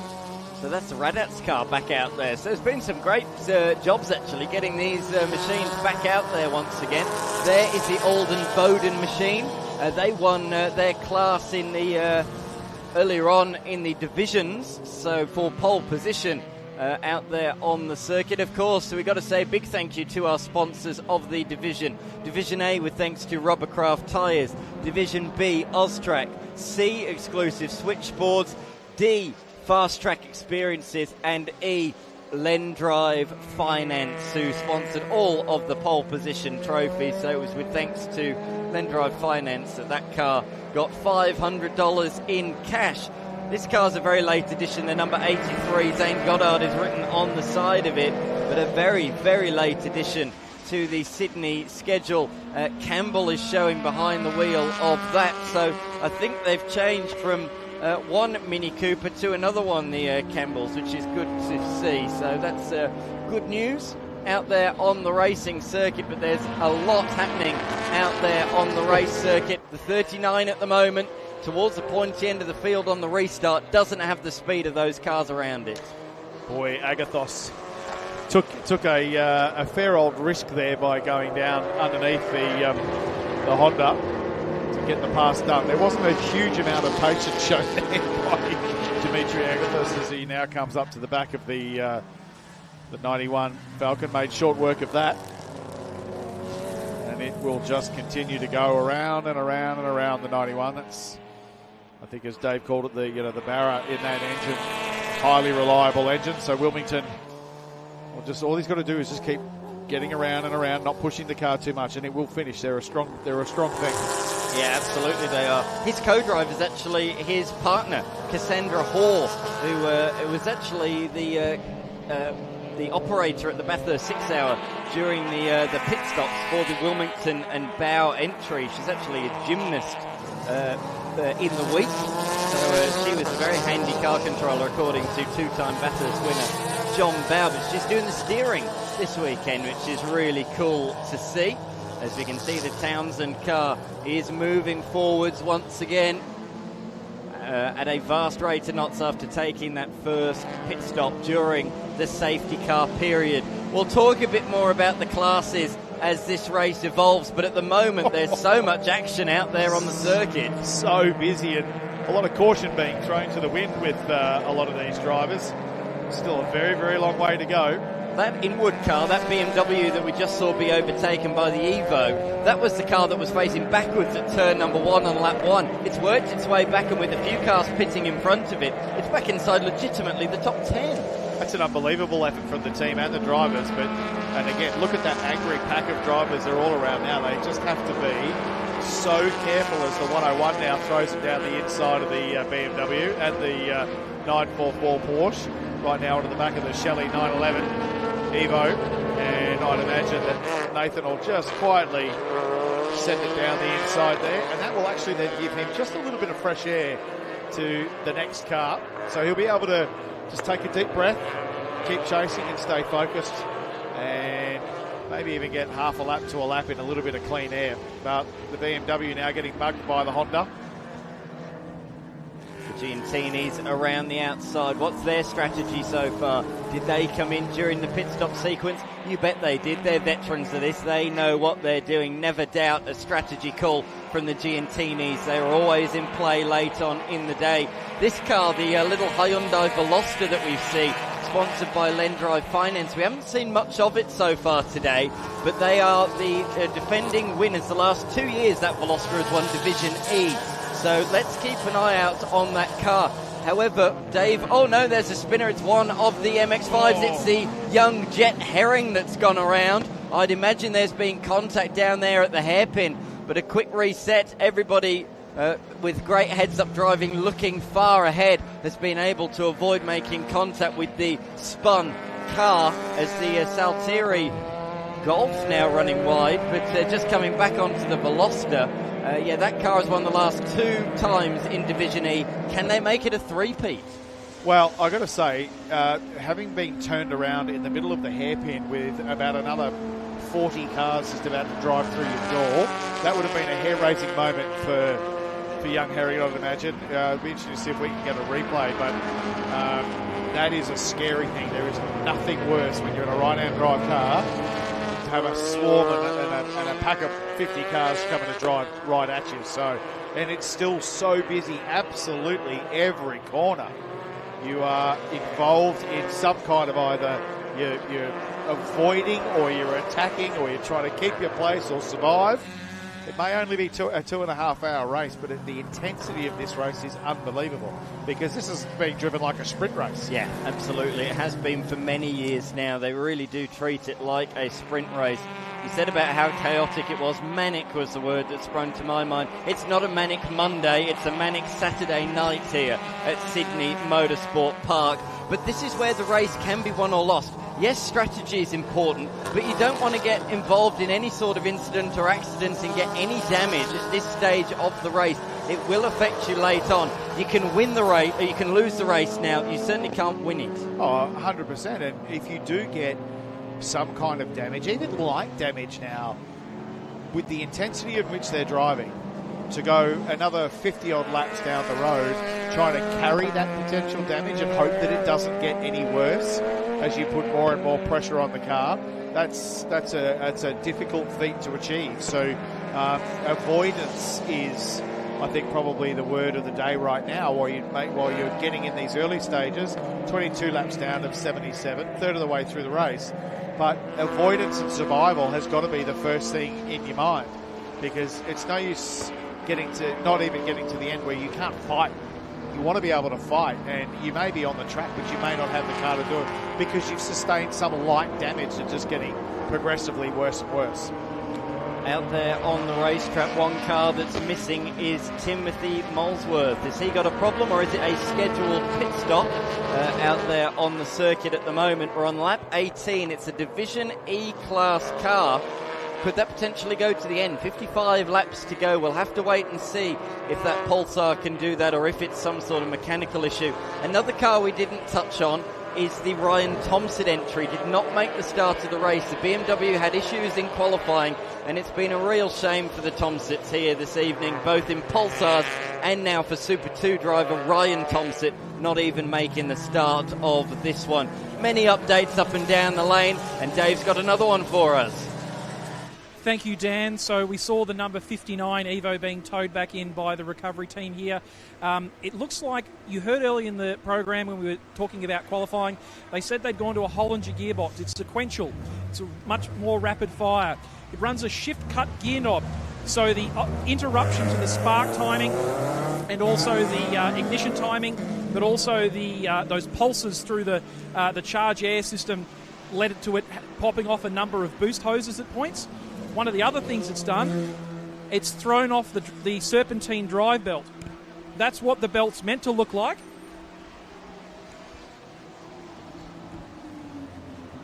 And that's what parts of it do look like. It's absolutely shredded in certain areas. The team was rapidly getting on another one. This is all part of the learning process when you upgrade a production-based car and you push it to the limits that it was never engineered to be beyond. Speaking of pushing to limits, Corey has just set the fastest lap of the race. He's 7 laps down, we said. That's actually a breakout. A 1:37.9 is too fast for this race. 2 more of that, and he'll be wiped out of the race in its entirety. With the other divisions, if you break out 3 times, you move up to the next division as your punishment. However, if you break out of Division A 3 times, you are done. Wiped from the meeting, so he's got to be careful of that. Oh, this is awkward. The 81's trying to come into the lane of Tran, and he couldn't do so. He had cars on the inside, but I'm baffled even more so now by this strategy. The fact that they've had to pit so early under green flag conditions. Yeah, that seems strange, although we did mention earlier when the safety car was out, they elected not to pit. So I'm not entirely sure, and this is the penalty they're now going to pay. They're going to come in and do their 5-minute pit stop under green flag conditions, letting the rest of the A-class cars get far down the road.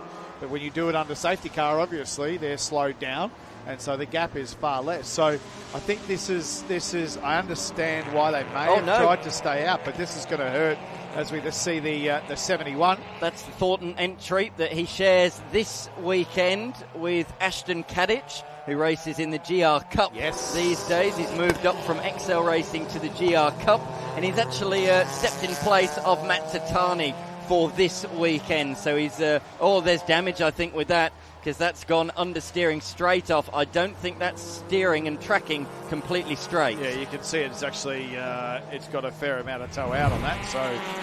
Here's a replay up the inside. Oh no, it's contact with another one of the BYP entries. So one of them is in the lane. The other one's out there having an accident with a Class D competitor. What did we say? You can lose the race in the lap traffic, you can't win it. That's exactly what we were talking about. And it's because you're out there looking after your own race, and if a quicker car comes underneath you, they expect that you have seen them.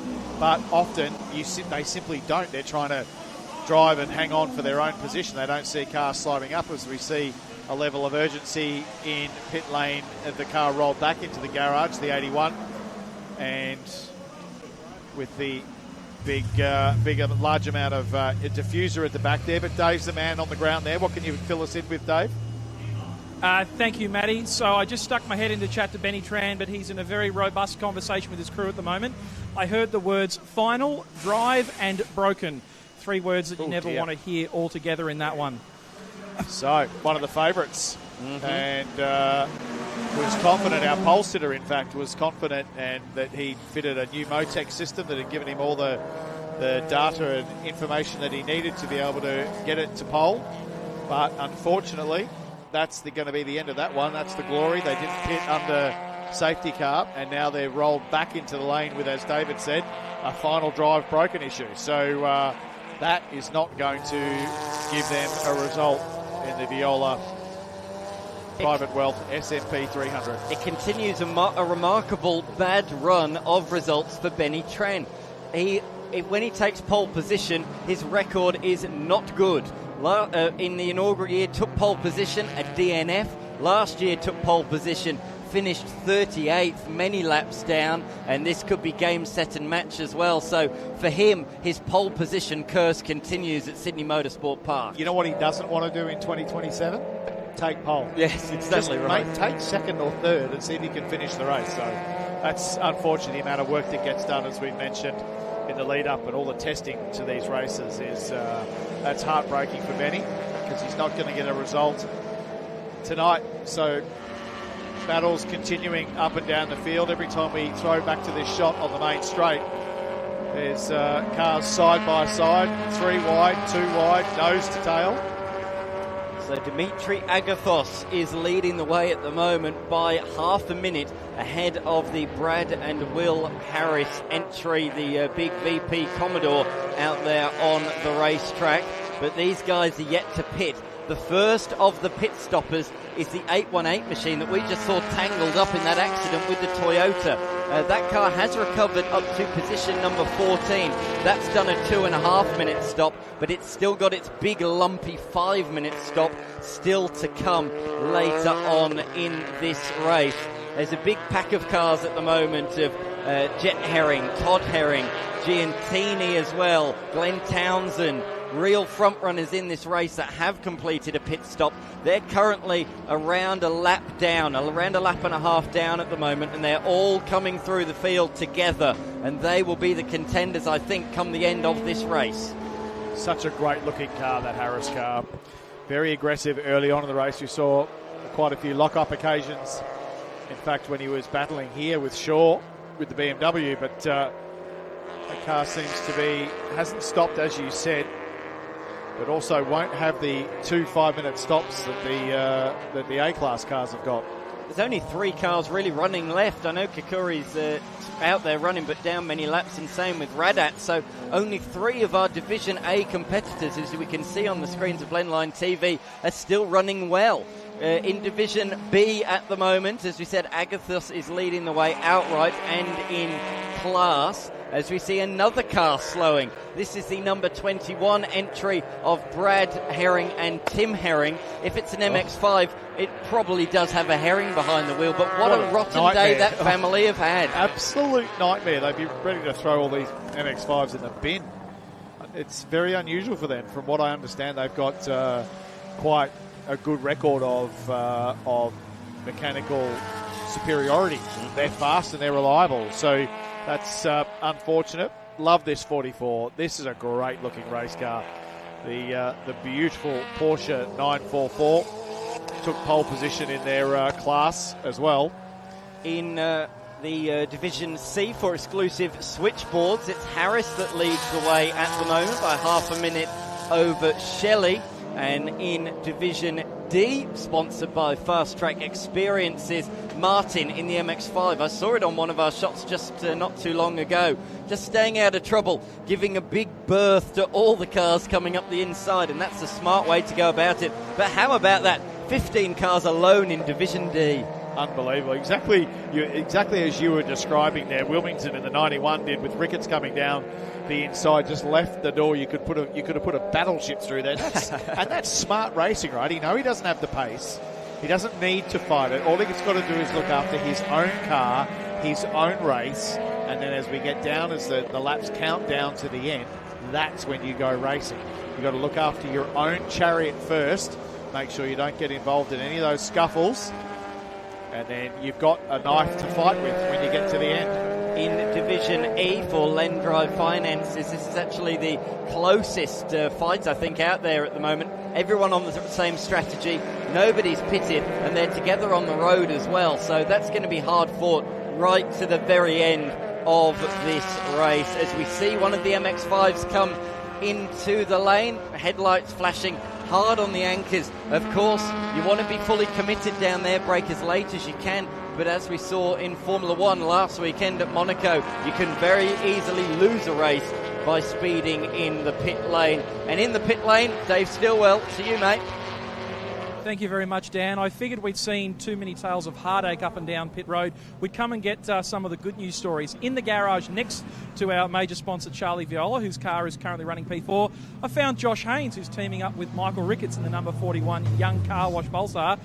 Michael's having a really good run out there, isn't he, Josh? Yeah, Michael's carrying the team certainly at the moment.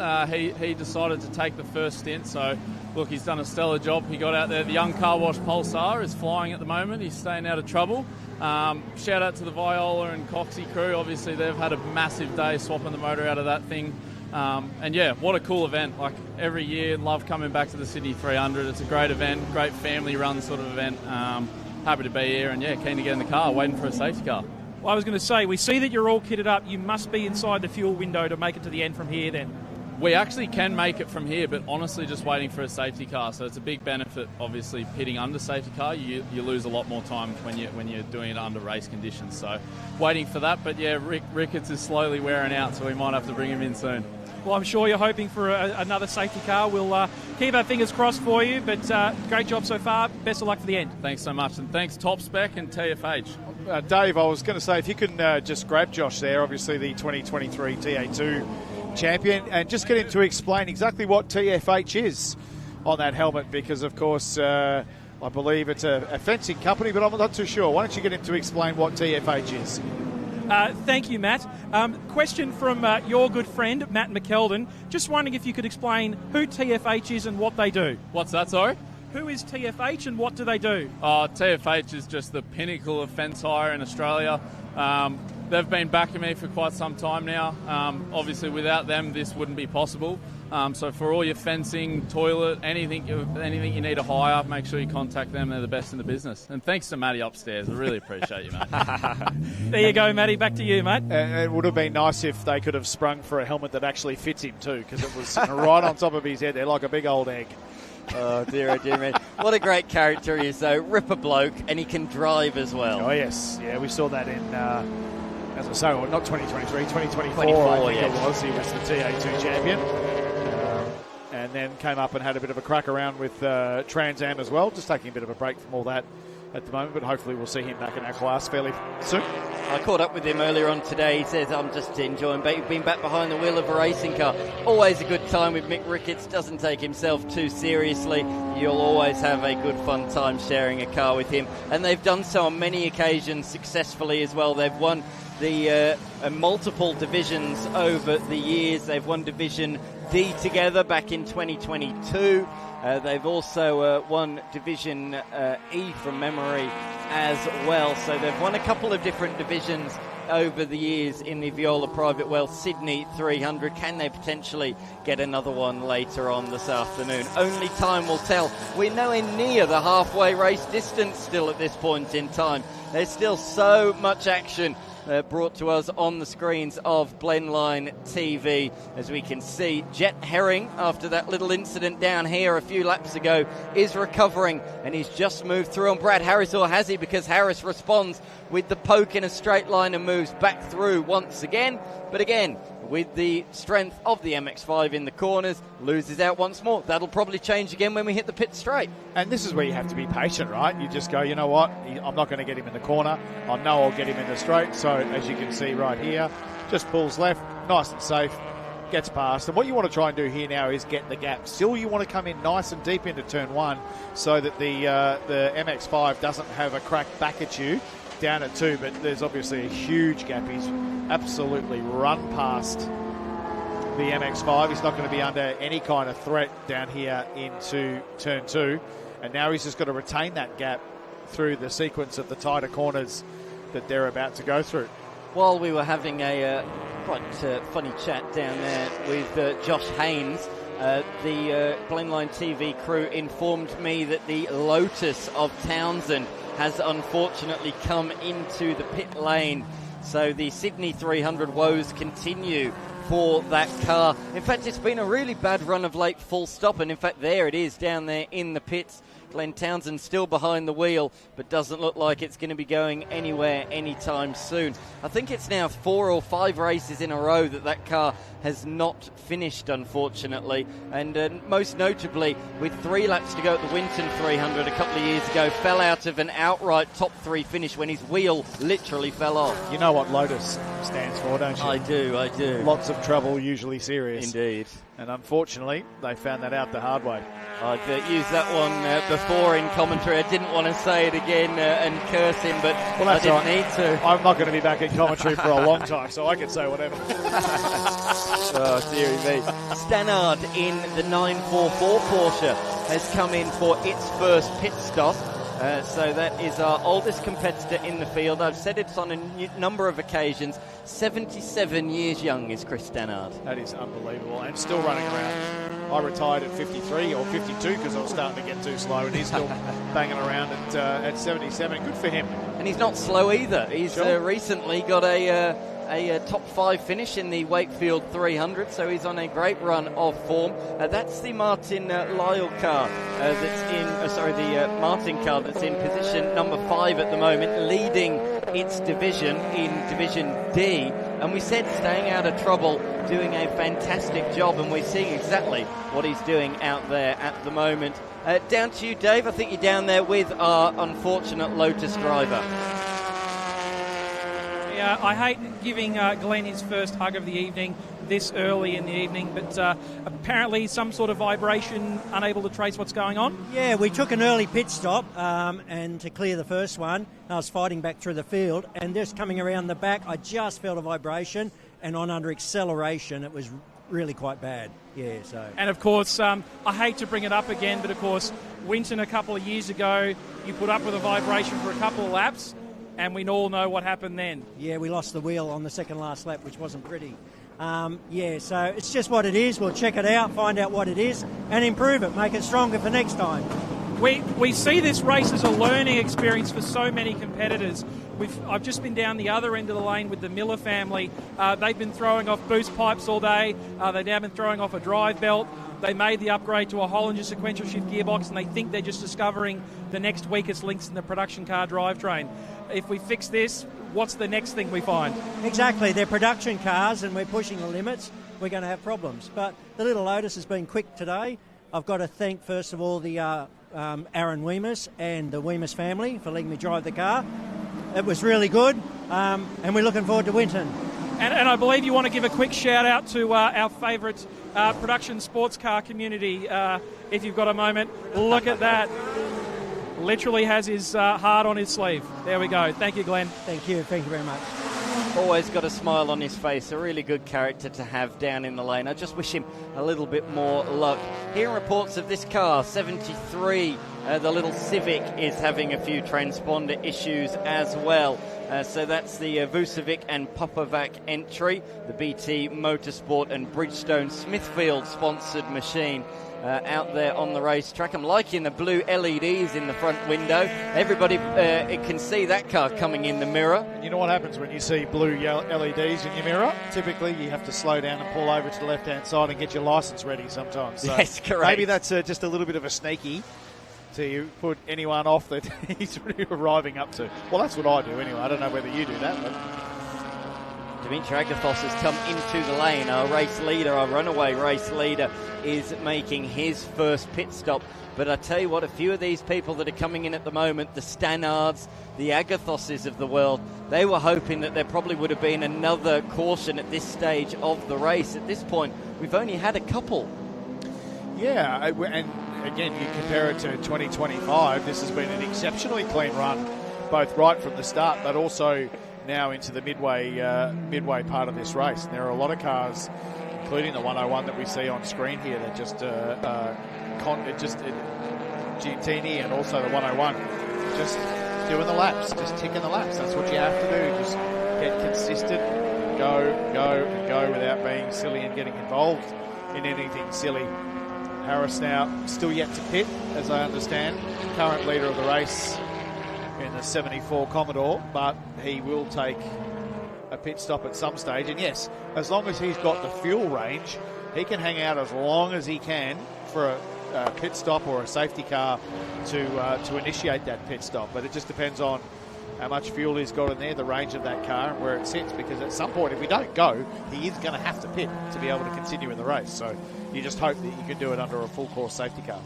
Absolutely. Hanrahan and Razia are in, so Hanrahan will hand that car over now to Charlie Viola of Viola Private Wealth, and they'll bring that car to the finish on not as many horsepowers as they would have liked. Of course, the big engine change for them in the last few hours. For those that didn't tune into qualifying, you wouldn't have seen that car out there, because in practice it had a major issue. Brand new engine in that car was put in ahead of this weekend. It didn't do too many laps, and it let go early on this morning, and the team has been working really hard away from the racetrack at the garage back at home to get that fixed, get the Pulsar engine in it, and get it here to the racetrack in time for the race. They started at the very back of the field, and Hanrahan has done a brilliant job. Yeah, okay, a few people have pitted ahead of him, obviously, but to be in that position at this stage of the race, brilliant job. Still racing, because as of this morning, they weren't racing. Yeah, absolutely. So to have Benny having a crack around there, and now handing over to Charlie Viola, of course, the proprietor of Viola Private Wealth, and a big supporter, as the Ricketts car has now come in, and Josh Haynes will have slid in. That's Josh's dad, Steve Haynes, on the cans right at the front there. And if I'm doing this race, Bags not being that guy on the left that has to pump all that fuel in there, that is not the job that I'd be after. So I'd imagine that the driver must stay in the car during the fuel, and then when the fuel has stopped, as we're seeing here, Ricketts jumping out, and in goes the TFH shod Josh Haynes. I just noticed that the Pulsars going to leave the lane first, so they're going to have to push that back a few metres so it's got enough steering lock to pull into the lane behind Charlie Viola. So they've got to think about that as well and add that into their pit stop time as well. And you cannot select reverse gear as well, so they're going to have to push that back, as you say. Out there on the racetrack, though, it's all action still on the racetrack. This is that bizarre sort of period in the Viola Private Well Sydney 300 where there's strange and weird cars at the pointy end of the field, and some cars we'd expect at the front towards the tail, but over the next few laps as the pit stop sequences continue to take place, it'll all start to make sense and it'll all start to play out. I like what I'm seeing from the 911 of Shelley there in the Evo. Nothing spectacular. Opens the door, as we just saw there, lets cars go back and forth, doesn't get involved in any scraps. You don't see him locking brakes. He's playing a long, smart game. He's clearly not racing that car as fast as it's capable of going, but he's looking towards lap 75, 76, 77, getting all the way to the end to possibly pick up a podium in his class. Currently sitting in 7th outright. Hasn't done his pit stop just yet, but again, if he just keeps going... Oh, there's some contacts on the exit of the hairpin. Again, just a little lack of awareness there on who was coming through. He's got damage. Base. I think he's got damage. He put the hand out the window, but I think that's sitting a little bit weird on the rear left-hand side. Was that a hand out the window? I suspect it might have been. But, yeah, I like what Shelley's doing here. Again, as I say, nothing spectacular. And as these cars are continuously, even putting on the indicator, if you don't mind, just letting you know what side I'm going to pass on. So there's been a couple of notable cars come into the lane. The Lexus is in the lane, the 152 entry out there in the pits as we see a replay of what happened down here at the hairpin. What's your read on this? Just the 187 is not exactly aware that the 73 is coming through, and really the Honda there didn't give him a huge amount of room on the exit, and I think that's probably why you saw the handout going, oh, sorry about that, I didn't realise I was running you out of room. It's very easy to do there as well. Other notable names that are in the pits, Zach Wazia and the Tom Shaw entry. Oh no, the 73 does have problems. The 73 has problems.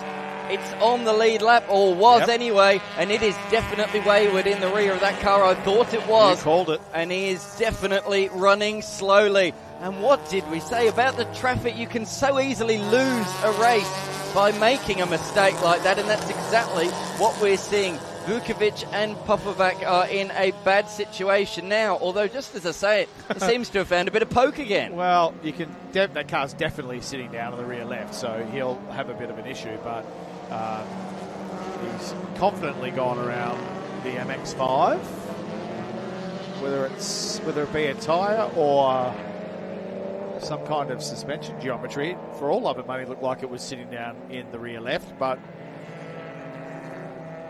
maybe even a toe link or something. I can see that the wheel almost looks like it's moving underneath the car, but he's not exactly slowing down. He's pretty hard up, and we'll see if he dives to the pits. Yeah, definitely, I should say.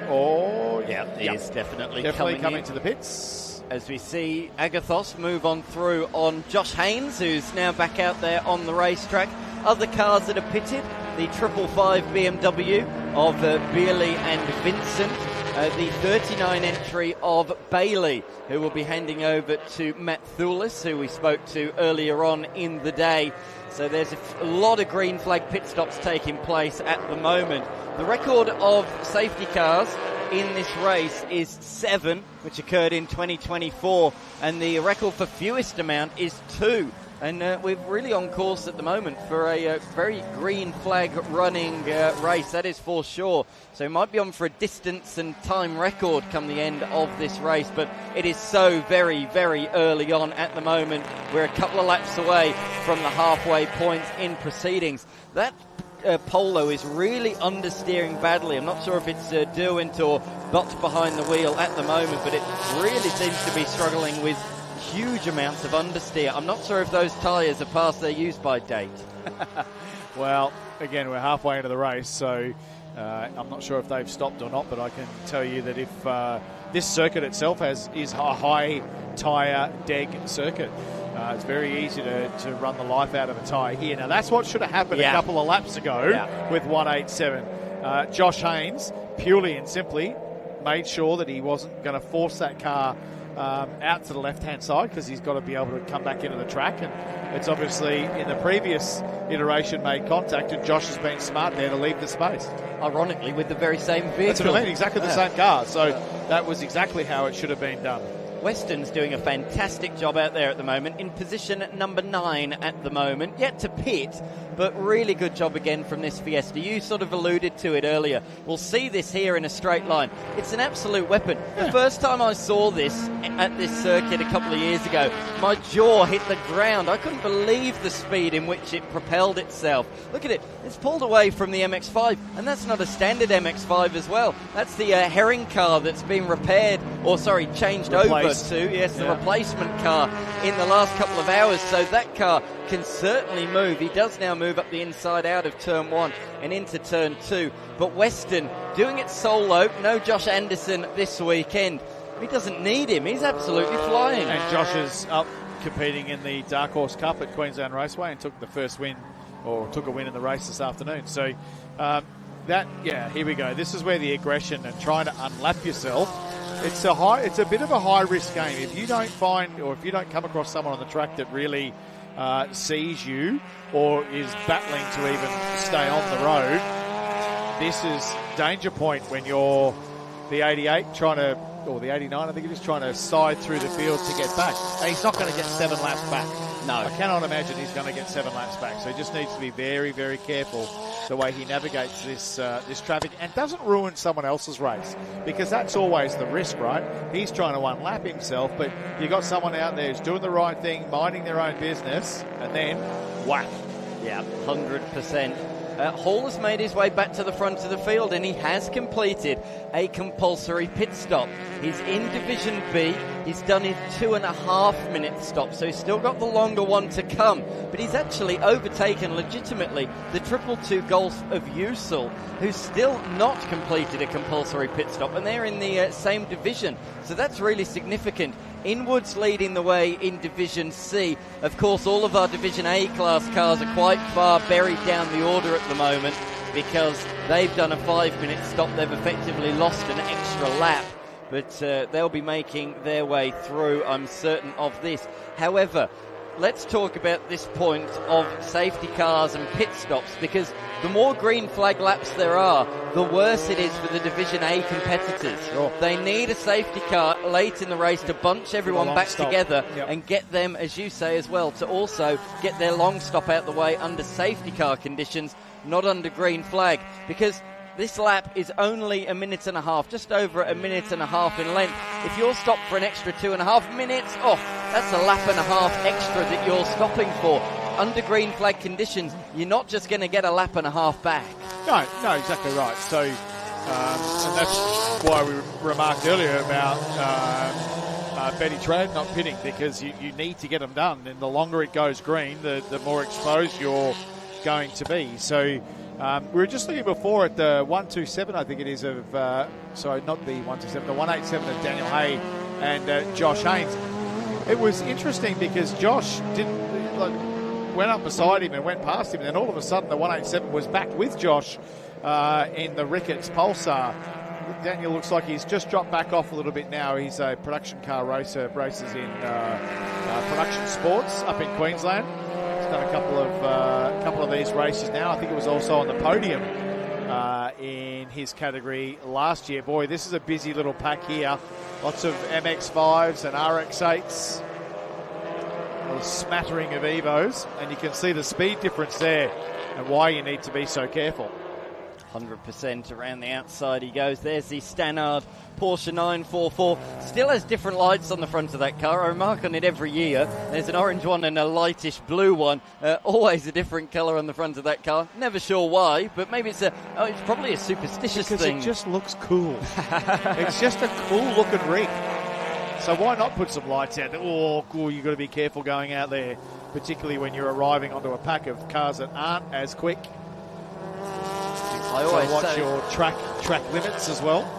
I always say in a race like this, you don't want to have superstitions because you don't have time to do your superstition before you jump in the car with the frantic action of these 300k races. Dave, to you, mate.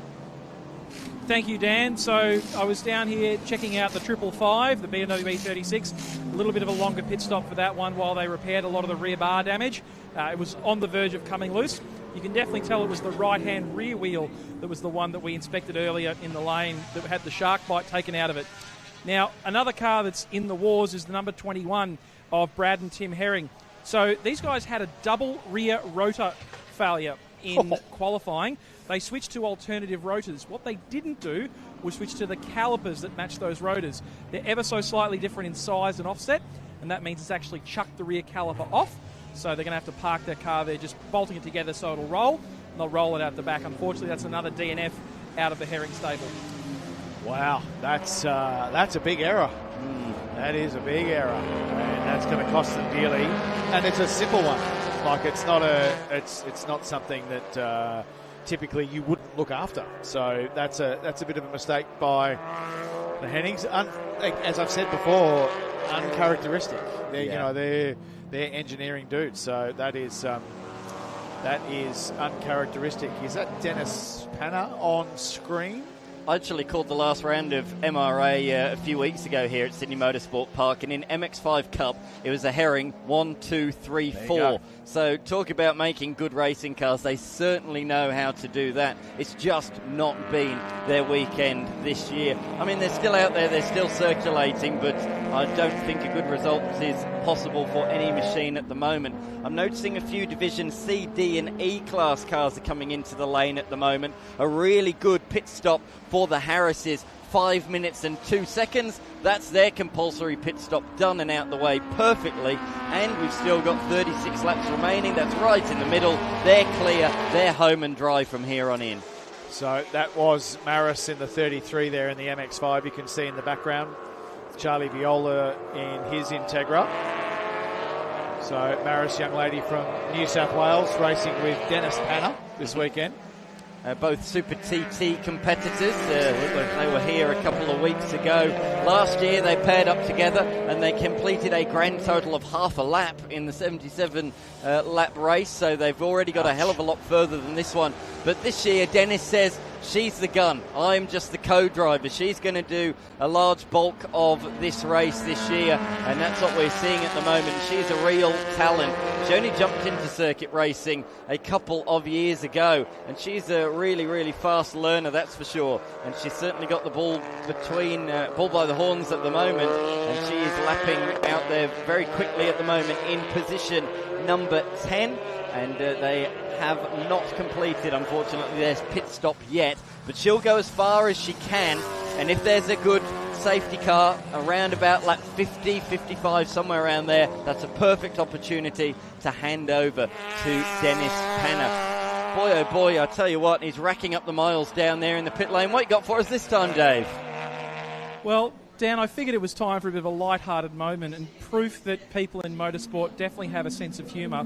For those of you who are flicking between our coverage and that of the ACO's Le Mans 24 from the Circuit Les Arts, you might be familiar with the IMSA team AO Racing, who liveries up their LMP2 and GT3R Porsches in special dinosaur liveries. The teams in the Rubbercraft Tyres Australia SuperMini Challenge have taken that to heart. We've got Skeleton Rexy up the front. And in the back of the garage, we've got Roxy. And for those of you who are wondering, if you want to, you can actually pick up an AO Racing-inspired Lego kit of the Rexy livery, the green liveried Porsche GT3R. So you can start the fascination with interestingly themed liveried race cars from a very early age, if you so choose. Oh, that is a full geek-out moment, David Stillwell. You have just geeked it big. Oh no, the Lexus has got a problem, pulled over to the side of the racing circuit. And is there some fluid coming from between that? I think there's a little brown line following the middle of that car down towards turn number 1, and there's a bit of haze as well. I think there might have been something that may have let go down there, down towards turn 1. He's got it well out of harm's way, but the lights are out. There's no get up and go in that machine. He's rolling that to a stop on the outside of turn number 1. Oh, there's a car in the wall. Head on Commodore into turn number 5. It is indeed the VRAG Commodore. Great pickup. The number 42 of VRAG and Evans. Nose first. You can see the brake lock-up down into turn 5. So this is at opposite ends of the racing circuit. The Crosland car's going slowly as well out there on the circuit through turn number 4. So there's drama all around, and we've gone safety car. So from a pit stop point of view, who is this going to work for in the Class A cars that were desperate to try and get a pit stop done under safety car conditions? As we look to the replay, there's Maris, Wilmington ahead. There's the VRAG Commodore, goes to hit the brakes. Monster lock up there. I wonder if that car's got ABS, and all of a sudden maybe a wheel speed sensor has departed the car, because that car did not look like it was stopping. It was locked, but it wasn't stopping. So what a great job for the 152 to be able to get that car right out of harm's way. If we were still green, we'd still be green. We wouldn't be going under safety car. So that's great heads-up driving in an unfortunate situation for the 152. Unsurprisingly, look at the pit lane activity compared to the on-track activity. Two cars stay out there. The rest of the field barreling into pit lane, including our race leader and B-class division leader as well of Drew Hall. Could this have fallen at a better time for him? I'll tell you what, he's really judged this strategy to perfection. Here's what's happened then on pit straight. Bang. Yeah, she's and again, smart heads-up driving. Immediately realised what was happening, immediately got off the race line, and then rolled that car all the way down to the old drag racing start and put it behind a tyre wall. That is fantastic.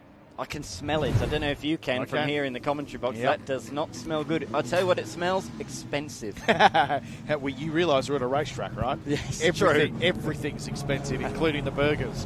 So the 86 car that we saw earlier in the pits with a lot of fluid that was underneath the car, which I suspect was fuel, and the crew just bringing it back there into its pit box, because you cannot select reverse, so they turn the car off, and they will now go to fuel that car. So into the back with the coupling.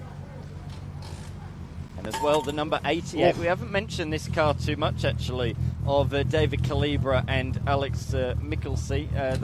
They've been in and around the top 10 for much of this race. They've been moving forward. Exactly right. Yep. Which is what you want to be in this style of race. If we're talking about you, it's probably for the wrong reasons. Yeah, I mean, again, we've talked about it with Shelley as well, and currently in P6, and this is another one that worked for them. They've gone deep into the race, 4th in class at the moment by the look of it. They're now into pit lane. They've been very clever. We mentioned earlier how they just keep opening the door for people that want to throw it down the inside. Went nice and long. Safety cars come along. They're pitting under safety car conditions. In fact, with Weston and Tab, who I think are in the same class. Oh no, Shelley, in fact, is likely to be leading his class after this, because he's pitting under safety car conditions. Depends on what Weston is, what's happening with Weston. So yeah, Weston's remained out there, still yet to pit. Hasn't pitted. So this will play into the hands of Shelley for a class victory. Absolutely, it will. Doesn't that sound absolutely fantastic? The PowerTech Electrical and Fire Evo sounds absolutely fantastic. And straight away, straight out of the lane, what's that going to be in the pits? 2 minutes and 47.9, so that's the shorter pit stop done, complete. So I'm assuming it was the full 5 minutes done in the first stop, and that's both compulsory pit stops done and out the way for that entry. Calibra on the race circuit completed both stops. Great news for them, as we could see the Honda Civic, bit of work being done on this machine, the 696 entry of Greg Boyle, the Honda Accord Autosport and GBA sponsored entry. And then our most capped 300 entrant of Parry Anastakis in that little Pulsar. Just right into the lane there. So just pulled the car in with the nose sitting out. Driver has extricated the car during the fuel stop. That white cover, if you're wondering, is just a cover on the other side of the car to protect the wheel and fuel, so no fuel is spilt over a wheel and a hot brake rotor. So looks like the MX5 club going for a coffee on a Sunday. They've all come into the pit lane here. Tim Weston has come into the lane, so stayed out an extra lap, but is now in to hopefully serve his one and only pit stop in the little plucky Fiesta out there here at Sydney Motorsport Park, sponsored by Longman Hill Solicitors. Oh, that's not what you want to see underneath your car. No, it's quite a bit of oil on the ground there. Not entirely sure who that oil may belong to. Derwent has now come into the lane. That was the Polo I was saying that was understeering horrifically. So there's been some alteration. There'll be a new tyre thrown on the front of that. Of that, I'm certain. But a little bit of 1,000 mile an hour tape there. Yep, 100%. It's that's a great shot. What will we do without race tape? What will we do without race crew? And what will we do without race tape? I was just about to say that exact same thing. It does the job, doesn't it? Oh, my goodness. It doesn't look pretty, but it does exactly what it is meant to do, and that's just keep things together for the remaining laps of the race. So I can tell you as a driver, you do not care how pretty or not pretty it looks. When you're 44 laps into a 77 race, get as much on there and get that thing nice and secured to the car before the Motorsport Australia police come and tell you to pit. So they've been able to get that work done under the safety car period. He's eager to get going, but he's got a crew member saying just hold. So look, quite animated inside the car there. Entirely sure what the... he's keen as mustard to get out of there in the Texas MX5 plates. If he runs out of fuel on the last lap, he'll feel a bit silly, won't he? After hard up onto the throttle. Yes. It'll be interesting to see when he takes off if he lets it skid away. Well, it's nothing if not dramatic. Makes for and the crew member throwing the hands up going, I don't really quite know what all that was about. So we'll just have to make sure that the 191 went out in time, not early. There's definitely some transponder issue still with that car. It wasn't showing it was in the lane for most of that pit stop, and it says it's been in the lane 4 times, which I find hard to believe considering it's in position number 2 on the road at the moment. So I think there's definitely some transponder issues with that particular machine. As you can see, the safety car just going through, and the 144 rejoining midway into the pack. I'd be surprised if that's a legal pit lane exit there, but we'll keep you abreast of that one. Weston's still in the lane. Here it is. Yes. The little red rocket. That's because he came in a lap later, if you remember. Yes. So everybody else that came in that original lap has now departed. Although we were saying about Helena Maris and Dennis Panner staying out of trouble, doing really well. Their 5-minute pit stop has already been 7.5 minutes, so there's clearly some issue for that MX5. And also Hayden Crosland, we saw him going slowly coming into the lane. He was actually meant to drive with his brother this weekend. However, his brother, Ben Crosland, decided that his wife should have a baby the day before the Sydney 300. Rude. So, just rude. A big congratulations, though, to Ben Crosland and the Crosland family. They might be watching on, you never know. But congratulations to you. Absolutely. Could have waited a week, but congratulations to you. That's exactly what Hayden said to me. When a baby's going to become, a baby's going to come. I've just noticed in the background there that the Josh Haynes car, the Pulsar, has just been driven into the garage.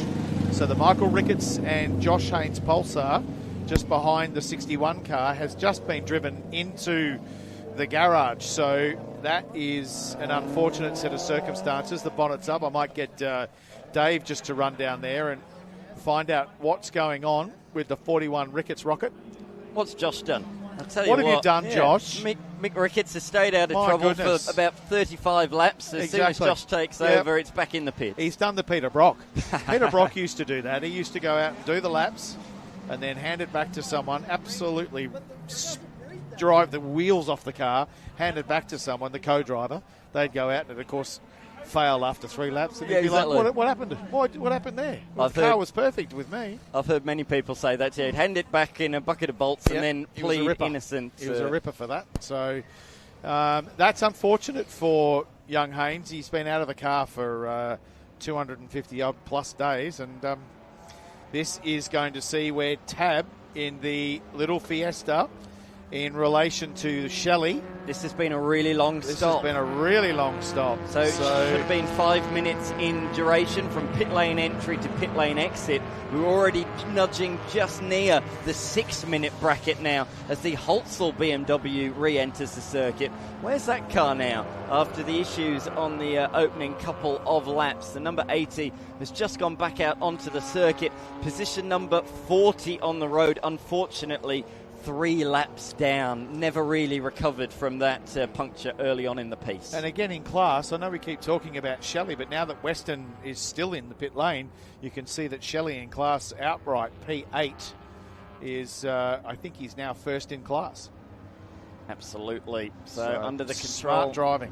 Under the control of the safety car, we have Calibra that it's picked up, and I'm not surprised by that because, as I say, I think the Tab car still has issues. The American driver, look, it's saying he's 7/10 or 6/10 ahead of the Evo. Well, clearly he isn't, unless it's an invisible machine out there on the racetrack, an invisibility cloak's been thrown on it or something. I don't think it is 6/10 of a second ahead. First Dave with the Lego things, and now you're throwing to the Harry Potter. Yeah. Absolutely. Man, it is Geek Central here at the Oh SMP no! 300. This not is our under Division D safety leader. Car. No. This is our Division D leader that's grinding to a halt out there on the racing circuit. Oh, not happy either. No. You can see him just gesticulating with the fluoro gloves on the steering wheel. There is nothing worse. It happens.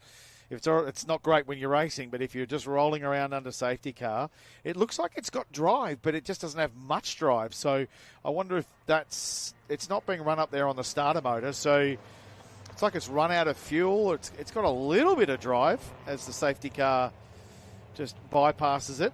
I did say Division D, sorry, Division C class leader it was, but not anymore. It's not electrical because the headlights are on. So I wonder if it's run out of fuel. I wouldn't think so. It didn't pit that long ago. So I'm really surprised by that as it grinds to a halt out there on the circuit. I thought initially like you did, and then I thought, no, he wasn't in that long ago. And this car, if you pit around the halfway stage, should easily be able to make it to the end of the race. Yeah.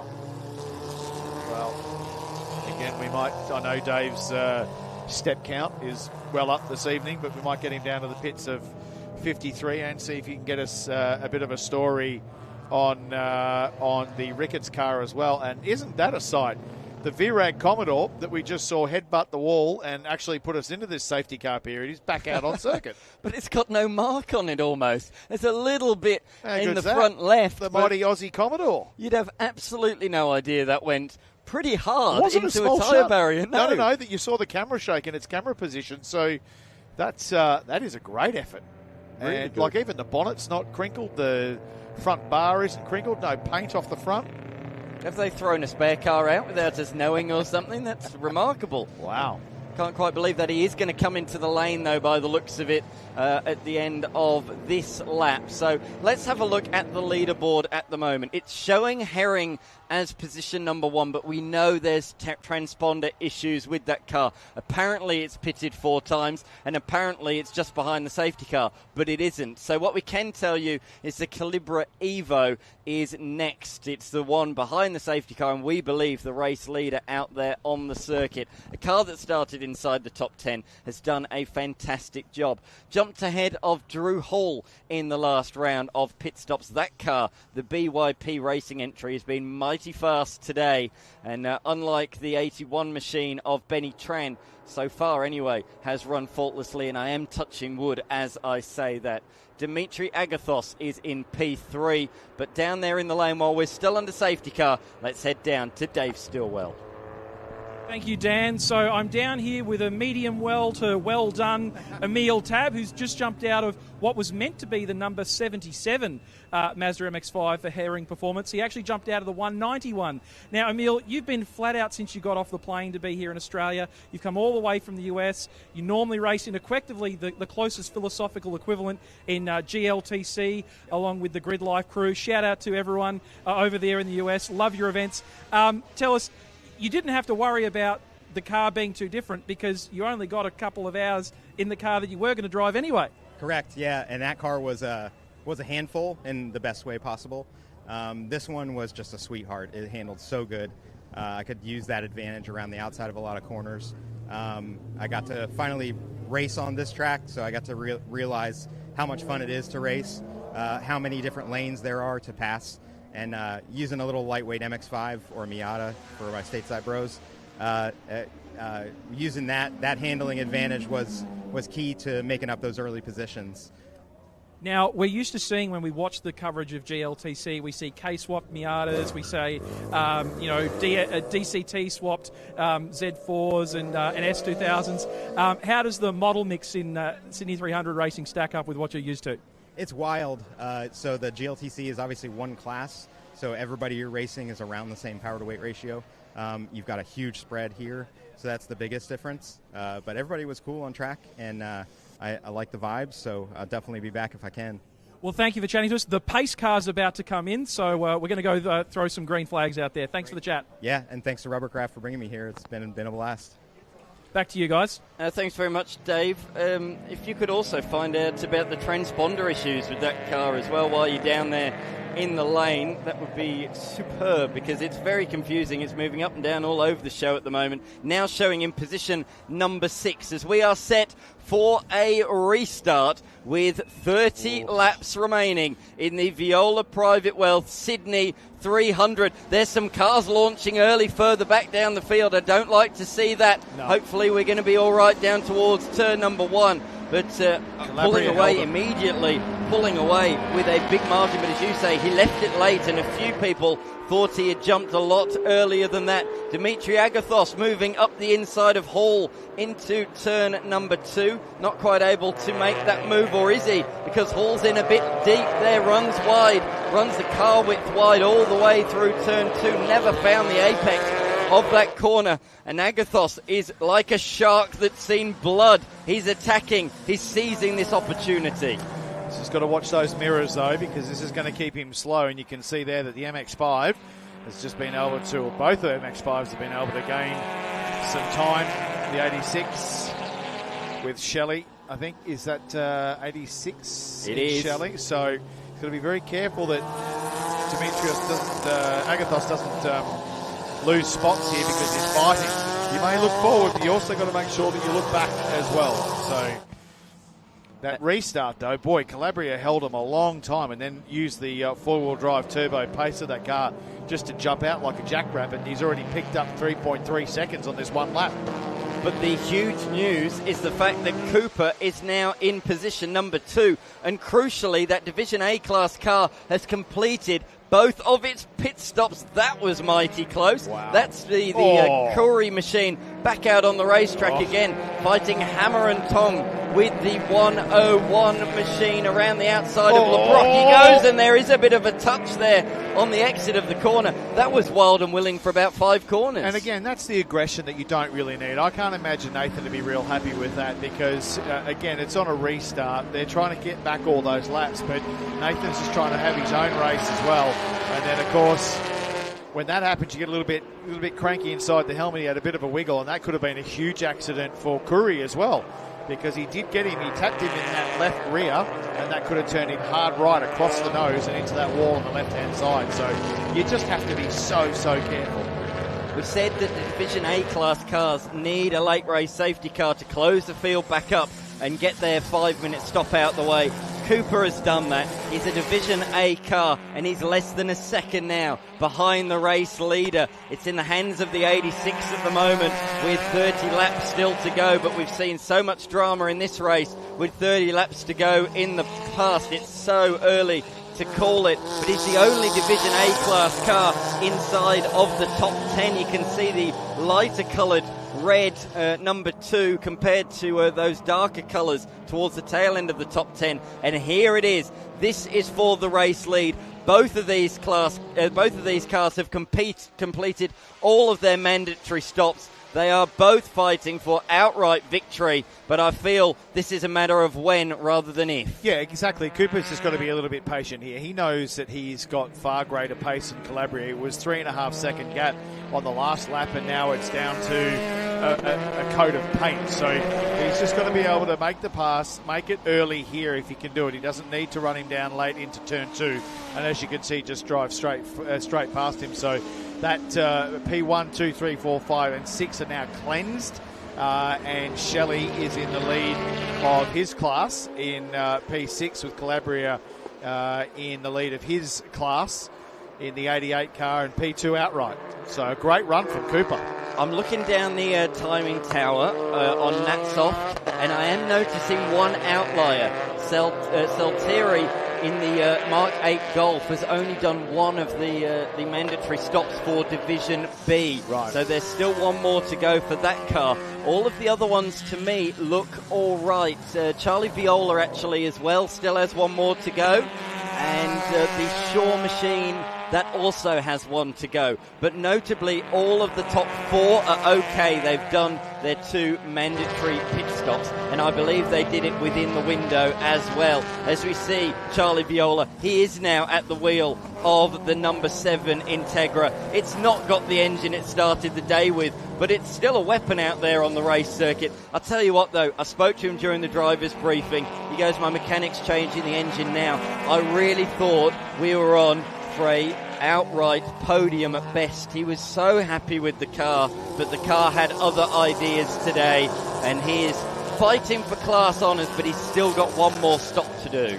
And I spoke to him also, and this is, I think he's at the Improved Production Nationals. He had a car and an engine that didn't last very long as well. So he's been on the back end of some mechanical woes. So it'd be great for him to see the flag in whatever position he finishes in this car as the major sponsor. But there's quite a bit of contact with Shaw and Viola there. Didn't need that. That would have opened his eyes up very, very wide. And there's Shelley involved with the MX-5 as well. And you've got to be so careful because there are various speed differences between these 4 or 5 cars. Shaw with the big Commodore, Shelley with the Evo and the 4-wheel drive pace, and then in the Accord it's Viola with an improved production engine.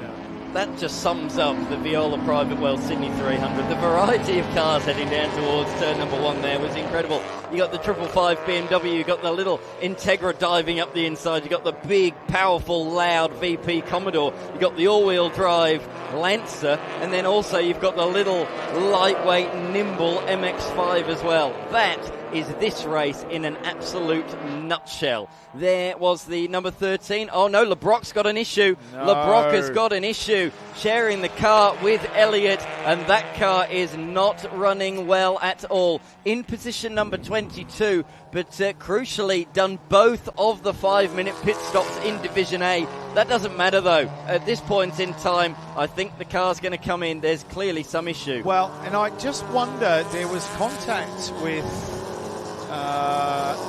Cooper.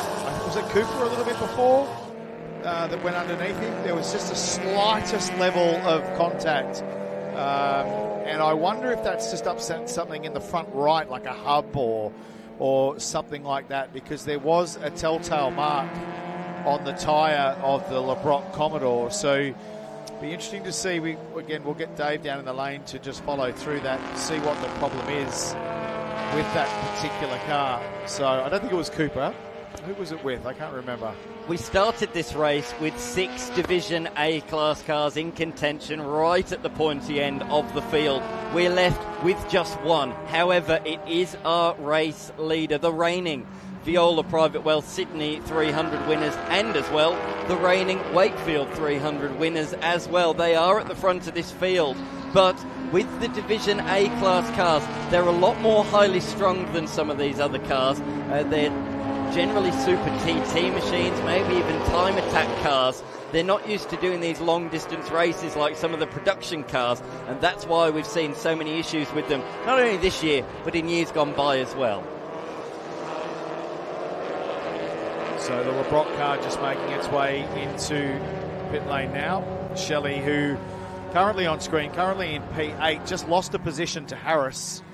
Shelley was in the lead in the 911 Evo, but Harris has just been able to nick that position and has just taken a couple of seconds up the road there. So it'll be interesting to see if Shelley can hold their position with 26 odd laps to go on the podium for Class B. Up the inside, 3 wide, we've got Stannard, we've got Helena Maris, and on the outside we've got that Herring car. Oh, one of these cars doesn't sound quite right to me. Nothing, there's something there that does not sound very good at all. I think it's the Panna Maris car. There was a little bit of smoke coming out the back of it, and it didn't accelerate out the corner like I would have expected. Maybe we'll have another little bit of a listen here, although the camera position is a little bit further away, so we'll keep our ears out for that one. And another man who's keeping his ears out down there in the pits is Dave Stillwell. Thank you very much, Dan. So I've just ducked in to have a chat to, still in reasonably good spirits, Josh Haynes. He was, of course, sharing in the number 41 Pulsar with Michael Ricketts. Unfortunately, they've cracked an exhaust manifold, so that's day done for them. That's one of the reasons you could hear a little bit of an off tune coming from the 41 Pulsar. Now, this is not a repeat. I haven't pulled B-roll from 2025's edition. Here's the throttle linkage from the number 53 Penrite Racing Team MX-5. We were in the lane with nearly the exact same problem in the 2025 edition of the Viola Private Wealth Sydney 300. So difficult day for that team. They do have a full spare throttle body. They are fitting that now. So hopefully we'll see the Penrite MX-5 back out hopefully in the next few laps. I'm getting flashbacks, deja vu from 2025 out there on the racing circuit. It's been a few moments actually that have been quite similar to last year. The VRAG Commodore getting involved in an incident on a couple of occasions as well. So there has been quite a few interesting things. The Benny Tran car running strongly after taking pole position and having a mechanical issue. So there has been quite a few things that have been similar to last year's race, but there's been a hell of a lot of new stories as well. Every time you have an edition of this, as we see the VRAG Commodore on screen, you're going to get lots of different storylines up and down the pit lane. And one thing you'll find is that there will be some consistent stories year on year on year on year, which will tell you it's either a car or the preparation of the car that's not being done in the correct manner. But I'm shocked by that VRAG Commodore. I'm absolutely shocked that it is continuing to run around, and I'm not entirely sure that was the MX-5 making that. We heard it on the effects mic in the background there. Something just didn't sound right. Boy, that's aggressive. Look at that, is aggressive. Right up under the bumper of the BMW's the MX-5. And I think it's one of those 3 cars, because I can hear something mechanical, but I don't know entirely which one it is, because they all are remaining on pace. We've spoken about the fact that Cooper's leading in Division A. We've spoken about the fact that Libra's leaving in Division B, but our leader at the moment in exclusive switchboards, Division C. Oh no, an issue for the Giantinis. They are running slowly down towards turn number 2. An unlucky 13 again for this Honda Civic, unfortunately. They've had a couple of 300s stolen from the jaws of victory in the last couple of years. This one never really got going for them, and it's going to come to an early end, I think, on lap number 54. He pulls to the inside of the track on the exit of turn number 3, but that is real heartbreak for the Giantinis once again. I can't believe the bad luck these guys have. Yeah, and that's exactly what I just said. You will always find consistent stories, and that sounds like the Giantinis are exactly that. They've got consistent, whether it be deep into the race or early in the race, they've got a constant mechanical issue with that car. So that's sad to see them pull up on the inside. Where they've stopped, it'll be interesting to see whether now this promotes the next safety car session. It's not exactly in an entirely dangerous position on the circuit, but we'll just wait for Motorsport Australia officials to make a call on that.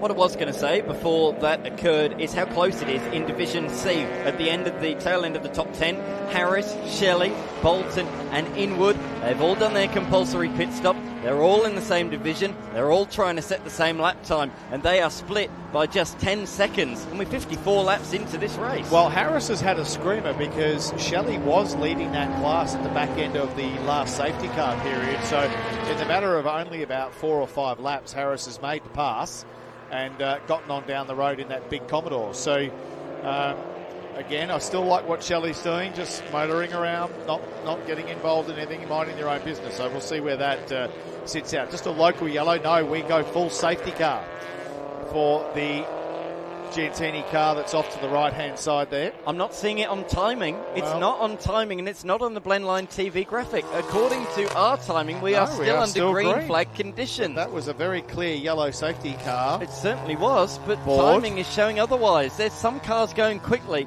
and some going slowly out there at the moment, and the safety car's out there on the race circuit. Not on timing. Very interesting.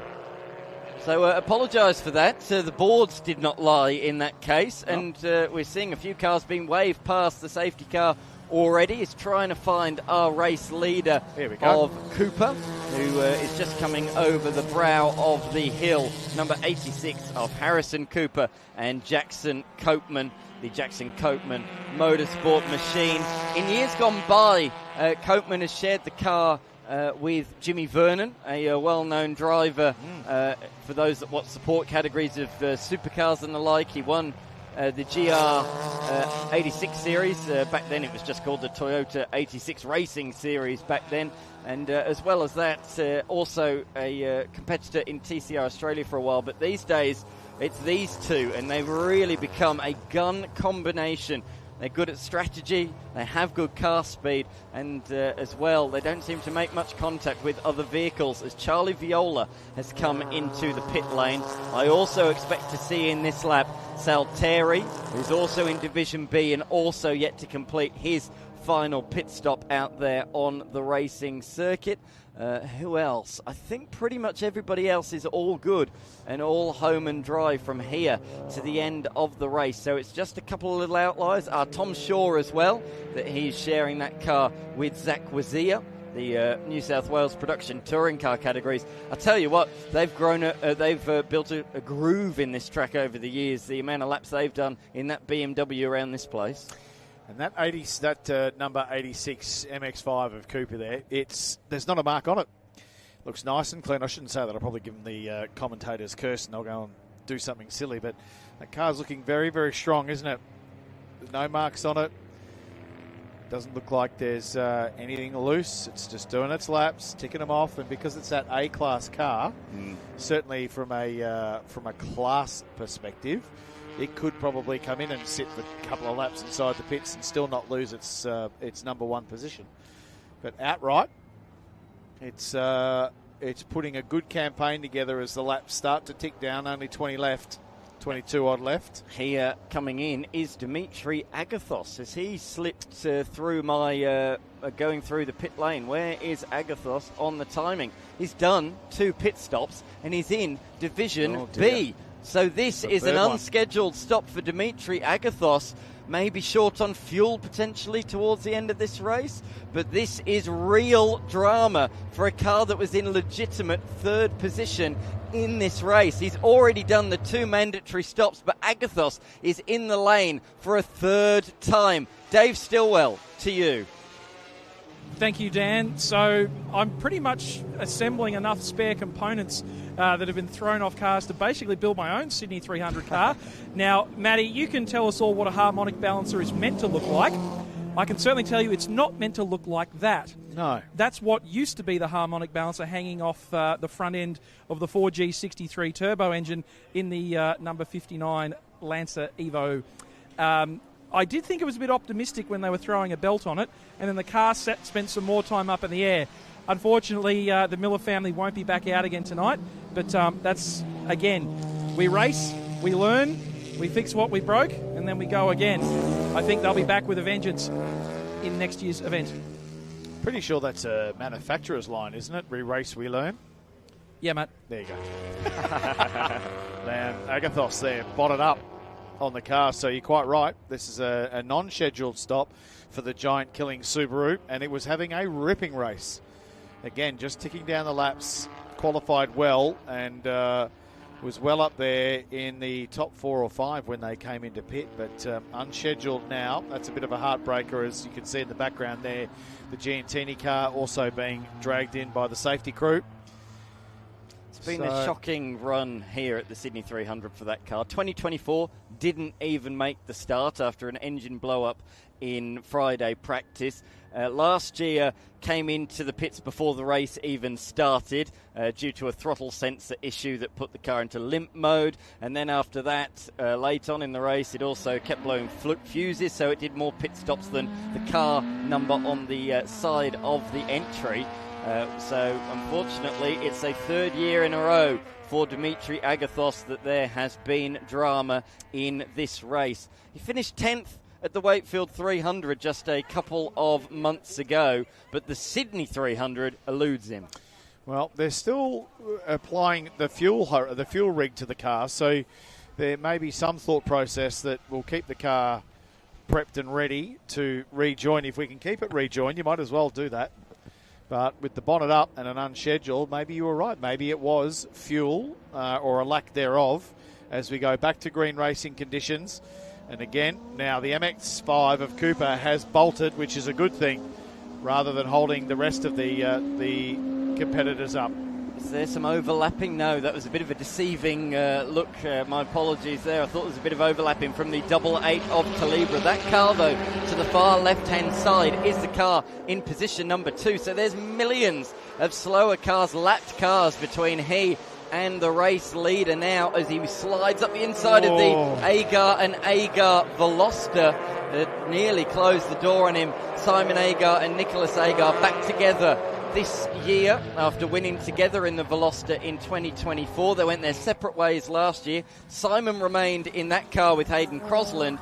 Meanwhile, over in the i30N that they used, it was Nicholas Agar and former Winton 300 winner Jason Walsh.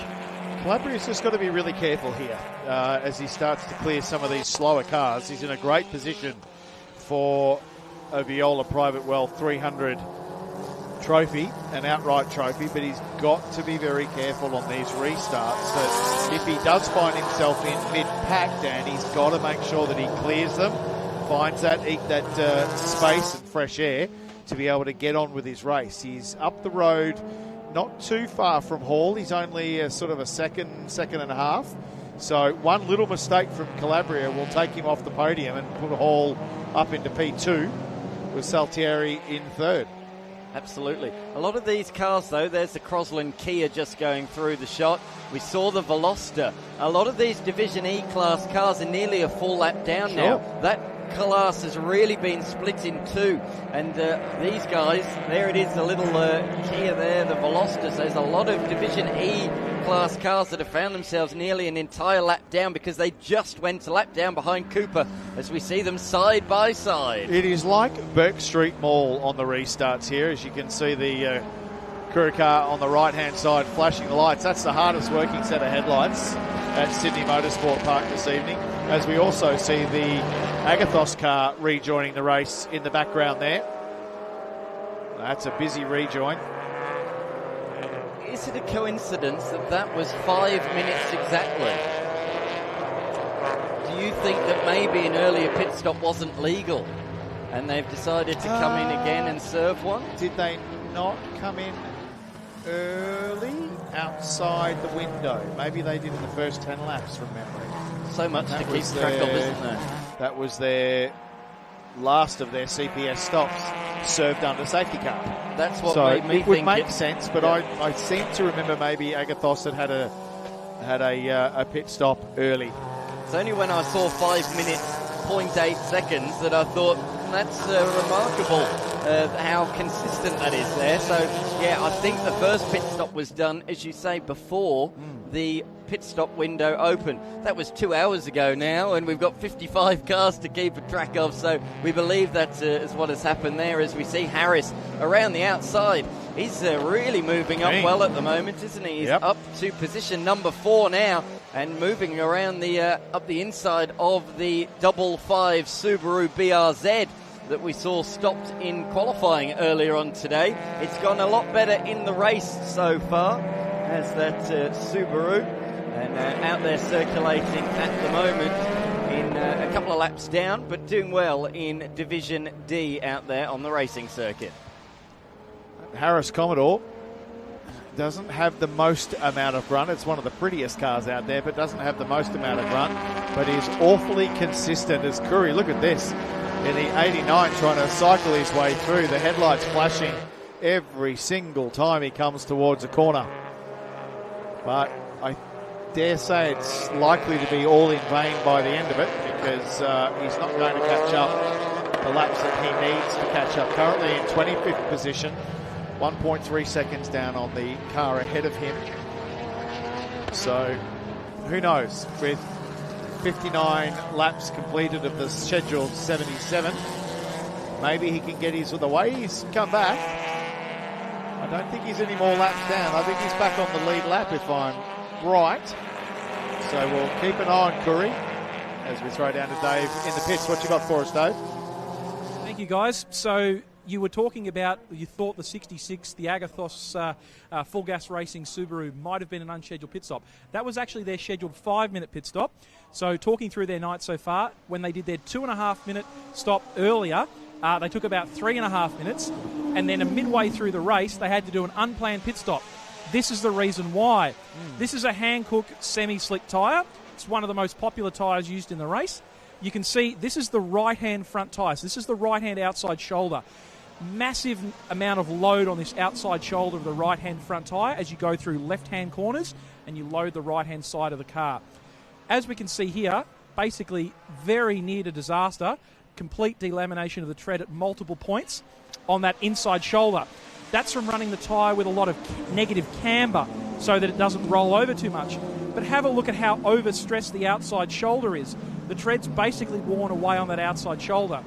So at the 5-minute stop that they've just completed, as a precautionary, they've changed both front tyres. This tyre is red hot, but we can just start to see it's wearing in the middle of the tyre, indicating that the tyre pressures have come up a bit and the tyres are crowning a little bit more.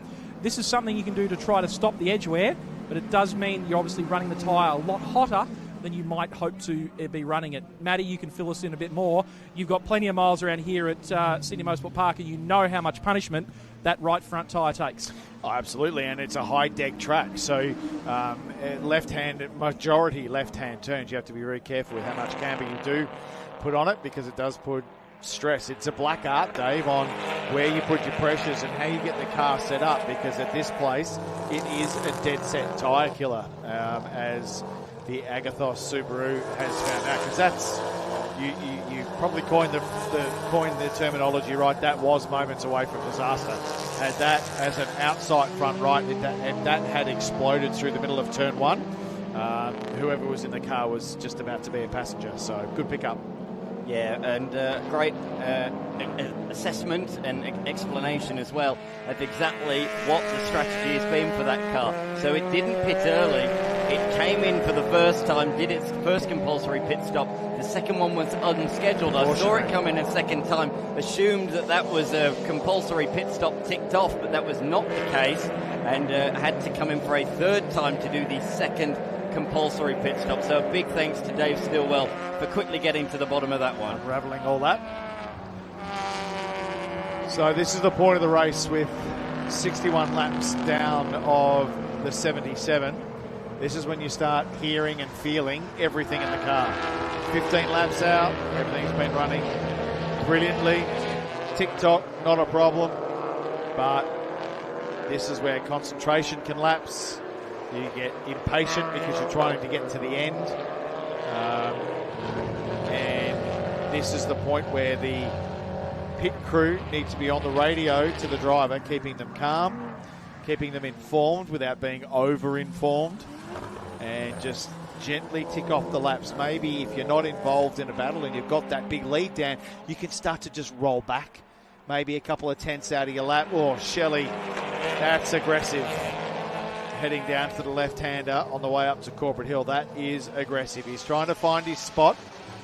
And that's for P5 outright, and Bolton's in there as well. New co-driver alongside Stannard for this weekend, and as well the 143 of Inwood getting involved. So this is position 5, 6, 7 and 8 on the road. Salteri's in a different division and also still has to make another pit stop in that Golf. But Shelley is at the head of this queue. But that 944 is really looking left and right, trying to make a move. This is really interesting stuff because Salteri's in there getting in and amongst the Division C class battle and really poking his nose in where, quite frankly, for their sake, it's not very welcome. But he's trying to make hay himself as we see another car coming into the lane. It looks to me like the 818 machine of Hall. This is the final well-running BYP entry machine. What has gone on here? And now the 151, that's got a flat right tyre out there on the circuit. The 151 was running really well of Craig Barney and was actually leading his division out there on the road. In fact, that looks a bit more like wheel than tyre delamination. There's been some contact. Well, either contact or a simple upright failure or something like that in that front right, which is heartbreaking when you've been leading and you are leading your class with some 15 laps to go. And that's what I said. This is when things start to happen as we continue to watch on the timing monitor. Shelley, Bolton, Saltieri and Inwood. This is the last thing that they want. They do not want to be battling like this for position this hard, this close to the end of the race. Absolutely right. Here is a replay of an incident. Is this going to answer the question? No, this is the 818 machine smoking. Fire. Rear brake. Yeah, fire from the rear brakes. That's horrific. That might be a rear pad that's gone all the way down and is now running on the back of the caliper. Or there might be, because it looked awfully metallic, lots of sparks getting thrown around there. And that's smart from the little MX-5, knowing that he's coming up to a very, very tight bit of road, right into the middle of this battle for outright 4th, 5th, 6th and 7th. So throwing the hazards on, letting everybody know he can't go fast. Wish a few more people would do that on the road, to be honest. But anyway, it's good to see that that's being used on the racetrack. Gee, that Porsche's got some poke. He's holding well with Shelley. Yeah. He had a really nice line coming out up onto the front straight there. Was just a little bit more shallow than Shelley. Try and say that 5 times quickly. Your reaction was very similar to mine the first time I saw that thing race. It is an absolute weapon. It's not a standard 944 by any stretch of the imagination. But they said to me, one of the real pluses with this car is the fact it's so good on tyres, and we can see he's trying to go around the outside. Oh no, we've put the mockers on him. He's gone on the power too early in the marbles, and he's looped it around. He was going for position number 4 on the road outright in this race for P2 in the class, but it's not paid off. And I think he's even fallen behind Popovac in position number 80. Certainly he has indeed. That is an absolute disaster. But there's still time to make that up. And there is a potential that can be done with 14 laps still remaining. And you know who's loving that? Shelley. Yeah. He was just looking in the rear-view mirror. He had a set of lights in his rear-view mirror. Then all of a sudden they were gone.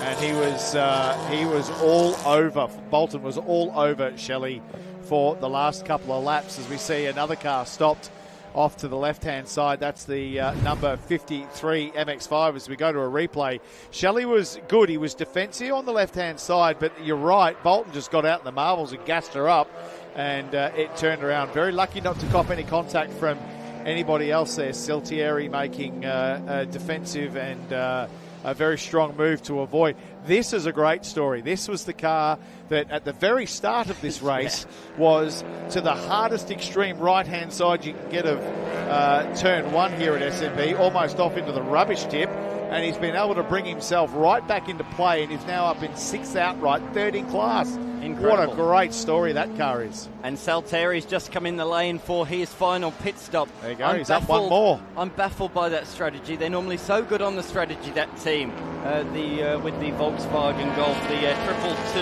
entry Harding Performance sponsored machine. They've been so good in recent years, but there's that V-Rag. It's locked up all again. This is a replica of what happened earlier on. Get off the brake. Oh, dear me. Very hard when you're arriving at a corner like that with absolutely no braking. It's not retarding. I mean, really, there's not a lot that you can do. You can jam it into second, jam it into first, try and get the thing spun around and stopped. But he's given it a punch on the right-hand side and then another one in the nose. And I suspect that might have done a bit more damage on that right-hand front, or left and right-hand front, because that is not the way the wheel is supposed to be pointing. So I want to get your thoughts on that now. Oh, look at the brakes glow on the Golf. That's the Salteri Golf. A brilliant camera angle there, brought to us by the team of Blendline TV. And there's actually a few flames underneath and behind that I can see now as well. And the safety car has gone out onto the circuit once again. The V-Rag Commodore is coming to a stop. So there's so much drama again here late on in this race. 12 laps to go. Sorry to interrupt. 12 laps to go. We're under safety car with a couple of recoveries. MX-5, potentially the V-Rag Commodore. This could be a 5, 6, 7 lap sprint to the end. I think you might very well be right. But what I was going to say is I'm baffled by the strategy of that 222 Golf, because they've had so many opportunities to pit earlier in the race. So here you can see he's gone to the brake here, and it's like there's no ABS, or the ABS sensor's gone off. He's winding more lock to the left, and that's just giving it even less traction. It hasn't got enough traction as it stands. So very hard to do, because human nature is you're trying to avoid what you're heading towards. So, but, I don't think even if he'd have been able to pop that, you can see the right front is not going in the direction that we want it to be going, and even possibly the left. So that's a weird looking failure on that particular car, but no, it's not a great feeling. I can give you the strong tip when you're just not stopping and you're heading towards a wall. What do you think it is? What's causing that? Because we haven't seen it once, we've now seen it twice. First time we saw a replay, it's frightening to actually see it live. I don't know. Sometimes if the car does have ABS and you lose a wheel speed sensor and all of a sudden you go to the brake and there's no ABS, the car simply won't stop and locks up like that. To me, that looked like the car had almost had a double failure on the front right. So whether there was some damage from the previous hit into the wall, but I'm sure Dave will be able to get the lowdown for us as we see the safety car going through past the stricken MX-5. Dave, what have you got for us in the lane? Thank you, guys. So that was excellent camera work by Jason just there. The front rotors on the 222 Harding Performance Golf were absolutely glowing. It's one of the things that makes night racing so special. But bits of debris falling off, bits of pad material, and bits of rubber debris that have got caught up in the alloy wheel and caught fire from the massive temperatures on those front brakes on that Golf. For the number 101, Fast Track Experiences Commodore behind me, drive shaft failure for the second time in 3 years. So an unfortunate end. Lots of driveline failures, lots of tyre pressure issues. Drivers pushing the car so hard. And just as we say that, the number 42 V-Rag Commodore comes back into the lane, and the number 78 Polo is getting set up for a tyre change. We saw a tyre getting ready from the team there earlier. So drivers pushing the cars to the absolute limit and beyond. So a precautionary right-hand front tyre change on the number 78 Polo undergoing now. We've got one of the other Golfs in the lane at the moment. That's the 187 of Daniel and James Hay. They're kind of gone under the radar a bit. They're trucking along okay, but they're in... And we are noticing some interesting hair choice colours, which we'll have to follow up with the number 78 Aussie underground pool cover specialist car. Of course, these guys running a Nankang semi-slick by the look of it. That one's certainly not in brilliant condition, but certainly better condition than the Hankook that got pulled off the front rotor of the Agathos car. We checked in with, obviously, the number 41 Pulsar before. They've got the cracked exhaust header. just, we saw so much attrition before qualifying got underway, so much attrition through qualifying. We're seeing an attrition rate that's quite high and a lot of mistakes. Matt, you can certainly speak to, what it's like if you're in a car when everything's working fine and it's easier in a flow state and you don't have anything to worry about. But when drivers are pushing cars that aren't handling properly, when they're having to conserve, I think a lot of drivers are discovering the limits of themselves before they're discovering the limits of the machinery they've got underneath them tonight. Yeah, 100%. It's a choice that you make inside the helmet when as you said, when you're in the flow state, the car's going well. You're getting to the final, 10 laps as we talked about earlier. That you do start listening, and you've got to take that mental note in your head to go, look, do I want to keep pushing this thing? Do I want to make sure that I get to the end? Do I take the podium, or do I go for the outright? So it's a real mental game, and particularly at the end of a long weekend or 2 days of racing, and if you've had difficulties already, it's already a stress. So it very much at this point in the race becomes a mental game. If the car underneath you is in good condition and everything is going right and you are in the midst of a battle, well, what the hell? Throw caution to the wind and go racing as the lights are out. What I'd love to know, David, if you get a chance, is to go down there and just find out what actually happened with that VRAG Commodore, because to me it looked like a failure of ABS or some kind of upright failure or front end failure, because she wasn't stopping, not for love nor money. No, absolutely not. I just noticed Blendline showing us the number 3 Integra is up inside the top 10. That car's been staying out of trouble all day long of Joshua Robertson, with Miles Jones now behind the wheel. But that might not be the fastest Integra here this weekend, but it's been plucky and it's stayed out of trouble. I think the 818 is going to come in the lane here of Drew Hall, so another unscheduled stop for a car that was right in contention here for much of the day. But we are set for a restart. We'll talk you through the classes over the next few laps as we bring this race home. But there's still 10 more laps of racing here in the 2026 edition of the Viola Private Wealth Sydney 300 as they flick it through turn number 1.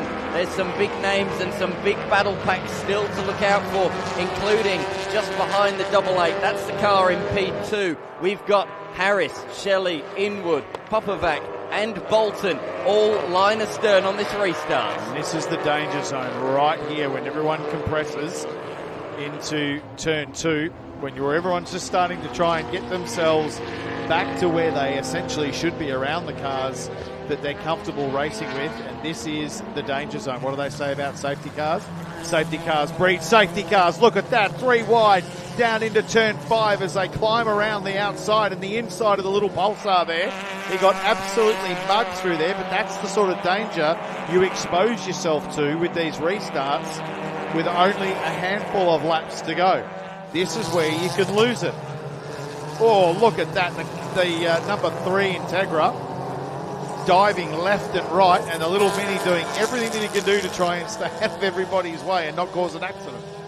They were quite gentlemanly early on in the race through traffic. Not the now. case anymore, not with 10 laps to go. No. They can see the checkered flag and they know they can see their rivals. They've all completed their stops. They can see every car ahead of them is a potential position.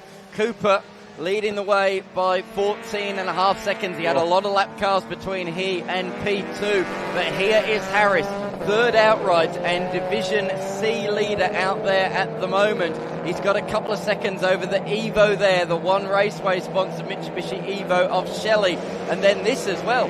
Jones is absolutely flying out there at the moment. He's going around the outside of Stannard, or the standard car, with Bolton behind the wheel at the moment.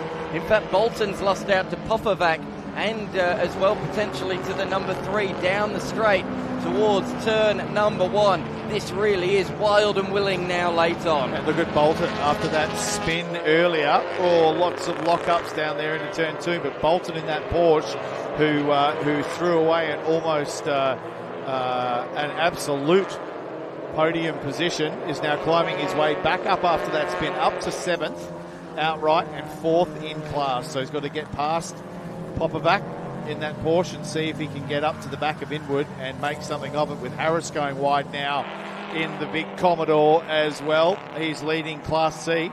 That car has been an absolute jet and a train. It just keeps going and going and going. I probably shouldn't have said that. I'll probably put him under the mockers. But the lap's closing down now. Only 8 laps remaining in the 2026 edition of the Viola Private Wealth SMP 300. I've just noticed that safety car had a big implication in the running of Division D. It was really tight in Division D. However, the one car that didn't go down an additional lap on Cooper was the number 17 BMW 328i of Marcus Rumler and David Cruiser, who's at the wheel at the moment in the number 17 entry. Oh, Harris is going slow. Oh, more drama. This is for outright P3 and leader I did in put the Division mockers on C. him. You did. Oh, my goodness. I'm going to have to leave here. I'm going to get hunted down. He's in third outright and leading Class C. And that car... It's lost all drive entirely. It's not even going to make it back to the pit lane. Oh, my goodness. And there might be another safety car with just 7 laps remaining in this race. He'll roll that over the top and down into the lane. You can see him on the starter motor. You can see the tail lights just blinking a little bit as he's trying to get it restarted and refired and just get it down and out of the way. Here we go, Inwood firing up the inside of Shelley, and this is now for P3 in the race, I believe. Let's have a look at it all shake out. It is indeed for P3 in comeback. this motor race. They were facing backwards at turn 1 on lap number 1. This is the comeback of all comebacks. They kept their heads down, and they are moving forwards. Another change of place. Stannard just trying to, Bolton trying to hold off the number 73 of Popperback, and just about does so. But he's trying to look ahead. He's trying to look behind as well, because just ahead is Shelley. So this is 4th, 5th and 6th on the road. And if these guys can get ahead of Shelley, they might have a crack at Inwood as well. So it's actually for P2 on the road, that move from Inwood. Incredible. What a great finish to this race, with traffic now coming into play as Shelley goes to the middle. On the outside is Bolton in the Porsche, but look at Popperback under the inside. He takes the spot, and he's got Shelley now trying to be defensive as they make their way around the little BMW. Can Bolton also clear that BMW, because that's just held up Popperback just a little bit. I see why that's for P2 now. Where's our leader gone? Where has our race leader gone? The number 86 was home and dry. I hope it's a transponder issue, but he has gone missing from the timing screen. Where on earth is the MX-5? Boy, oh boy, has there been drama in the final 10 laps of this race. I'm trying to find it on the timing screen, and I can't see it out there. There it is. It's still circulating. Is this just a transponder issue, or has the car stopped? I think, and I hope it is just a timing issue. He's got 17 seconds to Inwood, Shelley and Popperback, but this is the battle right now in the race for the minors. Inwood, Shelley, Popperback, Bolton and Herring, who have had a disastrous weekend with the family and all of their racing. But we keep talking about Shelley, and Popperback's just been able to get through, and now Shelley coming under attack from the previously spinning Bolton as well. This is getting very willing with 5 or 6 to go. Dave, quickly, what do you got for us in the lane? I'm down here with Liam Evans, who's sharing with Tony Virag in the number 42 Commodore. Liam, just talk us through that. Looked like a scary moment out there. Yeah, I had a bit on my plate at that time. I came into turn 2, and I just touched the brake pedal, and it wasn't slowing the car up. So it just locked up, and I cycled down through the gears and modulated the pedal as best I could. And I hope to think that I made the damage less than it could have been. But, did my best. We were having fun out there. So... No, definitely. Look, it looks like the crew are hard at work getting it ready. Hopefully, see you back out before the end of the race. We'll see how we go. Big thanks to TVR, Tony and Jackie. Really appreciate it, and all our sponsors, Finco Engineering, Placewell Concreting, and MRA for putting on this great race. Thank you. Can't do it without sponsors. Back to you, Matty. You can tell us all about ice mode in ABS in Mini Challenge, can't you? Thank you, David. Yes, I can. On a more serious note, Popperback has just taken position number 3 on Inwood. So that's a change that has just occurred on pit straight. We just caught the end of it as we came back from that interview. Bolton has lost a bit of ground recently to the Shelley machine. He was all over him half a lap ago. Maybe that was in traffic as he dives up the inside. In fact, that's a bit too late. A bit of a lock-up. He certainly showed the nose down there, trying to intimidate the Evo directly ahead of him. This is really aggressive from Bolton out there at the moment, but he's not strong in the right areas, and it means that he's having to make banzai late braking manoeuvres to try and pull off a dive bomb. Because he's a rear-wheel drive, high-horsepower car, and he's been able to get that dive bomb done, but the corner speed of the Shelley car, being four-wheel drive, has been much more optimal up until this point. But the 44's come alive after being, maybe he had the angry eyes on because he turned himself around some 8 or 9 laps ago, and now has got the angry eyes on, and he's gotten around Shelley and sitting P4 outright, and now 3 seconds down the road from Inwood in the BMW. So he fancies himself a podium position here if he can get there, and that's the car he's chasing just ahead of him down the road. So we will see what happens as the rest of the... As you can see down there. Oh, is this the hair? I was going to mention it had to be for a bet. It had to be for a bet because you kind of wouldn't choose it. And what I'd say is, what about the mustaches? Are they a bet as well? Or is... I'd hope that's only for tonight. That's what I hope. I hope they don't have to go on a plane home this evening As a man who's incredibly follically challenged, I probably shouldn't have a crack at pink hair. if I even had hair, that'd be great. As we can see further down the order, we're looking at the Division E class leader going through turn number 1. This is the number 11 of Grice. Great looking car. It certainly is. We've seen this a few times, but it stayed out of trouble. Martin Lyle and David Grice, the Rubbercraft Tyres Australia entry, and Smart Boating sponsored as well. And they have been just chipping away out there on the racetrack in position number 26, but leading Division E, importantly, nearly a full lap ahead of his closest rivals. You wouldn't think so, though, because the way he just came out of turn 2 there, and he's turning in on the I think is that one of the Hennig?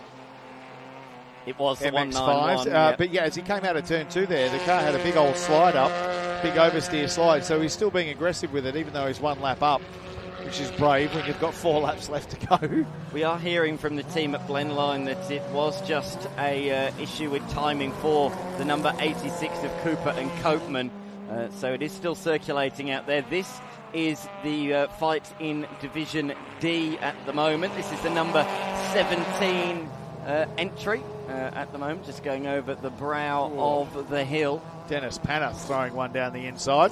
Oh, sorry, the 171. 33 on the 171. It is definitely the Panner car that sounds off. I'm sure it is, of isn't it. it? Yeah, it might be just something loose.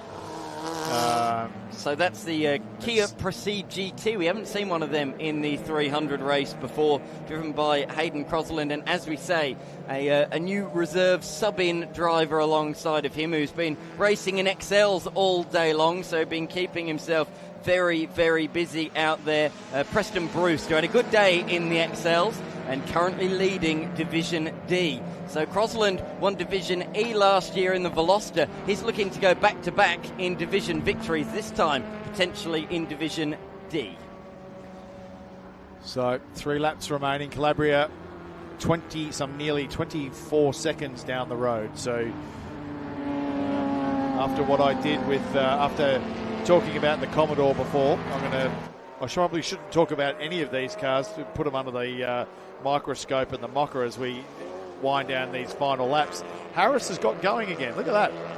So the car that was pulled off to the left-hand side at pit entry has, I think what you suggested, a Control-Alt-Delete, and he's got that car up and running again. This car's not looking particularly quick, or is it my imagination? No, it seems to have pulled away there. Maybe just cruising from here on in. He's just got a black flag. Is that out for him? There's a car number that goes with it. I think it was just that it went out at that particular moment in time. But there is a flag out there at the moment being displayed to somebody, a black flag. That means a drive-through penalty.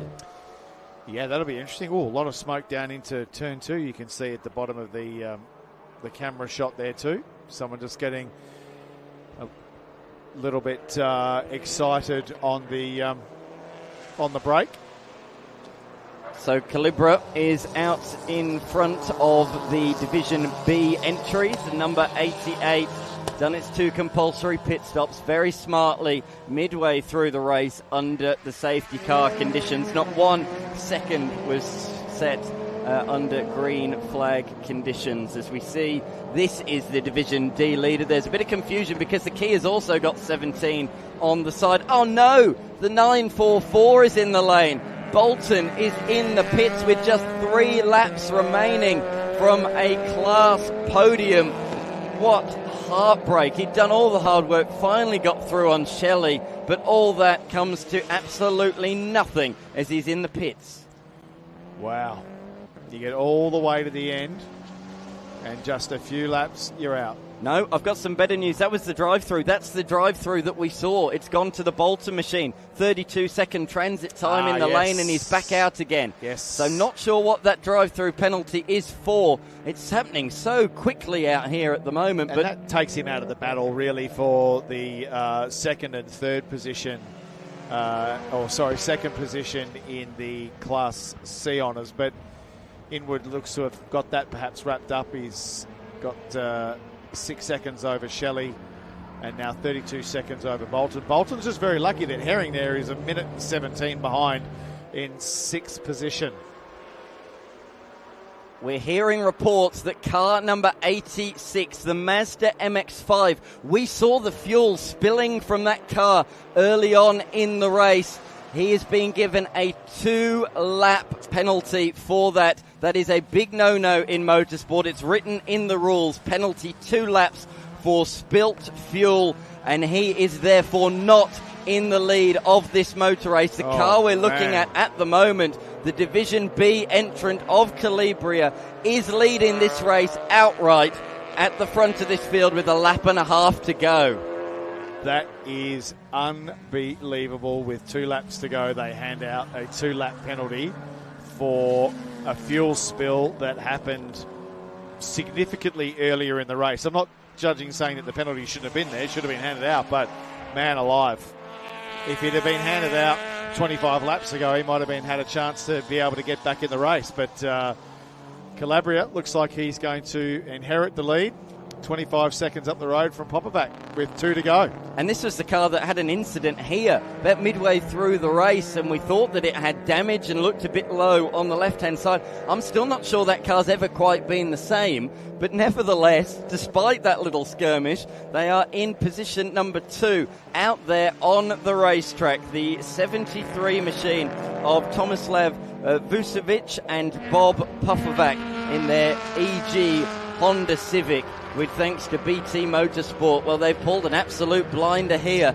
Is it said and done in Division C as we commence the final lap of the race? Inwood now a 7-second lead over the Steve and Jake Shelley Mitsubishi Evo out there. The Porsche 944 with that drive-through has rejoined the track in position number 5, all by his lonesome out there now.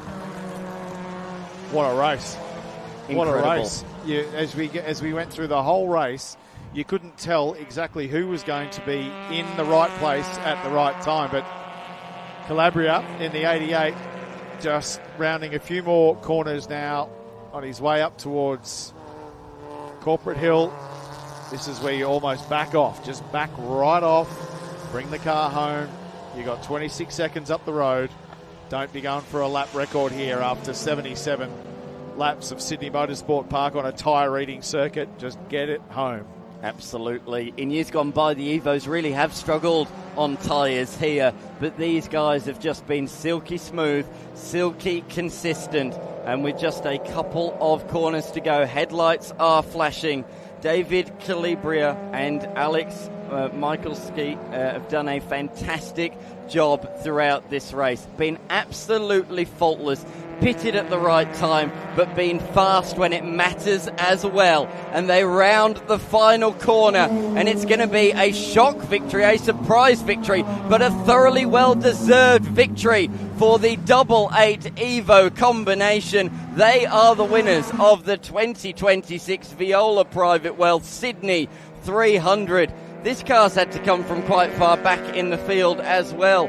The popper back entry coming out of the final corner. This Honda Civic has run pretty well today and is going to come home in position number 2, both outright and in class as well. But what about this? It's got to be the story of the race. He was facing backwards at turn number 1 on lap number 1. He was stone dead last at the completion of lap 1. They're going to come home outright in position number 3. Look at the team. They're absolutely ecstatic with that. And why wouldn't they be? Darcy Inwood and Harry Inwood, P3 outright, and Division C winners as well. Shelley comes home in P4. Jake and Steve second in class, as we see the heartbreak story late on.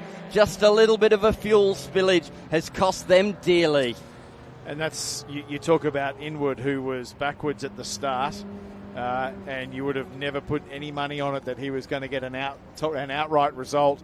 And that car was miles down the road, and so from jubilation to heartbreak for the little MX-5, but it's Calabria who takes the win. That was a really great race. I've thoroughly enjoyed that, and they're still racing all the way to the line. That was a drag race to the line between the Fiesta and the BMW, and it went the way of the BMW by 62 thousandths of a second after 300 kilometres of racing. 62,000 is all that splits those two. I mean, the Cooper and Copeman entry, yes, they win Division A, but that is of very little consolation. Oh no, that's the Braden Wilmington entry that's slow out of the final corner. That's the number 91. I think it's Cassandra Hoare that's behind the wheel at the moment. Can she roll down the hill to finish the race late on? Oh no, Wilmington is back behind the wheel of that machine. Hopefully going to finish in position 25. Not going to get any class honours in the very competitive Division D. Has crossed the line. That is good news, but certainly not healthy at the end of that race. But wow, oh wow, oh wow, what an incredible race that was, as we see the number 88 of Calabria come on into the lane, the victors of the Viola Private Wealth Sydney 300 for this year. I did not see that one coming. By the look of those teams as well at the end of pit lane there, I'm pretty sure they didn't see it coming over there. Lots of jumping around, lots of happiness in pit lane there. What a fantastic result for this little team, who, as you say, were faultless all weekend, all race. They didn't stand out. There was nothing locked up. They didn't do anything silly. They just went around and around and around and have picked up the chocolates at Sydney Motorsport Park tonight. So lots of smiles on the team down there. I dare say he's probably a little bit knackered. I would say, to be quite so. frank, he looks tired. And he absolutely would do as well. What a final stint that was. He had to fight off quite a bit of competition, and in the end he really did pull away to finish 25 seconds down the road, and we didn't have that many laps of green flag racing at the end of that race, so that was a really good effort from him to pull such a margin late on in that race. Absolutely faultless. There's Inwood in the background there. You'd be thinking that he's also celebrating in that car, relieved that after that horrendous start where he was elbowed off into the boondocks within the first couple of laps, but has now been able to make his way back to a podium position for this race. And that's what I love about endurance racing, is it doesn't matter what happens, you can make your way back into a great position if you just make sure you stay within the confines of the car and the guys you're racing. But Dave, lots of happy people down there in the lane. Well, it is Destination Calabria down here in Victory Lane. Of course, our outright winners aboard the number 88 Evo. Calabria and Michalski, great work out there. It all changed. Very, very dynamic race tonight. What was it like out there?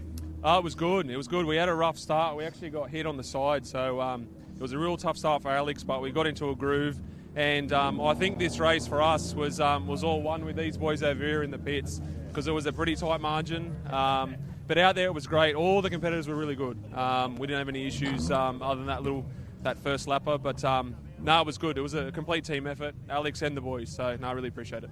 Yeah, now, Alex, I've got to go to you. I have to apologise. You've basically flown under the radar all night. I've been up and down the lane with all sorts of stories. Not once did I have to come to your garage for a damaged tyre or a faulty pit stop, a mistake. Excellent execution tonight. Yeah, yes, it was. We were battling a lot of problems with the car leading into this. It was late nights. Dave was pulling his hair out, and but the main thing today was the car was faultless. Pit crew done their job. We nailed every single pit stop, but Dave, the win's dedicated to him. Well, great job in AusTrack Division B. We're going to move on to some of our division winners. Hang around. There's some champagne waiting for you to rehydrate you. So, Division C. Well, sound check. Where was mine, guys? We've got the Inwood BMW crew here. They're very thirsty. Very good job out there tonight. Division C was hotly contested. That single pit stop class always is. And right there at or around the lead lap for the end of the race. Great job out there. Thank you. Yeah, the team did great just to get us back there after the spin on the first corner. And, yeah, Dad did a great job to get us back up into contention. And, yeah, just the car was so good for the rest of the race. It's always a great story when it's father and son, mother and daughter. Motorsport is always a family thing. How much does this mean to sit here as a division winner in the exclusive switchboards Division C? Fantastic. We started off as a two-car team this weekend. The Subi failed Friday night, so we're back to just the one car. And then turn one, we went to last, from 10th to last, and I thought, well, it's going to be a long night, and it's going to be a long night. It was just fantastic. Well, it seems like you're at the very start of a very long hangover, so I'll leave you to it. Moving on to the number 11, MX5 in Division... Oh, we've moved them around. We've got the Land Drive Finance Division E, the MX5 crew. Get you to knock your balaclava off. Division E might be the slowest of the divisions, but it's certainly hotly contested, and you look like you've had your work cut out for you tonight. Definitely had our work cut out, actually. Yeah, no, it was a good night out there, and nice dry track, and good fast laps, and a lot of fun, and driving with my best mate in his car, and thanks for the opportunity. It was really good.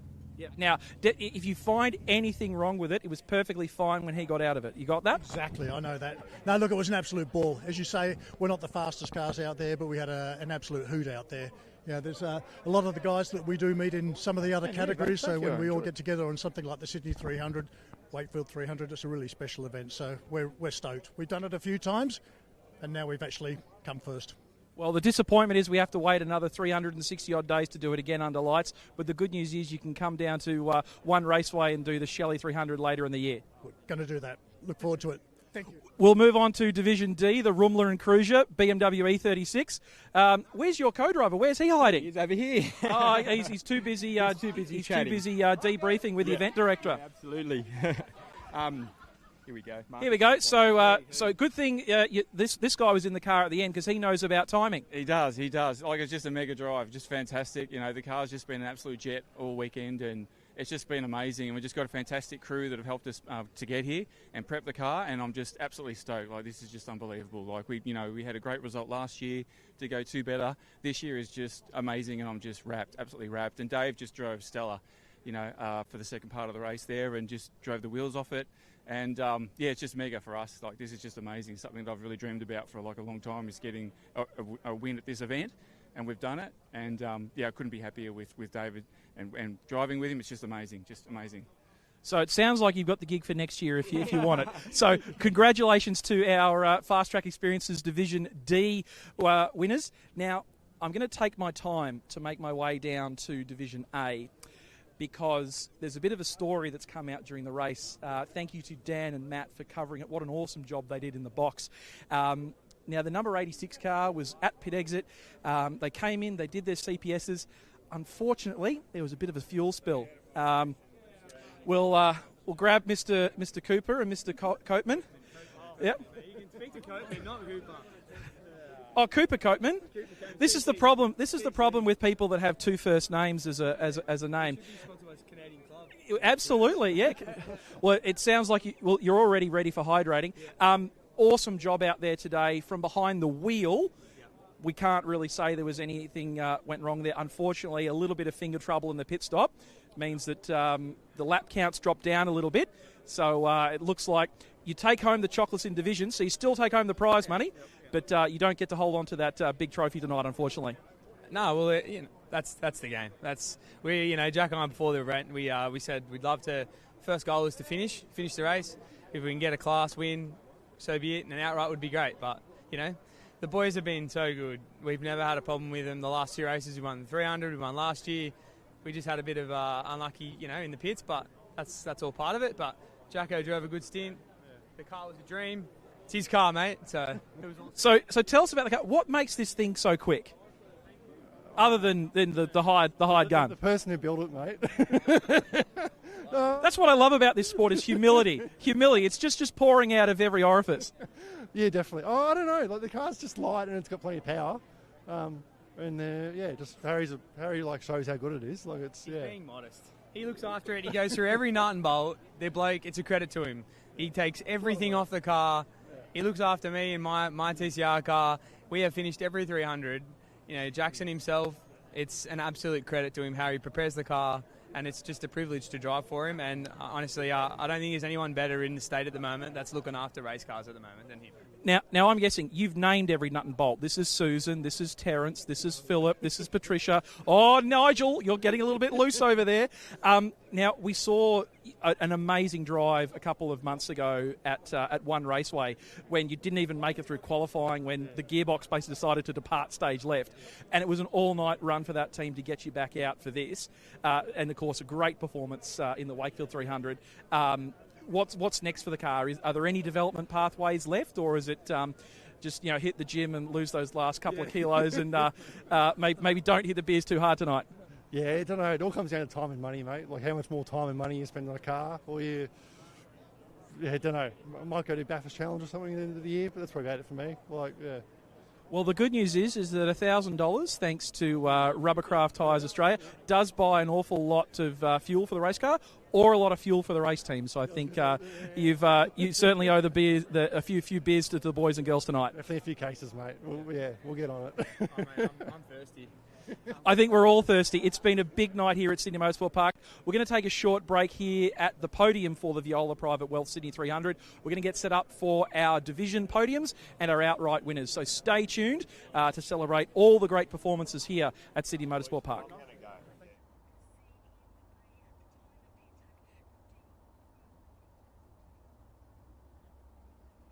So here are the official results then from the Viola Private Wealth Sydney 300. Oh, sorry, provisional. I said official. Provisional results from the Viola Private Wealth Sydney 300. It's been a long day, Matt McKelvey. It has been a long day, but what a great race. That was absolutely sensational for my first experience at the 300 race here at Sydney Motorsport Park. As I said to you earlier, I think I might see if I can drag my MX-5 out and I don't know, maybe Class E, something like that, and go and have a skid. Oh, absolutely, absolutely. You're too fast for Division E. But, our winners in the end, David Calibria and Alex Michalski in their Mitsubishi Evo, with thanks to PowerTech, Plasma Men and TME Motorsport, taking a surprise and shock victory in the end, quite comfortably by 24.5 seconds from the veterans of 300-kilometre races in Tomislav Vukovic and Bob Puffovac in their Honda Civic EG. And beyond that, we had Harry Inwood in the 143, Harry Inwood and Darcy Inwood, Jake Shelley and, of course, Steve Shelley. And beyond that, Bolton in the Porsche with that late drive-through, Jet Herring, Miles Jones, Harrison Cooper, Tom Shaw and Tim Weston rounding out the top 10. Huge field of cars in that one once again, and what a brilliant edition of the Viola Private Wealth Sydney 300 that was.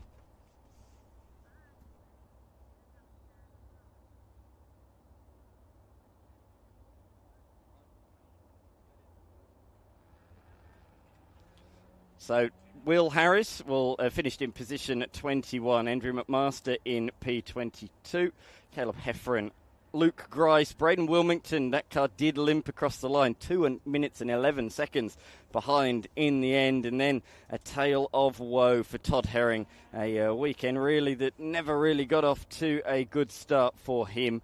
He finished in P26. David Vincent in 27th, David Grice, Matt Thulis and John Taylor rounding out the top 30.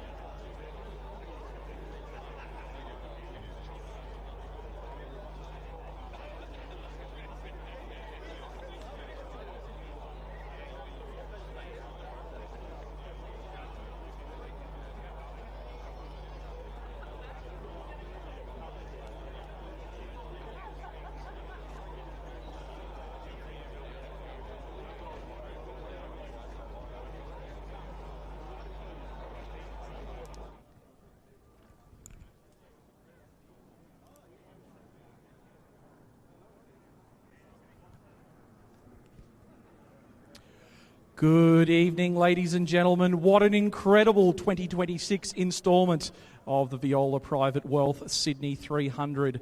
I want to thank you all for your attendance here today, and also I want to start out. Let's give a big applause, a round of applause to all the volunteer officials that made tonight happen. What an incredible job from all of our Motorsport Australia volunteer officials and everyone from Motor Racing Australia. We're going to kick proceedings off with Division E, hotly contested, the Lendrive Finance Division E. In position 3, the family Agar aboard the Hyundai Veloster. Could we have you guys make your way up? Oh, they're already getting hydrated. Nice to see. In second place, we have Bowden and Auld aboard the Extreme Karts BMW E36. And of course, fan favourite, normally behind a Peugeot, Parry Anastakis and Taylor aboard the Nissan Pulsar N14. Here we got the brothers Agar. Congratulations, gentlemen. Make your way up. Position 3. Great job. Position 2, Bowden and Auld aboard their BMW.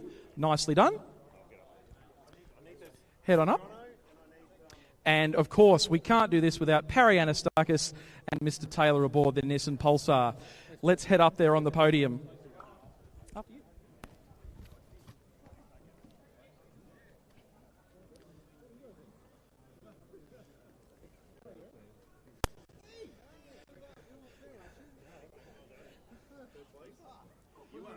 After you, Parry? No way.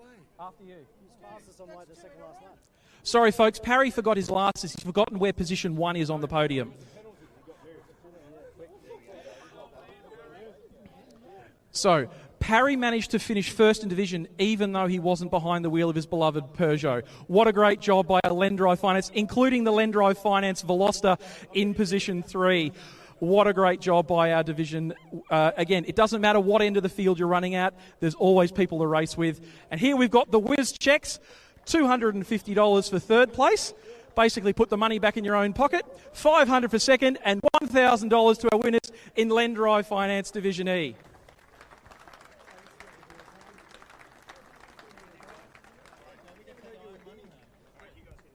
Okay, you can head down now, folks. We've got some champagne to help you rehydrate, but don't go too far away. And you can't cash those checks until Monday, so don't disappear. Thank you, sir. If we could have Graham Elliott please make his way to the podium, please. Graham Elliott, please make his way to the... Thank you, Graham. Now... Nathan's going to join me up here as well, so Nathan...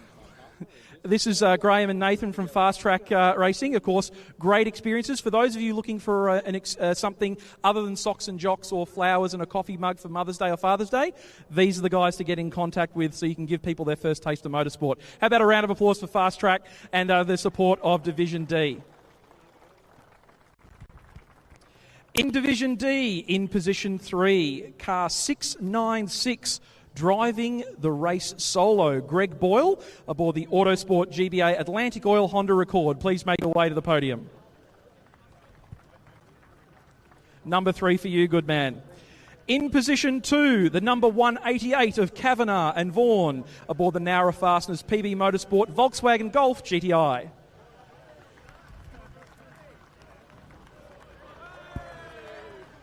Yep, breach of track limits. Black and white flag. And in position 1 in Division D, taking home the $1,000 novelty check, is Rumler and Kruger aboard the Pinnacle Automotive and Retzer Group BMW 328i. Yes! I think someone might be a little bit happy about that, or they know how many beers $1,000 could buy them.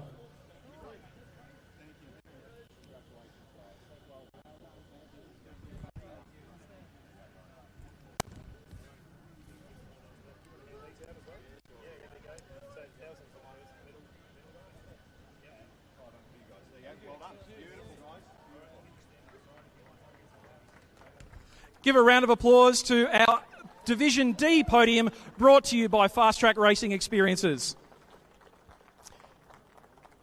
All right, guys, we're going to share tonight, so if you can make your way down, have a chat with your fellow competitors.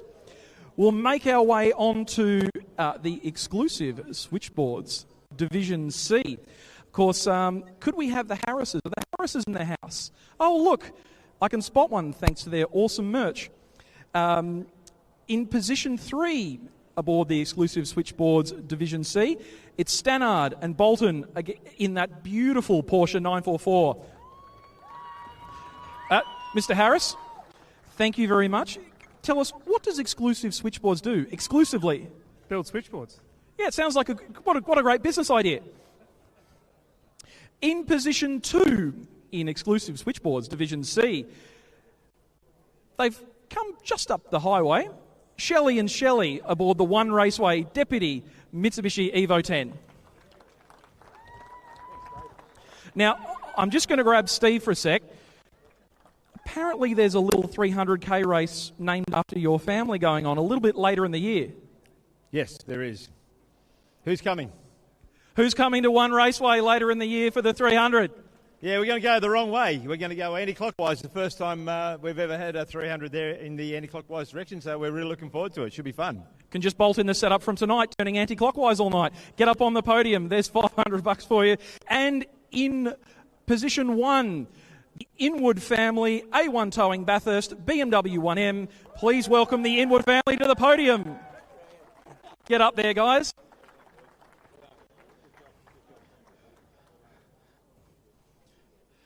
Now, I think this might be the first time we've had 2 father and son duos in a division podium. But don't quote me on that. I don't have Lachlan Mansell here or Dan McCarthy to do the stats.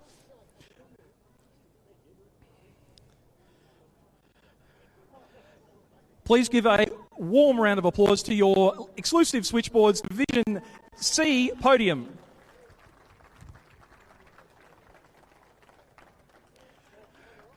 Thank you very much, guys. We're going to move on now to our on-track Division B podium. And if we could have a representative from OzTrack make his way up, his or her way up to the podium, please. Jonathan, in the house, please. Paging Jonathan from OnTrack. Here's a man who's wearing the right merch. Thank you very much for your support of Division B tonight. What can people get from OnTrack? What's in the product offering? Dyno tuning, engine building. Check out our website and you can see what we do. Primarily LS work though, so yeah. Yeah, so if you've got an LS Commodore and you want to move forward in your division, come and talk to the guys at OnTrack. Go hang out with Terry. We'll award some trophies. In position 3, driving the race solo, the number 79, Jet Herring for the Rubbercraft Tyres Australia Mazda MX-5.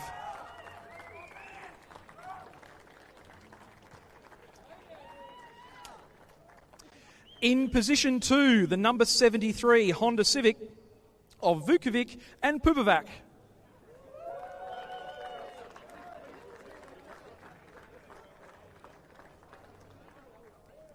Great job, guys.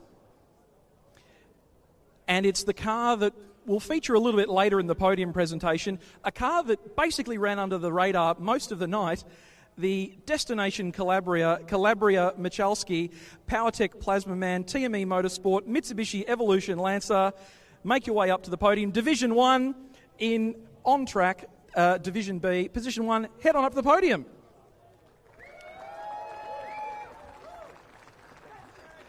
P1, baby. It's load rated for victory. Yeah. Now, we made sure that we fill these trophies full of holes, so you can't fill them full of champagne. How about a warm round of applause for our OnTrack Division B podium?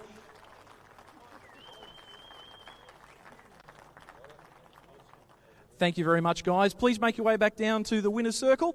We'll catch you for some outright podiums in a moment. Now, in Division A, our fastest division, these guys had to do 2 5-minute compulsory pit stops. And in fact, we only have 2 finishers listed on the board tonight.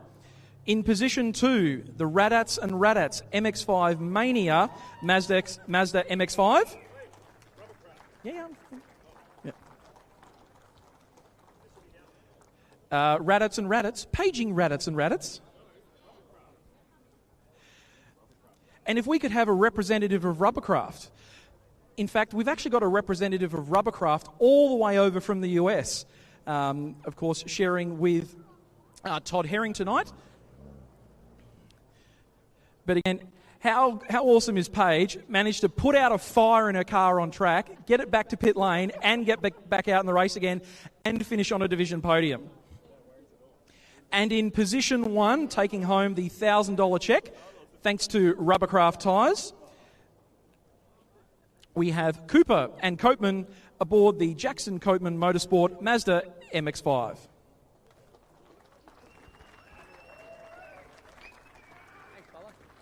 Get up there.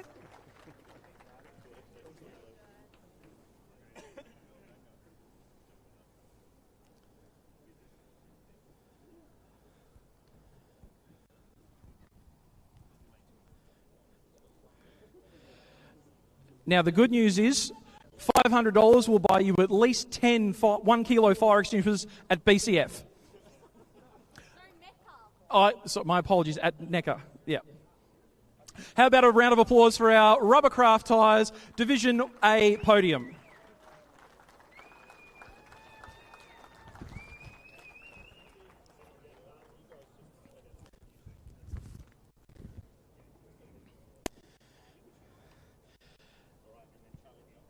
Now, if we could have Charlie Viola to the stage, please. Charlie Viola, paging Charlie Viola.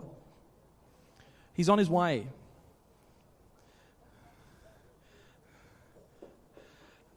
It's the second time tonight he's had to come from the back.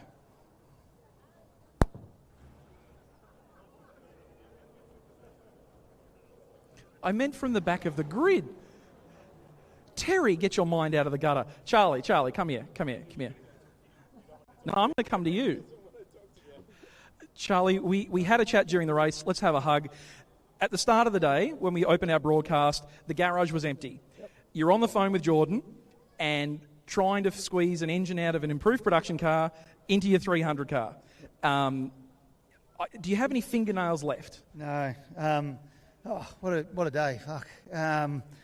We get one. We're a PG broadcast. We get one. Yeah, sorry. Literally the car turned up at 7:07, so we still had to put tyres on it. We still had to put fuel in it. Amazing job by Jordan Cox and Cox Motorsport. Then we drove it from the back to 13th, which was actually pretty good. So we actually ran out of fuel as well. So I don't think E85 is really meant for these races. But no, what a cool event. What awesome driving standards as well. I just couldn't believe. I'm not sure we saw any car-to-car contact during the race. I don't know. But cool event. We love sponsoring it. We love supporting it.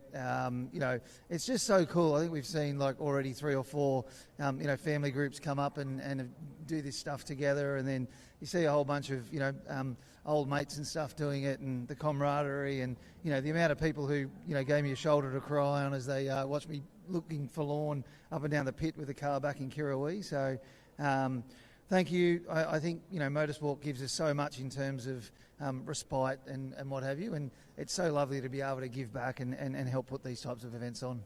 Well, we want to say on behalf of the entire Sydney 300 community, the people that race at this level, we couldn't do it without support of sponsors and partners such as yourself. So your enthusiasm is admirable, but your support is even more so. Thank you so much. No worries. How about a big round of applause for the man behind the money, Charlie Viola and Viola Private Wealth.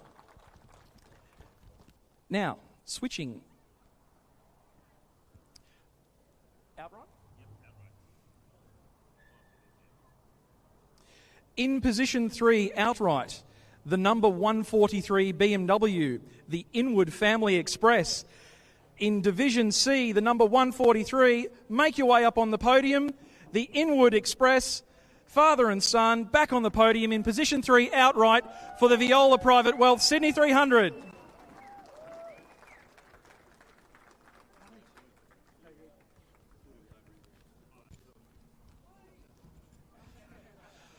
So apparently we have to give the people what they want. We want a speech from P3. Now, you were already in the early stages of a very long hangover downstairs in Victory Lane. What are we looking forward to? What's on the calendar for this car and this team? Endurance racing. Yeah, haven't looked into it as much, but we just Park Endurance suits the car, suits us. We like it. It's just the sport. It's great. We look forward to having you back. Any final words for tonight before we head off to the bar? No. Cheers. Excellent. In position 2 from Division...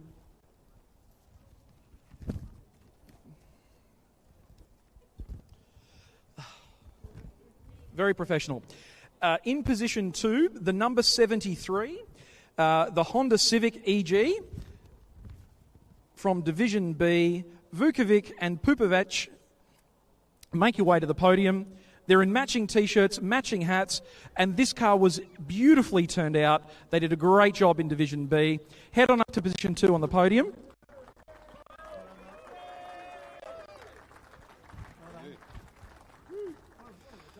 Now, you guys did a great job on a Honda tonight. What was the secret? Because we saw plenty of fast Hondas, but you guys seem to have the reliability that took you all the way to the end. Yeah, I guess it's a team effort, and the car was on point today, so it was a good race. Definitely. Now, can we look forward to seeing you down the road at One Raceway for some more 300k endurance racing, or we'll see you back next year? Hopefully, yeah, we're looking forward to it. Definitely. Our position 2 in outright, and of course, in position 1 outright, also from on-track Division B. It was Destination Calabria all night. The Calabria and Michalski, PowerTech, Plasmaman, TME Motorsport, Mitsubishi Evolution Lancer. Your winning team outright in the 2026 edition of the Viola Private Wealth, Sydney 300.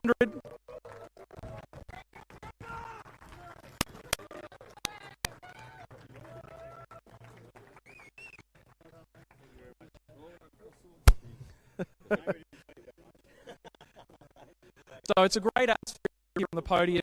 Just confirming, these guys are outright, but they may never have crossed paths through the night. You guys did an incredible job in that Evo. You ran under the radar, executed well, no extra stops, no infringements from race control. What an incredible team effort. Are we going to see the Evo back next year? We're definitely going to try to be here next year. And look, I just want to say thanks to the boys in the team. Nailed the pit stops, and I think that was where the margin was. And congratulations to all the other competitors that were out here tonight. It was good fun to battle with everyone, so thank you. Definitely. Again, here is our outright podium for the Viola Private Wealth Sydney 300 and the outright champion trophy. This is perpetual, so you get to hold on to it for 360 odd days until we come around next year. Look at that. How's that one?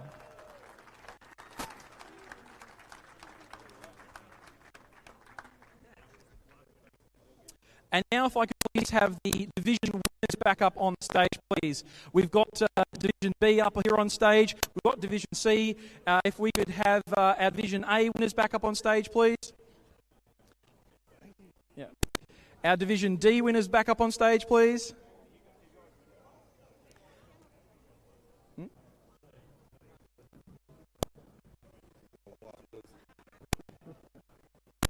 if we could have our Division E division winners up on stage as well, please.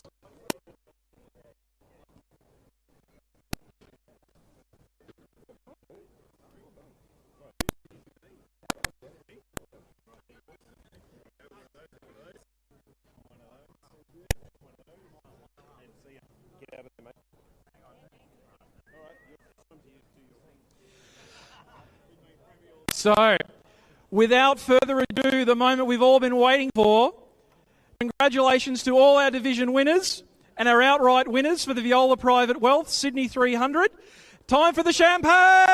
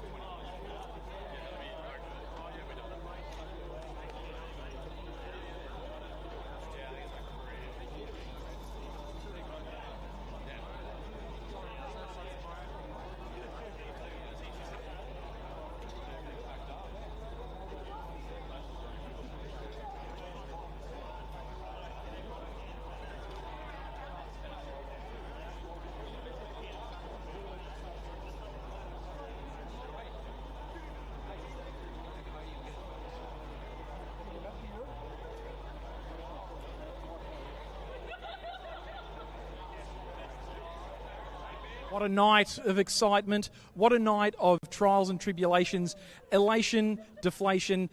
I didn't get to see nearly anywhere near as much action as Dan McCarthy did, and you did at home and around the world watching on live, free, on the screens of Blendline TV. Dan, what was it like out there? Oh, absolutely fantastic race from start to finish. There's not one dull moment from the start to the very end. Action aplenty, drama throughout the pit stops, throughout the tyre changes, just throughout the whole entire thing from start to finish. Awesome.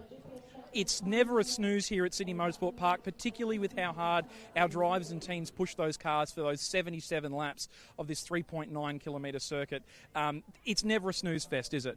Oh, never. Not one moment in these 300 races that I've called has there been a dull moment. But the amount of attrition that we saw throughout the day, even before the race begun, there was so much throughout. But in the end, a thoroughly deserved winning pair, despite it being a real surprise, I thought, late on. Definitely. On behalf of everyone here at Sydney Motorsport Park from Motor Racing Australia and, of course, the team at Blendline TV, we thank you for joining us for this broadcast. You can find out more about this event by Google searching Sydney 300 or Motor Racing Australia. And, of course, you can catch up with all of this and more on Blendline TV by joining the Blendline TV Club. Go to club.blendline.tv. I'm David Stewart. This is Dan McCarthy. We're signing off from the lane here at Sydney Motorsport Park, but we'll look forward to catching you on the screen for more motorsport action coming up in the very near future, here and only here on Blendline TV. This is the pinnacle of grassroots endurance racing. 300 kilometres of hard-fought, high-octane action. A race defined by glory and heartbreak. One wrong move, one mistake, and it is day done.